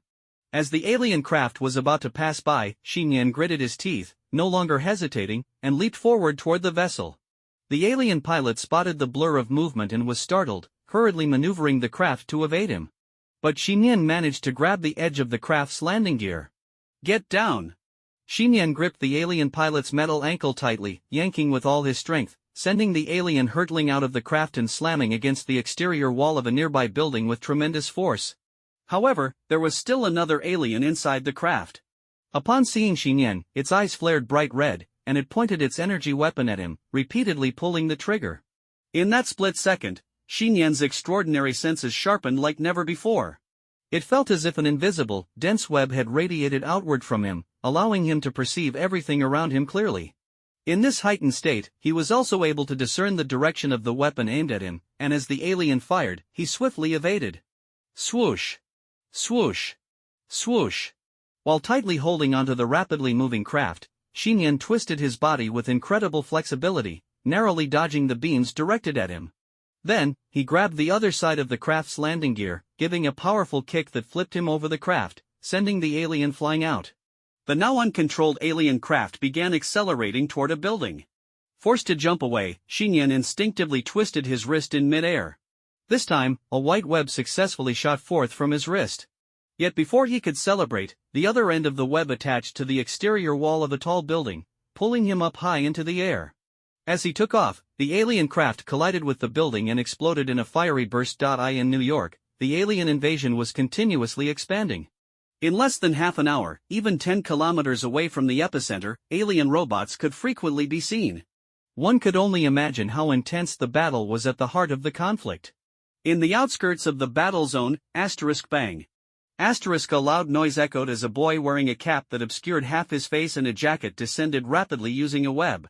The moment he landed solidly on the ground, he wasted no time in throwing a punch that instantly knocked an alien robot to the ground. Crack. The punch, infused with tons of power, shattered the alien robot's chest and created deep cracks in the ground beneath it. The boy looked at the destroyed robot, electric sparks still flickering from its broken body, exhaling a puff of warm breath. His bright eyes slowly lifted towards the sky above the center of the battle. The blue pillar of light, which had caused the alien invasion, continued to emit a despairing glow, as if signaling the never-ending nature of this catastrophe. Even if they could close that blue pillar right now, the alien forces that had already descended into New York were fully formed, and the city might truly face complete ruin today. I'd nearly mastered the spider abilities, it's time to find Gwen. Xinyan felt a strong sense of urgency rising within him. If New York was truly on the brink of collapse, it was likely that the politicians and military officials outside would abandon the city before its final defense was even given a chance. Just as he was about to leave, he suddenly noticed the wreckage of a collapsed residential building nearby. On the sole surviving half of an iron gate, he spotted a faint address. At first, he merely glanced at it, but for some reason, the address felt incredibly familiar, as though he had seen it recently.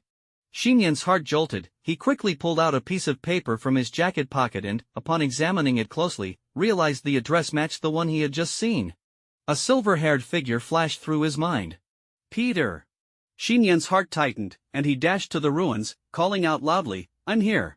However, there was no response, which was to be expected. The entire building had collapsed, leaving behind charred marks from the bombing. Peter had likely evacuated with his family. If he was still inside, the chances of survival were nearly non-existent. Xinyan paused for a moment, placing his hand on a piece of rubble while closing his eyes, tapping into his extraordinary spider sense to get a feel for the situation. Beneath the rubble, in the darkness among the debris of broken furniture, there was an absence of light. The area was eerily silent, and the only survivor, a girl, lay immobilized in the crevice, unable to perceive any external light or sound. All she could hear were her faint breaths and heartbeat, the air feeling extremely thin. She was experiencing the sensation of waiting for death, and it was overwhelming. The only glimmer of hope she had was that her twin brother had not been home when the building collapsed. The girl's consciousness began to fade. Crack! Had she imagined it? Suddenly, she jolted awake, forcing her eyes open as she faintly heard sounds of movement outside. "I'm here," she struggled to shout, but her voice was so weak it was almost inaudible. Yet the sounds of movement grew clearer, as if someone knew she was there.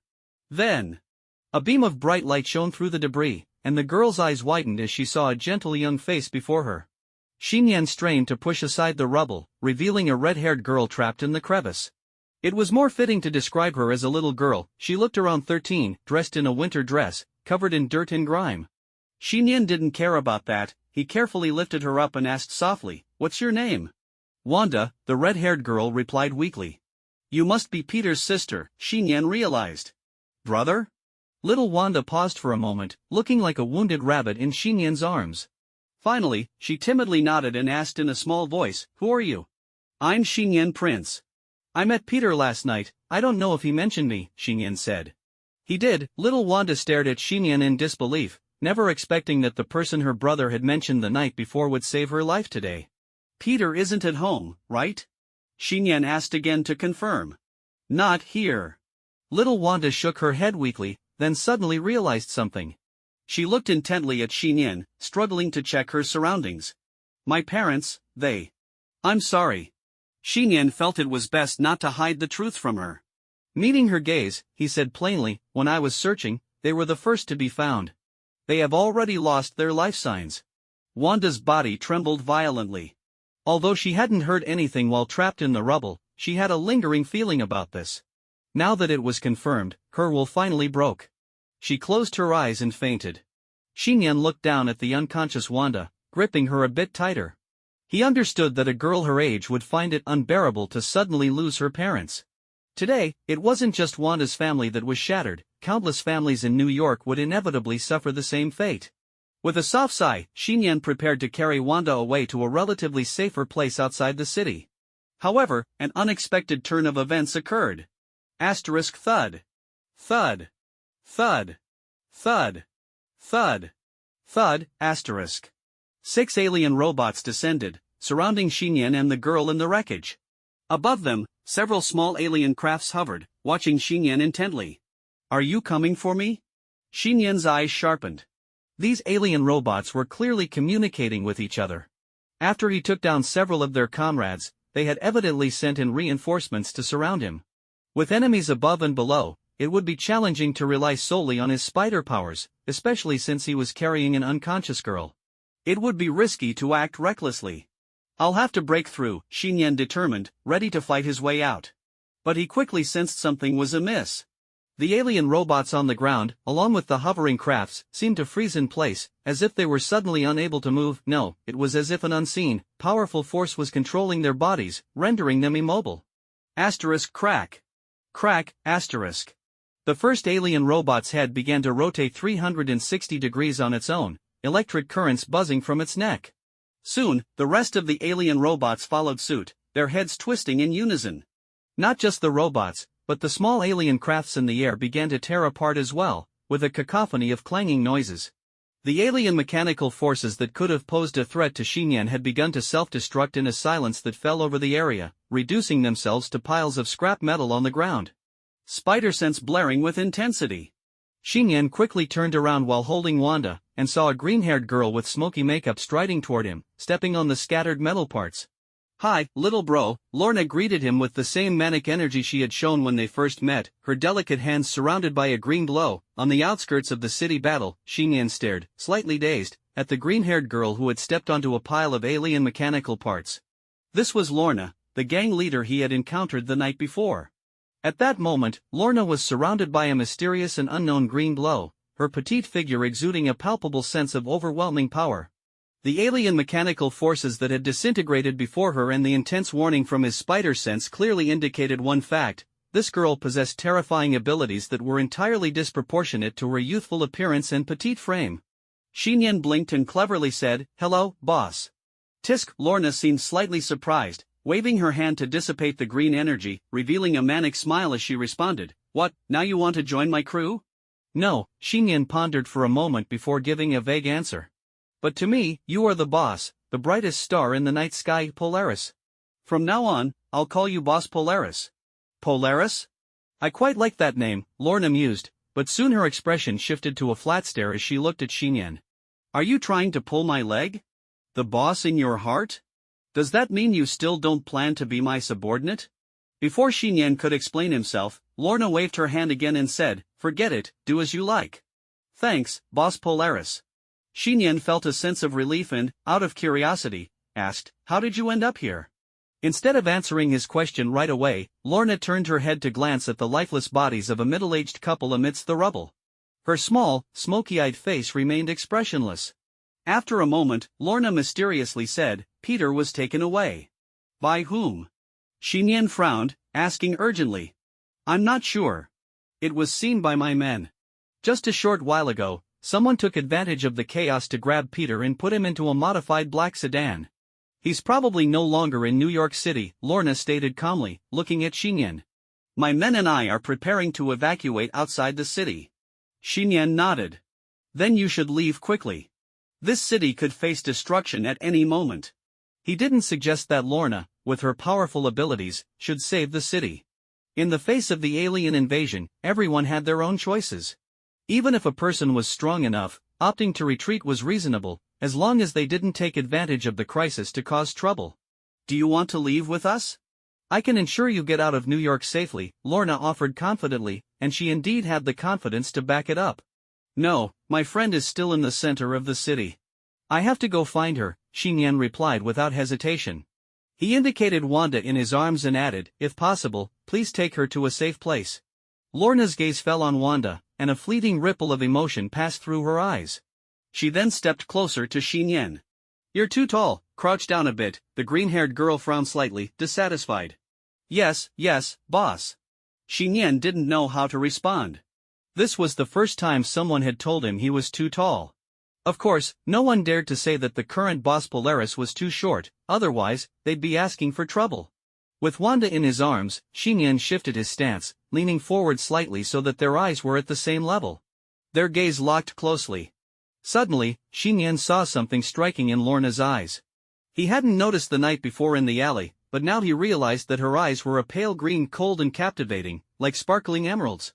This detail added a finishing touch to her exquisitely proud little face, combined with her rebellious smoky makeup, giving her an alternative yet stunning beauty. Lorna stared at the unconscious Wanda, falling into a brief silence. Xiyan felt a surge of strong curiosity. Lorna was here on the outskirts of the battle, most likely not for him, but for Wanda.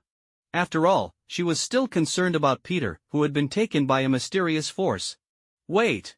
Xiyan noticed a detail. The green-haired girl, Lorna, and the red-haired girl, Wanda, despite one wearing heavy makeup and the other none, shared a certain resemblance in their beautiful faces. It couldn't be. A bold guess flashed through Xiyan's mind, but just as quickly, his thoughts came to a halt. Lorna suddenly rose onto her tiptoes, pressing tightly against Wanda in his arms, forcefully sealing Xiyan's lips. Xiyan froze. The girl's movements seemed somewhat clumsy and inexperienced, yet they were incredibly bold. He felt his lips split, a taste of blood reaching his tongue, but she showed no sign of stopping. Why is this happening? Xiyan wanted to pull back, but Lorna placed her hand on his shoulder, partially controlling his body. With both hands occupied holding the unconscious Wanda, he couldn't break free. There was no time to think further. To prevent his lips from continuing to suffer, Xiyan guided her toward the right approach. Lorna's pale green eyes widened, learning quickly and able to adapt. Until Lorna abruptly stepped back, leaving a clear medium behind. She wiped her mouth, the dark lipstick vanished, and she nonchalantly said, "That wasn't too bad." Why? Xiyan asked, bewildered. Nothing, just a reward for you, little bro.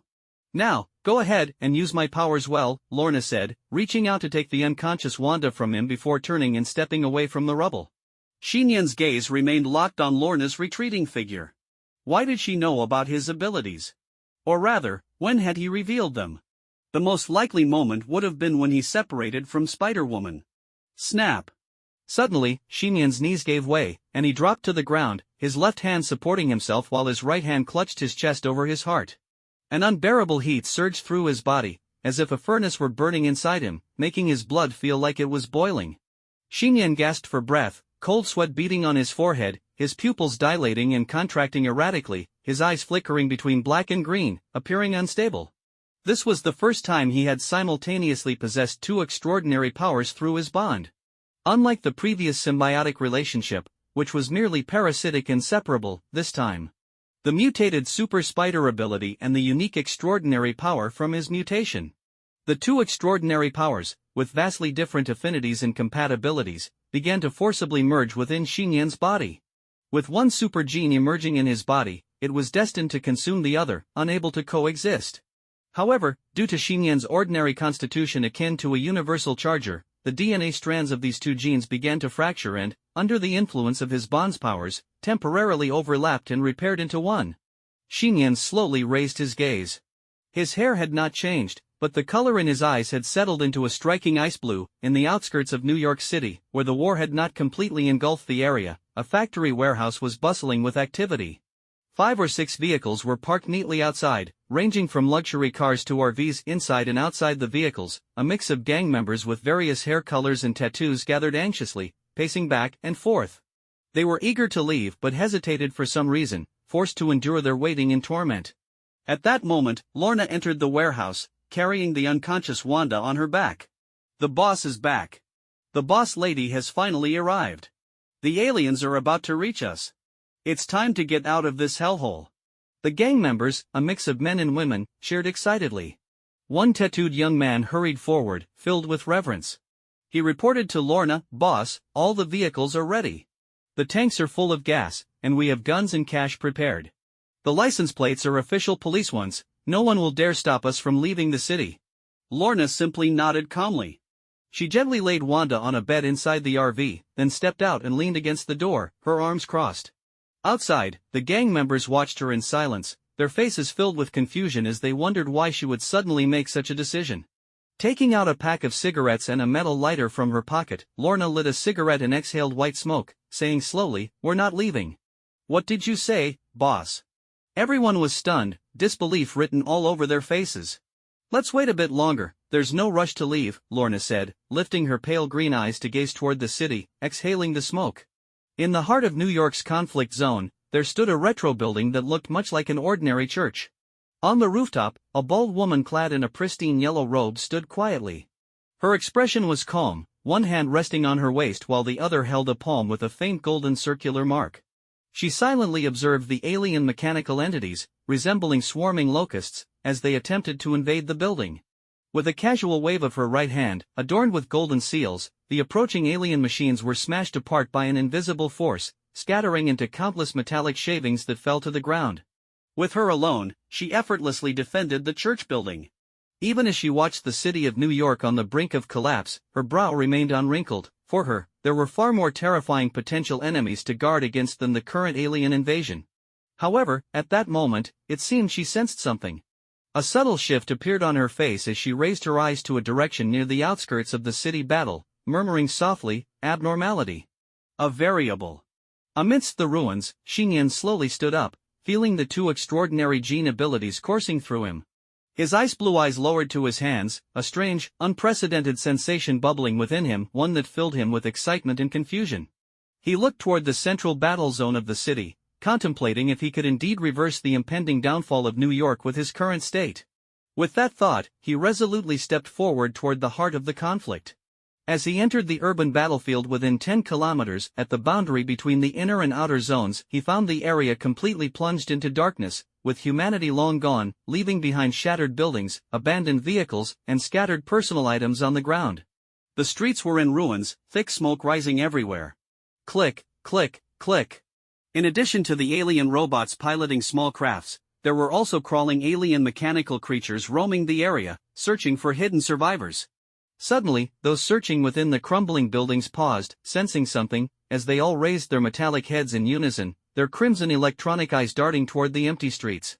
In the chaos of the desolate pedestrian area, a black-haired, blue-eyed boy walked leisurely, lost in thought as he made his way deeper into the city's conflict zone, seemingly unaware of the monstrous alien presences lurking around him. Asterisk bang. Asterisk. An alien mechanical creature suddenly burst through the glass of a nearby high-rise, lunging at the boy on the street. Its sharp metal claws seemed poised to rip him apart, and its gaping metal fangs looked ready to crush his skull. However, the human boy appeared oblivious, continuing his slow stride. When the alien creature was within 3 meters of him, it suddenly froze as if bound by an unseen force, its entire body suspended in mid-air, unable to move an inch as if grasped tightly by an invisible hand. The alien mechanical creature remained motionless until the boy casually flicked his finger. The creature, which had been halted for 5 seconds, suddenly rocketed forward at incredible speed, crashing into another alien mechanical creature that had also lunged at him. The two metallic heads pierced through one another's bodies, instantly rendering them piles of scrap metal, devoid of intelligence, as they fell heavily to the ground. "So that's it," Xiyan murmured to himself. He finally understood Lorna's powerful root ability, metal control. And Xiyan looked up at the 3 or 4 alien creatures closing in from different directions. He made no movements, simply focusing his thoughts inwardly. A massive wave of green energy surged outward from him, centered on Xiyan. This energy tide washed over the approaching alien creatures, causing their bodies to erupt with dazzling electric sparks, instantly disintegrating and crashing down like a cacophony of clanging metal against abandoned cars and buildings. This was magnetic manipulation. Metal control, magnetic manipulation, and stance, these were the extraordinary abilities possessed by Lorna. Of course, fundamentally, they all stemmed from the mastery of one of the four fundamental forces, magnetism. However, the abilities Xiyan now wielded were a fusion of the powers held by both Lorna and Gwen. This was not simply having two extraordinary powers simultaneously, it was the merging and enhancement of both abilities, optimizing each other's manifestations. Xiyan extended a finger, and instantly, a metallic web shot forth from his fingertips. This metallic web was incredibly thin, almost invisible, shooting out at astonishing speed, piercing through a small alien craft and the two alien robots piloting it, like a skewer through a candy treat. This is the spider ability enhanced by metal control? Xiyan pondered, retracting the metallic web as he contemplated. Just then, a series of orange flames suddenly shot toward him from a distance. Instinctively, Xiyan tilted his head to avoid one of the flames, but since he didn't move his position, he was still partially engulfed by the flames. Boom. A powerful explosion engulfed Xiyan and everything within a 10-meter radius. The deafening blast shook the ground, and flames and smoke quickly filled the area. Before the smoke and flames could fully dissipate, a tall figure emerged from the 3 to 4 meter deep crater, maintaining a steady stride. His body was adorned with silver spider patterns that reflected metallic light in the sunlight. Xiyan wore a spider suit nearly identical to Spider-Woman's, but this suit was made from highly resilient spider silk metal, resembling a silver exoskeleton that tightly covered his entire body. This was supposed to be the ultimate form of possessing both metal control and super spider abilities. Centered around the unyielding blue pillar of light, the battlefield in New York within a 10-kilometer radius was nearly devoid of any signs of surviving human activity. In the narrow streets and expansive skies alike, alien robots wielding firearms roamed alongside crawling alien machines. Moreover, there was an enormous alien battleship that resembled a gigantic centipede, nearly 100 meters long, grotesque in appearance, and its entire shell shimmered with a cold metallic sheen as it slowly traversed the streets, just 50 meters above the ground. This area had once been the bustling heart of New York, filled with towering skyscrapers. Boom. Boom. Boom. The alien battleship accelerated forward with overwhelming force, demolishing any buildings in its path amidst the thunderous noise. The taller structures were reduced to mere rubble, with debris and dust raining down like a storm, obscuring half the street. Roar! It was as if the massive alien battleship possessed a form of intelligent life, continuing its relentless advance toward the outer districts, seemingly intent on flattening the entire street and turning it into a wasteland. Who's available to take down that behemoth? Iron Man, painted in gold and red, hovered with his thrusters in the air, desperately fending off the swarm of small flying crafts surrounding him. He called into his communication device, his voice tinged with urgency. However, none of the superheroes engaged in this fierce battle could respond to him. The fight at the center had reached a boiling point, and each hero was entangled in a struggle against overwhelming odds, unable to break free to confront the giant alien battleship. Even someone as powerful as the Hulk found himself stretched thin in the face of this brutal invasion. Sighing in frustration, Iron Man continued to fight against the alien forces while keeping a vigilant eye on the massive battleship moving toward the outer city. Then, an astonishing sight shocked Iron Man. Just as the battleship had not yet fully left the inner battlefield, it continued to accelerate. As it neared the boundary between the inner and outer conflict zones, it suddenly, without warning, split in half. Yes, it truly split in half. Iron Man couldn't believe his eyes as he suspected he was seeing things. The entire 100-meter-long alien battleship had been severed by some mysterious force. The cut was so precise that it appeared as if it had been made with a sophisticated instrument. Even the alien robotic forces inside the battleship were caught off guard, cleaved apart by this unexpected power. Bang. The severed wreckage of the battleship began to descend, shaking the ground beneath. In the bright sunlight, faint glimmers of light appeared above the point where the wreckage landed, revealing fine metallic webs. Not just one. At the intersection of the street, dozens of these webs crisscrossed, hanging in the air. Swoosh. Swoosh. Swoosh. The alien robots piloting the small crafts, not yet aware of the danger, were sliced into pieces by the metallic webs, continuing their forward momentum until they fell to the ground as debris. Standing on one of these metallic webs was Xiyan, transformed into the magnetic spider. Xiyan was not in a hurry to retract the metallic webs. Instead, he continued to spread them from his center, radiating outward across hundreds or even thousands of meters of urban area. These metallic webs intertwined to form a network, quickly covering a significant portion of the city. With his left hand, he gathered countless strands, closing his eyes to extend his spider sense along the webs. 10 meters, 100 meters, 1,000 meters. Everything within the 1,000-meter reach of the webs was exposed to his spider sense, especially the alien entities made of metal. "Goodbye," Xiyan whispered, tightening his grip on the metallic webs. The manifested green magnetic energy surged outward along the countless strands. It was like a grand judgment descending. Asterisk crack, crack, crack. Asterisk. Within the area covered by the web, the alien machines were thrown into chaos as the magnetic energy disrupted their systems, causing them to collapse. In that instant, over 100 alien entities succumbed to this power. With a casual flick of his hand, Xiyan snapped the metallic webs, easily retracting them. Controlling metal was undoubtedly one of the most powerful derivative abilities of magnetic manipulation. Now that he possessed both magnetic control and super spider abilities, Xiyan had elevated the capacity to manipulate metal to a new height. After all, even Lorna, who had magnetic powers, could not create metal from nothing. She could only manipulate existing metal objects. But with the enhancement from spider genes, Xiyan could metallize his webs. This meant he could create metal out of thin air. Furthermore, guided by his sharp spider sense, his control over metal became even more exquisite and precise. "I think I've got the hang of my abilities," Xiyan slowly lifted his ice blue eyes, using his right wrist for the first time.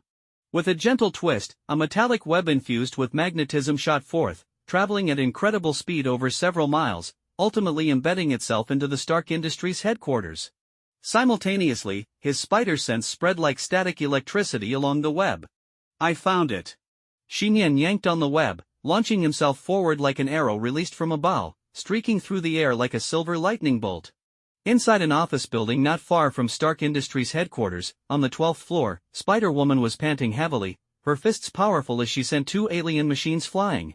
Yet, from the severely damaged window, even more alien entities surged in like a tide. While each individual alien machine wasn't particularly strong against superheroes, their relentless and fearless nature made them akin to weapons solely created for battle.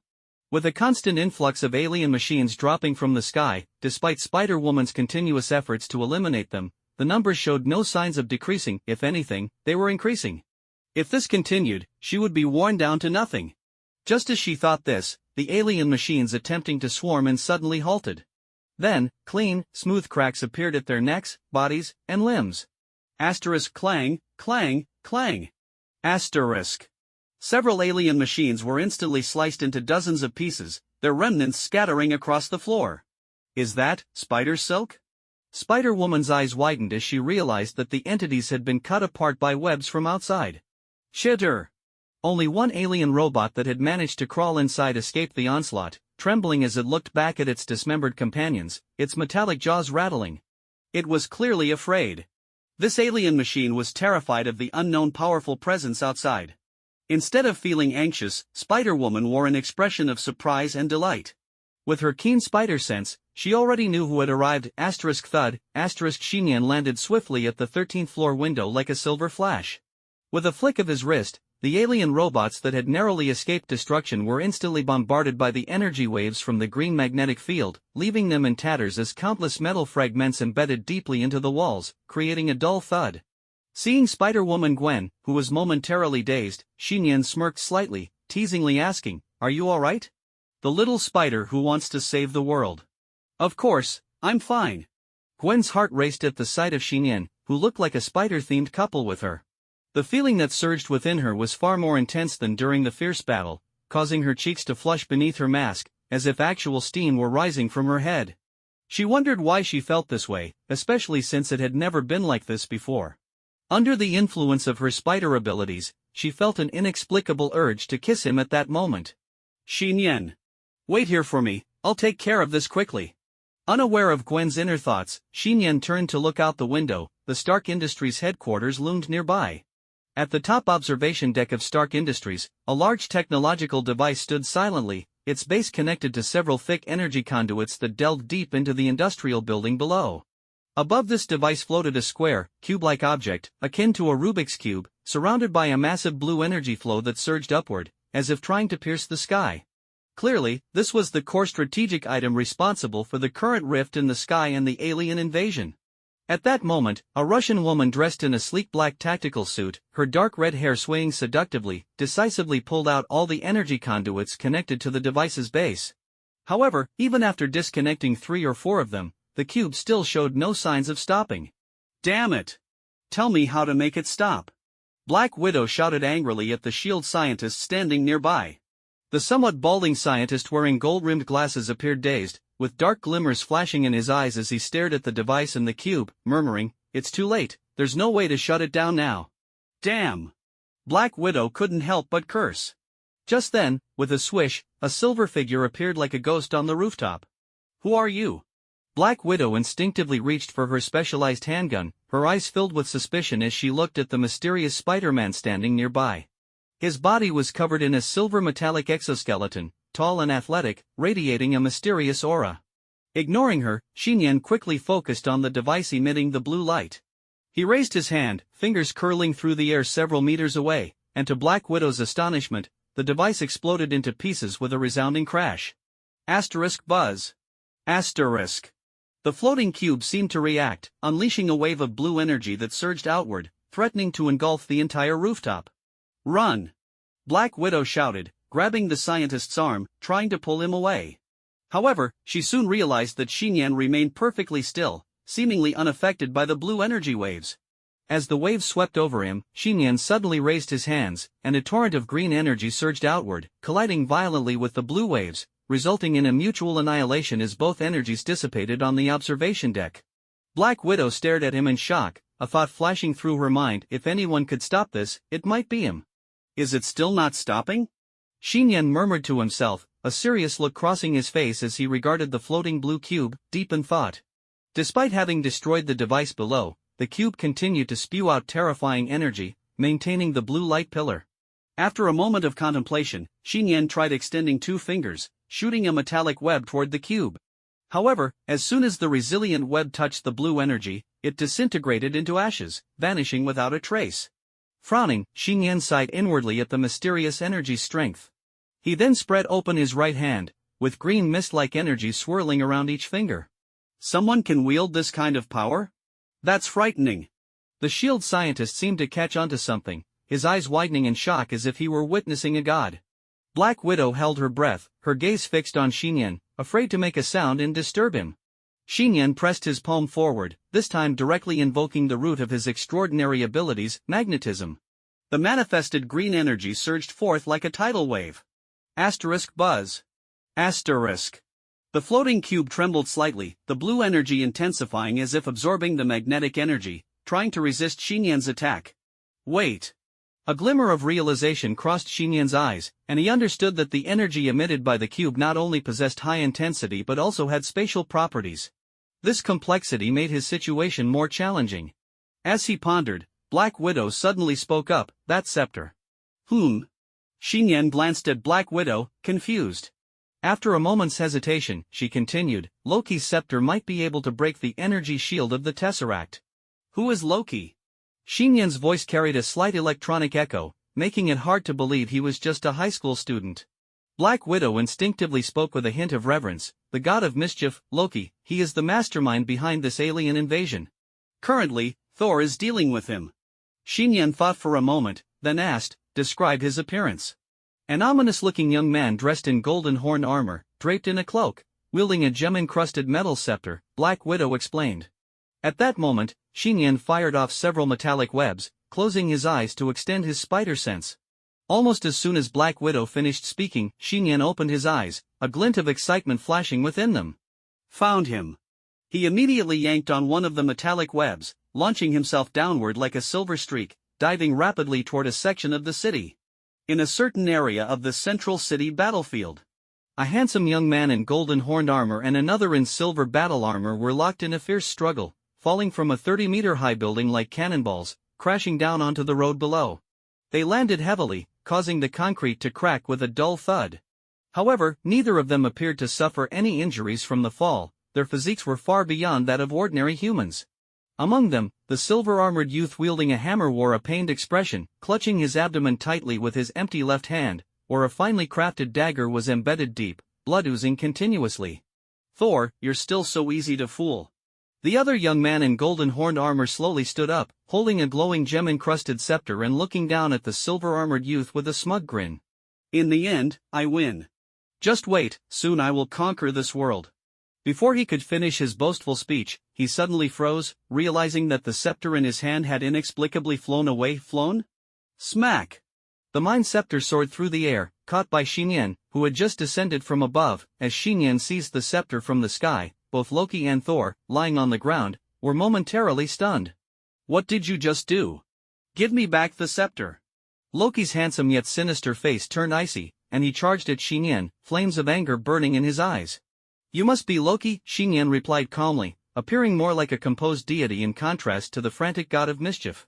His body seemed to be coated in a layer of shimmering metal, the spider suit tightly hugging his muscular frame while magnetic energy radiated outward, creating a formidable aura of pressure. His ice-blue eyes were calm and deep, reflecting Loki's approaching figure. As Loki drew near, even Thor instinctively felt his body grow heavier, as if an invisible force was suppressing him. Thor, watching Loki advance, shouted, "Wait, it's dangerous." His voice was filled with concern, clearly warning his brother Loki rather than Xiyan. "You're going to regret this," Loki hissed as he closed in on Xiyan. Xiyan gripped the gem-encrusted scepter tightly in his left hand and suddenly raised his right index finger, a faint glow flickering at its tip. Hiss. In the next moment, Loki's body froze as if trapped. His eyes widened in disbelief as a thin metallic web pierced through his forehead, easily breaking through his ornate golden horned helmet, exiting through the back of his skull and embedding itself into a building behind him, leaving a small hole. "Loki!" Thor shouted, his voice filled with urgency and anger. At that moment, a ripple of energy surged behind Xiyan, and another Loki suddenly jumped out from the void. This Loki's eyes glinted with cold light, his face betraying a sense of pleasure at having caught Xiyan off guard. One hand reached for the scepter while the other brandished a sharp dagger, thrusting it toward Xiyan's back. Faced with this sudden situation, Xiyan sighed. If it had been someone else, like Thor, they might have been caught off guard. Unfortunately for Loki, he had met someone who wielded both super spider and magnetic powers. At the moment he pierced Loki's body with the metallic web, he sensed through the web's touch that this Loki was a fake. After all, the web hadn't transmitted the sensation of piercing something solid. And the instant the real Loki appeared behind him, Xiyan's spider sense acted like radar, giving him complete awareness of Loki's movements as though everything was under his control. It was like a player in a CS-style shooting game. The fake Loki thought he was invisible, not realizing that the opposing player had a god view, and every move he made was visible to Xiyan. Xiyan stood still, allowing the dagger to approach, seemingly unconcerned for his safety. The next moment. Thud.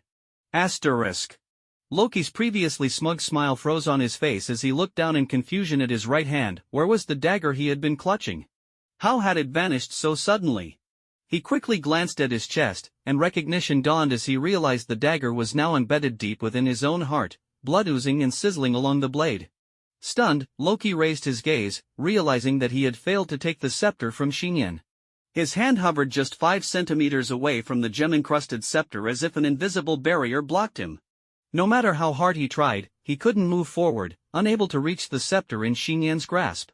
That 5-centimeter gap felt like an insurmountable chasm, isolating him from the power he sought. "Seems like you have quite a bit of metal armor on you."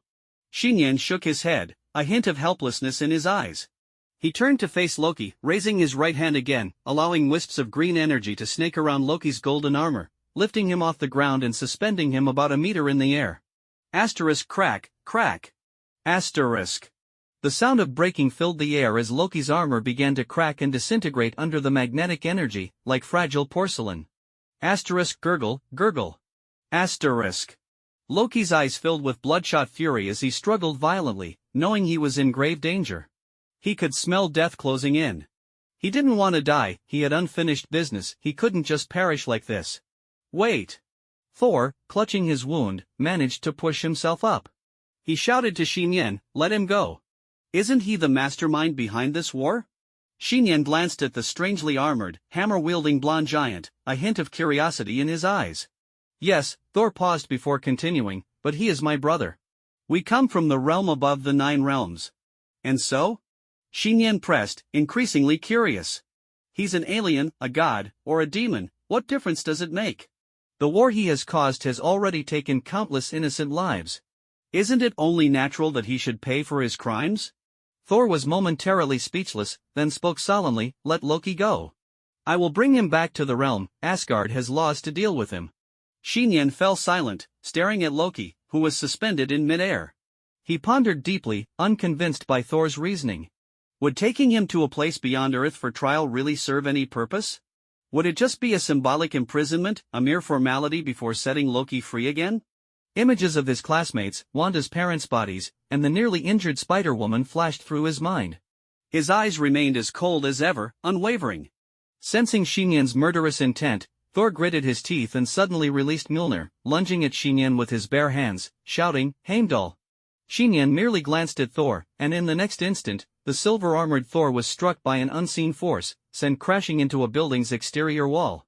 Simultaneously, a rainbow-colored beam of light descended from the sky, crashing down at Loki's location and enveloping him entirely. Trying to escape?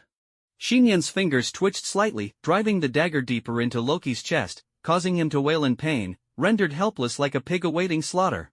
Xiyan briefly considered using his magnetic manipulation to forcibly pull Loki down, but he discovered that the rainbow bridge had spatial properties similar to the Tesseract. The rainbow-hued light quickly whisked Loki upward, disappearing into the sky in the blink of an eye, as if it were leading to the deepest reaches of the universe, impossible to pursue. Phew! Leaning against the building's wall, Thor watched this unfold, releasing a breath of relief, his eyes weary. "I hope you can keep your word and give him the punishment he deserves." Xiyan shot Thor a deep look, his expression filled with complex emotions. He turned away from the fading rainbow bridge, and using his magnetic abilities, he soared upward, clutching the scepter as he returned to the top of Stark Industries. Impressive! At the top of Stark Tower, Black Widow had witnessed the scene below. She gazed at Xiyan, who returned from the brief battle in under half a minute, her lips slightly parted and her beautiful eyes sparkling with surprise. This guy was incredibly powerful. Loki, who was so difficult for Thor to subdue, had been left with no room to resist in front of him. This was a true powerhouse. As Xiyan landed on the observation deck, facing the floating tesseract before him, he wasted no time and directly thrust the scepter forward. Buzz. This time, the gem-tip scepter suffered no damage, it pierced through the energy shield emanating from the tesseract, as if a solid barrier had been easily broken. The powerful energy waves instantly spread out, threatening to shatter the entire top floor. Breakthrough, on the rooftop observation deck of Stark Industries headquarters in New York, just as Xiyan was about to manipulate the gem scepter and insert it deep into the energy shield, Black Widow's expression suddenly changed slightly, and she anxiously said, "Wait." "Wait for what?" Xiyan turned his head slightly, glancing at the exceptionally alluring female agent, a hint of confusion in his eyes. Black Widow quickly replied, "A nuclear missile launched by the military is rapidly heading this way towards New York. Iron Man is on his way to intercept it, he wants to send that nuclear missile into the portal in the sky." As she spoke, a small black dot was approaching at an incredible speed on one side of the city of New York. It was clearly visible that it was a nuclear missile trailing a long stream of airflow, and just below the missile, a red and gold armored Iron Man was desperately lifting it with his metallic hands and back. All the propulsion devices in Iron Man's suit, hands, chest, waist, and feet, were activated simultaneously, working at full capacity. Iron Man was struggling beneath the missile, desperately trying to change its trajectory while urging the AI, JARVIS, to quickly call Pepper Potts. It felt like the superhero's last tragic farewell, filled with helplessness and determination. As Iron Man approached the Stark Industries building with the missile, before he could even dial the number, just as he was about to resolutely lift the missile upwards toward the sky, suddenly, the missile autonomously adjusted its direction and accelerated towards the portal at the top of the city. At this age, don't act so recklessly. On the rooftop of Stark Industries, Xian's right hand still maintained a grasping motion, the green magnetic energy flowing continuously in his palm, silently expressing his helplessness. Under the powerful magnetic manipulation and guidance, the missile successfully entered the portal and then disappeared without a trace. Xiyan no longer hesitated and continued to control the nearby gem scepter, forcefully piercing through the energy shield of the cosmic cube. Black Widow gasped as she watched. The energy that had been condensed on the cube surged upward like a waterfall in reverse, before bursting forth violently. The blue beam of light gradually faded, and the portal in the sky struggled to maintain itself, starting to rapidly collapse. Bang! Bang! Bang! No one knew whether the nuclear missile crashing into the portal destroyed the alien base on the other side, or if the collapse of the portal caused some unknown change. But within the city of New York, the alien forces that were still wreaking havoc, whether they were alien robots, crawling machines, or enormous alien warships, suddenly seemed to lose all intelligence and power, collapsing to the ground and instantly turning into heaps of scrap metal. In an instant, the invading alien forces in New York were utterly defeated. This also meant that the second alien invasion in modern human history, and this grand battle of Earth-resisting aliens, now known to future generations as the Battle of New York, had come to an end. Everything happened so suddenly, and the conclusion was equally abrupt. In the air, Iron Man was momentarily stunned, then reacted extremely quickly, shouting, "JRVS, quickly hang up the call to Pepper." Damn, almost recorded a final message. On the ground, the Hulk smashed through a building and charged out, looking bewildered at the alien machines lying everywhere, still seeming a bit unsatisfied as he stomped the ground a few more times. On the other side of the street, Thor reached down to help Captain America stand up, noticing the severe laser wounds on his abdomen, and asked with concern, "Are you alright?" "Of course I'm fine, I could keep fighting like this all day." Captain America grimaced in pain but confidently replied. Meanwhile, on the top floor of Stark Tower, Black Widow looked beside her, her eyes filled with astonishment. The mysterious figure who had just been standing next to her had already vanished, along with the gem scepter and the cosmic cube. Far away from the central battlefield, in the mall where the students had been earlier, it was in ruins, with numerous pits and many alien machines lying on the ground, as if a fierce battle had just concluded here. A silver flash zipped past, and Xiyan appeared here, holding Spider-Gwen, as they entered the fitting room of the previous clothing store. After closing the door, Xiyan gestured to Spider-Gwen, "Can I borrow your backpack?" Spider-Gwen took off her spider mask, and her golden hair, damp with sweat, fell down, revealing her youthful and beautiful fair face. Gwen took out a clean set of clothes from the backpack and handed the empty backpack to Xiyan. Xiyan opened the backpack and carefully placed two small objects, held by metallic spider silk, inside. One was a sphere, and the other a cube, both coated in a layer of metal. Indeed, they were the gem scepter and the cosmic cube. Xiyan felt that these two mysterious items were far too dangerous, so he decided not to leave them behind. The cosmic cube was manageable, as it could be simply coated with metal, but the gem scepter was more conspicuous and difficult to carry. Thus, Xiyan directly twisted and deformed the metal of the scepter's shaft, wrapping it around the inner yellow gem. He also added an extra layer of metallic coating to the sphere, making it look like an ordinary gray-silver metallic ornament, just as he intended. After that, it was time to change clothes. Xiyan turned his back to Gwen and began to peel off his metallic spider suit. During this process, he could occasionally feel a smooth and flexible body behind him, with limbs brushing against his lower back.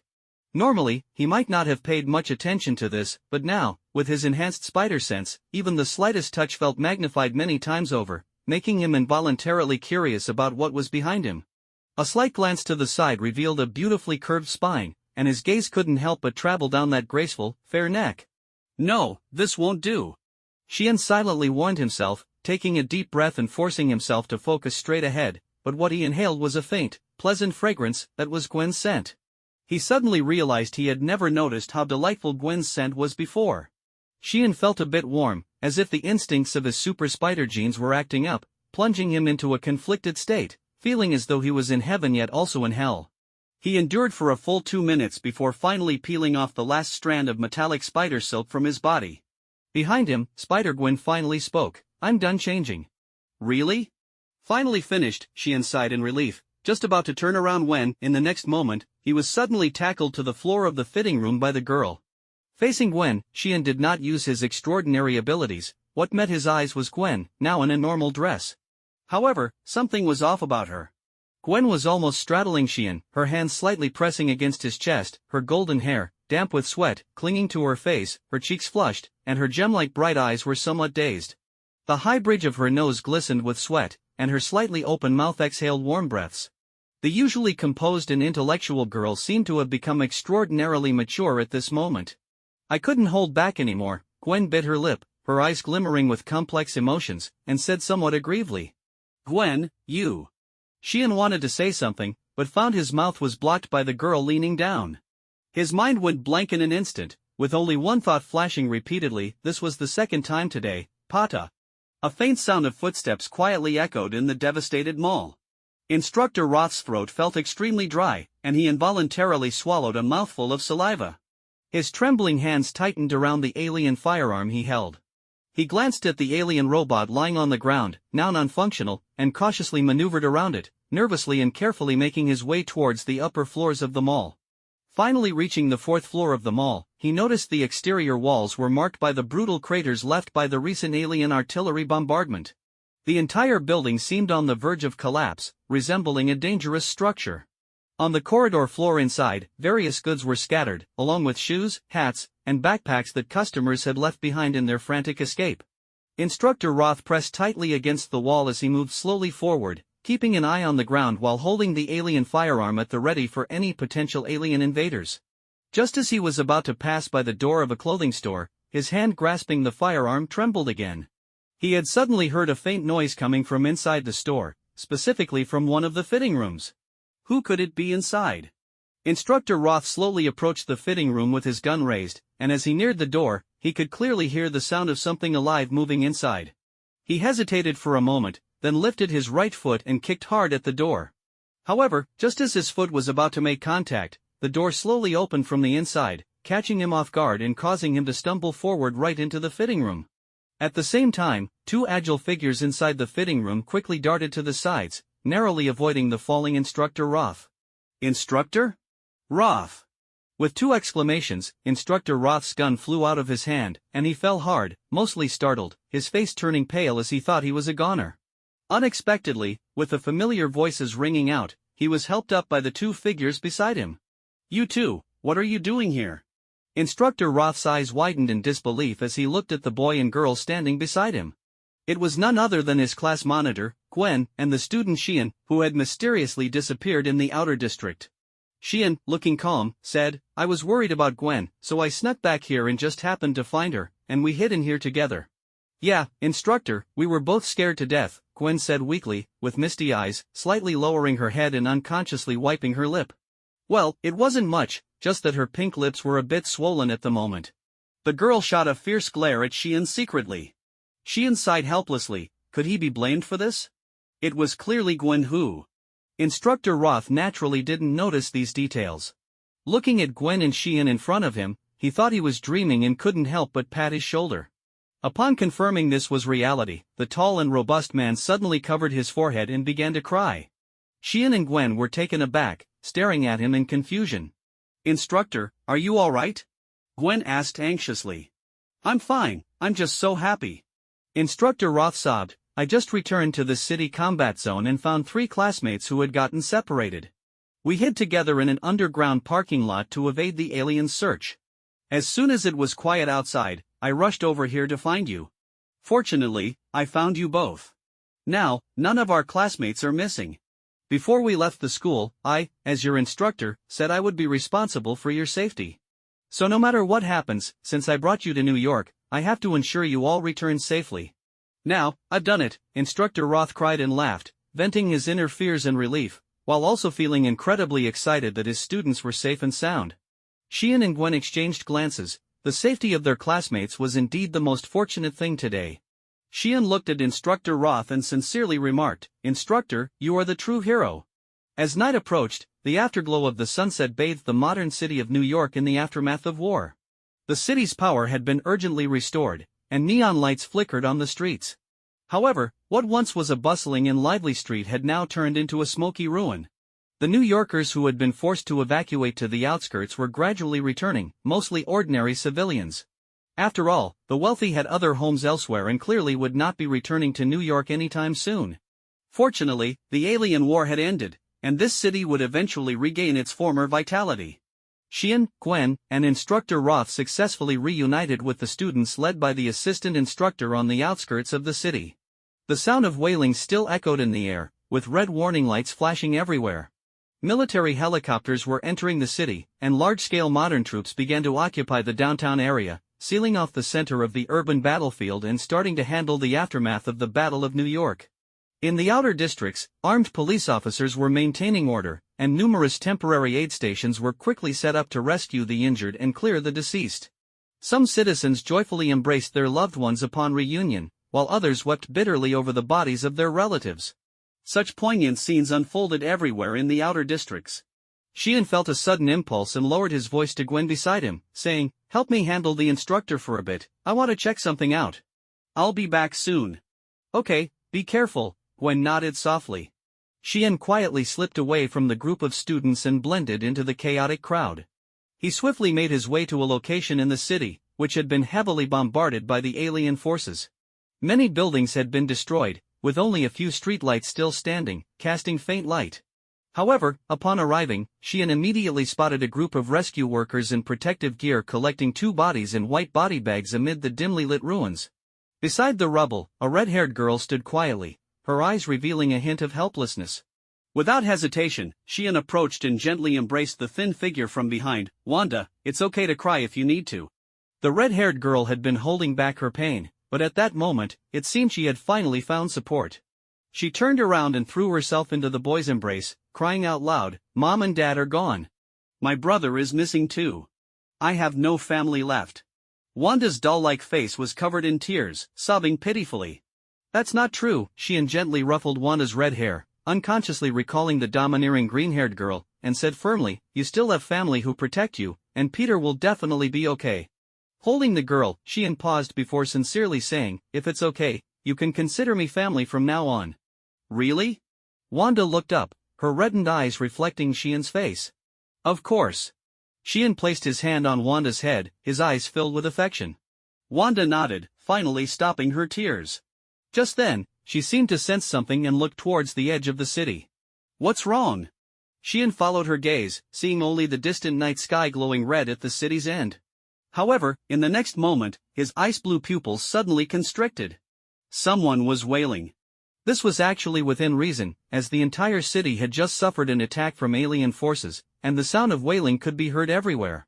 However, the male wailing that Xiyan heard did not come from the street he was on, nor even from within New York City. It was from beyond the city, at the very edge of the night sky. The wailing carried a characteristic of ultrasound, inaudible to the average person, but for someone with extraordinary abilities, it could be sharply perceived. It was a wailing that resonated throughout the world.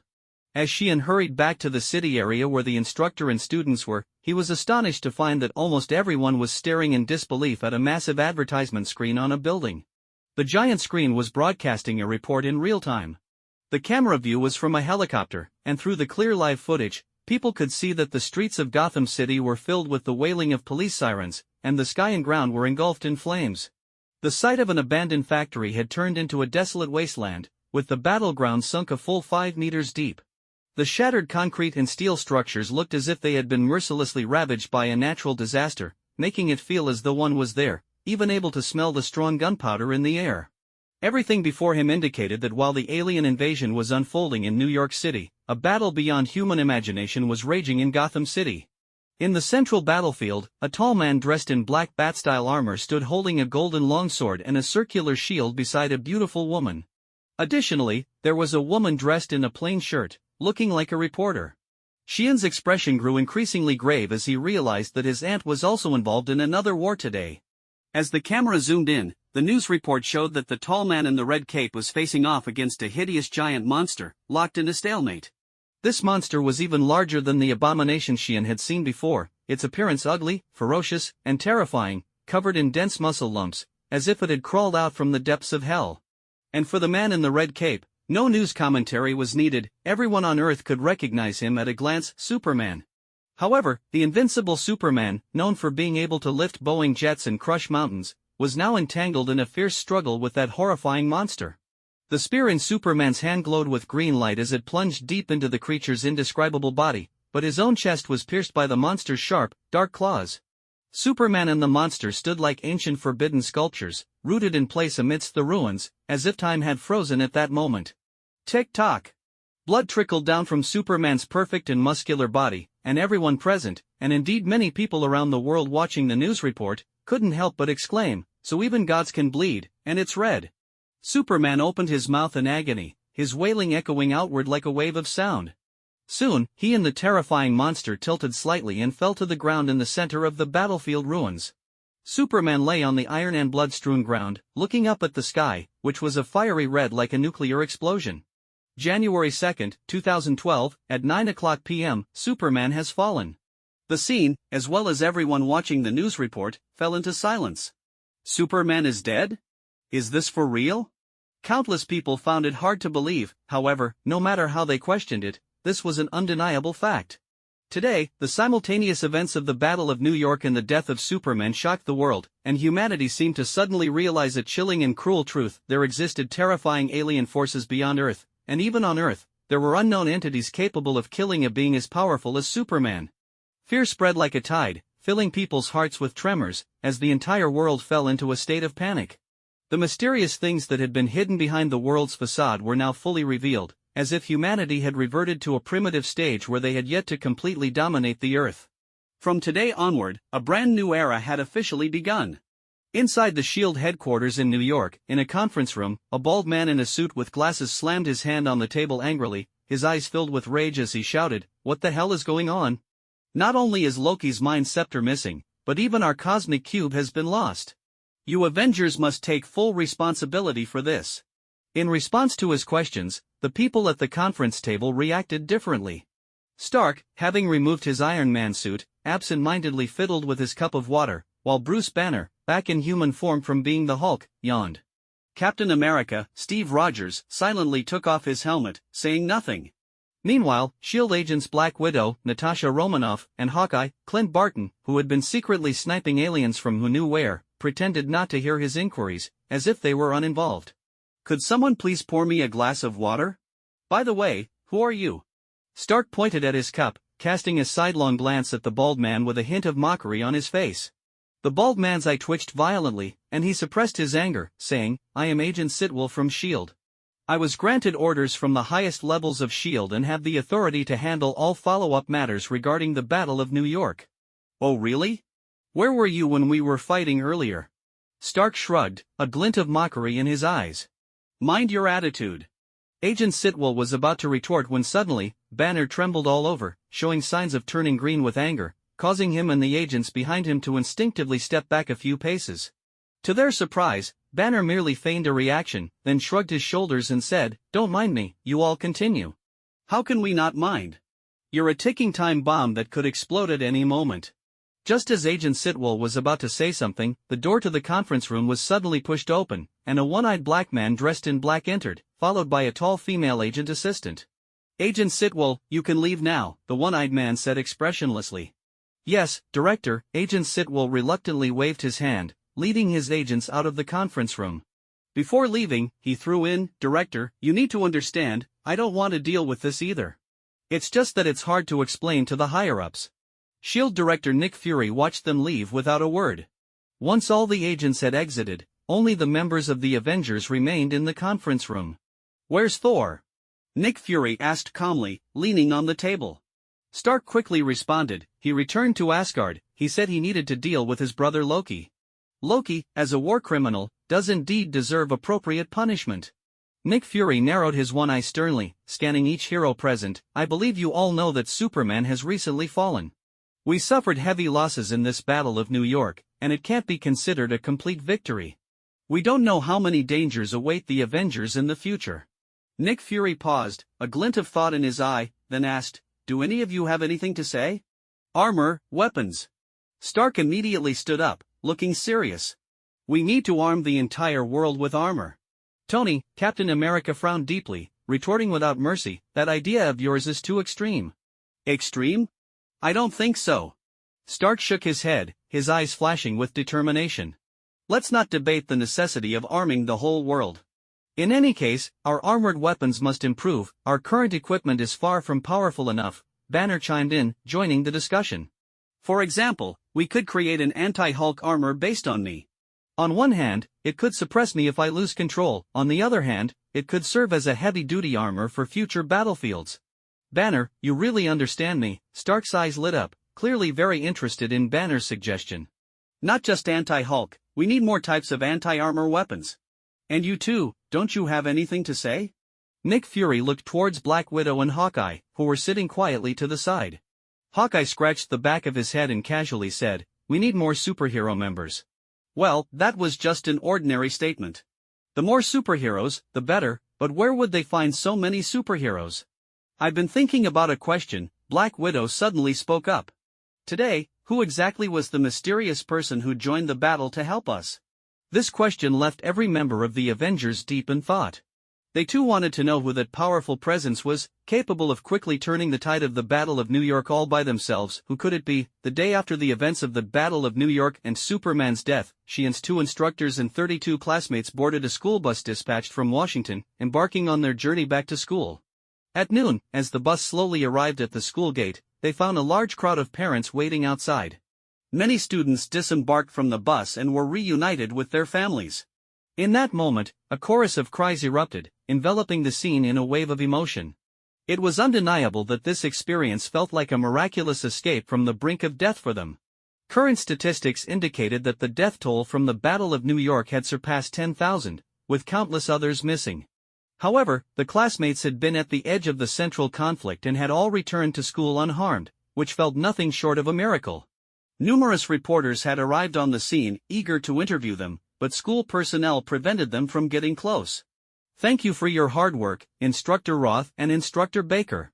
The school principal and teachers had come to the gate to warmly welcome the 2 instructors as they stepped off the bus. "It was no trouble, it's our duty as instructors." Instructor Roth laughed heartily, showing no sign of fear. His impressive figure drew enthusiastic applause from several female teachers and parents. Xiyan and Gwen exchanged a knowing smile, silently agreeing to keep the incident of their earlier emotional breakdown in the mall to themselves. Assistant Instructor Quentin Baker appeared somewhat dazed, lost in thought as he walked alone towards the school office building. The principal announced loudly, "Students, you have all experienced a fright. You can go home with your families now and return to class after a day's rest." Immediately, parents began to disperse with their children. Xiyan and Gwen parted ways on the bus, as they both saw their families waiting. Gwen waved as she walked towards a police car parked nearby, while Xiyan, carrying Gwen's backpack, made his way to a street sign across the road where a black-haired woman was quietly leaning against it, waiting for him. "Auntie!" Xiyan quickly approached the woman, and seeing her familiar and caring face, a surge of emotions welled up inside him. Diana could clearly sense Xiyan's feelings. She gently placed her hand on his head and said softly, "You did well." Then, she held his hand and added, "Let's go home." Meow. At the same time, an orange little creature peeked out from Diana's coat pocket, curiously looking around. Xiyan smiled as he gently scratched the soft chin of the little creature, taking it out of the pocket and placing it in his arms. He nodded, "All right, let's go home together." Back at home, in the living room, Xiyan embraced the slender waist of the little creature, resting his head against the back of the sofa that emitted a faint scent of hair. He sat with Aunt Diana on the sofa, holding the adorable creature, a young beast known as a hunger beast. The protective silver bracelets they wore gleamed against each other, resembling a pair of exquisite ornaments. Without holding back, Xiyan recounted everything he had encountered during the Battle of New York, while Diana shared her experiences from the battle in Gotham City. What seemed like an ordinary and harmonious family exchange was loaded with the core information of these 2 major events. Superman was questioned to such an extent by the citizens of Metropolis. His original intention was merely to save humanity, yet he was interrogated for the destruction of buildings and for harming people. To think that Batman and Superman would actually engage in a fight. And then there's the ultimate monster Doomsday from Krypton. As Xiyan listened to his aunt's recounting, a phrase from his previous life suddenly surfaced in his mind: "Those who bear the burden for others must not be allowed to freeze to death in the storm." Was Superman truly killed by Doomsday? Perhaps, but for Superman, the doubts and slanders from humanity were undoubtedly sharper and more painful than the claws that pierced his chest. Diana was equally astonished upon hearing about Xiyan's experiences in New York. Compared to her mere involvement in the Gotham battle, Xiyan had single-handedly turned the tide in the Battle of New York. The girl from the neighboring district, Gwen Stacy, does she possess mutated super spider abilities?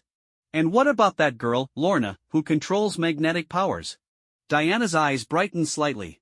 She always considered things from Xian's perspective and thought that with the help of these individuals, even if she wasn't by Xian's side, he would have support. What do you plan to do with the 2 items you obtained? Diana asked curiously. Very simple. Xian picked up Gwen's backpack from the side, unzipped it, and pulled out a black and white female spider suit. Oops, wrong item. Under Diana's calm gaze, Xian's mouth twitched slightly. He quickly placed Gwen's suit back in the backpack and took out the metallic sphere and cube hidden inside. Those were the gem scepter and the cosmic cube. Little Huang, help me eat something, Xian said, pinching the little orange cat's mouth. Little Huang, still comfortably dozing, obediently opened its mouth despite not fully waking up. Though it was only a mouth smaller than half a fist, Xian easily placed the palm-sized metallic sphere inside. Then, he stuffed the cosmic cube into the Hunger Beast's specialized mini-universe. Xian blinked, a proud smile on his face. That's done. Not to mention that only little Huang could open the Hunger Beast's space, as long as no one knew the whereabouts of these 2 items, even if they saw little Huang right in front of them, they wouldn't be able to detect the secret within. It could be said that this was the safest place on Earth. Auntie, I want to discuss something with you. Xian hesitated for a moment before finally speaking up. As if she had already guessed his thoughts, Diana smiled slightly and said, You want to help that girl named Wanda, right? Yes, Xian replied candidly, she just lost her parents, and her brother was taken away. I really can't leave her alone in New York. This can actually be easily resolved. Diana pondered for a moment and said, I can arrange for that girl to transfer to a private school in Washington, allowing her to live nearby, and I can cover her living expenses. Curious, Xian asked, Auntie, how much money do we have exactly? In his impression, before he knew about Diana's demigod identity, their family was just a middle-class household.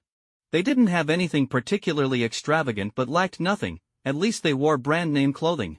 Diana tilted her head, contemplating, I haven't calculated it carefully, but I've bought many antiques over the years. Our current assets are probably around $1 billion. Billion, how much? $1 billion? Xian's eyes widened. That was certainly not a small amount. The difference between millions, tens of millions, and $1 billion was like heaven and earth. Diana said softly, It's not a big deal. I've been working for 80 years, starting in the Louvre restoring artifacts, and later investing in some finance projects after World War II. Due to my identity, I've also switched between various fields like archaeology, computing, and law. To her, money was really just a string of numbers. More or less didn't matter, as long as it was enough for her needs, that was all that counted. As for work, it was merely a way for her to integrate into the human world. Listen to that. What an enviable humblebrag. Looking at this perfect and stunning aunt in front of him, Xian couldn't help but exclaim, Auntie, I don't want to work hard anymore. What's that about? Diana gently tapped Xian's forehead with her cool, smooth finger, a hint of a smile flashing in her eyes as she said, Although my money is also yours, I still hope you can earn some wealth through your own efforts in the future. You know, working is a valuable social experience. Okay. Xian weakly replied, his small wish to take it easy shattered in an instant as he sighed helplessly. I can cover all expenses for that girl until she reaches adulthood, but is that truly what she wants? Diana looked at Xian, her eyes sparkling with contemplation as she slowly spoke. Have you thought about whether she is willing to accept everything you are arranging for her? Xian was instantly at a loss for words, an embarrassed expression crossing his face. It was true, just by observing Wanda standing quietly beside her parents' bodies that day, without crying or making a fuss, it was clear she was a strong-willed girl. In his eagerness to protect Wanda and provide her with housing and living expenses, he had never considered her true feelings. What should I do, Auntie? Xian raised his eyes, looking earnestly at Diana, seeking her advice. Diana pondered for a moment and said softly, let me take care of it. That evening, in a relatively quiet five-star hotel in the outer area of New York, little Wanda, guided by the front desk staff, arrived at a table by the window on the second floor. Before she reached her seat, she spotted the person waiting for her from a distance. Waves of emotion rippled through her eyes as she couldn't help but exclaim, what a beautiful and captivating woman. The movie stars and models on television paled in comparison. You must be little Wanda, Diana said with a warm smile as she looked at the approaching girl. Please, have a seat and we can chat. Diana was draped in a beige long trench coat, her perfect figure subtly highlighted by the garment, exuding the charm of a mature woman. Wanda sat down opposite Diana. Although her physique was far from as graceful as Diana's, her delicate, fair face resembled a doll, already hinting at the potential to become a beauty. Her naturally vibrant red hair even elicited a hint of awe from Diana. "Excuse me, who are you?" Wanda asked curiously, her eyes filled with questions. "My name is Diana Prince," Diana introduced herself. "Prince?" Wanda's eyes widened in surprise, curiosity sparkling within them. Diana nodded slightly, still smiling. "That's right, I'm Xiyan's family." "Hello. I'm Wanda, Wanda Django Maximoff." Upon hearing she was Xiyan's family, Wanda relaxed and her demeanor became noticeably more respectful. "Xiyan has already told me about your situation," Diana said, propping her chin up and fixing her gaze on the red-haired girl. "He wants to help you transfer to a private school in Washington and arrange housing for you nearby. Of course, regarding your brother, I will also arrange for someone to help search for him." "No, no. That's too much trouble." Wanda quickly shook her head, waving her hands in a panic. "Xiyan has already helped my brother and saved my life. I can't thank him enough as it is. I really don't know how to repay him." "Don't rush to reject it," Diana said. "What do you think about Xiyan's proposal?" "It's great, it's just too much," Wanda murmured, looking down. "I really can't accept him paying so much for me without reason." Wanda paused, her eyes becoming slightly red as she spoke with a hint of pleading. "If it's possible, I hope you can help me find my brother. My personal matters don't matter as much." "What a kind girl." Diana silently admired Wanda's spirit and was increasingly impressed by Xiyan's insight. She continued, "Don't you want to go to school?" "Given the current situation in New York, schools will likely be closed for a long time. Plus, you could see Xiyan often in Washington." Wanda lowered her head in thought for a moment before softly replying, "I don't have any money right now, but I can work. Once my situation stabilizes, I will definitely go to Washington." Diana said without hesitation, "You're only 13, who would hire you to work?" "If this continues, you might end up in a welfare facility, where not only would you face various restrictions, but you may never have the chance to find your brother again." Wanda's hands were tightly clasped together under the table, and she seemed at a loss, sitting there in a daze. At just 13, she had lost her family and her home. Living alone in post-war New York while searching for her brother, taken by mysterious forces, the challenges ahead of her were overwhelming.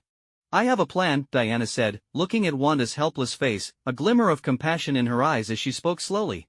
"This plan would allow you to live and study in Washington while also letting you repay Xiyan for his help. You could even consider it a long-term internship." Wanda's eyes widened, filled with hope as she eagerly asked, "What you plan?" The next morning, in a single room, the curtains were tightly drawn, and no morning light seeped through. Xiyan was sound asleep in his bed when he suddenly had a dream, seeing a blue-haired maid standing by his bedside, softly calling, "Young master, it's time to get up." "I want to sleep a little longer," Xiyan mumbled groggily. "Don't sleep anymore, get up and prepare for breakfast." The soft, familiar childish voice came again, accompanied by a slight tugging on the blanket. "Wait a minute, why does this dream feel so real? And that voice?" Xiyan jolted awake, his eyes opening to see a crimson-haired girl with a slightly larger apron hanging from her neck. "Wait, this isn't right." Xiyan slapped his cheek, staring at the girl holding a corner of the blanket, filled with confusion as he asked, "Wanda, what are you doing here? Why can't I be here?" Seeing the Xiyan who had saved her again, Wanda suppressed her joy and tiptoed to the window, pulling back the curtains to let the morning light flood the room as she said, "Miss Diana arranged a 3-year internship for me until I reach adulthood. I can receive part of my salary in advance, so I can live and stay here." "What job?" Xiyan asked curiously, remembering that Aunt Diana hadn't mentioned this to him. "To take care of you, young master." "Like waking you up in the morning, making breakfast, cleaning the house, doing laundry, and meeting your daily needs." Wanda counted on her fingers, but before she could finish, Xiyan quickly interrupted, "Wait. This is just like a maid's job." Xiyan originally intended for Wanda to come to Washington so he could take care of her, but now she was coming over to take care of him? "I don't need anyone to take care of me, especially not someone younger than me," Xiyan paused, quickly realizing. This was likely Aunt Diana's compromise to allow Wanda to accept his financial help without guilt. "Not needed?" Seeing Wanda's disappointed expression, a surge of inexplicable guilt welled up in Xiyan. He quickly said, "I do need it, very much so. I can't manage my daily life at all." That might have been a bit of an exaggeration. Xiyan hurriedly added, "It's just that you shouldn't call me young master, I'm not used to being called that." Well then, Wanda's delicate face turned slightly red, hesitation flashing in her eyes as she softly asked, "Then what would you like for breakfast, master?" Xiyan instantly felt overwhelmed, sighing helplessly as he thought, "This is truly a headache." Xiyan sat at the dining table, enjoying warm milk and bread while casually glancing towards the living room. There, he spotted a small crimson figure bustling about. Aunt Diana had already left for work, leaving only Xiyan and the crimson-haired maid, Wanda, at home. Wanda had tied her waist-length hair into cute pigtails and was wearing an apron that was slightly oversized. She was meticulously wiping down every piece of furniture in the house with a damp cloth. Although her movements were not yet very skillful, she was exceedingly earnest, ensuring that no corner was left untouched, going over each surface several times. Watching Wanda stretch up on her tiptoes, trying her best to reach high places, a wave of guilt washed over Xiyan, making him feel as if he was recruiting child labor. He couldn't help but speak up, "Hey, why don't you take a break? The house isn't that dirty." "No way, I can't slack off," Wanda replied earnestly, slightly out of breath, as she continued to wipe. "I need to clean up thoroughly today, as Miss Diana requested, since I'll be starting school here tomorrow. It's also a good way for me to familiarize myself with my future working environment." Xiyan asked curiously, "You have to balance school and work before and after classes. Are you sure you can handle it?" "Of course. I used to do chores at home all the time," Wanda said, her eyes sparkling with determination, as if motivating herself. Suddenly, Wanda seemed to remember something. She placed the cloth in the water bucket, turned around, and looked at Xiyan, who was enjoying his breakfast, and asked seriously, "Master, is the temperature of the milk I heated okay?" Xiyan, who was just raising his head to take a sip of warm milk, almost choked and spluttered it out. He coughed a few times, spilling some white milk on the back of his hand. "Are you all right, master?" Wanda asked hurriedly, rushing over to gently pat Xian's back.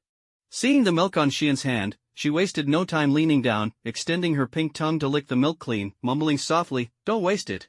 Xiyan felt like he was about to break down. He weakly said, "Wanda, remember, it's fine to call me that at home, but please don't call me that outside." "Why not?" Wanda tilted her head, her expression innocent and curious. "I might die from embarrassment," Xiyan replied helplessly. "Officer George from Gwen's family keeps a close eye on me. If he finds out I have a maid at home, the consequences would be unimaginable." "Oh, I understand." Wanda seemed to grasp the implications, her cheeks flushing slightly as she said, "Then from now on, I'll call you master at home, and outside, I'll call you Xiyan." "Sounds good." Xiyan nodded, not wanting to continue the topic, so he quickly finished his breakfast. Wanda silently cleaned up the dishes and took them to the kitchen. After a moment of contemplation, Xiyan said, "Wanda, you don't need to make lunch for me, just be safe at home, okay?" As he spoke, Xiyan glanced under the table and saw the little orange cat sleeping soundly. He whispered, "Little Huang, make sure to protect Wanda while I'm gone." Little Huang's eyes remained tightly shut, but its tail wagged slightly. "Master, are you going out?" Wanda peeked her head from the kitchen, her eyes sparkling with curiosity. Xiyan was caught off guard by her address, still feeling a bit uncomfortable with that special title. He took a breath and said, "Yes, I'm going to see a friend." With Wanda's voice still echoing in his ears, Xiyan looked at the back of his right hand. Wanda's casual action had seemingly triggered some special connection. He could clearly feel that his physical condition and strength had subtly improved, yet still within the realm of humanity. "Indeed, Wanda is just an ordinary girl," Xiyan murmured to himself, his mind involuntarily drifting to the figure with dark green hair, wondering why that Polaris possessed such powerful and unique abilities. Also, why didn't Lorna recognize Wanda and why didn't she take her away during the Battle of New York? After transferring between 2 or 3 buses, Xiyan finally arrived at the outskirts of Washington after a dusty ride. This area lacked skyscrapers, featuring only endless fields and a straight road stretching into the azure sky. Xiyan got off at a stop far from others and followed the address provided by his teacher to find a Western-style wooden house. This 2-story wooden house was surrounded by fields of wheat, resembling a hidden castle in the wilderness. Xiyan hadn't expected the address to be so remote. He double-checked the address and, confirming it was correct, rang the doorbell. Soon, he heard light footsteps from inside, and an elderly woman in her 60s opened the door. "Hello, is Kara Danvers here?" Xiyan asked, stepping forward. "Yes, who are you?" The elderly woman nodded, her eyes filled with a hint of curiosity as she looked him up and down. Xiyan had prepared a response. He said calmly, "I'm Xiyan Prince, a member of the student council at White High School in Washington." Kara has been absent from school, so I came to check on her on behalf of the teacher. Before the elderly woman could respond, a raspy male voice came from inside, "Let him in." Xiyan looked up to see an older man with gray hair standing in the living room. From his aged yet resolute face, Xiyan could vaguely see traces of his youthful handsomeness. "I'm Stephen Danvers, Kara's adoptive father," the man introduced himself. In the living room on the first floor, under the watchful eyes of the elderly couple, Xiyan felt a bit uncomfortable sitting on the sofa. He unconsciously scanned the room and noticed that the walls were adorned with various photos, with the most being of Kara. Among those pictures, there were even a couple of younger female Air Force members alongside modern fighter jets. "Does Kara have a sister?" Xiyan curiously asked, thinking to break the somewhat awkward atmosphere. However, to his surprise, upon hearing this question, the elderly woman's eyes dimmed instantly, as if she was avoiding something, and she stood up to head into the kitchen. At that moment, Xiyan realized he had said something wrong. From the photos on the wall, there was no sign of that female Air Force member, only some old personal photographs. "Don't mind it," Stephen said, raising his cloudy eyes to look at the photos on the wall, and continued slowly, "Her name was Carol Danvers, my first child. I was very biased towards boys when I was young, which caused a lot of conflict between us. I'm sorry, I shouldn't have asked that," Xiyan quickly apologized. "It's all right, it's all in the past," Stephen waved his hand dismissively, a hint of nostalgia flashing in his eyes. "After Carol ran away from home, she joined the Air Force against our wishes and unfortunately died on a mission not long after. I hung her photo on the wall as both a form of repentance and a reminder of the mistakes I made in my youth." Stephen looked at Xiyan earnestly and said, "So, we absolutely cannot allow the only remaining child, Kara, to come to any harm." From this man's attitude, it was clear that he and his wife loved Kara dearly, implying that Kara's absence from school might not be due to family reasons. After pondering for a moment, Xiyan decided to ask directly, "Sir, I want to know why Kara hasn't been coming to school. Is she sick?" "She's fine physically, it's just," Stephen paused and looked at Xiyan. "Aren't you her classmate?" "She's upstairs in her room, you can go ask her yourself," Stephen warned, "but remember, don't mention anything about Superman." Xiyan made his way up to the second floor of the wooden house, glancing downstairs to find Kara's adoptive parents completely still, which left him feeling somewhat puzzled. Was their heart really so big? Regardless, even if he was visiting as a classmate of Kara's, how could they be so trusting as to let him enter their 15-year-old daughter's room? Weren't they worried he might do something inappropriate? Then again, he never intended to do anything bad. Ahem. Xiyan pretended to clear his throat and gently knocked on one of the doors on the second floor. "Kara, are you in there?" Silence filled the room, with no response coming from within. Xiyan knocked a few more times, and with a determined heart, he said, "If you don't speak up, I'm coming in." Still, there was no sound. Testing the waters, Xiyan pushed the door and found it unlocked, so he opened it without hesitation. As the door creaked open, a warm, uniquely feminine scent wafted out. The room was dimly lit, with the only window tightly shut, dark curtains drawn tightly to block out any sunlight. Taking careful steps inside, Xiyan suddenly stepped on something soft. He instinctively picked it up to find a pair of sky-blue garments made of very thin material. Startled, he quickly dropped the clothing, relieved that no one was around to witness this awkward moment. Continuing onward, his gaze settled on the bed. The covers on the bed were noticeably bulging, as though someone was hiding underneath. Xiyan approached the side of the bed and softly called, "Kara, are you in there?" "Senior, what are you doing here?" At last, a hesitant voice emerged from beneath the covers. "You've been absent from school since Christmas, so," Xiyan began to explain, but Kara interrupted him with a question, "Are you worried about me?" "Of course," Xiyan affirmed with a nod, then countered, "Aren't we friends?" The large bump under the covers trembled slightly, and then Kara's voice came out, tinged with a hint of tears, "Senior, I don't know what to do. I feel so useless, unable to help or protect him." Hearing this, Xiyan suddenly understood. Connecting it to her adoptive father's earlier warning about not mentioning Superman, everything made sense.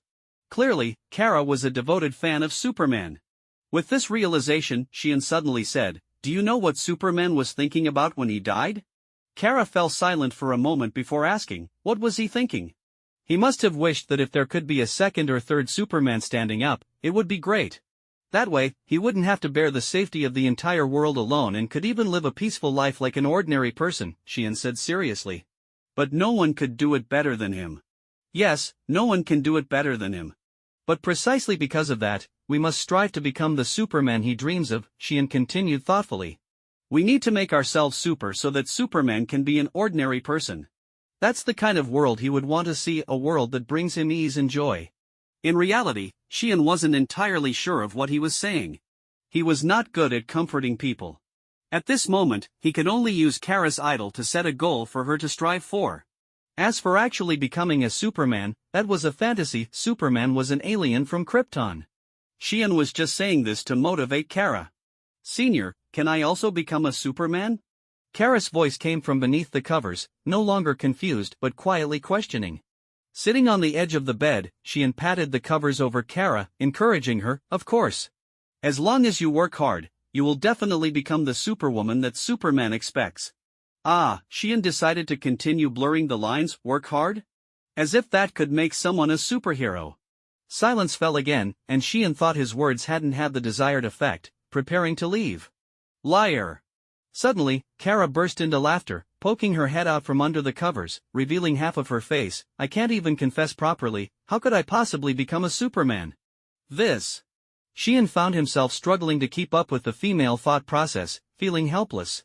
Xiyan, do you really not have any feelings for me at all? As soon as Kara finished speaking, the covers on either side of her slipped down slightly. Xiyan froze, and in the dim light of the room, he could vaguely see smooth, delicate white skin. Kara was sitting cross-legged on the bed, wearing only a tiny spaghetti-strap nightgown on her upper body and shorts that barely reached her knees. The narrow openings of her shorts outlined the enticing curves of her soft, slender legs. The remaining covers only draped over one shoulder, leaving the other side exposed, revealing the delicate form of a young girl. Kara's gem-like eyes sparkled with a soft light as she leaned slightly forward, her hands resting on the bed, bringing her face close to Xiyan's. They were mere centimeters apart, their noses almost touching, an unusual and subtle feeling filling the air. Xiyan opened his mouth to speak, but before he could, a soft finger gently pressed against his lips. Don't say anything, Kara said, looking down at his chest, revealing a sweet and gentle smile. I already know the answer. But, I'm not really myself right now, Kara stated directly, gazing steadily at Xiyan, her eyes regaining confidence. Give me a little more time, and I'll show you my true self. By then, you can consider my confession. Xiyan left the Danvers house. Before he distanced himself from the wooden house, he couldn't help but glance back at the window on the second floor. Inside Kara's room, the curtains had been drawn open, and bright sunlight flooded in. Today, the revitalized and confident Kara Danvers left a profound impression on Xiyan. He had to admit that at that moment, his heart was racing faster than usual. At the S.H.I.E.L.D. headquarters, in the top office. Director, you called for me? Black Widow, dressed in her usual tight black leather uniform, walked into the office. S.H.I.E.L.D. Director Nick Fury said nothing, simply placing a photograph on his desk. Curious, Black Widow glanced at the photo. Typically, their targets were gang leaders or the like, but this time the photo depicted a young boy, an Asian boy? He looked like a high school student. His name is Xiyan Prince, a student at a high school in Washington. Preliminary investigations show he is also a member of the nascent Justice League, Wonder Woman's adopted son, Nick Fury quickly explained. I want you to disguise yourself and get close to him to see if he has any extraordinary abilities. What if he possesses superhuman abilities? A glimmer of curiosity flickered in Black Widow's eyes. With his one deep-set eye, Nick Fury's determined face hardened as he spoke in a low voice, We'll take him from the Justice League. Washington, a wealthy residential community. A middle-aged woman, roughly in her 40s, walked slowly back to the residential area in high heels. Despite wearing sunglasses and having stylishly permed hair, the passage of time had left some marks of weariness on her skin and figure. Excuse me, old lady in front, make way. A white boy approached, shouting loudly from a distance. This white boy was dressed in top designer brands from head to toe and was holding a black adult pit bull on a leash. The pit bull's muscular build and sharp fangs were indeed striking. Usually, this boy was used to being arrogant and wild, disregarding pedestrians in the community's corridors, but under the intimidation of this fierce dog, many residents quickly stepped aside. The woman in the leopard print coat seemed not to hear the boy's shout and continued to walk along the path, lost in her own thoughts. Tebby, bite her. Seeing this, the white boy immediately shouted angrily. Under its owner's command, the pit bull's eyes gleamed with ferocity, ready to bark at the woman. However, the white boy soon found himself stunned. The originally aggressive pit bull suddenly tucked its tail between its legs, crouched low, and emitted an unprecedented whimper from its tightly closed mouth, even leaving a wet spot on the ground. Clearly, the pit bull had been frightened to the point of wetting itself. As the middle-aged woman approached, the pit bull seemed to finally muster some courage. Suddenly standing up and panic-stricken, it darted to the side, dragging the boy along with it.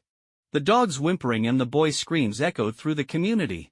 Throughout the entire ordeal, the woman paid no attention to the pair, her expression indifferent, and walked straight to a private villa within the community. She opened the door and entered. The moment the door closed behind her, she kicked off her high heels and tiptoed across the cold floor. As she walked inside with a strangely elegant step, her sunglasses, coat, and pants casually fell to the ground, revealing her previously wrinkled body, which gradually transformed until she stood naked in the villa's bathroom. Barbara Minerva stared at the reflection of the aging woman in the mirror and suddenly reached out to pull at one side of her face with force. The skin, full of dry wrinkles, was peeled away, revealing a youthful and cold beauty underneath. Not only that, she continued to grab and pull at the skin on various parts of her body, horrifyingly tearing off a disguise of human skin, uncovering a toned and mature figure with no excess flesh. Just like that, she transformed from an ordinary woman in her 40s or 50s into a woman around 30, with the face and figure of a top model. Barbara Minerva, expressionless, turned on the shower in the bathroom, allowing scalding hot water to cascade down from above. As steam filled the air, two photographs hung on one wall of the bathroom. One was a wartime photo featuring Wonder Woman, the other was a picture of a high school boy dressed neatly and looking youthful. Barbara revealed a predator's cruel smile, elegantly and swiftly taking down the second photo. She extended her long, red tongue and licked it, her sharp fangs and claws suddenly exposed as she tore the boy's photograph into countless pieces in an instant. Around 7:30 p.m., Xiyan returned to his home. As soon as the door opened, he was greeted by the sight of a hall with floors and furniture gleaming under the light. On the sofa in the main hall sat a beautiful, mature woman with black hair, her long legs elegantly crossed. She held a law book in her hands, reading it attentively. Not far from her, on another small sofa, lay a red-haired girl. The girl had curled up on the sofa asleep, tightly clutching a dry rag, with a small orange cat also asleep in her arms. At first glance, the scene could resemble that of a mother and daughter. This warm sight made Xiyan momentarily dazed, and he couldn't help but sigh inwardly, wondering if life could offer anything more beautiful than this. Diana put down her law book and walked over. She took a pair of slippers from the shoe cabinet and placed them on the carpet in front of Xiyan, saying, "I was going to have Wanda go to sleep, but she insisted on waiting for you to come back." She ended up lying on the sofa playing with the little prince and fell asleep shortly after. She must be exhausted from everything that happened in the past few days, Xiyan smiled, now understanding his aunt's intent in this arrangement, which allowed Wanda to receive help without feeling guilty and helped her recover from the pain of losing her parents. "Thank you, Aunt." Xiyan looked at Diana, sincerely expressing his gratitude. "We're family," Diana smiled slightly. Xiyan glanced at the sleeping Wanda on the sofa and asked, "Where has Wanda been arranged to stay?" Diana bent down to place Xiyan's shoes into the shoe cabinet, softly replying, "Right next to your room. They're an empty storage room, right? I had someone move in a new batch of furniture this afternoon and converted it into a bedroom." "Wait a minute. So, Wanda will be living with us from now on?" Xiyan was taken aback. This arrangement was a bit too close for comfort. Diana said matter-of-factly, "Isn't that good? I need to handle matters for the Justice League and work, and I have little time during the day. It's just right for little Wanda to take care of you. I'm not a kid, I don't need looking after." Xiyan shook his head, then curiously asked, "So how many people are there in the Justice League now?" "Currently, including Batman and me, there are only 2 of us." Diana didn't hide it from Xiyan and slowly explained, "After Superman's funeral, Batman plans to head to a small village in the extreme north. There are rumors of a superhuman named Aquaman who often fights pirates in the sea and brings fish to the small villages that are cut off due to heavy snowfall. There are also 2 other potential members. One is Barry Allen, whom you met last time, and the other is a superhuman who has undergone mechanical enhancements. I plan to reach out to them later to discuss their intentions." At first, Xiyan was listening intently, but soon his attention drifted. His gaze involuntarily fell on Aunt Diana. Tonight, her neat, intellectual black hair was styled up, and she wore a form-fitting white strapless gown that accentuated her figure. Her facial features were exquisitely sculpted, as if crafted by God himself, and her swan-like white neck was fully exposed, perfectly showcasing the beautiful neckline of her gown. Is that starting tonight?" Looking at Diana, Xiyan suddenly recalled something very important and couldn't help but ask. Clearly, Diana knew what Xiyan meant by that, and she calmly nodded. Xiyan took a deep breath, stepped closer, and placed his hands on her soft waist, which formed an S shape with the gown. Even after touching her multiple times, he couldn't help but silently marvel at her divine nature. He lifted his gaze to her lips, painted with a subtle yet alluring shade of lipstick, and inwardly mused that it was just practice. It is often said, when Superman flies across the sky, the world changes, and when Superman no longer soars, the world transforms again. On the third morning after Superman's departure, Xiyan woke up slowly to the gentle calling of the crimson-haired maid, Wanda. He yawned as he stood up, opening his silver eyes that bore a divine indifference, instinctively rubbing his tousled silver hair. Master, what happened to your hair and eyes? Wanda's eyes flashed with surprise, her little mouth slightly agape, full of confusion. It nothing, I might inexplicably change like this every night from now on, so don't worry about it, Xiyan said, blinking. He recalled how he had once revealed his extraordinary abilities when he dug Wanda out from the ruins. Unexpectedly, Wanda stared intently at Xiyan's silver hair, and her adorable eyes sparkled with a strange light. So beautiful? Xiyan sighed inwardly, deciding to let it go and not to fuss over these things with the little maid. He walked to the bathroom sink. After washing up, his silver hair gradually returned to its original state, and his icy silver eyes transformed back into the ordinary brown of a regular person. The duration of his demigod state was just right. Xiyan exhaled softly. The night before, he and Diana had discussed not only Wanda's arrangements but also another important matter. Times had changed, the other side of the world was beginning to reveal itself under the sun, and possibly, more supernatural events would follow. Although Aunt Diana could serve as a stable medium to provide Xiyan with the power of the opposite sex, as he acquired the Greek demigod constitution, the divine power would overflow due to imperfect control, manifesting in obvious traits like silver hair and icy silver pupils. To ensure that Xiyan could master the divine power in the future while maintaining an ordinary human appearance, Diana proposed a plan practice every night. With the direct activation of his bond with the patron, his abilities could last for 12 hours. As long as he triggered his demigod state each night after returning home, the abilities would conveniently disappear before he went to school the next day. Showcasing his demigod form at night and returning to human appearance during the day. Through this repeated practice, he would master the demigod state completely. Xiyan changed into his outdoor clothes and stepped out of his room, just in time to see Wanda preparing breakfast. She had also changed into a school uniform, her crimson hair pressed down by the winter hat, making her look especially cute. "Wanda, you look great in that school uniform," Xiyan generously praised her, fully aware that Wanda needed encouragement and affirmation at this moment. Wanda's little face flushed slightly as she helped Xiyan pull out a chair before gently jumping onto another chair to sit down. Xiyan secretly glanced over and noticed that, indeed, little Wanda's feet dangled above the ground, unable to reach it while sitting in the chair. However, even so, her feet remained steady, showing no signs of swaying, appearing very calm and obedient. And that little prince had clearly realized that Wanda would be preparing food for it from now on, currently affectionately moving around Wanda. Xiyan couldn't help but think, if Barry Allen saw this scene, would he cry? Sitting down at the table, Xiyan enjoyed his breakfast while curiously asking, "Wanda, you're reporting to your new school today, right?" Wanda nodded, saying, "Yes, Miss Diana has already arranged everything. I just need to take my documents over to report. By the way, Master, I need to go out this weekend." "Where to?" "Gotham City." "Oh, Gotham City. Wait." Xiyan's eyes widened in surprise as he asked, "What are you going to Gotham City for?" Wanda answered honestly, "It also arranged by Miss Diana. I can go there to learn about being a butler and related knowledge.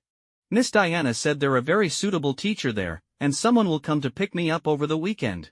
That does sound like a good teacher. But it really is quite hard. The image of Alfred, the meticulous butler, flashed through Xiyan's mind. He pondered for a moment before saying to Wanda, "If you don't want to go, I can talk to Aunt. After all, you only 13. "No need, Master." Wanda shook her head earnestly and said, "Actually, I asked Miss Diana for this myself last night. I can only do some simple housework now. I need to learn more to really take good care of you." Xiyan stopped persuading her. Looking at Wanda's current effort to improve, he felt it was very good and unnecessary to dampen her enthusiasm. "All right, since the maid is so diligent, he as the master can't be lazy." Xiyan's eyes sparkled, igniting a sense of determination within him. Recently, he had taken too many breaks and gone through a series of events, falling behind in his studies. All supernatural matters aside, starting today, he would be an ordinary, normal high school student. Xiyan silently resolved in his heart. In the morning classroom. Classmates, due to your previous deputy instructor, Quentin Beck, resigning from his position and leaving the school the day before yesterday, the school has arranged a new instructor for you. Instructor, please come out. Instructor Roth stood at the podium, explaining to the students while calling out towards the classroom door. As her dark red short hair gently swayed, a woman dressed in a white long-sleeved shirt, a black fitted skirt, and shiny black stockings elegantly walked into the classroom. Hello, everyone. I am your new deputy instructor, Natasha Romanoff. I hope to get along well with you all in the future. The female instructor smiled, pushing up her black-rimmed glasses, her voice soft and charming. In terms of looks and figure, she reached the level of an exceptional model. The students in the classroom were momentarily captivated, and even Instructor Roth quickly turned his head away, unable to look longer. The woman before them had a mature and sexy body that seemed as if it could squeeze out water with a gentle pinch.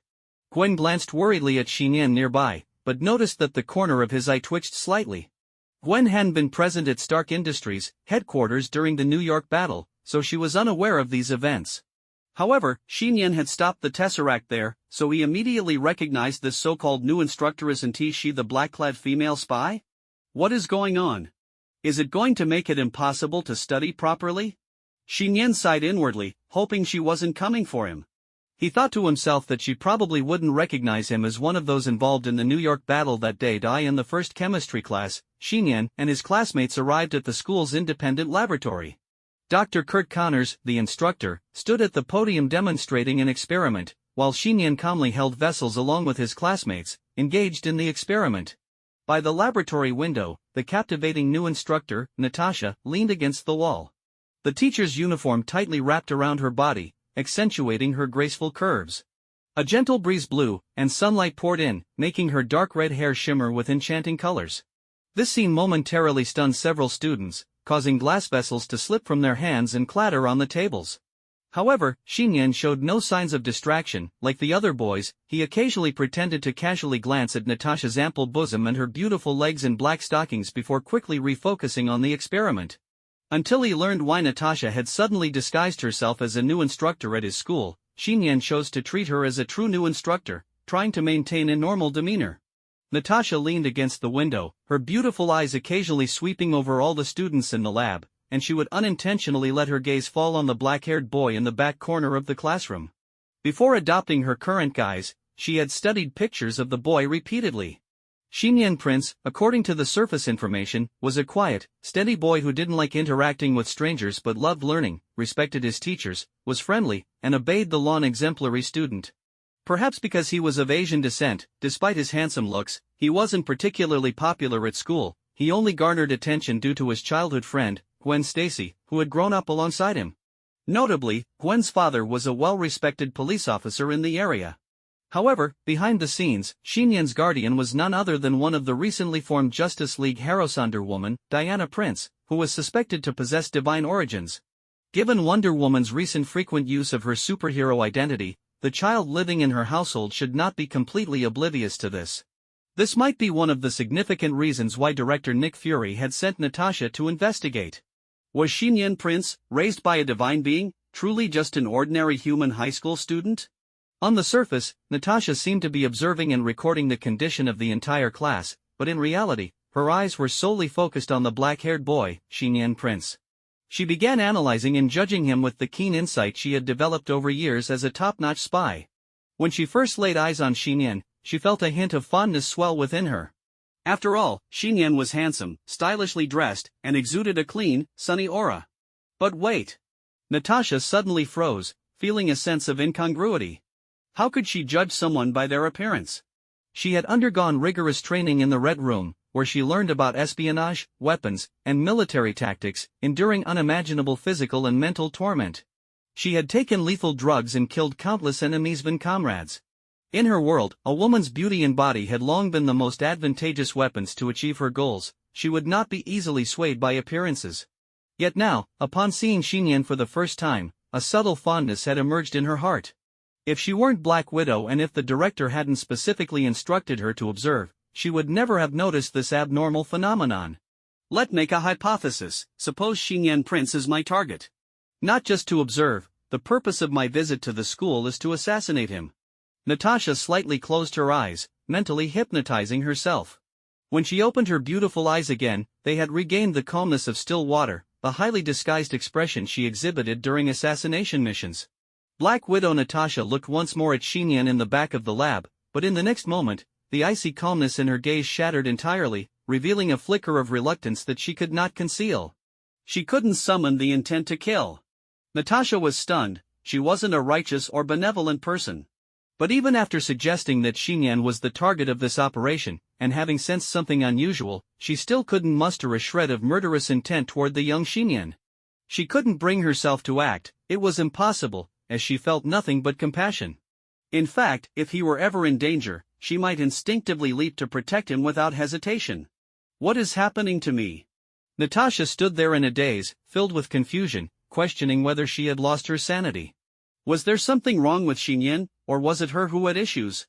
In the school principal's office, the new principal, Barbara, removed her leopard print coat and casually draped it over the office chair before crossing her legs and sitting down. Her brown fitted sweater clearly outlined her muscular contours, reminiscent of a beautiful leopard. A delighted expression suddenly appeared on her alluring face, and she instinctively licked her crimson, sensual lips. Diana. I didn't expect you to hide such a fine specimen. You've raised him quite well, not even sharing with your good friend. Barbara gazed like a predator at her prey, her beautiful eyes glowing with a flame-like green light as her glistening red tongue hungrily licked her delicate hand. I can't wait to see what expression you'll have after I completely devour him. After class, students began to exit the laboratory one by one. The professor left, and the students followed suit, while the new instructor, Natasha, was called away by Rolf. Xiyan was almost the last student remaining in the lab, slowly tidying up the glassware, his gaze lingering on the direction Natasha had walked away, her uniform swaying around her curvy form. Poof. Gwen, noticing this scene, felt a slight stir of emotions. She hugged her books, preparing to leave the lab, but in the next moment, she was suddenly pulled back by Xiyan. What are you doing? Gwen protested lightly, pouting in dissatisfaction. In a few years, it'll be developed like that too. There's no time to explain. Xiyan quickly pulled Gwen back into the now empty lab, glancing at the camera in the corner by the podium before kneeling down and dragging Gwen under the lab table. With a loud thud, several books accidentally fell to the ground, scattering beneath the table, and the previously empty laboratory was instantly enveloped in silence once again. The space under the podium was cramped and dimly lit, with Xiyan and Gwen now almost face to face, their warm breaths gently brushing against each other's faces. They could even faintly hear the rapid beating of each other's hearts. Xiyan, what are you trying to do? The blonde girl, Gwen, blinked her sapphire-like clear eyes, confusion flashing across her face. I want to borrow your ability, Xiyan said seriously. Although he was unsure of the new arrival, Natasha's purpose for being there, he felt it was better to be prepared in advance. If he could obtain Gwen's super spider abilities, they would be better equipped to handle any emergencies that might arise. Borrow my ability? Gwen was taken aback at first but quickly understood what Xiyan meant. Her fair cheeks instantaneously flushed crimson, and a hint of color crept into her ears as if steam were about to rise from her head. In school, and in this place. Gwen bit her glossy pink lower lip, nervously glancing at the laboratory outside, her exposed skin slightly reddening. If you don't want to, it's fine. Xiyan quickly picked up on Gwen's hesitation and didn't want to force her. After all, for class leader Gwen, doing such a thing under the podium was indeed a bit thrilling. Who said I didn't want to? Gwen nearly used all her strength to squeeze out those few words, her voice soft like a buzzing mosquito, making one wonder if she had really been bitten by a super spider. Xiyan initially felt nothing wrong, but now seeing Gwen so shy, his own heart began to race, and his body temperature rose in sync with their close proximity. Then I'll start, Xiyan said, looking at the petite and exquisite face of the girl before him and suddenly realizing that his lips felt a bit dry. Gwen nervously closed her eyes, her long eyelashes trembling slightly, her chin slightly raised, perfectly exposing her plump, pink lips. Xiyan took a gentle breath, lightly placing his hand on the girl's shoulder, and then slowly lowered his head. Just as their lips were about to touch, suddenly, tap, tap. A rapid sound of footsteps echoed from the hallway, growing closer, soon passing the doorway and entering the laboratory. Under the podium, Xiyan and Gwen's bodies stiffened instantly. They remained frozen in their original positions, even unconsciously holding their breaths. They had hoped it would be a classmate who would see them and quickly leave, but unexpectedly, the footsteps continued to approach, heading straight for the podium where they were hiding. I almost forgot something. The newcomer muttered helplessly, then arrived at the podium and began to tidy up the glassware and other items on the desk. It was Dr. Kurt Connors. Xiyan and Gwen dared not make a sound, nervously watching the shiny shoes of Dr. Connors, which were now almost right in front of them. If the doctor discovered them hiding here, the consequences would be unimaginable. Fortunately, Dr. Connors didn't stay under the desk for long. In less than half a minute, he had tidied up everything on the table and was preparing to leave. However, just as Dr. Connors was about to exit, a loud clang rang out as a glass cup fell from the podium. The cup did not shatter but rolled across the floor, eventually rolling under the podium. Dr. Connors sighed in resignation and bent down to pick up the cup. This. Xiyan and Gwen's pupils constricted sharply. But in the next moment, something unexpected happened. Before Dr. Connors had fully bent over, his body suddenly began to tremble violently, his hands abruptly pressing on the podium, and a deep, hoarse growl erupted from his throat, sound that was anything but human. The formerly gentle voice now turned raspy and unpleasant as Dr. Connors covered his mouth tightly, as if fearing he might actually roar. The scholarly expression on his face was replaced by one filled with agony, and the podium creaked under the pressure of his hands as his shirt and slacks were stretched to the limit by muscles that swelled 2 or 3 times their normal size. Under the podium, Xiyan and Gwen watched in horror as Dr. Connors revealed his monstrous form. From the forcibly torn shoes, 2 hideous, wide, green-scaled feet resembling those of a lizard slowly emerged. At the same time, a thick, green-scaled tail shot out from behind Dr. Connors' lab coat, whipping violently from side to side, creating a rushing sound within the laboratory. The floor was crushed beneath it, the blackboard cracked under its force, and deep scratch marks were left on the tabletop. Dr. Connors now fully displayed his monstrous appearance. Dr. Connors is a lizard man? The thought flashed through Xiyan's mind, and just then, a sweet scent wafted toward him, followed by an unmistakable softness and warmth that came from his lips. Xiyan's eyes widened as he caught sight of Gwen's petite and delicate face. Without time to think further, he immediately opened his mouth and eagerly sought the medium. Buzz? The 2 highly attuned spider senses initially touched tentatively before intertwining deeply, as if wanting to completely merge into one. Like entering the correct account password, the extraordinary spider version of Xiyan successfully logged back in. Tap, tap. Unaware of the events happening beneath the table, the now giant lizard-like Dr. Connors stumbled out of the laboratory. At that moment, the podium table was completely flipped over.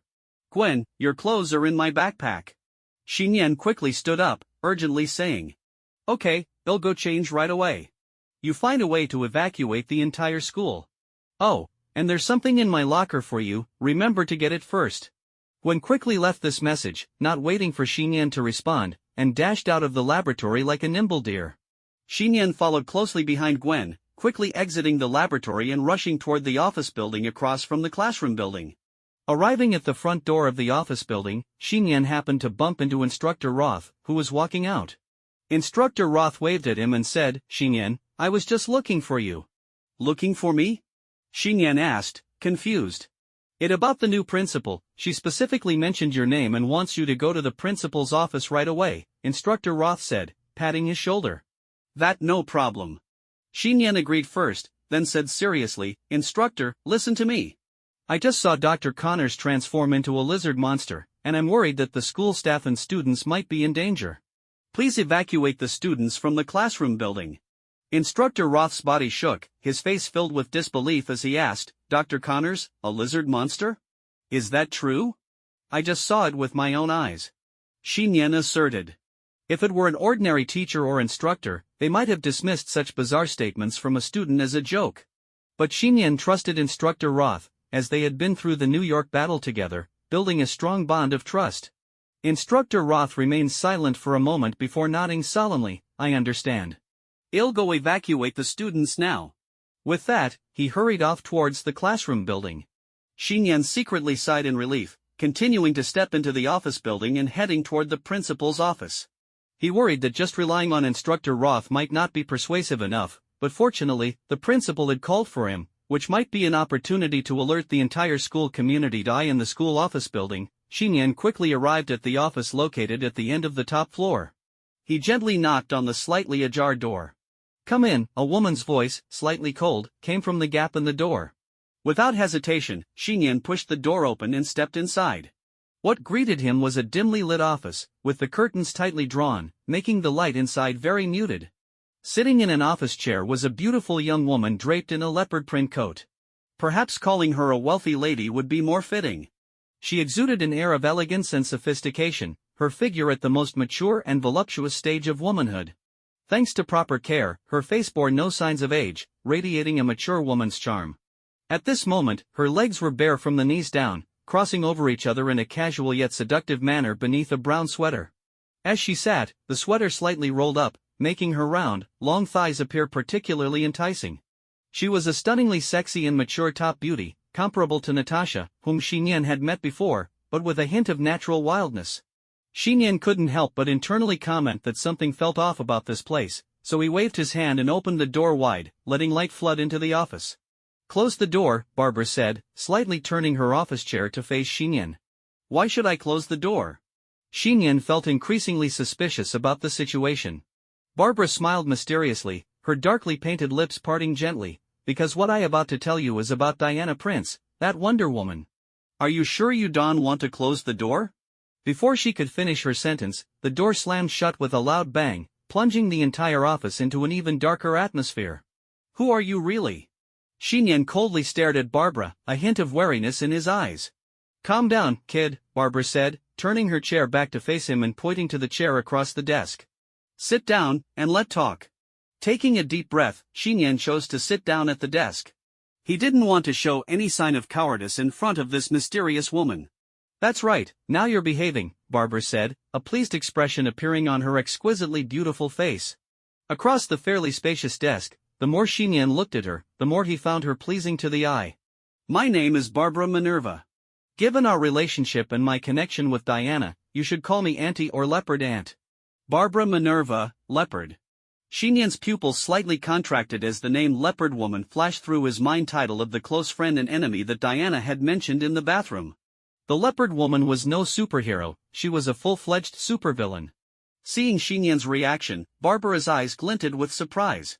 "So, Diana has already told you about me? Then you should know that the photo of Wonder Woman was something I slipped into your home." "That's right." Xiyan paused, sincerely saying, "And for that, I need to thank you." "Thank me? Why?" Barbara asked, her face full of confusion. Xiyan responded earnestly, "Because your photo provided me and Auntie the opportunity to break the barrier that had existed for 16 years. Barbara's expression of shock lingered for a moment before she suddenly leaned back and burst into laughter, her ample bosom shaking violently, as if threatening to burst out of her sweater. "I really didn't expect that. I thought once you knew Diana's identity, you would begin to fear and distance yourself from her, but it seems your relationship has only grown closer." After finishing this sentence, Barbara suddenly stood up, shedding her leopard print coat, revealing her body tightly wrapped in a sweater dress. Xiyan's heart tightened, he realized that this Leopard Woman was likely preparing to make a move.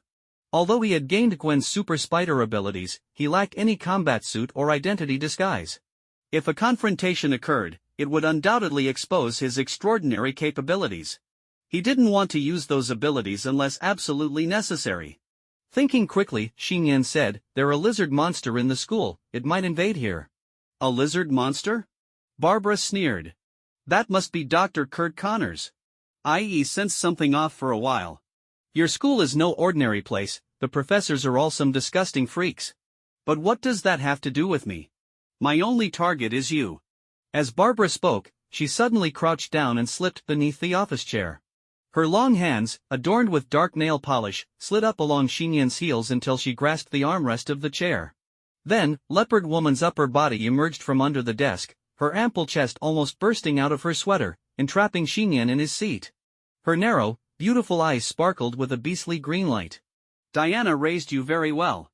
You must taste delightful, let me eat you up." "Eat him?" Xiyan's body tensed involuntarily, and his super spider sense sent out constant warnings.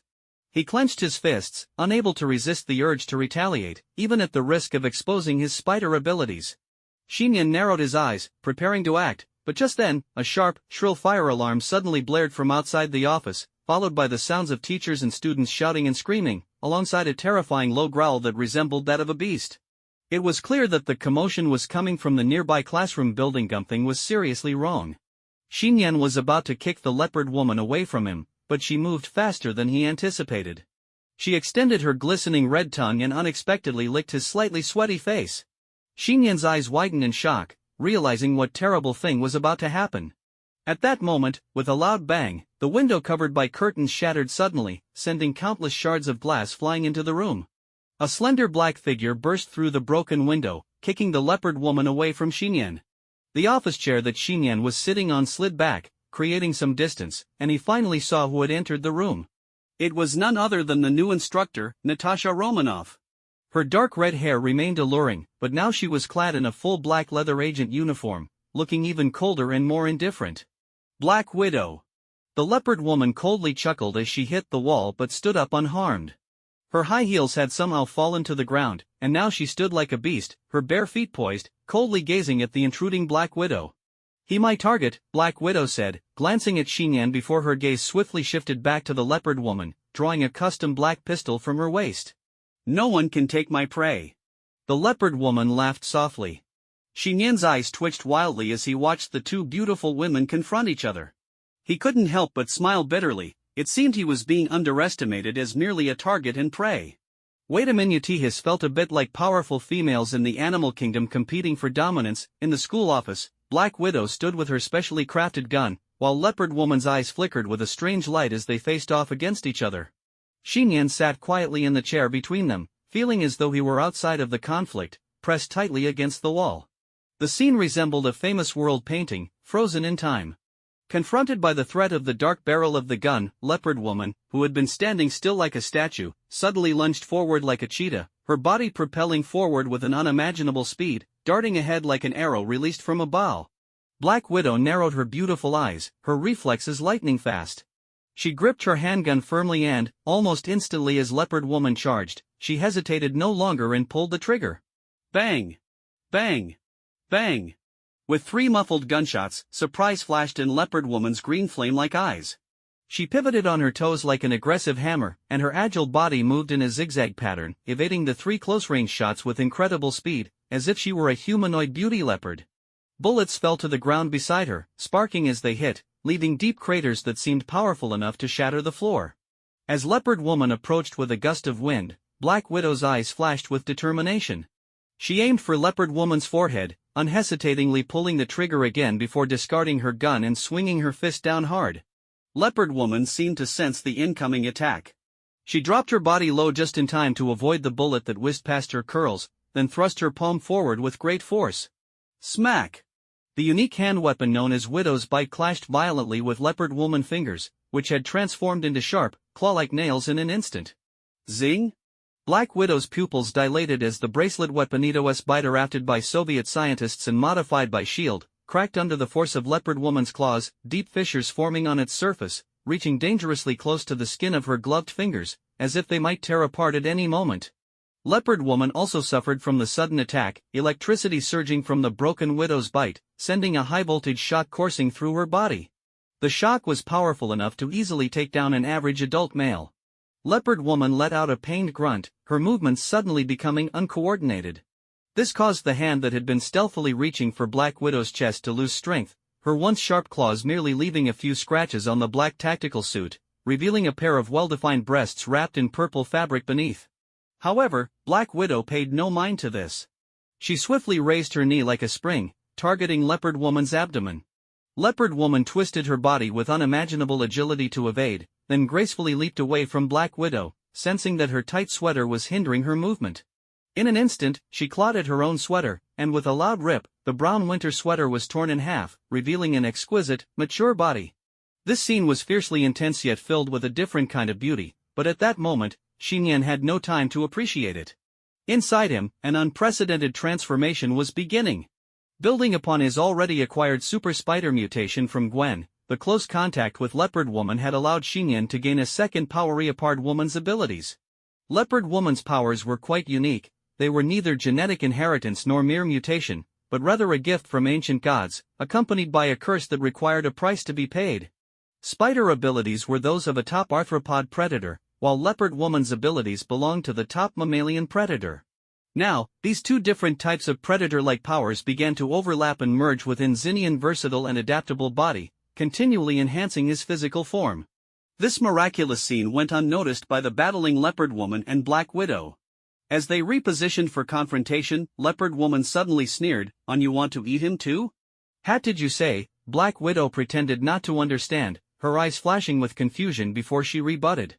"Ed, do it together, I don't mind." Leopard woman continued to entice, her tongue lightly licking her dark lips, her eyes glimmering with an unusual light.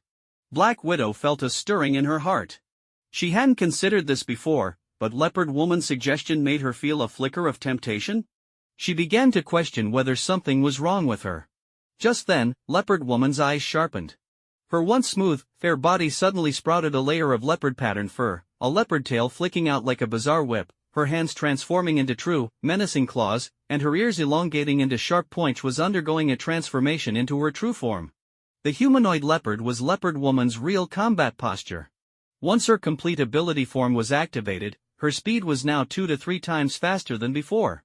Black Widow's heart raced, and she watched in shock as leopard woman blurred past her. She barely had time to cross her arms defensively in front of her chest.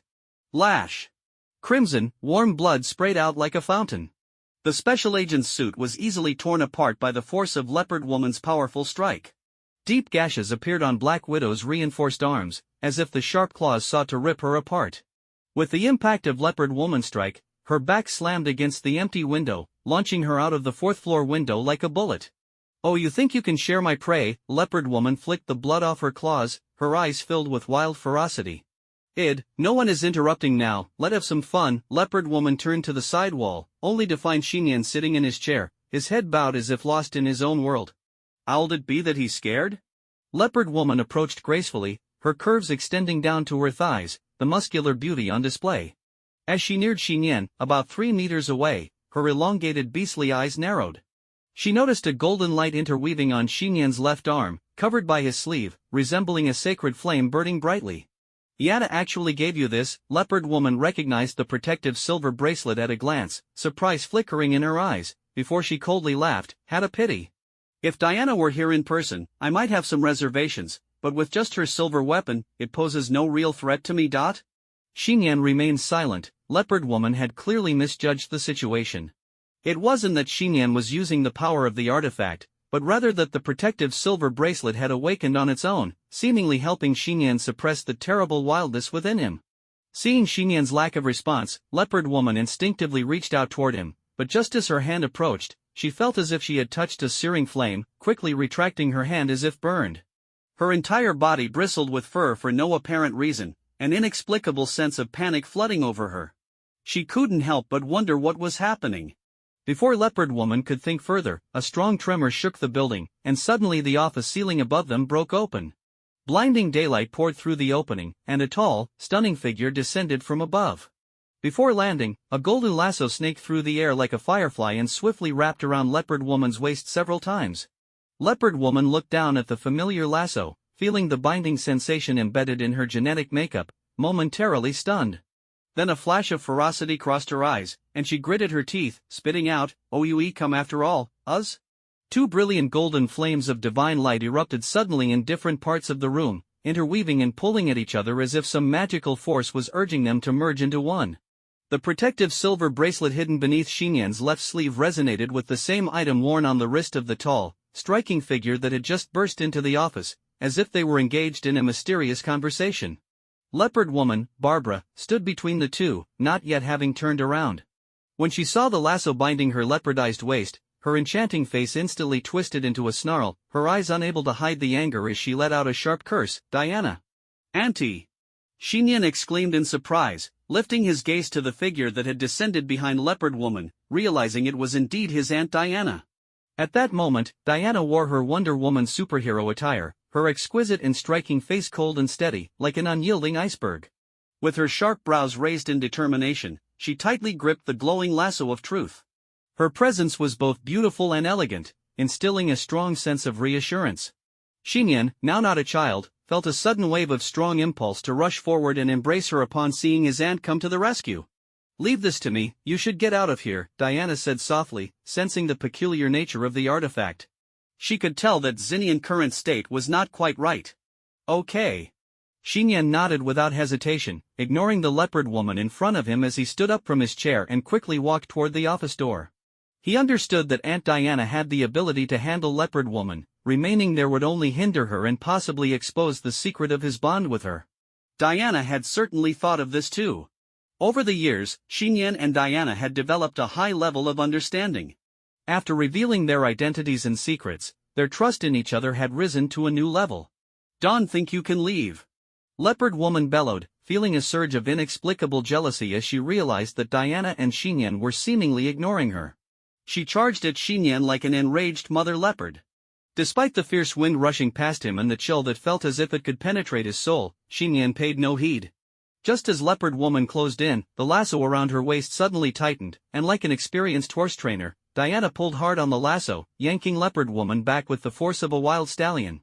Leopard woman's feet clawed at the ground, leaving deep furrows as she struggled against the lasso hold. Damn it, she cursed in fury, swiping at the air in frustration as she watched Xiyan open the office door without looking back and stride out. She knew that with Wonder Woman present, she could no longer succeed. The anger on leopard woman's face was swiftly replaced by indifference. Turning to face Wonder Woman, she suddenly revealed a seductive smile. I didn't expect you to hold back and not eat him? Wonder Woman maintained her dignified and elegant demeanor, her expression composed and unwavering. He is just my child. Is that so? I don't believe it. Leopard Woman growled, her body moving like a ghost, suddenly lunging toward Wonder Woman with ferocity. With one hand gripping the lasso, Wonder Woman swiftly pulled a dark golden shield from her back, thrusting it forward with tremendous force to block Leopard Woman's claws. Searing sparks flew as the impact threatened to ignite the entire office. Leopard Woman had intended to bypass the shield and attack Wonder Woman directly, but in the next moment, she was knocked back by the powerful impact of Wonder Woman's star-crowned forehead, sending her flying. Leopard Woman looked up in pain, only to meet the calm yet chilling gaze of Wonder Woman. Barbara, you may want to hurt me, but you shouldn't lay a hand on him. At that moment, the only demigod on Earth displayed an unprecedented fury. After leaving the office building, Xiyan wasted no time and directly sprinted toward the classroom building. Unlike the already clear situation with Diana, he was more concerned about Gwen, whose whereabouts remained unclear. Xiyan's speed increased, creating a whistling sound in the air as he moved swiftly, as if the wind itself propelled him forward. He felt remarkably energized, as though he possessed boundless stamina and vitality, able to control every muscle in his body effortlessly, easily regulating his internal strength. Now possessing both the super spider abilities and leopard woman's powers, Xiyan's physical strength was exceptionally formidable. Thanks to the divine power of the protective silver bracelet suppressing the wildness within him, his body showed no signs of leopard transformation, appearing entirely human. Entering the classroom building, his eyes scanned the surroundings like a hawk, sharp and quick. The classroom building was now empty. The floors, walls, and ceilings bore severe marks from non-human forces, littered with books and papers. Xiyan glanced at the monitor room on the first floor and noticed that the school security guard who had been stationed there was now nowhere to be found. The mainframe and computers inside were destroyed, as if crushed by a giant hand. This sight relieved Xiyan a little. After all, the monitor room recorded not only the secrets of the doctor but also the secrets held by him and Gwen. There are signs of a struggle when and Dr. Connor's. Xiyan's eyes rapidly scanned the area, his mind racing like lightning as he quickly played out and analyzed the battle scene in his head. But where had Gwen gone? Furrowing his brow, Xiyan listened intently, but the entire building was silent, as if everything had fallen into a deathly quiet. After the teachers and students had evacuated, the female Spider-Man and the lizard doctor who had been fighting in the classroom building had also mysteriously vanished. Suddenly, Xiyan remembered something and dashed to the designated storage locker for his class. He skillfully retrieved the key from his pocket and opened Gwen's locker, discovering a backpack quietly lying inside. He picked up the backpack, unzipped it, and was taken aback. Inside was another spider-themed hooded costume matching the style Gwen wore as Spider-Woman, in the same black and white tones, but with a spiderweb pattern that appeared tougher and more masculine. The costume was clearly much larger than what Gwen usually wore, evidently intended for a male, with a white spider emblem printed on the front. Tucked within the suit was a small heart-shaped card, featuring Gwen's delicate English handwriting. If for Xiyan Prince. When did she make this? Xiyan felt warmth in his heart as he continued to rummage through the backpack, finding a small white tank top. Without hesitation, he brought the tank top to his nose and took a deep breath. For the record, he was not a pervert. As he closed his eyes, the faint fragrance seemed to pour into his brain, and the intense stimulation made his blood begin to boil, awakening his primal instincts and hunting instincts. Among the myriad of mixed scents in the classroom building, it was as if vibrant colors flowed quietly through the air. 3 seconds later, Xiyan murmured to himself, "Anju, Gwen." In the first floor of the classroom building, a massive pit had suddenly appeared in the middle of the archive room, its tiled floor revealing a gaping hole. The pit looked as if it had just been excavated, with a radius of about a meter, and the surrounding rubble and soil were scattered about, suggesting it had been forcibly opened by some powerful force. Now wearing the hooded spider suit gifted by Gwen, Xiyan's body displayed smooth muscle lines that flowed like a production line, filled with a sense of power. He squatted down slightly and leaned closer to the edge of the pit, peering into its depths, which seemed to hide endless secrets. Taking a deep breath, Xiyan jumped without hesitation into the pit. He began a free fall, descending faster and faster, as if the entire world were rapidly retreating beneath him. After falling about 20 to 30 meters, just as he was about to reach the bottom, he spotted several indistinct white threads interwoven about half a meter above the bottom, faintly glimmering with a watery sheen. A light flickered in Xiyan's eyes. He concentrated, pushing off with his hands against the sides of the pit to cushion his fall, and then gracefully landed on the resilient webbing that Gwen had previously set up. Lying on the web, Xiyan quietly observed the surrounding dark environment, deep in thought. Through the web pull, he realized that this pit led to an underground sewer. The space here was narrow and dim, resembling a forgotten world that felt suffocating. Without much hesitation, he quickly moved along the seemingly endless web toward an underground passage. His movements were agile and swift. At times he crawled like a spider on the silk, and at others, he dashed along the bottom of the pipe like a cheetah. The design of the underground sewer was complex, twisting and branching off in many directions. In this dark environment, it was difficult to accurately sense which way to go. However, Xiyan wasn't afraid of getting lost. He had Gwen web-guiding his path, and he had firmly locked onto her scent, allowing him to always find the right direction. As he traversed the passage that Gwen had taken, Xiyan furrowed his brow even tighter. This underground system felt like a mysterious world unto itself, its convoluted paths forming a secret area that sunlight could never reach. He couldn't help but ponder what kind of evil creatures might be born in such an underground realm. After racing through about 2 to 3 kilometers of the sewer, just when he began to doubt whether he was still in the same area as his school, he suddenly caught a whiff of blood on the air. Xiyan's eyes turned icy, and the divine light of the protective silver bracelet surged, the overwhelming power nearly breaking free from his control over the primal wildness within him. His palms and feet landed on the slanted surface of the sewer, and with astonishing strength, he dashed up the 90-degree slope, his speed increasing once more as he rocketed through the tunnel like a bolt of lightning. The intense airflow created by his rapid movement splashed water from the bottom of the pipe, sending sprays flying. Soon, he spotted a large humanoid lizard creature standing about 2 to 3 meters tall, confronting a slender figure just a few meters away at the intersection of the widened underground passage. Spider-Woman had a gash on her left calf, making her movements somewhat awkward as she pressed her back against the wall of the pipe. With the heightened sensitivity of her spider sense, Spider-Woman seemed to sense him, glancing sideways toward the rapidly approaching Xiyan. At that moment, the humanoid lizard monster, resembling a small dinosaur, seized the opportunity and lunged at Spider-Woman. However, a figure moved even faster. Away! Xiyan cried out, charging like a furious human cannonball, colliding with the humanoid lizard monster and sending it flying with tremendous force. "Atch out," Spider-Woman warned, her eyes flashing with concern. "Ah!" Xiyan squinted as his body twisted in midair at the junction of the pipes, instinctively rotating at high speed. Whish! Swish! The sound of rushing wind echoed through the underground as 2 mechanical claws, resembling octopus tentacles, flew past him, plunging into the water below and creating a splash. By swiftly rotating his body, Xiyan successfully evaded the mechanical tentacles' ambush. As he spun around, he caught sight of a middle-aged man with sunglasses clinging to the top of the underground pipe, his back supported by 2 mechanical tentacles. Octopus, Xiyan thought, a hint of confusion flashing through his mind. Just then, a white web shot out, accurately hitting Xiyan, who was about to plunge into the water. He offered no resistance, allowing the web owner to pull him toward her. Finally, Xiyan and Gwen reunited as he landed on the ground of the pipe. He reached out to steady her slender, flexible body, his eyes filled with concern as he quickly asked, "You okay?" "Just hurt my leg a bit, but I fine," as Spider-Woman replied, breathing heavily.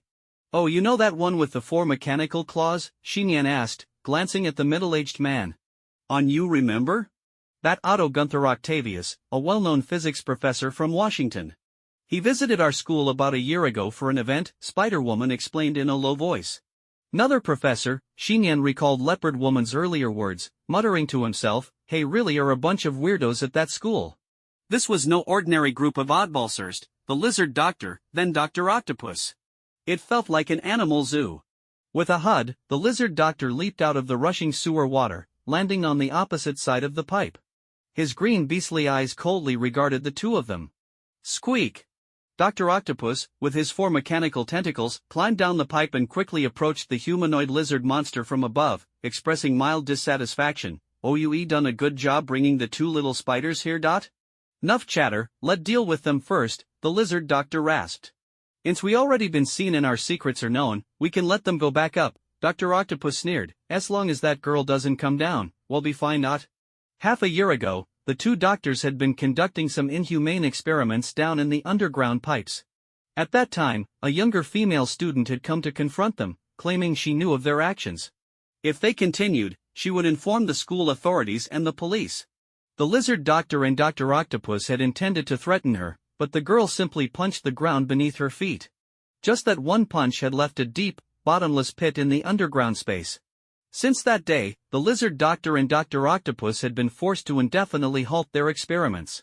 Only recently, after the girl stopped coming to school, had they been unable to contain their urges and resumed their experiments. Clearly, the experiments had met with great success. The result of their experiments was their current extraordinary form. Lizard doctor had regenerated his severed limbs, transforming into a powerful humanoid lizard, while Dr. Octopus had fused with his 4 mechanical claws, creating a new nervous system from the intelligence of his brain and mechanical tentacles. In the narrow and dark sewer, the fully transformed lizard doctor and Dr. Octopus, equipped with mechanical claws, faced off against Xiyan, who was now donned in the uniform. Hooded spider suit. The cold, murky wastewater flowed rapidly through the channel between them, as if narrating the mysteries and dangers of this place. With both Super Spider and Leopard Woman abilities, Xiyan's senses were extremely sharp, resembling the instincts of a beast. He clearly sensed the sinister thoughts and murderous intent of the 2 doctors. They were truly determined to eliminate him and Gwen, as if their humanity had been completely extinguished at that moment. Xiyan glanced down at the horrifying scratch on Gwen's left calf, and his eyes, which gleamed with a green light, became even more frigid. "Well, take 1 each. I'll handle the lizard doctor, you take care, Ophi?" Before Spider-Woman could finish her sentence, Xiyan suddenly reached out and lifted her up in a princess carry. "Trying to escape?" Dr. Octopus sneered, looking down from his elevated position at Xiyan. The lizard doctor's beastly eyes glowed with a red light, saliva dripping from his fangs like a savage humanoid dinosaur, his mind teetering on the edge of losing control. Xiyan ignored them and softly said to the lightweight Spider-Woman in his arms, "Hold on tight." Gwen wrapped her arms around his neck, her cheeks flushing under the mask as she expressed her concern. "You can handle them alone, especially while holding me." "But I still have 1 hand free. How will I know if I don't try?" Xiyan smiled mysteriously, one hand cradling Spider-Woman while the other was freed up. This calm and seemingly heartfelt disregard caused Dr. Octopus to recall the girl he had encountered half a year ago, making him tremble with uncontrollable rage. He lunged forward like an enraged octopus, shouting, "What kind of joke is this?" At the same time, the 4 mechanical claws behind him seemed to gain independent consciousness, darting toward Xiyan like 4 metallic snakes. Xiyan stood firm, showing no intention of dodging or fleeing. With one hand holding Spider-Woman, his left hand, now curved like a feline claw, suddenly moved. Clang! Clang! Clang! Clang! The sound of metal clashing echoed as the 4 mechanical claws aimed at Xiyan were effortlessly swatted away by his single left hand. "How is that possible?" Dr. Octopus exclaimed in astonishment, his eyes widening. The mechanical claws, seemingly enraged, continued to twist and lunge forward to attack. The sewer echoed with crackling sounds as the murky air was sliced by the sharp mechanical claws, their glimmering silver light threatening to envelop Xiyan. At that moment, Xiyan's eerie blue eyes clearly tracked the movements of all the mechanical appendages. His left hand moved even faster and more powerfully to block them, keeping all the high-speed attacks at bay within half a meter. From a third-party perspective, both Dr. Octopus's mechanical claws and Xinyan's left hand blurred into high-speed afterimages, with Xinyan's hand evidently moving faster than the mechanical claws. This was utterly unscientific. Dr. Octopus, behind his sunglasses, stared in disbelief, thinking to himself, could it be that his left hand is also mechanical? A ruthless iron hand? No. It felt more like a devil hand. Impressive. Spider-Woman gasped slightly, realizing that none of the mechanical claws could get near her body. Still not coming to help? Dr. Octopus shouted, continuing to attack Xinyan with his mechanical claws while glancing anxiously at Lizard Doctor. Lizard Doctor beastly eyes burned with rage as he lunged at Xinyan. Xinyan squinted, jumped up while still holding Spider-Woman, effortlessly avoiding the sharp claws of Lizard Doctor. In midair, he pushed off the Lizard Doctor's head with his feet, exerting enough force to pin the 2 to 3 meter long lizard creature down. Boom! Lizard Doctor crashed heavily to the ground, the floor cracking and forming a noticeable pit. Die! At that moment, the 4 mechanical claws shot straight at Xinyan, who was standing atop Lizard Doctor. Xinyan, with Spider-Woman in his arms, reacted swiftly, stepping against the side wall of the underground pipe and leaping upward, easily dodging the mechanical claws. He reached out and firmly grabbed one of them. Using sheer strength, Xinyan yanked Dr. Octopus' entire body and slammed it down onto Lizard Doctor, causing the original pit to crack further. With everything in place, Xinyan didn't even pant as he dropped down from the inverted top of the pipe, adjusting his body to rotate halfway in the air and land gracefully back on the ground with Spider-Woman. This demonstrated the power of both the Super Spider and Leopard Woman abilities. With the dual-layered enhancement of his abilities, Xinyan's resilience surpassed that of refined metal, and most importantly, his strength, reaction speed, and primal instincts had all significantly improved. Seeing that Lizard Doctor and Dr. Octopus were attempting to rise again, Xinyan raised his left hand, and a white spider web suddenly enveloped both of them. He continued to whip his wrist, reinforcing the webbing as he bound them together like a giant rice dumpling. Our experiment has failed? How is this possible? This shouldn't be happening. Dr. Octopus exclaimed as his sunglasses fell off, confusion filling his eyes as he mumbled frantically. The mechanical tentacles on his back writhed violently, producing a chilling screech.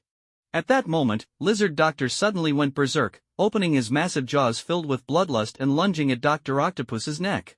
Crack! Crimson blood splattered as Dr. Octopus's unprotected neck was bitten through. However, his mechanical tentacles didn't stop. They suddenly tore through the surrounding webbing and attacked Lizard Doctor, piercing through its eyes, mouth, chest, and abdomen. A great deal of corrosive green blood surged out along the mechanical claws, causing them to emit smoke and sparks, while the pain drove Lizard Doctor to bite down harder on Dr. Octopus' body. Xinyan and Spider-Woman stared in shock at this sudden turn of events. Before long, the entangled Lizard Doctor and Dr. Octopus, along with the 4 mechanical claws, lost consciousness and collapsed. 2 different colors of blood flowed quietly, washed clean by the rushing wastewater nearby. In the underground sewer, everything finally returned to calm. Xinyan and Spider-Woman stood quietly to the side, their eyes fixed on the defeated Lizard Doctor and Dr. Octopus. The outcome was entirely unexpected for them. Kurt, he ultimately lost control, becoming a beastly monster, Gwen said slowly, removing her spider mask with a sigh, sadness filling her eyes. Otto must be the same. The intelligence systems of those mechanical claws must have stimulated his brain, and he already been mentally controlled by the machines. Xinyan nodded lightly, understanding this situation. Gaining extraordinary powers beyond one control often leads to chaos, causing individuals to lose their humanity and moral boundaries. He could relate deeply to this. The current Lizard Doctor and Dr. Octopus were much like the merged being he had once been. However, he had managed to rein in his extraordinary powers, while the 2 doctors had been unable to stop, continuing to lose themselves in the abyss of the extraordinary. In this world, extraordinary events were constantly occurring, and the 2 doctors were merely a reflection of this reality. In the future, there would likely be more individuals yearning to explore the extraordinary, only to ultimately become lost. Let go back, Xinyan said. Are we leaving them here? Gwen hesitated. Let their past brilliance remain in the outside world, while the darkness within their hearts is buried beneath this ground. Perhaps this is the end they would have wished for, Xinyan said after a moment of contemplation. He then crouched down, placing his left hand on the ground near the 2 doctors, suddenly flexing his fingers and pushing down. Crack! The pit, already filled with cracks, instantly crumbled and collapsed, burying the intertwined bodies of the lizard doctor and Dr. Octopus in rubble and darkness, sealing them in a place where sunlight would never reach. During the weekend, Xiyan lay on his sofa at home, idly petting the young creature known as the Devourer while watching television.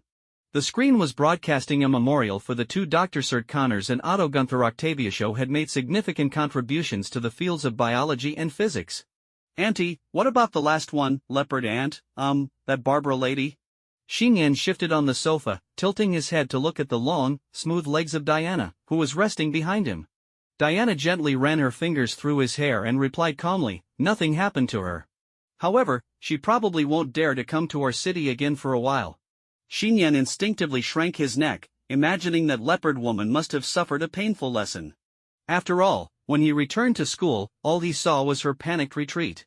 All right, you stay home and take care of yourself. I have to go to work now, Diana said, gently lifting Xiyan's head and placing a cushion underneath it, replacing her own legs. Xiyan frowned in dissatisfaction. While the cushion was somewhat comfortable, it paled in comparison to the softness and smoothness of Diana's legs wrapped in a high-quality white dress. Once Diana left the house, it became quiet, leaving only Xiyan and the little creature.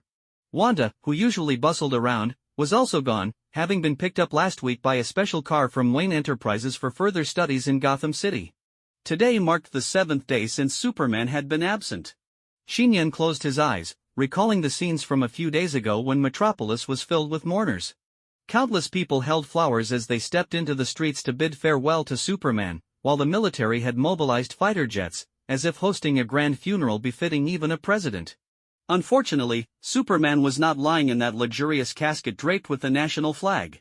While the world held a grand ceremony, Superman, in his human identity as Clark Joseph Kent, lay in an ordinary wooden coffin in front of a house far from the city, having a small-scale farewell ceremony. So, in the grand funeral, the empty casket symbolized the justice and truth of the nation, while the small funeral only had a handful of attendees, including Superman's family, fiancé, colleagues, and the members of the Justice League that were in formation. Diana had told Xiyan about this upon her return from the small funeral. Xiyan understood that this meant his aunt had decided to inherit Superman's legacy, officially joining the Justice League as Wonder Woman, teaming up with other superheroes to combat potential extraordinary events in the future. This would mark the second extraordinary team formed with superheroes after the Avengers. Xiyan shook his head, realizing he had no desire to join any league. After all, both the Avengers and the Justice League had Iron Man and Batman as their core leaders, and he was not the type to act and strive according to others' ideals. If there were an opportunity in the future, perhaps he would form his own alliance. As for members, at least Gwen would count as one, right? He quickly dismissed this immature thought, clutching the little devourer in his arms, feeling bored as he rose from the sofa. How about we go see Barry Allen? He did take care of you for a while and even invited us last time. Meow. The little creature blinked its eyes and raised a paw with pink pads. 5 cans of fish? Deal. Xiyan said cheerfully. Soon, Xiyan changed into casual outdoor clothes, slinging a regular backpack over his shoulder, with an orange little head peeking out from inside. The sun was shining brightly outside, and the streets were bustling with people. Some walls were adorned with graffiti commemorating Superman, and billboards flashed with images of him, as if he were still alive. His presence felt everywhere. As Xiyan walked along the pedestrian street with the little creature in his backpack, heading toward the address Barry had mentioned, he suddenly paused halfway across a crosswalk. He was taken aback by a striking figure in a yellow robe amidst the crowd approaching him. It was a woman in a peculiar and pristine yellow long robe, standing perfectly still in the middle of the crosswalk, hands clasped behind her back. Her odd attire, reminiscent of a monk robe, and her stance in the middle of the road made her stand out dramatically. However, the many pedestrians passing by seemed completely oblivious to her presence. Xiyan hesitated, his first reaction being that he might have encountered something indescribable. Was it the fear of the unseen? He silently mocked his own absurd thoughts, then hesitated, shifting his backpack to his chest, pretending not to see her as he continued walking. Just as Xiyan and the other pedestrians were about to pass by the woman, she smiled gently, turned her gaze toward him, and said, "My name is Gooey. In Gotham City, due to its unique geographical location, the weather is mostly overcast. Even at noon, the sky is perpetually covered with thick, gray clouds, making it seem like rain could fall at any moment. This weekend was no different. Gotham remained shrouded in gloomy weather. However, the residents of the city had long since adapted to such conditions, appearing accustomed to the oppressive atmosphere. Rustle. A fully loaded, elongated black Rolls-Royce slowly drove into a large private estate. The vehicle moved smoothly, without any bumps or vibrations, finally stopping in front of the estate's iron gate. The driver's side door opened, and a sharply dressed chauffeur quickly and skillfully stepped out, respectfully opening the rear door and bending slightly to shield the top of the door with his hand. The red-haired girl, Wanda, clearly unaccustomed to such treatment, hesitated before jumping down from the luxurious seat. Almost as she touched the ground, the iron gate of the estate began to swing open inward. "Please, Miss Wanda," the chauffeur gestured toward the interior of the estate. Wanda followed the direction indicated by the chauffeur and was greeted by a grand manor that resembled a royal castle, its tower-like structures piercing the dark Gotham sky. She couldn't help but wonder if this was truly the butler training base that Miss Diana had mentioned. As Wanda entered the gate and walked along the corridor of the estate, several maids tending to the greenery and cleaning the grounds noticed her and politely bowed in greeting. Wanda quickly nodded back, feeling her initial nervousness ease a bit. "You must be Miss Wanda," a gentle and kind voice suddenly came from ahead. Wanda instinctively looked up and saw an elderly man with white hair, dressed in a neat suit, standing in front of the castle-like entrance. "Yes, hello, sir," Wanda said, feeling a sense of pressure from the extravagant environment, which exuded an air of privilege. She bowed slightly, somewhat shyly. The elderly man smiled, nodding slightly. "I am Alfred Pennyworth. As per Miss Diana's request, you may call me Master Dot." In the guest reception hall on the first floor of Wayne Manor, Wanda sat obediently in a chair, her small legs dangling in the air, not touching the plush carpet below. Alfred poured her a cup of hot coffee, his hand steady as a rock, not a drop of coffee trembled in the cup. Despite his elderly appearance, he looked remarkably strong. "How do you feel?" Alfred asked gently. Wanda held the coffee cup with both hands, warming her small fingers. She glanced around the grand hall, the expensive and vintage decor continually redefining her understanding of luxury. This made her even more anxious as she quietly remarked, "It doesn't feel like I'm here for butler training, you all treat me like a young lady." "Ha ha ha, indeed." Alfred chuckled, then winked as he asked, "You don't know the identity of the Prince family, do you?" "Identity?" Wanda tilted her small head, showing a puzzled expression. "How should I explain this?" Alfred pondered for a moment before continuing, "Let's put it this way, the young master I serve, Master Wayne, is the head of Wayne Enterprises. And Wayne Enterprises is valued at over 100 billion, involved in fields such as technology, education, healthcare, transportation, and more. Most of what you see in Gotham City belongs to Wayne Enterprises." Wanda's eyes widened in surprise. She had heard of Wayne Enterprises numerous times in New York. Alfred paused, then continued, "And the Prince family is on par with the Wayne family. So, as the only maid of the Prince family and the future butler, you can follow the proper etiquette when greeting others, but you need not bow your head to anyone, not even so-called nobles or officials. After all, your status represents the family you serve, and bowing your head would mean losing face for your master." After Alfred's enlightening words, Wanda gained a deeper understanding of Xiyan and the Prince family, and her anxiety notably lessened. Seeing that the first lesson had been effective, Alfred cleared his throat and said gently, "Now, let's get to the main topic of today. Before we formally begin your butler training, I want to ask you a question. What do you think is the most important quality for a butler?" Wanda thought seriously for a moment, hesitating as she replied, "Loyalty?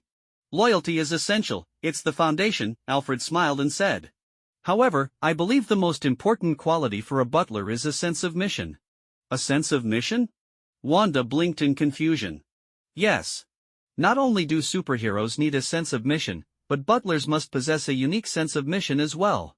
Alfred spoke methodically, "The butler's mission is to serve the master better. However, this goes beyond simply fulfilling the master's commands, that's merely the duty of a regular servant. A butler needs to understand what the master truly needs and desires, to prepare in advance and become a strong assistant on their path. Moreover, when the master strays off course or becomes lost, the butler should provide guidance and support. A butler with a sense of mission must have the conviction to dedicate their life to their service." Alfred's clear gaze fell on the 13-year-old Wanda, filled with inquiry. "You're still young, are you prepared to embrace that level of commitment?" Wanda took a deep breath, the image of the dark-haired boy flashing in her mind. Her small face firmed up as she declared, "I can do it. Alfred nodded. To achieve this, you need to learn more than the master, covering a wide range of subjects, not just cleaning but also etiquette, social skills, combat, firearms, intelligence, management, psychology, and more. Wanda hesitated a moment before asking, does that mean I'll need to come to the city often? Wanda wasn't concerned about the distance but rather about how it would affect her weekends with Xiyan, where she could wake him up and prepare breakfast. Alfred smiled, you won't have to come to Gotham specifically for training on weekends.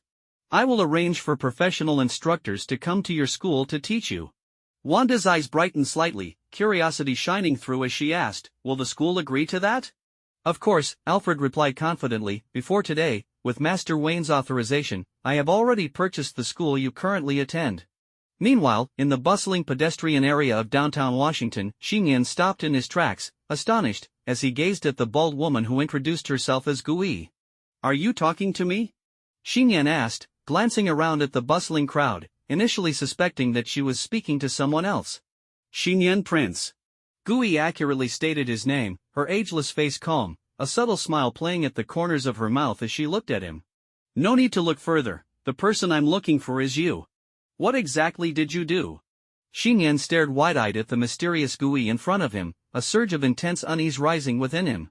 He increasingly sensed that something was off. The pedestrians on the sidewalk were not only oblivious to Gui, but he himself was also becoming gradually unnoticed. Some people seemed to treat them like air, walking straight toward him only to bizarrely pass through his body, as though they were in a state of non-corporeality. I did nothing but pull you and that little beast in your backpack into the mirrored dimension, Gui said with a faint smile, as if everything was under her control. Mirrored dimension? Xiyan furrowed his brows, filled with confusion. At that moment, the traffic light at the intersection switched from red to green, leaving only the two of them standing on the sidewalk as the vehicles on the road began to move forward. Xiyan instinctively tried to dodge a car speeding past him, but when he looked at Gui, he found her still standing motionless, completely ignoring the oncoming vehicle. In fact, the cars, much like the pedestrians before, passed straight through Gui's body without any collision. Xiyan tried to reach out and grab the passing car, but his fingertips encountered a bizarre scene resembling shattered glass, rendering him unable to touch the vehicle's physical form. Are we in a mirror? Xiyan muttered to himself, seemingly beginning to understand. Gui nodded, explaining softly, to be more precise, we are in another dimensional space. This dimension is very close to our reality, like being separated by a mirror, which is why we call it the mirror dimension, making it convenient to observe the situations in the real world. We? Xiyan raised an eyebrow, a trace of doubt flashing in his eyes. Yes, us, Gui said, her gaze steady on Xiyan as she spoke plainly. I am from the Sanctum Sanctorum of Kamardaj, and I am a sorcerer supreme. A sorcerer, Xiyan pondered this title silently, his hand still resting on the zipper of his backpack, not easily moving it away. He knew well that if an emergency arose, his only option would be to let the little devourer bite him, thus gaining extraordinary powers. But right now, the little creature still harbored dormant venom within it, and if it bit him, it could very well return him to the previous combined state, which would blur and distort his personality and rationality, pushing his behavior closer to that of an evil villain. Another option would be to let the devourer act on its own. I mean no harm, I simply wish to invite you to Kamardaj. Gui seemed to sense Xiyan's guard and calmly looked at him. However, even if I say that, you wouldn't easily believe me, would you? She glanced at the backpack in front of Xiyan and suddenly suggested, how about you let it attack to test? You said it. Without hesitation, Xiyan shouted, Little Wang. At his command, an orange figure suddenly leaped out from the zipper of the backpack. It was the young devourer, lunging swiftly toward Gui, its mouth opening wide with menacing intent as several small, toothy tendrils reached out toward her. Gui's expression remained calm as she fixed her gaze on the approaching tendrils and fangs, her right hand that had been behind her suddenly thrusting forward. Boom! At the moment Gui's palm struck the little devourer's body, a yellow shadow resembling the devourer and a mass of black liquid were forcefully pushed out from the creature's back. The devourer itself fainted, reverting to its normal kitten form, gently falling back into Xiyan's arms. The shadow of the devourer floated in the air, letting out a surprised meow, while the venomous shadow remained motionless, drifting like a lifeless entity. They're fine, I merely pushed their souls out, Gui retracted her hand and explained calmly. That's a bit excessive, isn't it? Xiyan's lips twitched slightly. He realized that even in the combined state, he might not be a match for Gui, considering she didn't even engage in physical attacks. Suddenly, he thought of Aunt Diana's lasso of truth, which could ensnare anything. Perhaps the tool could deal with matters involving souls. Gui continued, "Now, do you believe me? I harbor no ill intentions, I just want to invite you to Kamartaj. If some insiders knew what was happening at that moment, they would likely be shocked. Kamartaj was a legendary sanctum, a place filled with mystery and the unknown, where countless people spent their lives yearning to enter." "Let's go, then. Where is Kamartaj?" Seeing Gui's sincerity, Xiyan felt a genuine desire to explore the magic and mysteries of this world, so he nodded in agreement. "Right here." Gui first pointed, allowing the souls of the devourer and the venom to return to the creature's body. Then, she raised her palm and began to draw circles in the air, with fiery sparks appearing and swirling, soon forming a circular portal large enough for a person to pass through. Watching Gui step into the strange portal, Xiyan felt no fear as he followed her in, cradling the slowly awakening little devourer. In a hidden abode in Kathmandu, Kamartaj. On the open-air training grounds of the temple, a black-robed Master Mordo was leading a group of mages of varying ages in spell practice. Suddenly, the air nearby rippled like broken glass. This was the manifestation of the mirror dimension. Yet, even the most powerful Master Mordo could not see what was within the mirror dimension at that moment. Realizing something, Master Mordo, along with the other mages, bowed respectfully and passionately toward the shimmering glass-like space, saying, "Supreme Sorcerer." "Continue," Gui's voice resonated from within the mirror dimension. "All right, let's keep practicing." Master Mordo appeared excited. After all, it had been a long time since the Supreme Sorcerer had personally observed their training. He immediately led the mages on the training grounds to begin practicing their spells. They were unaware that, at that moment, in the mirror dimension, besides Gui, there was also a boy holding a cat. In the mirror dimension, it felt as if they were present in the real training grounds, and Xiyan observed the mages seriously. They all wore peculiar rings that seemed to serve as magical conduits, conjuring golden energy sigils, energy whips, and even creating the dazzling portal they had just seen. To his surprise, aside from organizations composed of superheroes, there existed a considerable mage force hidden in this world. Xiyan pondered that, regardless of its effectiveness in actual combat, the practicality of magic seemed quite impressive. For instance, with a portal, he wouldn't have to worry about being late for school anymore. How does it feel?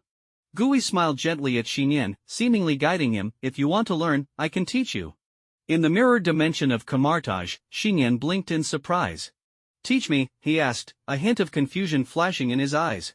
"Yes," Gui nodded slightly, a faint smile on her face, her tone radiating certainty. "If you're willing, you can join Kamartaj, and I will personally teach you magic." Xiyan didn't feel overjoyed by the proposal. Instead, he frowned. He didn't believe he was being sought out by such an extraordinary force because of some innate talent. Years ago, he had fantasized about receiving letters from owls or being told by a doctor from Chicago that he had dragon blood within him. But now, 16 years later, he had come to terms with reality. "Are there any conditions for joining Kamartaj?" Xiyan asked cautiously, noticing that the outside world seemed devoid of any extraordinary sorcerers. This implied that joining Kamartaj must come with many restrictions. Gui replied softly, "Once you join Kamartaj and become a mage, you will be destined to remain hidden from the world. You won't be able to use your spells freely in reality and will bear the heavy responsibility of protecting the world from the invasion of higher dimensional horrors." Protecting the world against higher dimensions. Hearing these conditions, Xiyan shook his head firmly. "Then forget it, I don't have the ability to save the world." Gui looked at him calmly and said, "If you merely want a nominal position, after learning the spell for the portal, you can freely enter and exit Kamartaj for your studies without being bound by its rules." Is there such a good deal? Xiyan felt increasingly uneasy. While he didn't know much, he could tell that Gui's offer was a significant exception for Kamartaj. "Sorcerer." Xiyan took a deep breath, trying to calm his emotions. "Do you see in me the potential to learn magic, that I'm some kind of top-tier genius?" Gui silently observed Xiyan for a long time before finally speaking. "I can indeed see whether a person has the potential to attune with nature and learn magic." Xiyan clenched his fists, eagerly asking, "Then tell me, if I start learning your portal spell now, how long will it take? A year? 6 months?" Gui hesitated for a moment before extending a finger and bluntly answering, 100 years and 1 day. Xianyan's breath caught in his throat. He looked at Gui in disbelief, thinking to himself, is this sorcerer joking? And are you sure I can live until 100 years from now?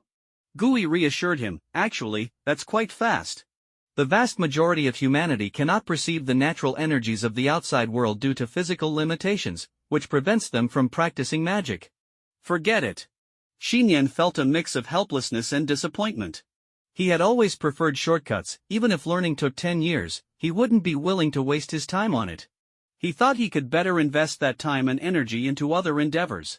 By the way, a sudden thought struck Xiyan, and he turned to Gui, asking, "Sorcerer, can I transfer my spot to someone else?" Gui looked at him thoughtfully and calmly replied, "Are you thinking of transferring your spot to that red-haired girl from your family? You know?" Xiyan indeed wanted Wanda to come to Kamartaj for training. After all, he considered himself a half-exceptional being, while Wanda was merely an ordinary person. If she could learn magic, she would be better equipped to face dangers in the future. Moreover, anything learned by their family maid could be considered a benefit to the family, and it would be a waste if the spot went unused. Xiyan looked up with curiosity and asked, "So, Sorcerer Gui, can you see if Wanda has the potential to learn your magic?" Gui fell silent again, and after a long moment, she extended a finger and said, 1,000 times faster than you." "What did you say?" Xiyan momentarily doubted his hearing, thinking that perhaps something was wrong with his ears. In a Washington neighborhood, at the intersection, the red light for vehicles shone, and pedestrians moved back and forth on the sidewalk. Among the crowd, a dark-haired boy holding a small orange cat suddenly appeared as if he had always been there, and no one found his abrupt presence curious. "Sorcerer, Kamartaj," Xiyan murmured softly to himself, then followed the flow of pedestrians, continuing toward the end of the pedestrian street, headed for Barry Allen's house, which was not far away.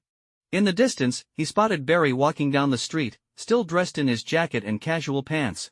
Just as Xiyan planned to wave hello, Barry seemed to sense something and, without hesitation, turned back while holding the little devourer.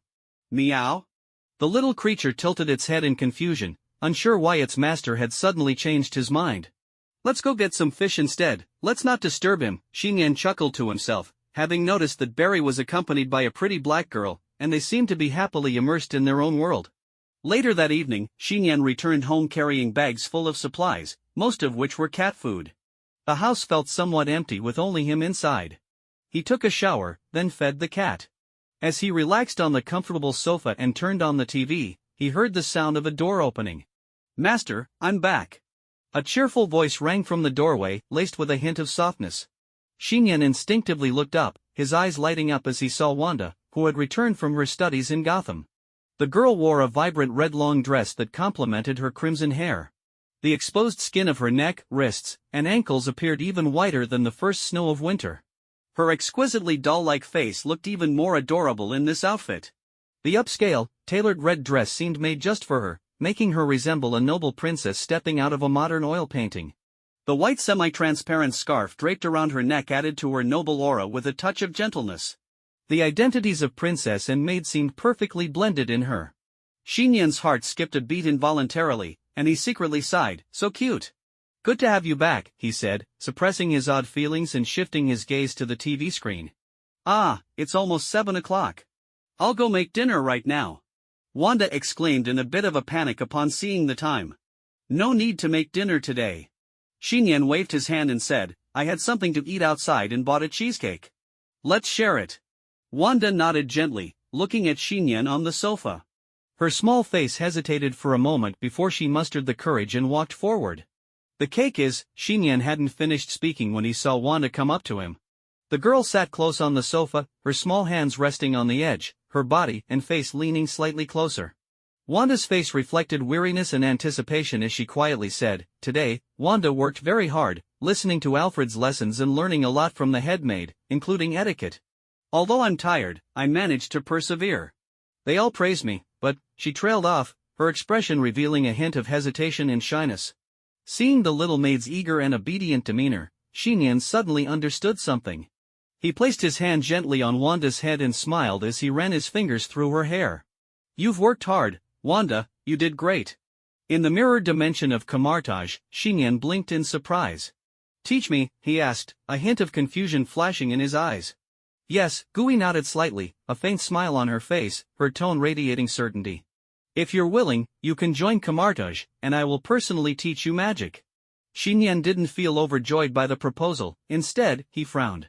He didn't believe he was being sought out by such an extraordinary force because of some innate talent.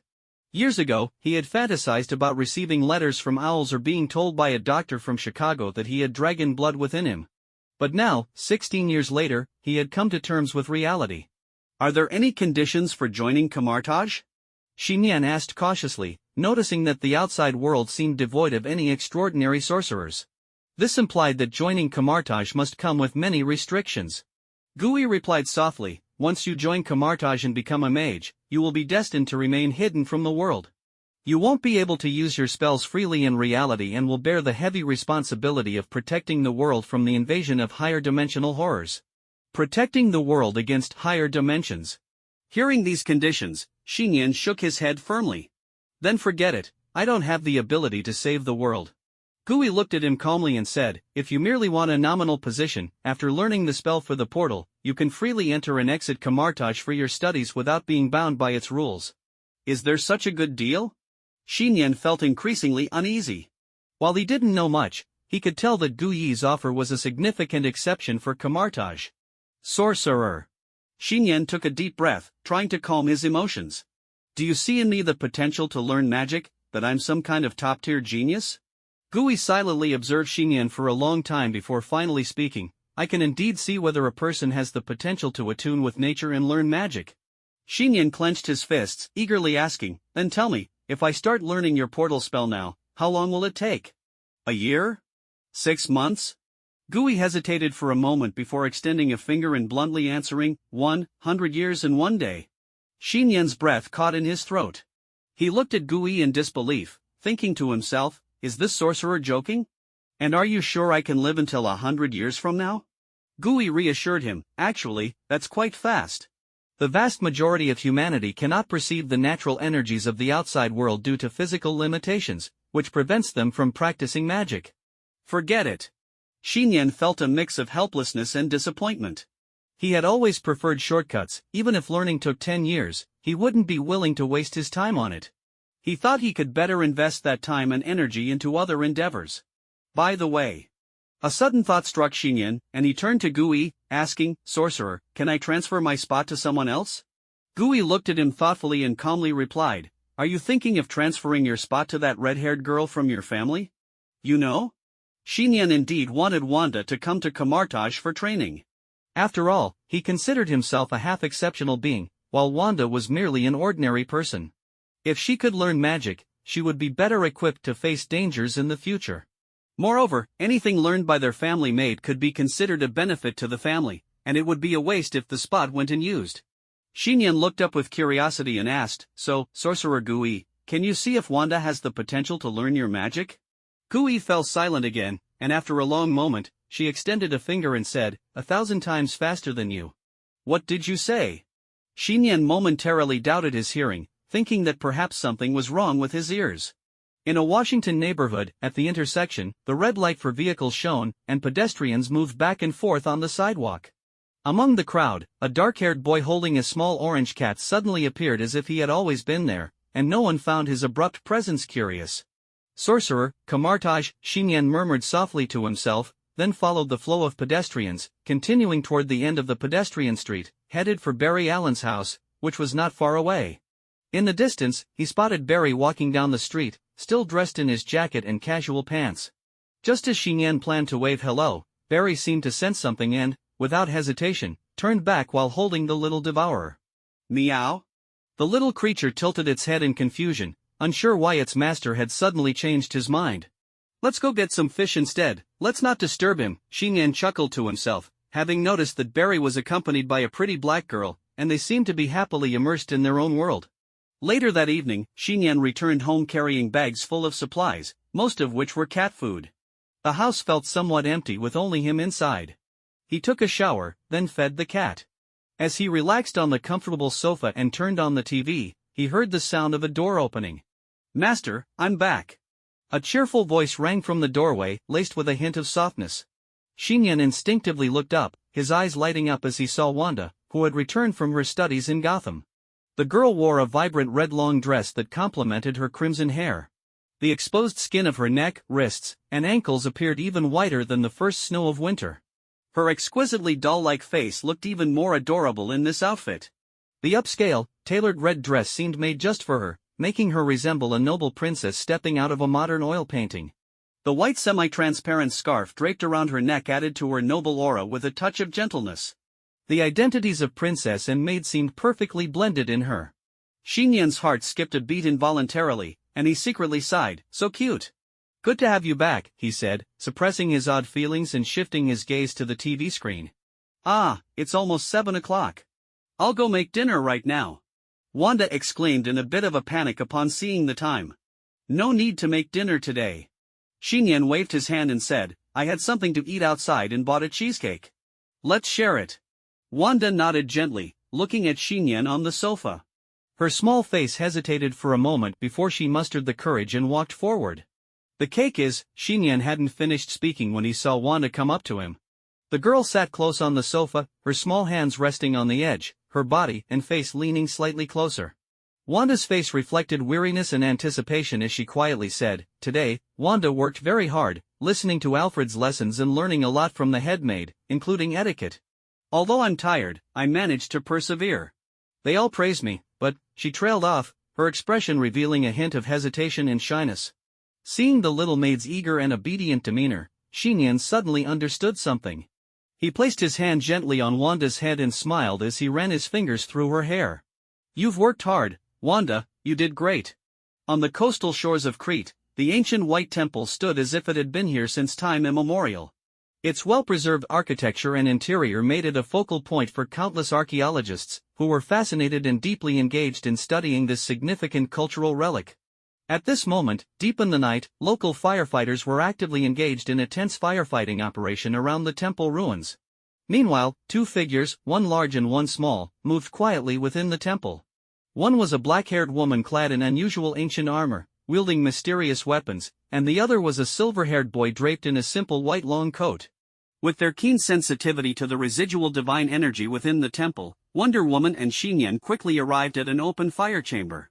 The flames were still raging fiercely, clearly the source of the Amazon temple's fire. As if sensing the arrival of a supreme divine presence, the flames within the fire chamber suddenly slowed and began to extinguish, revealing the most central object within the room. In his demigod mode, Xiyan did not hesitate to enter the chamber, bending down to gently pull out an arrow that was embedded in the floor. The arrowhead glimmered with the chill of a starry night, as if coated in a layer of dark gold, and the shaft was inscribed with mysterious ancient Greek characters, resembling the materials and craftsmanship of the artifacts on Wonder Woman. Another artifact? As Xiyan held it in his hand, he could clearly feel a surging and dormant divine power within it. Wonder Woman gazed at the arrow in his hand and said softly, "This is the arrow of Artemis. It can penetrate the barriers of Paradise Island and reach the human world. Mother shot it here from Paradise Island to ignite the ancient beacons, presumably to send us a warning." "Is it an external invasion?" Xiyan murmured, gripping the divine arrow tightly. "Indeed, and there may be information about the enemy left here." Wonder Woman walked deeper into the fire chamber, suddenly pressing her slender palm against a section of the wall. Instantly, the divine power activated a mechanism, and a once solid stone wall slowly sank inward. As countless fragments of stone and dust fell away, a tunnel that had not been opened for thousands of years was revealed. The depths of the tunnel were unknown, shrouded in darkness and silence, as if flowing with the breath of ancient ages. "Let's go." Wonder Woman took out her lasso of truth with one hand and extended the other toward Xiyan. Without hesitation, Xiyan grasped her cool, jade-like hand. Thud! The two jumped into the tunnel together, falling straight down for 20 meters until they reached the underground space beneath the temple. Wonder Woman raised her left hand gently, causing the lasso of truth to swirl like a firefly, its golden light providing a semblance of illumination in the dim space. Xiyan then reached into the pocket of his coat and pulled out his phone, activating the flashlight mode. In an instant, the phone emitted a blinding light, illuminating the white stone steps that extended downward. "The times have changed, Auntie."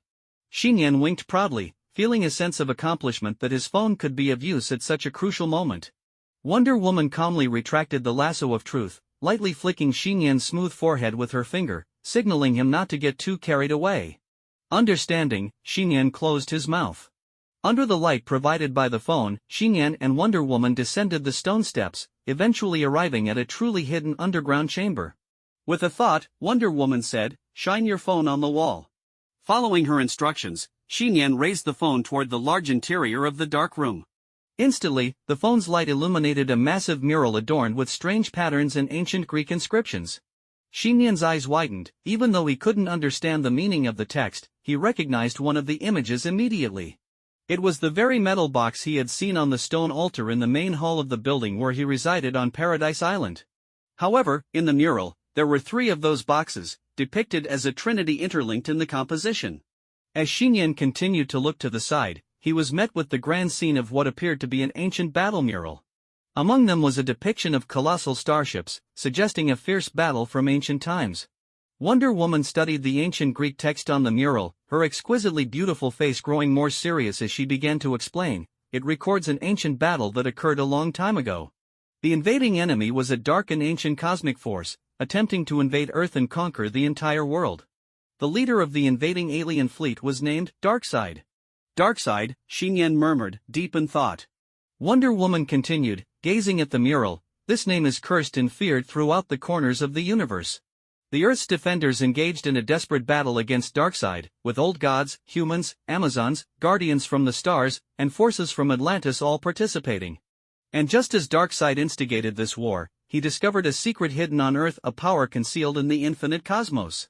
What power? Xiyan's brows furrowed slightly. Images of the cosmic cube and the Mind Stone, the 2 mysterious items he had obtained, flashing in his mind. The power hidden within them was unfathomable, prompting him to speculate, is it related to them?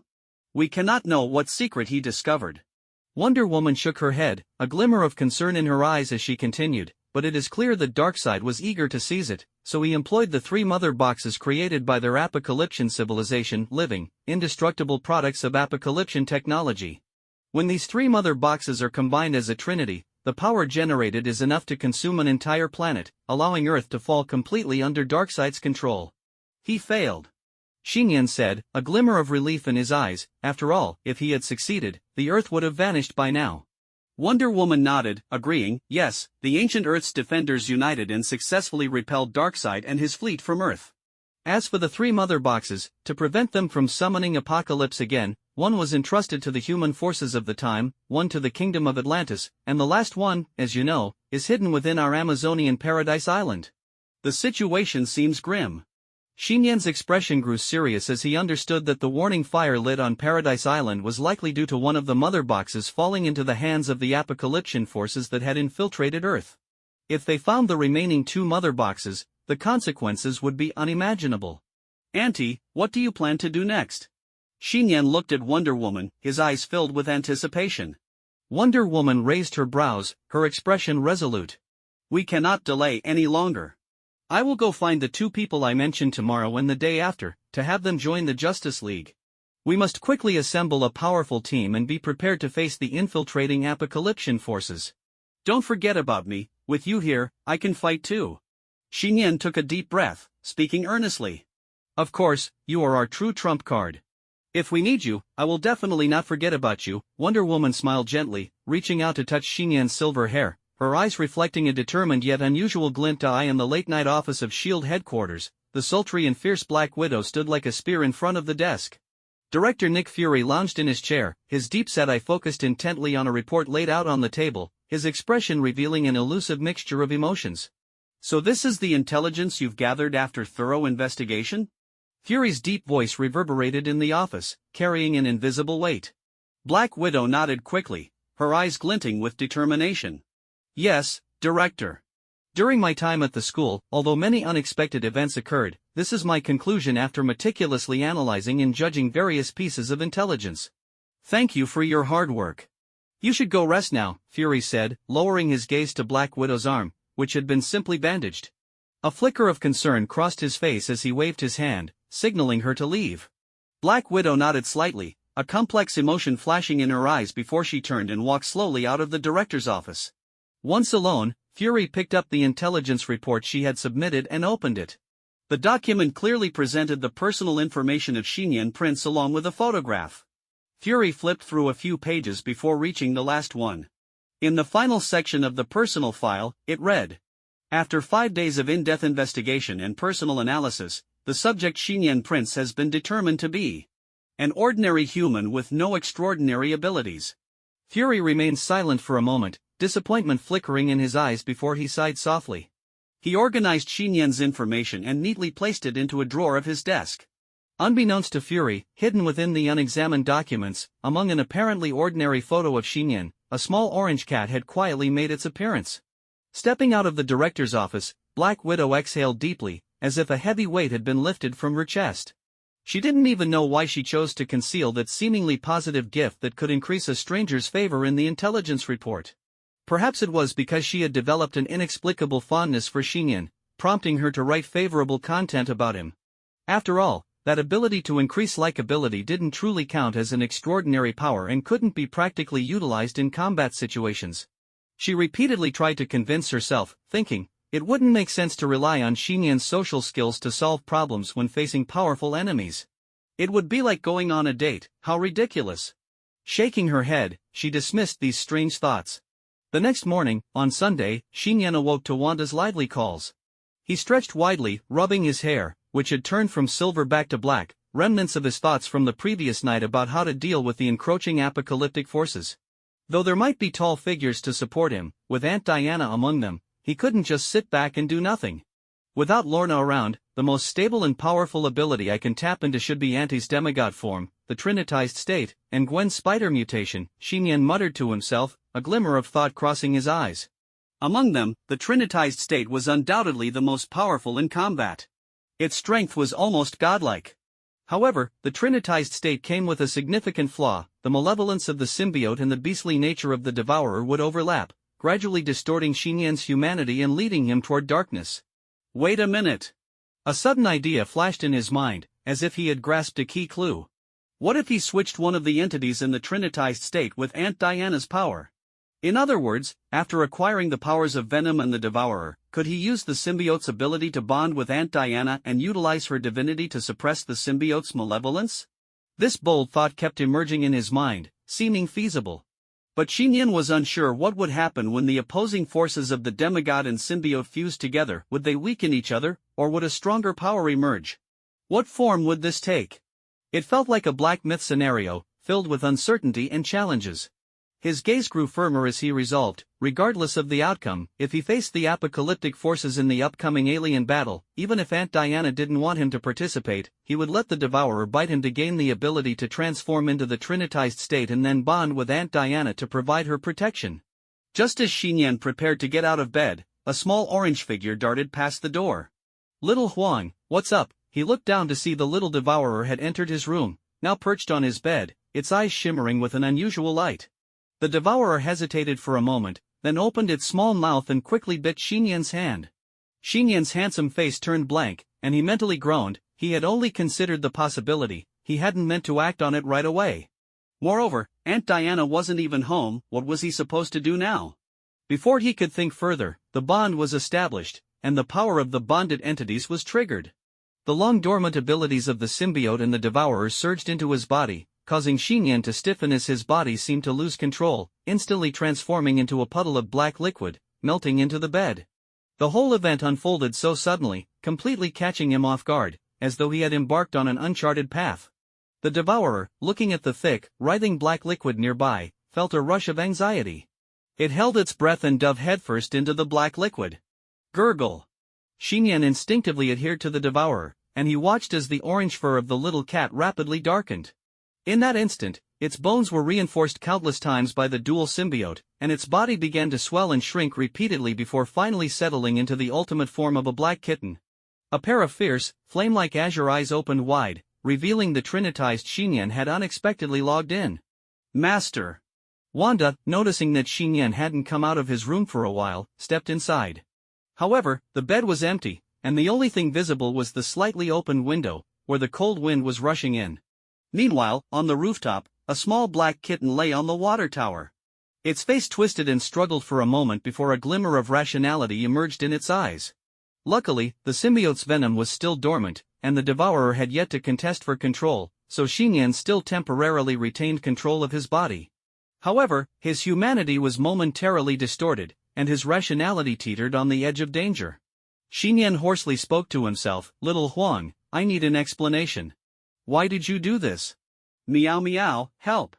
Starro, the anxious consciousness of the devourer emerged in Xiyan's mind, and being in the trinitized state, he instantly understood what it wanted to convey.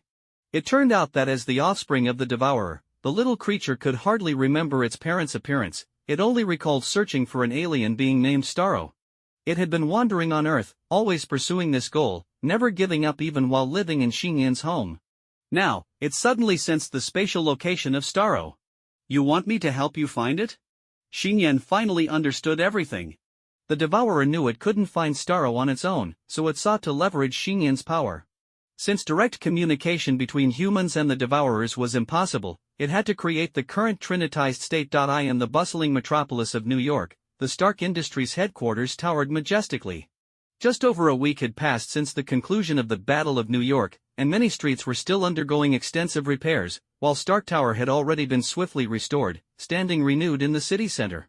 At this moment, on the top floor of Stark Tower, where Iron Man Tony Stark, the master of Stark Industries, conducted business and showcased his personal workspace, the charming and debonair Stark sat focused in his chair. Dressed in a practical black t-shirt and casual pants, he was engrossed in clicking and swiping across a 3D virtual projection screen, his face adorned with a sexy stubble, showing a serious expression as he dedicated himself to important engineering parameter adjustments. So immersed was he in the world of advanced technology and artificial intelligence that he didn't even notice a mature woman in a white form-fitting suit stepping out of the elevator behind him. It was only when she walked up to him and gently placed a fragrant cup of hot coffee on the table that he snapped out of his reverie, quickly picking up the coffee for a sip and gratefully saying, "Thanks." "Tony," Virginia Pepperpotts observed Stark's slightly fatigued face, her tone carrying a hint of warmth as she gently said, "You've been working continuously for 7 or 8 days since that battle. You really should take a break." "I'm fine," Stark replied, downing half the cup of coffee in one go, his gaze returning to the virtual screen, eyes sparkling with excitement and energy as he said, "With Dr. Banner here, our progress on the armor development is going exceptionally well. Especially with the anti-type armor, we've already completed 2 major series of models." He spread his arms wide, as if envisioning the endless possibilities of the future. All right. Pepper rolled her eyes at Stark, fully aware of his obsessive passion for the armored suits. She sighed helplessly, elegantly stepping in her high heels toward the elevator. Just as the elevator door began to close behind Pepper, the voice of the AI Jarvis suddenly echoed in the top-level hall, "Sir, our satellite has detected a suspected sighting of black flash appearing." Stark jolted upright, asking urgently, "Where?" Jarvis immediately switched the 3D virtual projection to a world map, clearly showing a target marked as a black dot moving slowly in the vast ocean near South America. According to satellite data feedback, the target was moving at an astonishing speed of 2 to 3 Mach. This speed was shocking, no ordinary vessel could achieve such velocity. "Is it on a plane?" Stark asked, filled with confusion. Jarvis quickly replied, "Clearly not, it appears to be acting alone." "All right." Stark shrugged, fully aware that the existence of Black Flash was surrounded by various inconsistencies, but for now, he could only accept this reality. After a moment of contemplation, he said, "Analyze its trajectory data and determine where it intends to go." "Understood, sir." Jarvis promptly executed the command, and within 2 seconds, an arrow appeared on the virtual projection, swiftly pointing to a body of water ahead of the target black dot. There, an island was indicated. "Coda Matus?" Stark murmured the name of the island nation, his eyes glimmering with thought as he pondered, "I remember that it's a small island nation. What could be so special about it that it would catch Black Flash's attention?" Jarvis quickly gathered information via the network and succinctly reported back to Stark, "Just last week, there was an armed rebellion on Coda Matus. The ruling Herrera family was completely slaughtered, and now the island is under the control of General Silvio Luna." "Is that all?" Stark furrowed his brow slightly, feeling that a mere armed rebellion in a small island nation seemed insufficient to attract the attention of such a terrifying entity. Jarvis continued, "Sir, there are also some classified intelligence messages that have been encrypted by high-ranking officials. Would you like to decrypt them?" "Decrypt it." Stark issued the command without hesitation. About 3 seconds later, Jarvis's voice rang out again, "It's the Starfish Project. On Coda Matus, there exists a research facility named Jotunheim, which has been conducting research on extraterrestrial species under the Starfish Project for the past 30 years.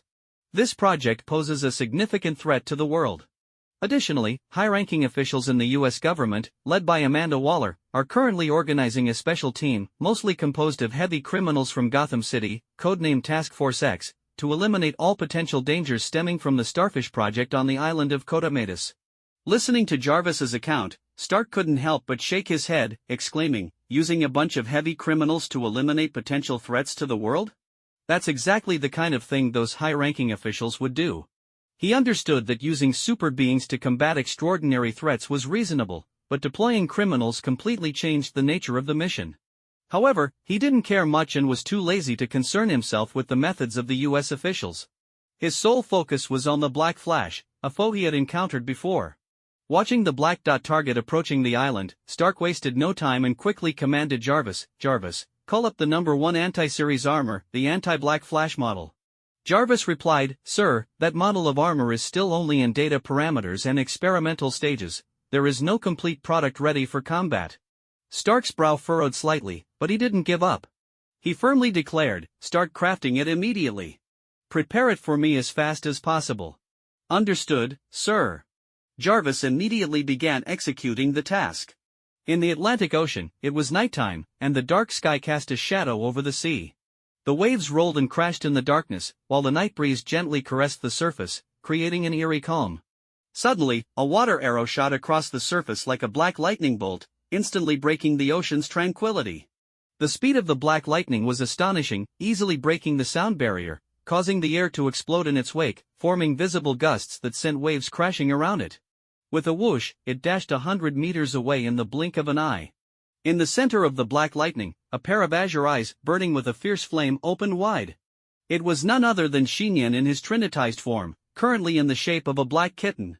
His forepaws raced across the surface like helicopter blades, leaving behind fleeting afterimages, allowing him to remain atop the water, tirelessly sprinting like a perpetual motion machine. Not knowing how many miles he had run, a massive island finally appeared ahead, spanning across the ocean. His speed did not wane as he surged through the near shore, reaching the island's coastline. The moment he stepped onto the island, the beastly eyes of the trinitized Xiyan flashed with a bloodthirsty light as he sharply sensed the cold, murderous aura permeating this land. On the island's coastline, the air was thick with the stench of blood and gunpowder, almost tangible enough to make one gag. In his trinitized state, Xiyan, in the form of a black kitten, stepped onto the beach, using his night vision to scan the area ahead. Before him, at the junction of the sandy beach and the rainforest, it was evident that a brutal battle had recently taken place. Human limbs lay scattered across the ground, along with the wreckage of helicopters, fragments of artillery, and spent bullet casings littered everywhere. In some areas, flames still flickered, and the acrid smoke lingered in the air. The scene resembled one ravaged by disaster, allowing one to imagine the horrific intensity of the recent conflict. However, the beach was eerily silent, devoid of any signs of life, as if the battle had left behind a desolate emptiness. Could it be that no one survived? "Where is Starro that you sensed?" Xiyan asked hoarsely, and immediately, the response from the Devourer echoed in his mind, "I can only vaguely sense it somewhere on this island." Sensing? Could it be through some form of spatial ability? This thought flickered through Xiyan's mind, but even the Devourer was unaware, as it was still in its juvenile stage, its innate powers yet to be fully developed. Just as Xiyan was about to delve deeper into the island, he suddenly halted, his gaze fixated on a spot on the sandy shore. There lay a humanoid, weasel-like creature, drenched and seemingly gasping for air, yet the subtle rhythm of its heartbeat indicated that it was still alive. As night deepened, a team was struggling through the dense, primal rainforest of the island.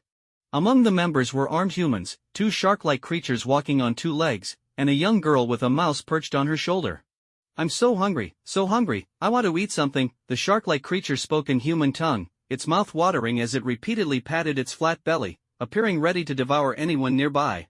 "Damn, are you sure this guy won't try to eat us?" a male member in a helmet and red shirt cursed. "Of course not, he's our friend," the young white girl said innocently, winking at the shark creature. "I don't believe it." The red-clad man scoffed, gripping his specially designed long-barreled pistol tightly, his eyes filled with suspicion. "Everyone, quiet down." The clear leader of the group, a black man dressed in a black uniform, spoke in a low voice, "There's no choice, they've already said he is our strongest asset." Without him, we can't enter Jotunheim. If you don't want to trigger the bombs in your bodies and want to return to prison safely after completing the mission, keep moving forward. Exactly, echoed a calm female voice through the members' micro-communicators. Thousands of kilometers away, within a high-security base in the United States, a cold, professional-looking black woman was monitoring the mission team, a group of heavy criminals from Belle Reve prison, on a bank of surveillance screens. She was Amanda Waller, the mastermind behind Task Force X. If any of these criminals attempted to escape or deviated from their mission, she would not hesitate to activate the remote explosives implanted in their bodies. If you want to reduce your sentences, you better perform well, Amanda Waller said into the communicator. Understood, replied a young man with strange spots on his body, who had been silent until now. Suddenly, the shark creature's beady eyes lit up, and it opened its massive mouth, lunging violently toward a spot in the jungle. The other members noticed that a small black kitten had emerged from the underbrush, innocently perched on a rock, its glowing green eyes watching them curiously. Faced with the shark creature's ferocious attack, the black kitten suddenly revealed a wicked grin. An overwhelming aura of menace surged from its small body. With a swift motion of its paw, the air around it exploded, as if struck by a heavy truck, sending the airborne shark creature flying into the jungle with a thunderous crash, its robust 2-meter frame tumbling 10 meters before colliding with several trees, finally coming to a halt. My God!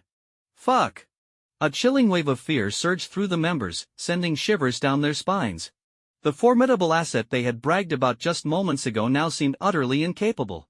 After a brief moment of shock, the team members quickly retaliated. The black leader fired his large-caliber gun in rapid succession, the red-clad man raised his pistol and fired, the spotted youth lifted his hands, releasing a barrage of strange energy points. The young girl held a peculiar glowing device, intending to summon the island's mice to attack, but she quickly realized something was wrong. Her youthful face drained of color, eyes widening in terror as she stared at the black kitten in front of them. As bullets and energy points rained down like a barrage, the black kitten remained motionless, crouching on the ground. In the blink of an eye, the bullet struck its small form, yet to the disbelief of the Task Force X members, the physical bullets rebounded upon contact, veering off course as if they had struck an impenetrable barrier.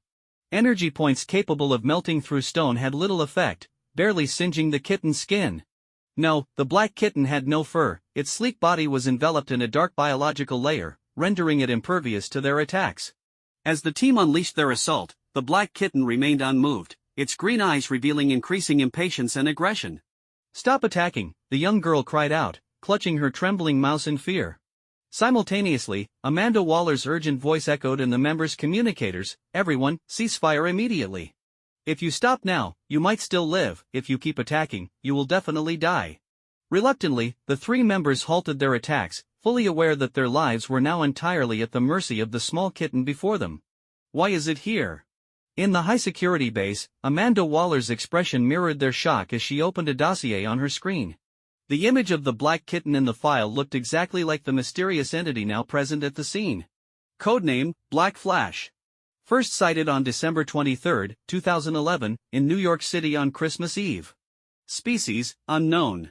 Known abilities: incredible strength capable of easily tearing muscle cars, astonishing speed exceeding the speed of sound, ability to morph or weaponize its limbs, control over tentacles that can form massive dungeons, consumption of objects vastly larger than itself, a maximum roar that can create shockwaves, and extraordinary defensive capabilities that can ignore energy beams and heavy artillery bombardments. Combat record, unknown liquid biological entity presumed dead. Iron Man nearly killed. Danger Index, SSS+, 1 level above the Hulk. In the pitch-black rainforest of the island, the three members of the team, the black leader, the red-clad man, and the young man with previously strange spots, reluctantly and fearfully lowered their weapons, slowly raising their hands toward the seemingly harmless black kitten. This scene was undeniably absurd and bizarre, bordering on comical. These team members, who were fearless and would confront even the most hardened guards without hesitation, now found themselves surrendering to a kitten no larger than a small palm. The black kitten seemed to sense their actions and suddenly leaped gracefully onto the shoulder of the young girl.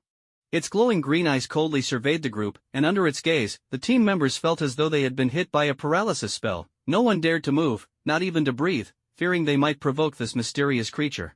In the girl's arms, the trembling black mouse appeared to be completely terrified, its eyes rolling back as it stiffened and fainted, overwhelmed by the scene before it. "Russell! Suddenly, from the bushes in the rainforest, at the end of a massive furrow, the shark-like creature struggled to rise. It covered its stout head with its hands and shook vigorously, shaking off the mud clinging to its body. A bloody, claw-marked imprint was visible on its face, a reminder of the black kitten's earlier strike. The shark creature quickly turned its gaze toward the black kitten. With its robust limbs, it charged forward, seemingly intent on attacking once more.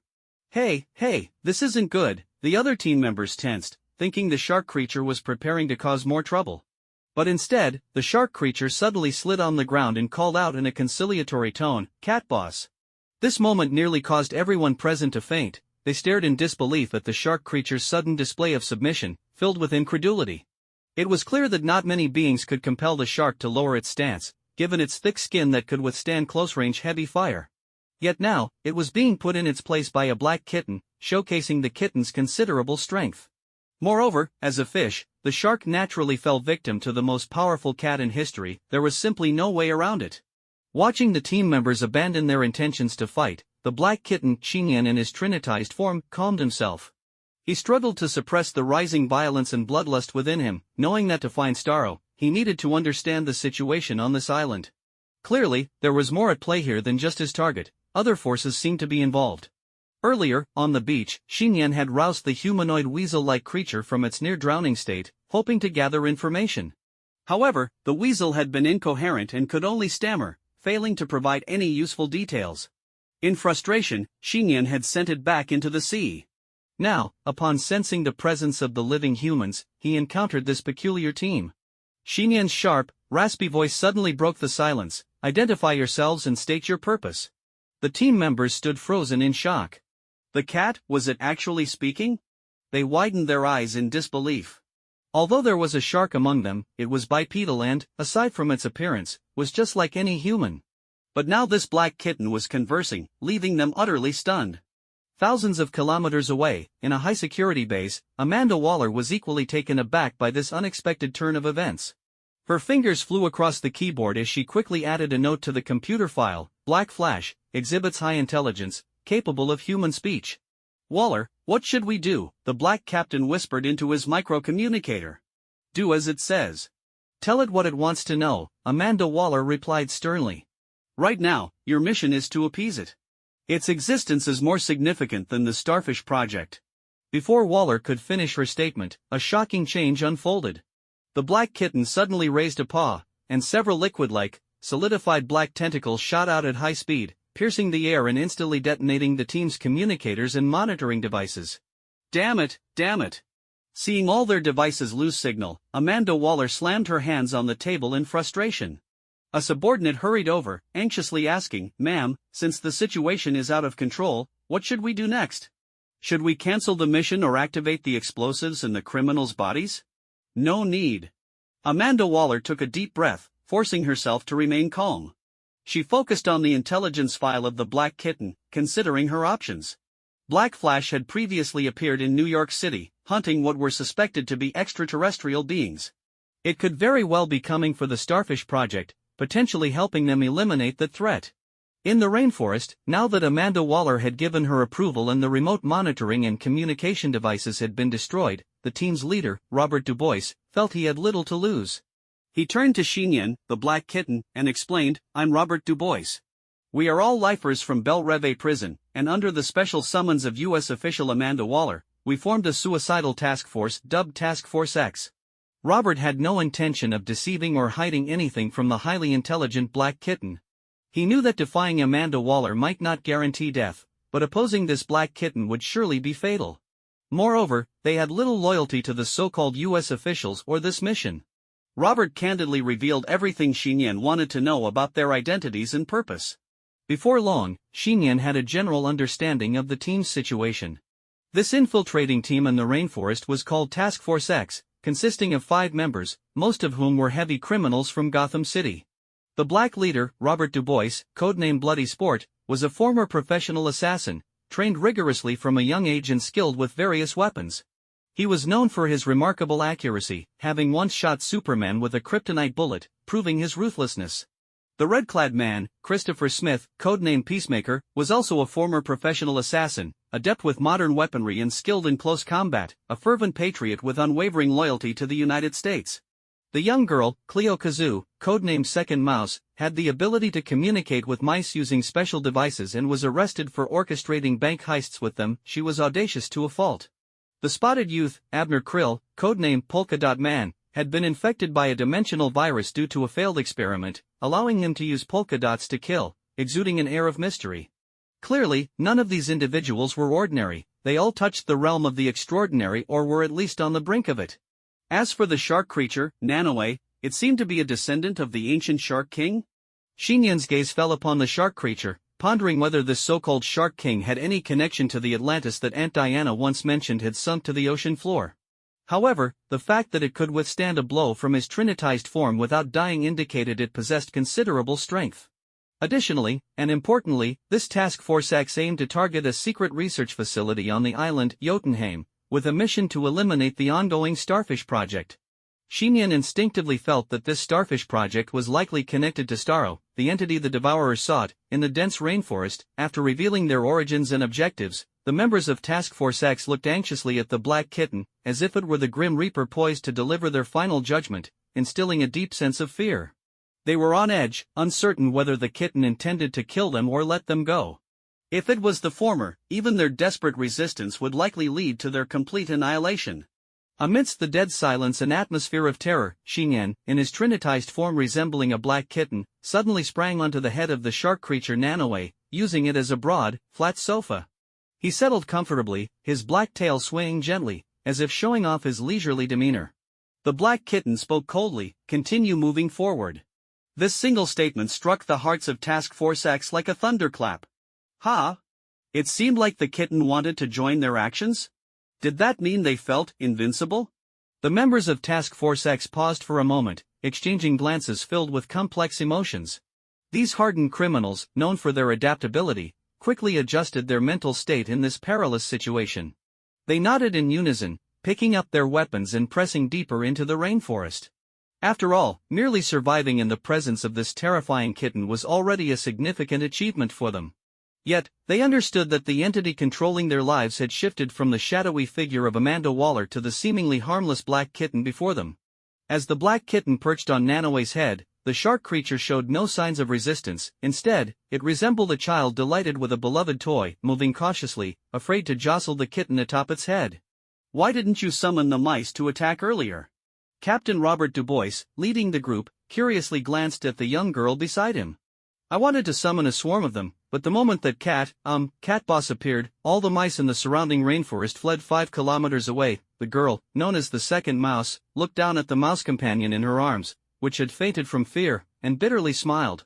They instinctively sensed danger and were terrified. They didn't even dare to come closer.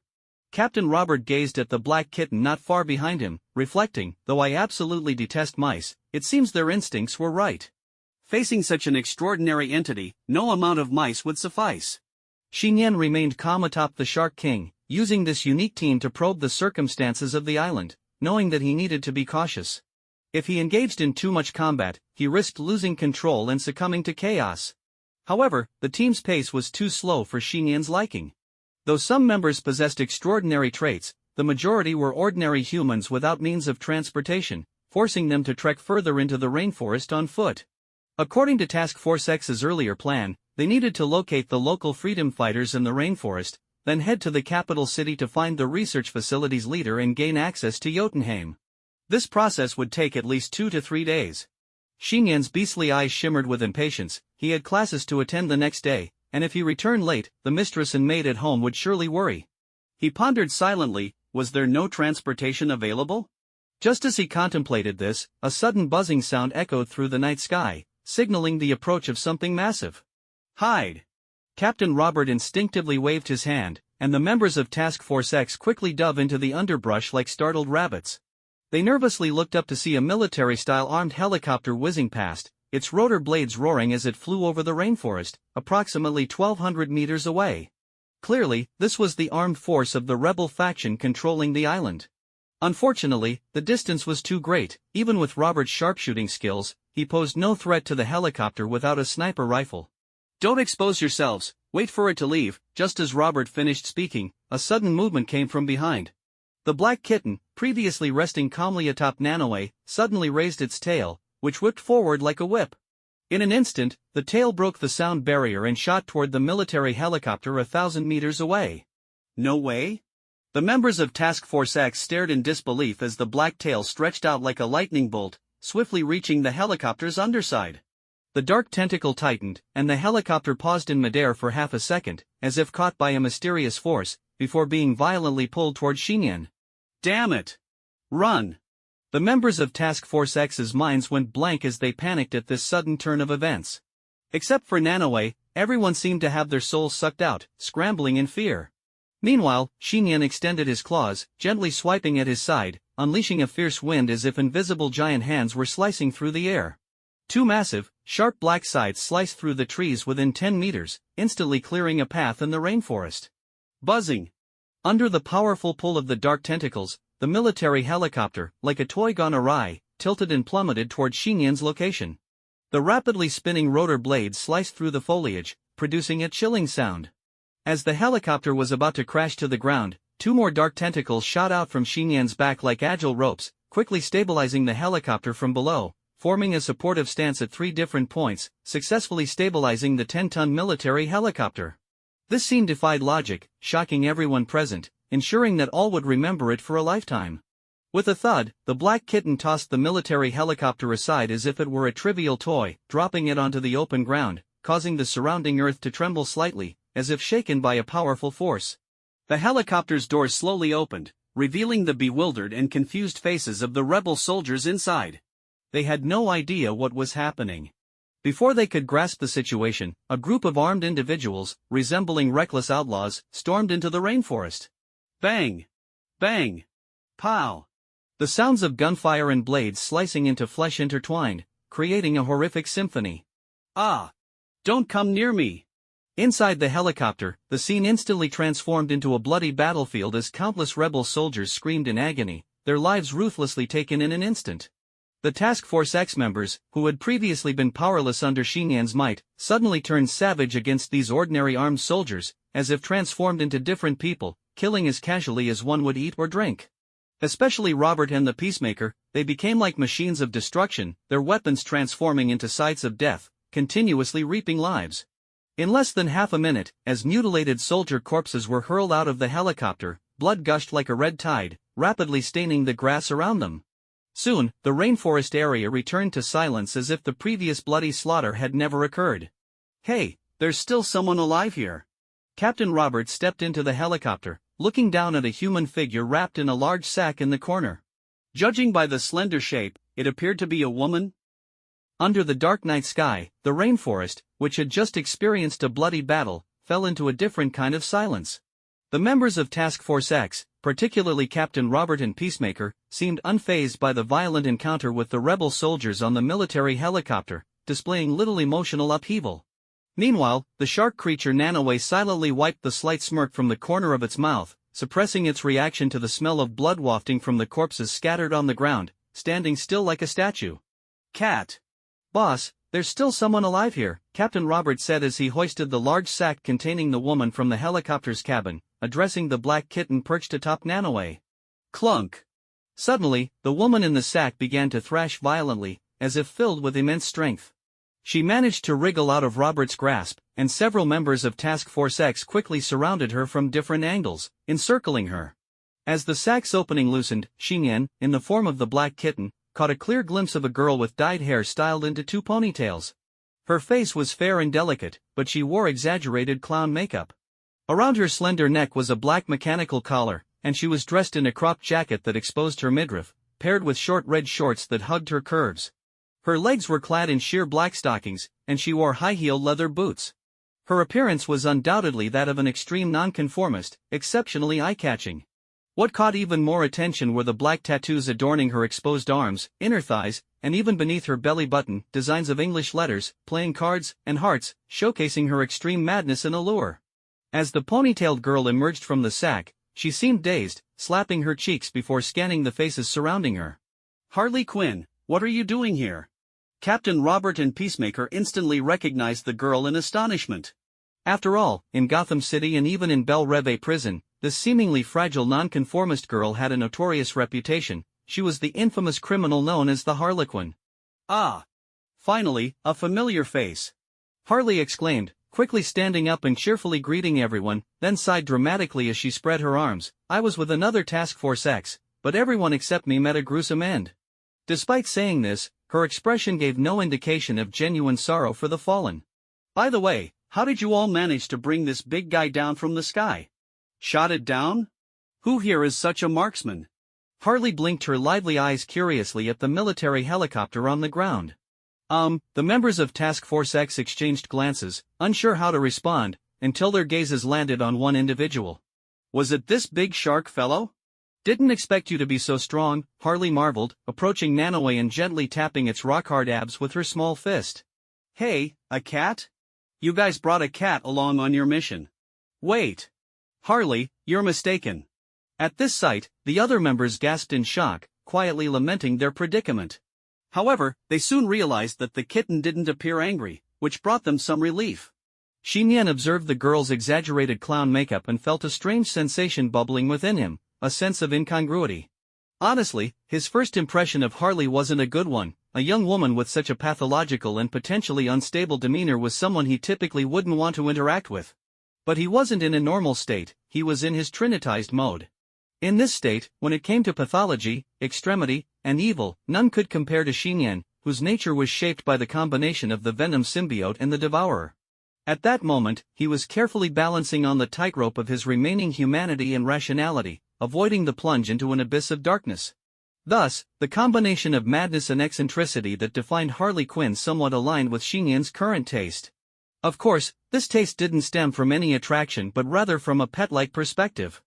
To him, this Harlequin resembled a pet he could control more than the shark creature Nanoe did. Therefore, he was somewhat accepting of her playful antics.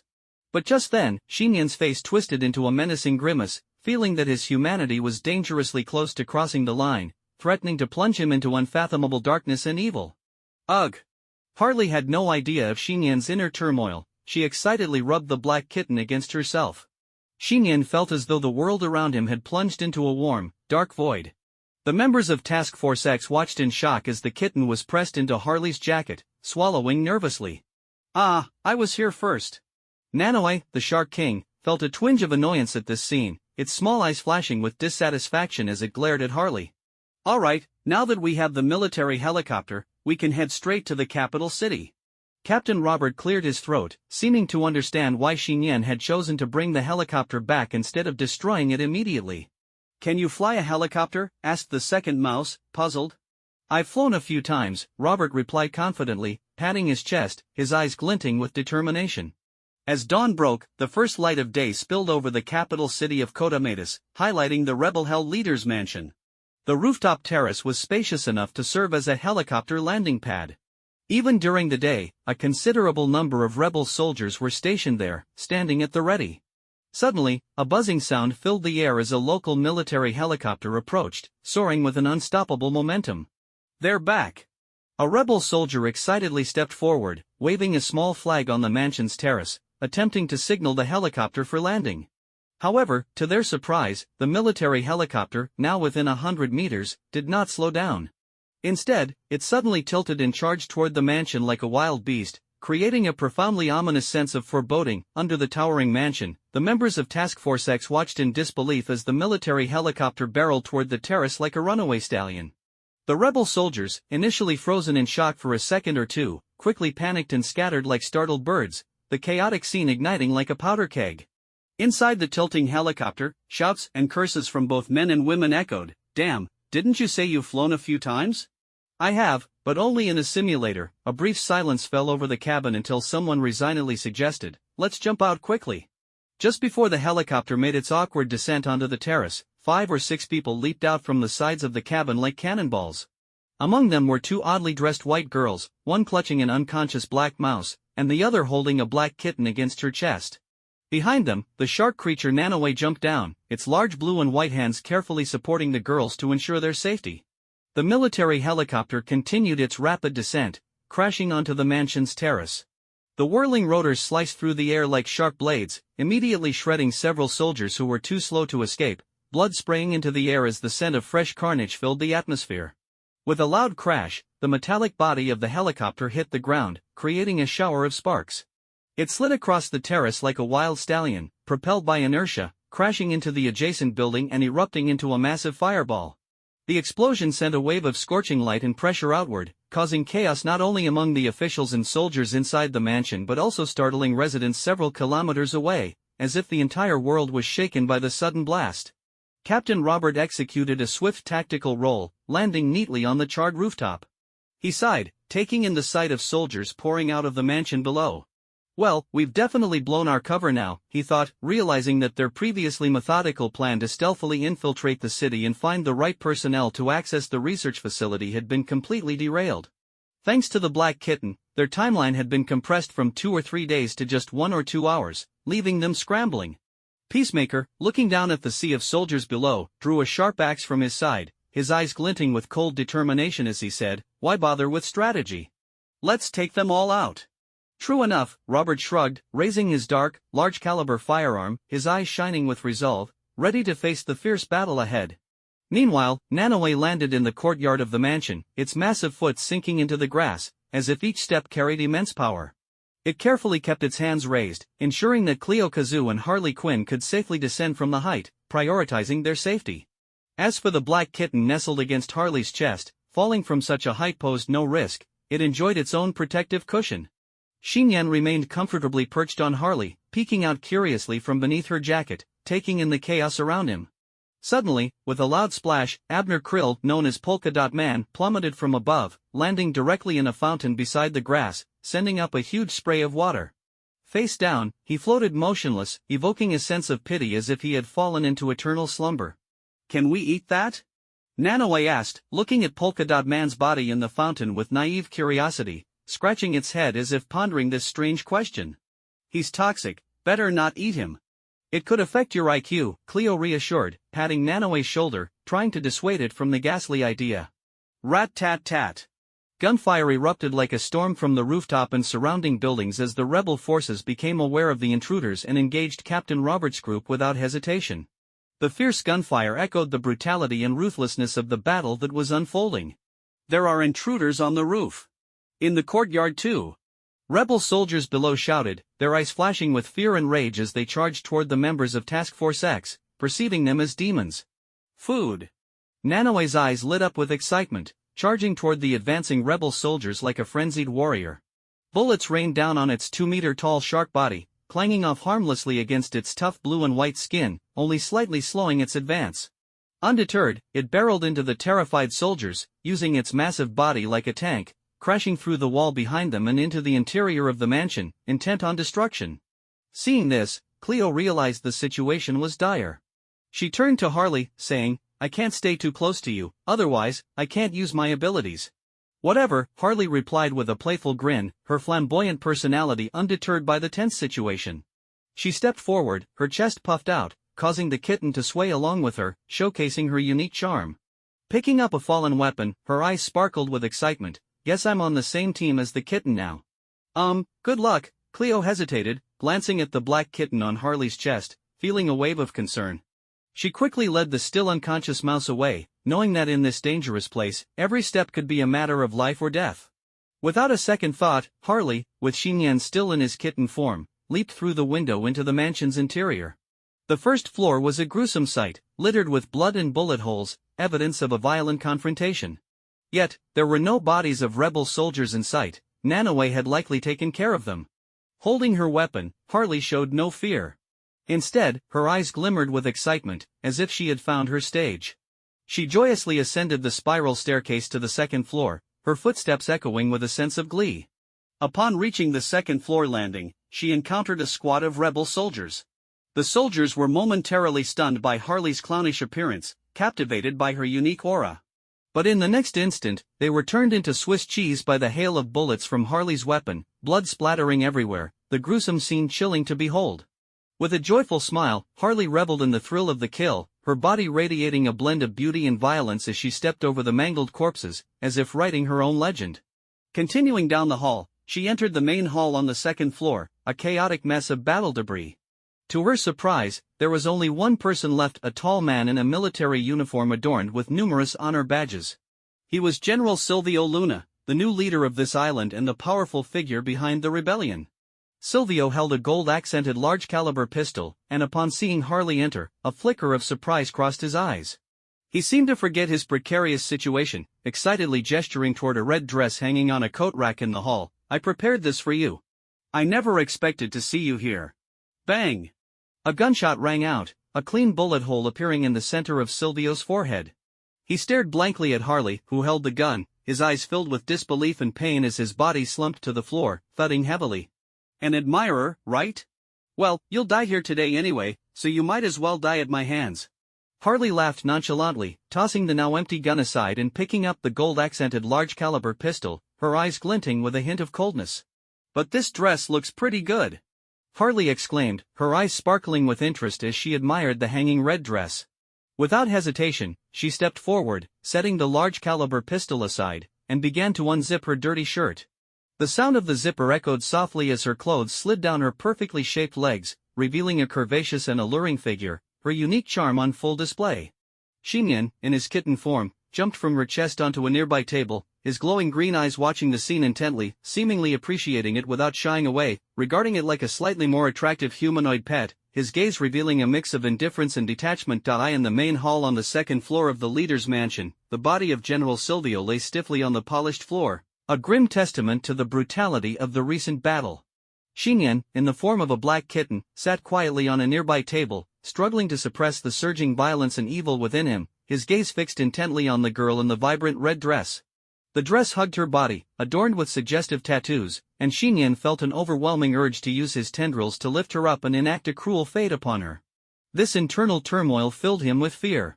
Perhaps influenced by the pervasive atmosphere of death and violence surrounding him, he sensed that even though he hadn't personally engaged in much fighting, his mental state was deteriorating. He knew he had to find Starro, the entity the Devourer sought, and leave this bloody and wicked place as soon as possible. Xiyan's gaze involuntarily drifted back to Harley, and he suddenly noticed how pristine the new red dress appeared, which displeased him. As Harley Quinn finished changing, Xiyan leapt in front of her, his black, slimy paws descending lightly upon her chest. The prints left by his paws marked her flawless neck and the soft fabric of her dress, as if he were branding her with his own mark. The dark imprints tainted her fair skin and sullied the new red garment, exuding a hint of wickedness. In this moment of internal darkness, Xiyan found this sight more pleasing. Pets should look like pets. Harley assumed the black marks were merely dirt and laughed, brushing it off before once again cradling the black kitten in her arms. At that moment, the sounds of gunfire and fighting from the mansion's rooftop, downstairs, and the courtyard abruptly fell silent, as if the entire world had plunged into a moment of tranquility. Harley picked up the gold-accented large-caliber pistol and headed downstairs with the kitten, soon encountering Captain Robert and Peacemaker, who were dressed in contrasting black and red. Munch Munch, Nanoe, covered in white bullet wounds, patted its slightly bulging blue and white belly as it emerged to join the three. "There are still two missing?" Captain Robert questioned, eyeing the now quiet mansion interior with suspicion. "One of them fell to his death when jumping from the helicopter." Harley pointed to the fountain where the half-submerged body of Polka Dot Man floated. "All right." Robert sighed, realizing that this was still his responsibility. Although Polka Dot Man was one of their team members, his body had been weakened by the high-dimensional virus, making him more fragile than an ordinary person. Even if he hadn't died from jumping, he might still perish from something else unnoticed. Wait, where's Cleo Kazoo? Compared to his indifference toward Polka Dot Man, Robert was more concerned about the second mouse, who reminded him of his daughter. Right here. Before Harley could respond, Cleo Kazoo burst through the mansion doors, holding a bald scientist hostage. She gripped his dark shirt collar tightly with her left hand while her right hand held a gun pressed against his forehead, a black mouse gnawing threateningly at the scientist's neck. "He was trying to escape the mansion, but I caught him," Cleo stated. However, as she approached the door, getting close to Harley, the black mouse suddenly froze, its eyes glazing over before it collapsed, falling from the scientist's neck. The sight left everyone momentarily speechless. Cleo hurriedly scooped the mouse back into her arms, while Robert took charge of the bald scientist. You are Gaius Graves, the thinker, right? The head of the Starfish Project, Robert said, coldly regarding the scientist with his weapon drawn. The thinker roared in anger, "Damn it, you killed General Silvio. His right-hand man, General Matteo Su, will never let you get away with this." "We don't care and we have no choice," Robert said, glancing at the black kitten on Harley's chest. He then slapped the thinker's face. "I want you to take us into Jotunheim." Jotunheim, the thinker's eyes widened in fear and mania at the mention of the name. In the capital city of Cotomatus stood a massive factory resembling a giant smokestack. It was Jotunheim, the island's best-kept secret in the site of the Starfish Project, the sole target of Task Force X's mission. The entrance was fortified with large iron gates and electric fencing, guarded by a dozen fully armed rebel soldiers. Bang! Suddenly, a modified van crashed through the closed iron gates, the side doors flinging open as members of Task Force X unleashed a hail of gunfire, turning the soldiers into mere pulp. "Open the door for me." Captain Robert dragged the thinker out of the vehicle and smashed his face into the facial recognition scanner at the entrance. The main door slowly opened, allowing the remaining members of Task Force X to pour inside. Inside, the research staff at Jotunheim, along with the lab supervisor, were terrified and quickly cleared a path for them to reach the upper levels of the facility. Upon entering the highly confidential laboratory, the entire Task Force X was struck by a chilling sensation that coursed through their bodies. Against one wall of the laboratory, two men were restrained as test subjects in machines, struggling like drowning victims. Their faces were covered by a strange starfish that had melded with their bodies, obscuring their eyes, mouth, and nose. At that moment, the black kitten that had been resting on Harley suddenly jumped to the ground, its glowing green eyes fixated on the starfish on the test subjects. With the help of Task Force X, it had finally arrived at Jotunheim. It pondered internally, could this be the Starro that the Devourer was searching for? The Devourer responded in its mind, "Meow meow." Xiyan was puzzled, not understanding the young Devourer's meaning. The Devourer continued, "Not exactly, but it's related." Xiyan began to grasp that "not exactly" meant these starfish affixed to the subjects were not Starro, yet related still left him questioning their connection. As he contemplated this, a massive suction cup tentacle suddenly slammed against the transparent protective glass wall deep within the laboratory, shaking the entire research facility. What the hell is that? Even the members of Task Force X, who had endured countless horrors and bloodshed, were shaken by the sudden appearance of this creature. Fear surged through them, eyes wide in astonishment as they watched the enormous suction cup tentacle slide down. Through the glass, they could see a colossal starfish monster that occupied 2/3 of the 30-meter-high facility, its massive form seeming ready to consume the entire building, sending chills down their spines to eye in the majestic top hall of Stark Industries headquarters in New York. The gentle yet succinct voice of the AI, Jarvis, echoed softly, "Sir, the anti-black flash armor is ready." Tony Stark's deep-set eyes sparkled with determination, his hands unconsciously clenching into fists. The last time he had faced that mysterious entity, the black kitten form of Black Flash, his proud Mark armor had been nearly powerless, banished to an unknown dimension and subjected to a terrifying experience. That ordeal was etched into his mind, haunting his dreams with the echo of the kitten's eerie cries. Because of this, he had dedicated the past week to programming and constructing the Anti-Armor series, placing Anti-Black Flash even ahead of the Anti-Hulk armor, making it the first in his line of counter-armors. The Anti-Armor was not merely a simple upgrade of the Mark armor, it was strategically designed specifically to counter and defeat powerful superbeings. "This time, I will show you my true strength. I'm going to capture you and find out exactly what you are," Tony murmured to himself, a confident expression spreading across his face as he envisioned the impending victory. At that moment, Jarvis kindly inquired, "Sir, would you like to go through the process of recording a personal video? Or Miss Potts is downstairs, I can contact her to come up." Tony's smile instantly vanished, his brow furrowing slightly as a flicker of displeasure crossed his eyes. "Jarvis, I don't appreciate that joke." "Apologies. I shouldn't have mentioned that," Jarvis quickly replied, fully aware of Tony's lingering trauma from the encounter with Black Flash. The gaze of everyone in the room was fixated on the colossal, bizarre starfish creature imprisoned within the research facility.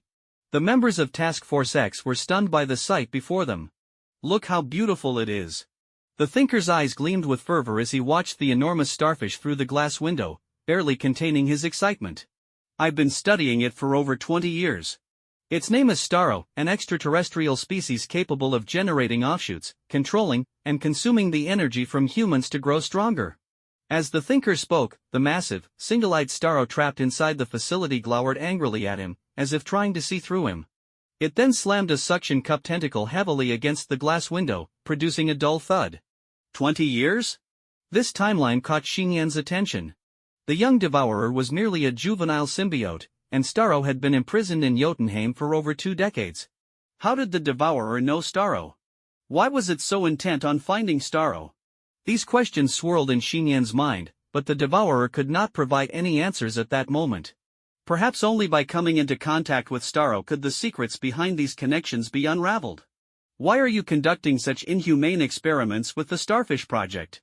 Do you intend to use its power to harm the world? The second mouse couldn't help but ask, her eyes filled with confusion and concern. Ha ha ha. The thinker suddenly erupted in manic laughter, a cold light flashing in his eyes as he sneered. 22 years ago, the US government captured this extraterrestrial being from space and brought it here to this island, constructing this research facility named Jotunheim. Many members of the team showed astonished expressions, never having imagined such a shocking secret lay behind these events. Yes. The very government that sent you here to clean up the Starfish Project is the same force that entrusted me with conducting human experiments and alien research over the years. However, due to political changes, they now wish to eliminate the current problems without acknowledging their past sins, the thinker continued with certainty. Upon hearing the thinker speak ill of the US government, Peacemaker became agitated and shouted, "You're full of it. Don't believe him, he's a madman." Don't believe? The thinker chuckled, pointing to a computer server in the lab. You can take the chip that contains archived data. It holds evidence of the US government's involvement in this project over the years. That might be what they truly want you to clean up. The ever-chaotic Harley Quinn stepped forward, snatching the chip from the computer with a mischievous glint in her eye. Give it to me. Peacemaker stepped forward, reaching for Harley with determination. Weren't you the one who said you didn't believe this? Why do you care so much now? Harley grinned, her eyes sparkling with mischief. Whether it's real or not, for the sake of world peace, I must bury it here. Peacemaker stated firmly. Everyone, let's just calm down. Captain Robert and the second mouse tried to intervene, knowing the tension was already high and internal conflict could not be afforded. At that moment, the black kitten had stealthily approached the edge of the glass wall. It gazed intently at the massive starfish creature inside, separated by thick protective glass. Is that so? You want to come out, don't you? The kitten grinned maliciously, as if formulating a plan, slowly raising a paw that glinted dangerously in the light. What's that cat trying to do?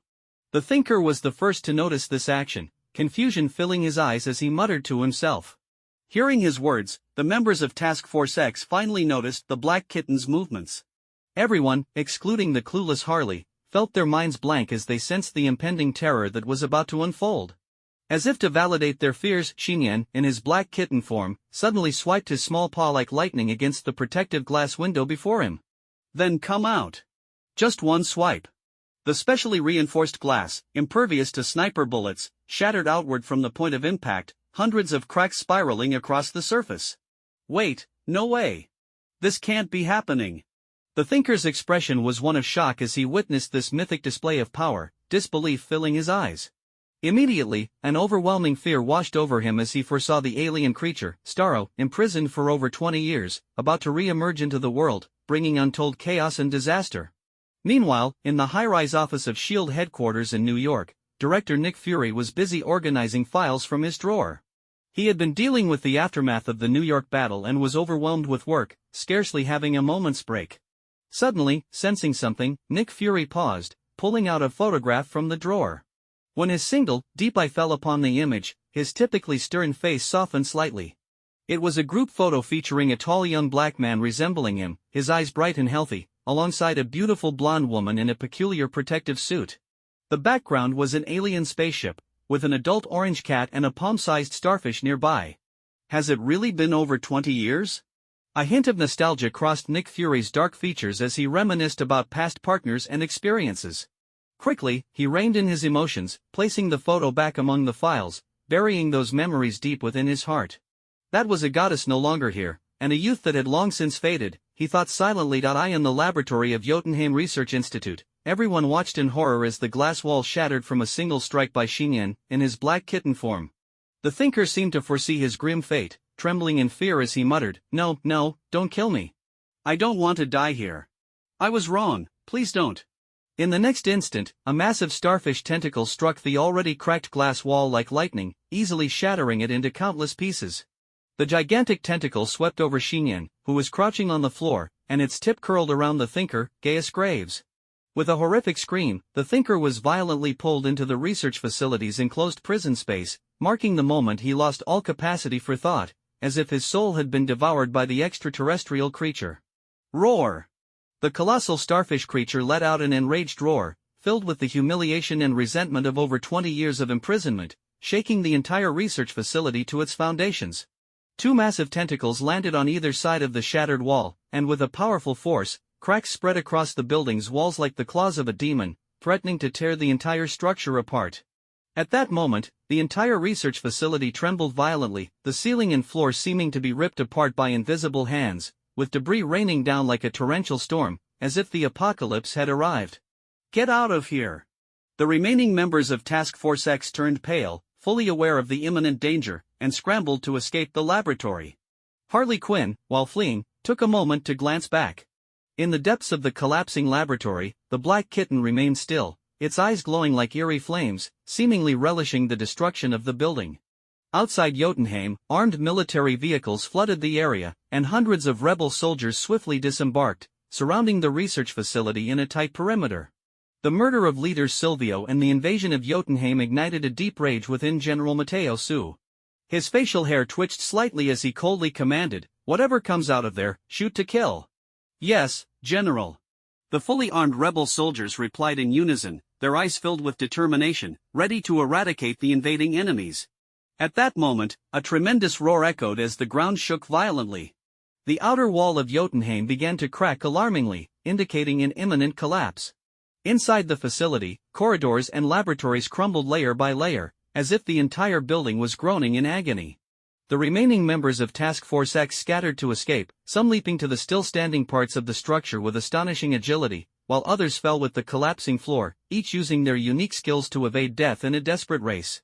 Just as the section of the building they were in tilted and began to collapse, Harley managed to jump onto a relatively intact part of the structure. However, before she could rise from the trembling floor, a pair of black boots appeared before her. "Give me that chip." Peacemaker, clad in a red shirt and helmet, looked down at the crouching Harley Quinn with a resolute gaze. "Smith, you're quite persistent. Even at this point, you're still thinking about cleaning up after the US government," Harley couldn't help but retort, a hint of mockery creeping into her expression beneath her elaborate clown makeup. "Regardless of the truth, I will eliminate any factors that threaten world peace, even if it costs me my life." Peacemaker's face was emotionless as he watched Harley attempt to rise, suddenly reaching out to grip her neck. "Ugh!" Harley grasped at his fingers, desperately trying to pry them away, but her efforts were in vain. She struggled for breath, feeling herself suffocating. "Quickly, give me the chip. If not, you'll die right here." Peacemaker's cold gaze bore into her, as if he were a machine following a cruel directive. In that instant, unbeknownst to either of them, a dark, supernatural mechanism seemed to trigger. The black claw print mark on the side of Harley's neck, resembling a strawberry, inexplicably faded from her skin and reappeared directly beneath Peacemaker's grasp. Swoosh! Countless invisible dark tendrils, smaller than the finest needles, emerged from the shadows like demonic fingers, rising from the black claw mark. Peacemaker felt a sharp pain in his palm, as if stabbed by a multitude of tiny needles, the agony penetrating deep into his bones. Furthermore, an unknown dark liquid seeped from the wound, a nerve toxin that coursed through his veins at a visible speed, infesting his body with malevolent intent. "What did you do to me?" Peacemaker gasped for breath, feeling as though an invisible hand was gripping his heart. He looked at Harley with terror in his bloodshot eyes before his body stiffened and he collapsed, rolling off the slanted floor. "What just happened?"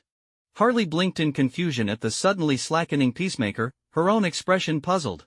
The black claw mark on her neck had returned to its original position, as if nothing had occurred, a new tattoo silently marking her skin. Yet, unbeknownst to Harley, this claw mark bore the wounds of the Devourer's claws, possessing an extraordinary nature that could never be healed or removed. It was an eternal and malevolent curse, one that could only be left by Xiyan in his trinitized form. Boom! The surrounding rebel soldiers were stunned, gazing up at the enormous starfish creature looming from the crumbling research facility. The general, shocked, shouted, "What are you waiting for? Shoot!" Instantly, a torrent of bullets rained down like a storm upon the colossal starfish within the building. The starfish, in pain, raised its suction cup-laden hands, releasing a swarm of smaller starfish that bubbled forth from its vibrant, massive tentacles. These palm-sized starfish floated into the air like a horde of malevolent sprites, swarming toward the rebel soldiers. Their 5-pronged suction cups latched onto the soldiers' eyes, mouths, and noses, as if to siphon their very souls. The soldiers, unable to even cry out in pain, collapsed en masse, like wheat sheaves in autumn, swiftly reaped by the harvester of death. The revenge that had just begun was already declared over, and the entire scene fell into a deathly silence. It's over. General Mateo Su stood frozen in place, staring at the terrifying sight, as if witnessing the end of the world. Soon, he too would be consumed by one of the starfish, his life force drained away in an instant. At that moment, a small black shadow zipped through the air like a bolt of black lightning, landing atop the colossal starfish. It was a black kitten. "Let's have a chat, big guy." "Oh, no, Starro." Xiyan rasped, as if engaging in a bizarre conversation with the alien creature, his voice revealing a strange calmness gurgle. The colossal extraterrestrial starfish creature, Starro, raised its central eye and fixated on the small figure perched atop its head. "What are you all saying?" Starro's voice, filled with rage, reverberated in Xiyan's mind like a psychic wave, perhaps acknowledging the help it had received in breaking free from its prison. "Do you recognize me?" "I am the Devourer." Xiyan's cold words were just beginning to escape his mouth. Bang! Starro's massive tentacle suddenly slammed against its own head, and in a flash, Xiyan darted like a black lightning bolt, evading the attack and appearing above the giant tentacle. "Don't mention the Devourer." The mention of the Devourer ignited a furious blaze in Starro's already volatile anger, and with a powerful motion, it flung the black kitten forward, declaring, "This city is mine. Leave here, and I won't harm you." At the same time, perhaps due to absorbing the energy of the surrounding rebel soldiers, Starro's already massive form swelled even larger, resembling a mountain-sized starfish reaching 30 meters tall, instantly bursting through the confines of the research facility, scattering debris everywhere. Amidst the dust swirling around Starro, several figures, both male and female, began to escape from the collapsing building. Above the modern city of Kodamedas, Xiyan, hurled away like a projectile, experienced a sudden expansion, his dark feline form ballooning to 10 times its size, freezing in the air 100 meters above. Xiyan instinctively sensed a misunderstanding between himself and Starro. Yet at this moment, his humanity had been twisted by dark evil, causing him to lose his patience and rationality. "How dare you fling me away?" The black kitten revealed a wicked grin, its front paws extending like a viscous dark liquid, quickly reaching out to grab Starro's form in the distance. Then, Xiyan shot forward again like a black cannonball, breaking the sound barrier as he soared through the daytime sky, crashing directly into Starro's forehead. Bang! A shockwave erupted, creating a powerful impact driven by the extraordinary physique of a biological entity. The remaining members of Task Force X, 100 meters away, gaped in disbelief as they watched the massive starfish creature topple over, knocked down by the petite black kitten that was no larger than their palms. Starro reeled backward in pain, its gigantic form shaking the ground as it fell. "Do you wish to oppose me? Then let me show you what it feels like to be devoured." Starro's furious psychic energy swirled in the air around it. Immediately, the numerous small starfish floating in the air, along with jellyfish-like entities that split off from Starro, surrounded Xiyan in a chaotic manner. In mere moments, Xiyan, still airborne, found himself enveloped by the colorful jellyfish spheres, growing to a size 2 or 3 times that of his kitten form. More small starfish then encircled the spheres, creating a massive ball with a radius of 5 meters. 100 meters away from the battlefield. "Boss Cat, this is bad," Nanoe, the Shark King, with his small eyes shrinking and his battered body trembling, nervously remarked, "Those jellyfish spheres, they possess incredibly powerful devouring abilities. My shark skin was easily bitten through by them. Thankfully, there weren't too many attacking me, or I would have been devoured by them already." The remaining members of Task Force X felt a surge of tension. Compared to Starro, they hoped the black kitten would prevail. Harley instinctively touched the black claw mark on her neck. "Cleo, can you send the mice into action?" Even Captain Robert, who was terrified of mice, couldn't help but ask the girl beside him. However, others quickly noticed that Cleo Kazu's shoulder had the black mouse which had just awakened but was still trembling in fear. "That cat is still." Cleo gazed toward the ruins of Jotunheim, her voice trembling, "and the mouse swarm has retreated even further than before." Above the ruins, in the air, the jellyfish and starfish enveloping Xiyan's form paused for a moment before suddenly bursting outward. Puff! Countless dark, sharp tendrils emerged from the center of the sphere, piercing through all the bubbly offshoots with overwhelming force, unleashing a powerful, evil energy. Whoosh! A small black lightning bolt shot out from within, once again landing atop Staro's head. However, this time, Xiyan was not so accommodating. The black kitten opened its mouth wide, as if to bite, seizing hold of the starfish's claw above it. Simultaneously, numerous dark tendrils extended from its body, wrapping around the mountain-sized starfish. Who was going to be devoured? The roles were about to reverse. In that moment, Xiyan's mouth transformed into a bottomless black hole, and with a powerful suction combined with the tendrils' pull, he began to consume the massive Staro, which was hundreds of times larger than him. How is this possible? You truly are the devourer, Staro's last bewildered thought echoed as it was unable to resist, the 30-meter-tall starfish body being drawn into the kitten's mouth. Xiyan landed deftly on the rubble, exhaling slowly as he worked to suppress the turmoil of evil and rage stirring within him. The inner space of the devourer resembled a miniature universe. Though small in size, it was far more vast than an entire galaxy. With conscious awareness, Xiyan placed Staro into the relatively safe and stable middle layer of the devourer's space, shifting the previous cosmic cube and gemstaff to the deepest recesses of the devourer's realm. As for the chaotic lower layer of the devourer's space, it was filled with alien corpses and remnants of warships? Wait a minute! Xiyan suddenly had a flash of insight. The young devourer had never consumed so many aliens before. When had this happened? And why did it instinctively seek out Staro, who had been imprisoned in Jotunheim for over 20 years? Could it be?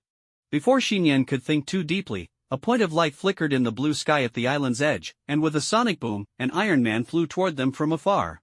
As it approached the city, the platinum-colored Iron Man descended at an angle, landing with a loud thud right in front of Xiyan, at a distance of about 100 meters. Everyone watched in disbelief as the towering starfish creature, Staro, was completely devoured in the blink of an eye by the mysterious entity resembling a black kitten. The remaining members of Task Force X, including the bloodied Captain Robert, the second Mouse Cleo Kazoo, Harley Quinn, and the Shark King Nanoe, all displayed expressions of astonishment. Clearly, they had severely underestimated the abilities of Xiyan, the trinitized being. However, before they could even celebrate or breathe a sigh of relief, they saw an Iron Man descend from the sky and enter the fray. Although the armor on this Iron Man had been repainted to a platinum color and bore a different design from the globally recognized version, the cold metallic gleam of the armor and the bright white light emanating from the chest and square eye slots unmistakably identified him as the legendary superhero Iron Man, Tony Stark. A heavyweight has arrived, Captain Robert said, watching the battle unfold, taking a deep breath. Is he coming for us? Cleo asked nervously. Harley chuckled and shrugged, self-mockingly saying, "Don't worry, we probably aren't even on his radar, he's most likely here for that adorable black kitten." Adorable? The others looked at her with puzzled expressions. Too bad it's just a cat.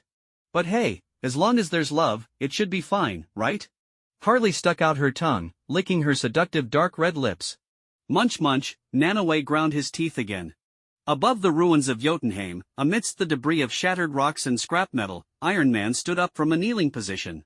In the bright sunlight, his platinum armor, decorated with lightning patterns, glimmered with a cold radiance. Xiyan, in his black kitten form, silently regarded Iron Man, his once glowing emerald eyes gradually becoming hollow and white on one side. Although he remained the dominant force within the trinitized entity, he was increasingly losing his human emotions and rationality. Having found his target, Staro, Xiyan initially intended to leave the island and return to Washington. Yet, facing Iron Man's provocation, how could his fiery temperament allow him to simply walk away? Not willing to back down, he decided to engage in battle. Without uttering another word, Xiyan suddenly revealed a sinister grin. In the next moment, the ground beneath him shattered as he launched himself forward. His dark feline body, leaving behind a trail of afterimages, transformed into a bolt of black lightning as he charged directly at Iron Man. Though confident, Iron Man understood that Black Flash was not easy to deal with. As soon as Xiyan began to move, he felt an unprecedented tension throughout his body. Jarvis, set all engine power to maximum. Understood, sir. Before Jarvis could finish speaking, the black lightning was upon him. Xiyan swung his dark claws at Iron Man.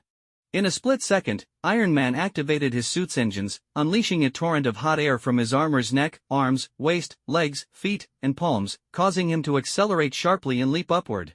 The sunlight created a motion blur effect as he narrowly evaded Xiyan's swift and powerful strike. Indeed. To cope with the supersonic speed of Black Flash, Tony Stark had made extreme modifications to the Iron Man suit, allowing it to operate at full engine power for a limited time. However, this came at a steep cost. The energy consumption of the anti-Black Flash armor was staggering. Even the small nuclear reactor within could not sustain it for more than 10 minutes. Additionally, the wear on the armor's components was several times that of standard suits, turning this multi-million-dollar piece of equipment into a disposable asset, destined for the scrap heap after a single battle. This was the true nature of pay-to-win, the price paid to become stronger. I can do this. Iron Man dodged Xiyan's strike and suddenly dove down, delivering a punch fueled by engine power. Smack! Xiyan's black tail reacted quickly, whipping upward to meet Iron Man's armored fist. Iron Man was sent flying instead. Sure enough, even if I can match his speed, my strength is still too lacking. Iron Man was not surprised. His punch was merely a feint, his true tactic was. With a whirring sound, sections of the armor on Iron Man's arm opened up, activating a strategic device that released a massive cloud of white gas, enveloping Xiyan completely. This was high-density tear gas. The gaseous cloud not only covered the Black Kitten but quickly spread over much of the Jotunheim ruins, obscuring the view for Task Force X, who were 100 meters away. Xiyan, however, was unfazed by the tear gas. Instead of covering his mouth and nose, he opened his maw wide, and the black hole within generated a powerful suction, swallowing all the tear gas around him. In just 2 or 3 seconds, the tear gas was nearly all consumed. In the air, 20 meters above the ground, as Iron Man prepared to re-emerge from the gas, he executed his signature move, raising both palms abruptly. The engines in his armored hands lit up.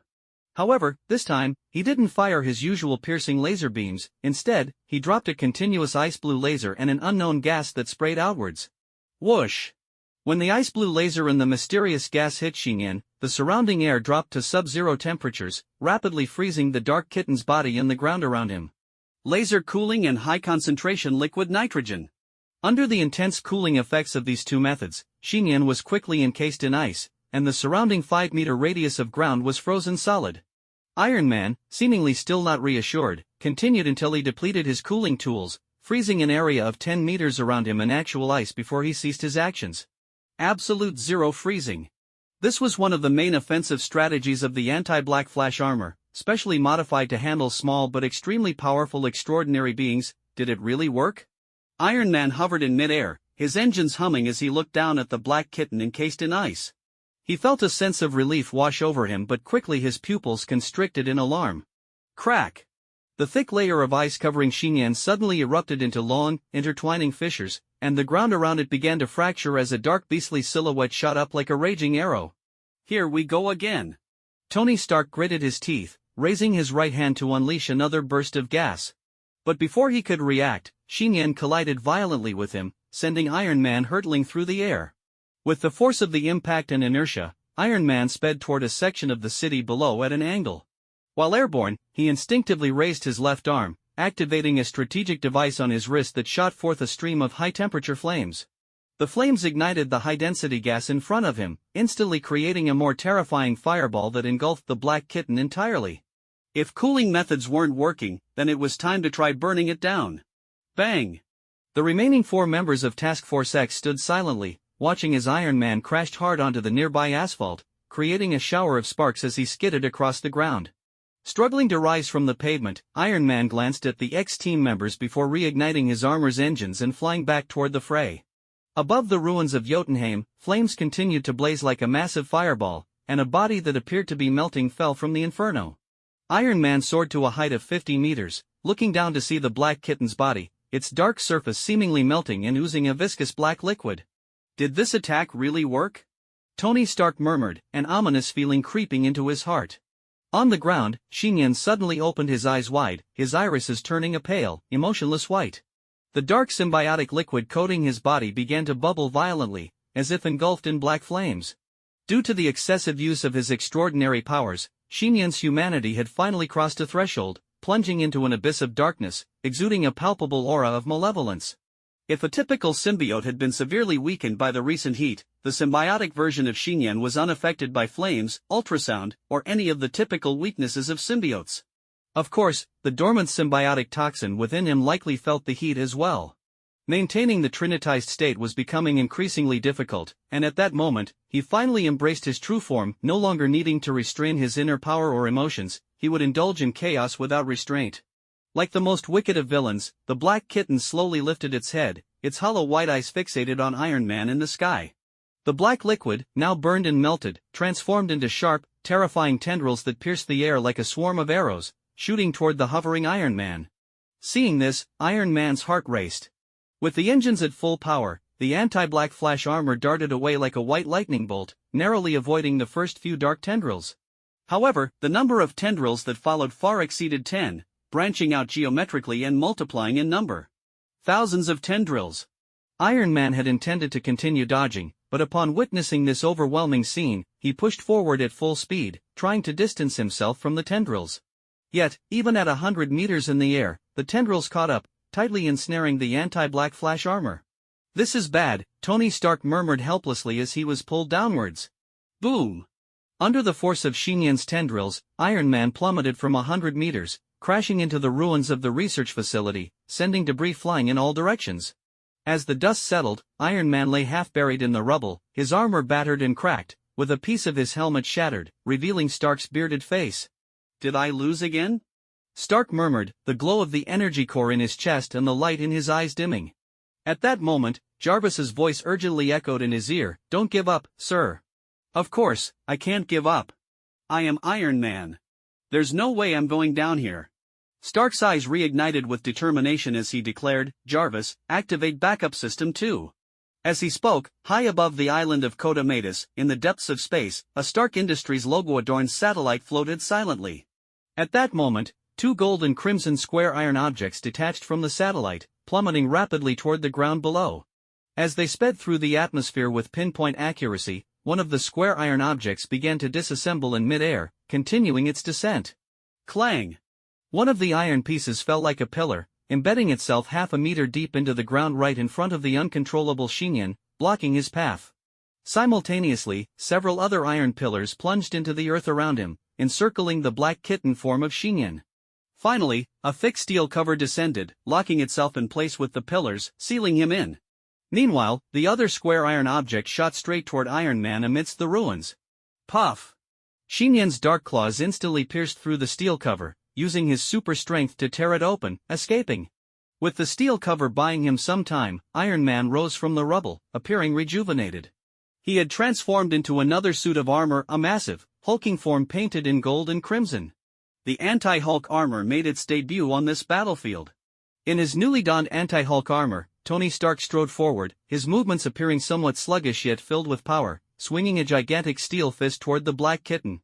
To Xiyan, this movement felt painfully slow, and he easily dodged from various angles. Yet, at this moment, he was completely out of control, disregarding all logic. With a wicked grin, Xiyan raised his enlarged dark claws and launched a powerful punch. Fist against fist. When the iron fist of the anti-Hulk armor collided with Xiyan's augmented dark fist, it detonated like a high-explosive grenade, sending shockwaves rippling through the air. Tony Stark's eyes widened in shock. However, the astonishing force coming from the punch made the anti-Hulk armor stagger back a step. Even the anti-Hulk armor, designed to counter the mighty Hulk, slightly faltered under the sheer power of the clash. Before Tony Stark could react, the black kitten lunged at the anti-Hulk armor, opening its mouth wide to bite, and the many-layered armor shell crumbled under the bite. Piece by piece, the pristine steel exterior was shattered, as if they were mere toys, swallowed whole by the black kitten's internal black hole. Iron Man was completely at his wits' end, his mindset exploding. After 2 successive anti-armored strategic weapons had been obliterated, Stark began to doubt the very power of science itself, on the ruins of Jotunheim. Crack, crack. The clear and audible sound of swallowing, devoid of any chewing noise, echoed in the ears, followed by a horrific sight that entered the view. Iron Man's brand new and giant anti-Hulk armor was ravaged in just a few seconds by the mysterious black kitten, its thick armor shell of gold and red pockmarked and in disarray. If an uninformed person were to see this scene, they might mistakenly believe that the anti-Hulk armor was made of paper. The black kitten continued to gnaw tirelessly, and the damage to the anti-Hulk armor had already reached nearly half, rendering it incapable of continuing the fight. No matter how hard it was to accept internally, the cruel reality of defeat lay ruthlessly before them. Inside the anti-Hulk armor, a red alert light flickered. Tony Stark gritted his teeth and, in desperation, could only issue a final command. Suddenly, the back of the anti-Hulk armor split apart at high speed, and a fully battle-damaged Iron Man, covered in platinum, flew out of the armor compartment. All the engines on his suit roared to life at maximum power, turning into a dazzling white light as he angled toward the sky beyond the island. However, Iron Man, now clad in the anti-Black Flash armor, appeared far more disheveled than when he first arrived. Black smoke was billowing from his body, the steel shell was severely damaged, and one could clearly see the figure of Tony Stark inside, unable to conceal it any longer. The once godlike Iron Man was now fleeing in disgrace. 100 meters away, the remaining 4 members of Team X witnessed this and were momentarily unable to believe their eyes. The once incredibly powerful legendary Iron Man had suffered 2 brutal defeats, enough to make the mysterious Black Kitten a sensational topic among people.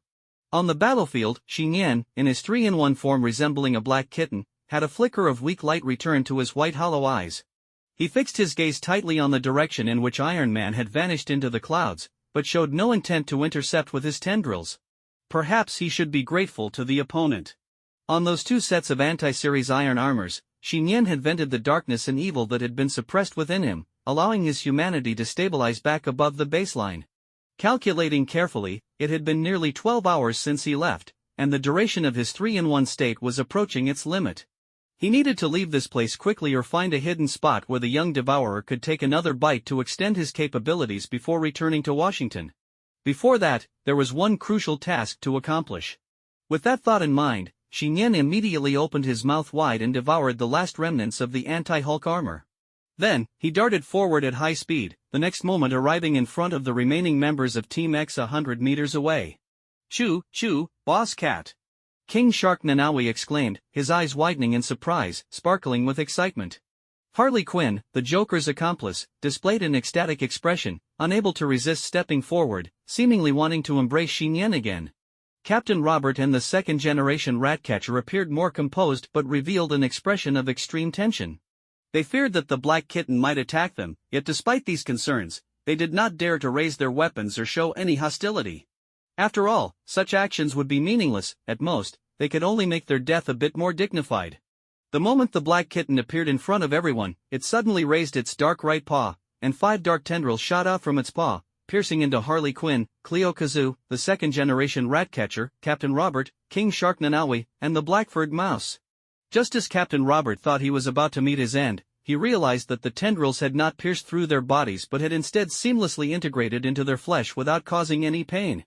Soon, a small device was extracted from within their bodies. It turned out that this was the microbomb that had been implanted inside the members of Team X. The moment the microbomb device left the human body, it triggered the system program and exploded. However, the dark, viscous fluid on the tendrils reacted swiftly, enveloping the microbomb, causing it to barely bulge instead of shatter their bodies. It was as if tiny flames were easily snuffed out on the tendrils, and the Black Kitten quickly retracted the 5 tendrils. At this point, everything was settled.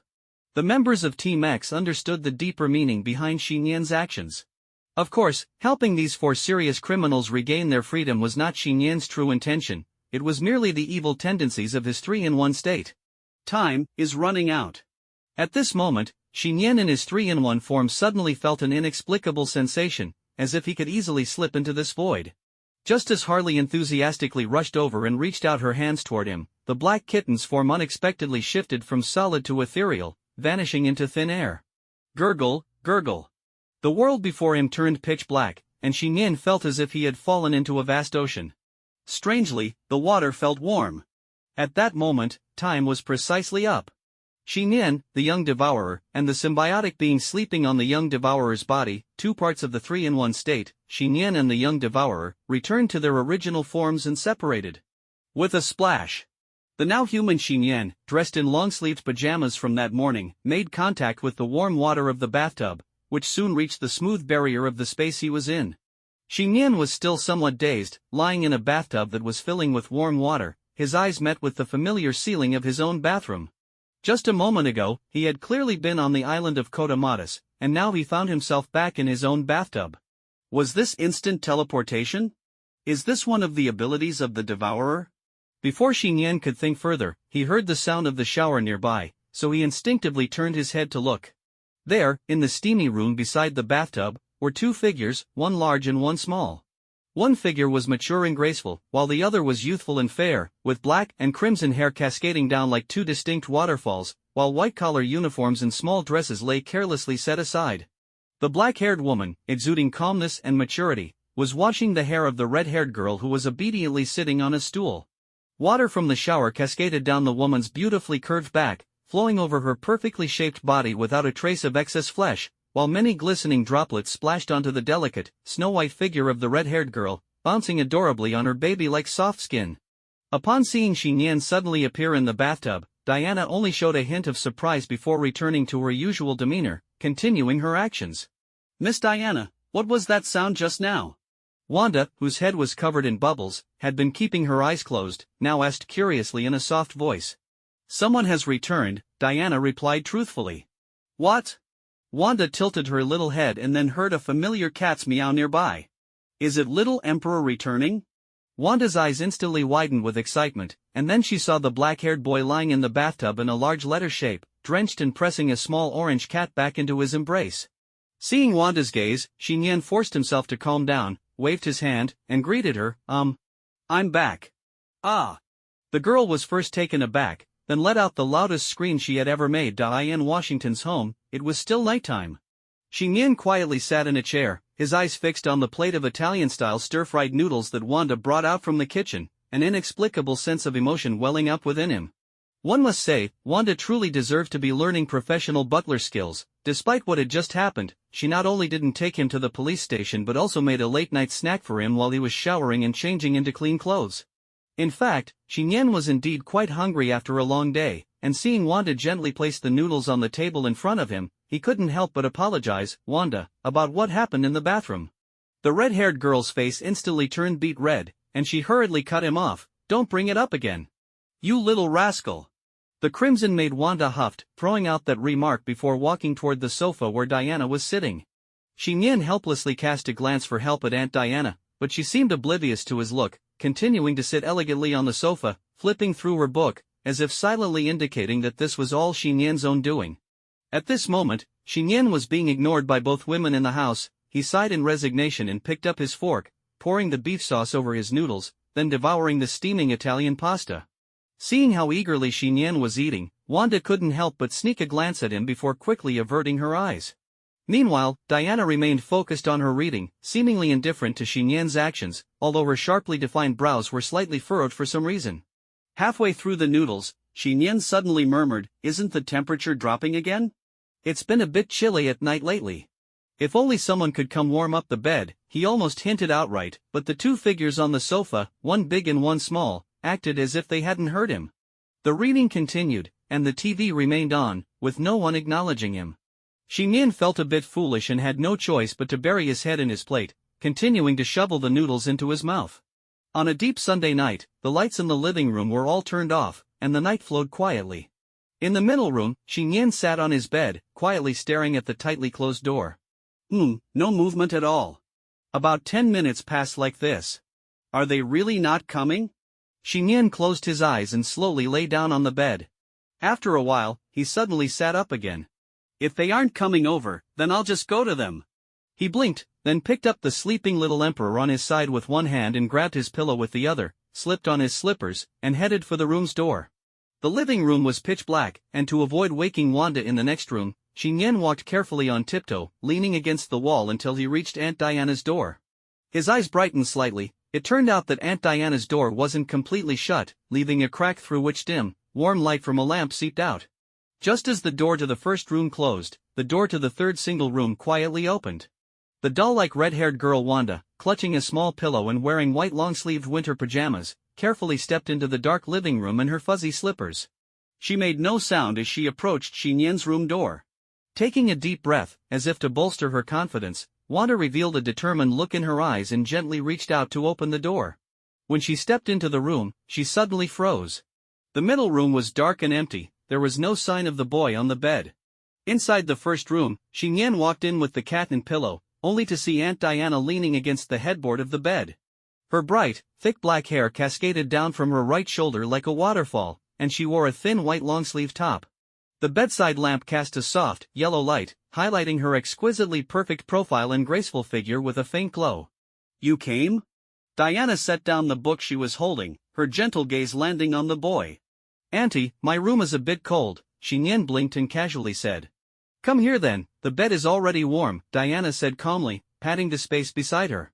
Xiyan kicked off his slippers, climbed onto the bed while holding the cat and pillow, and pulled up a corner of the down comforter, snuggling into the cozy warmth next to Auntie. The warmth from the demigod's body made the bed incredibly comfortable, infused with a unique hint of violet fragrance, making Xiyan nearly close his eyes and drift off to sleep. "Wait."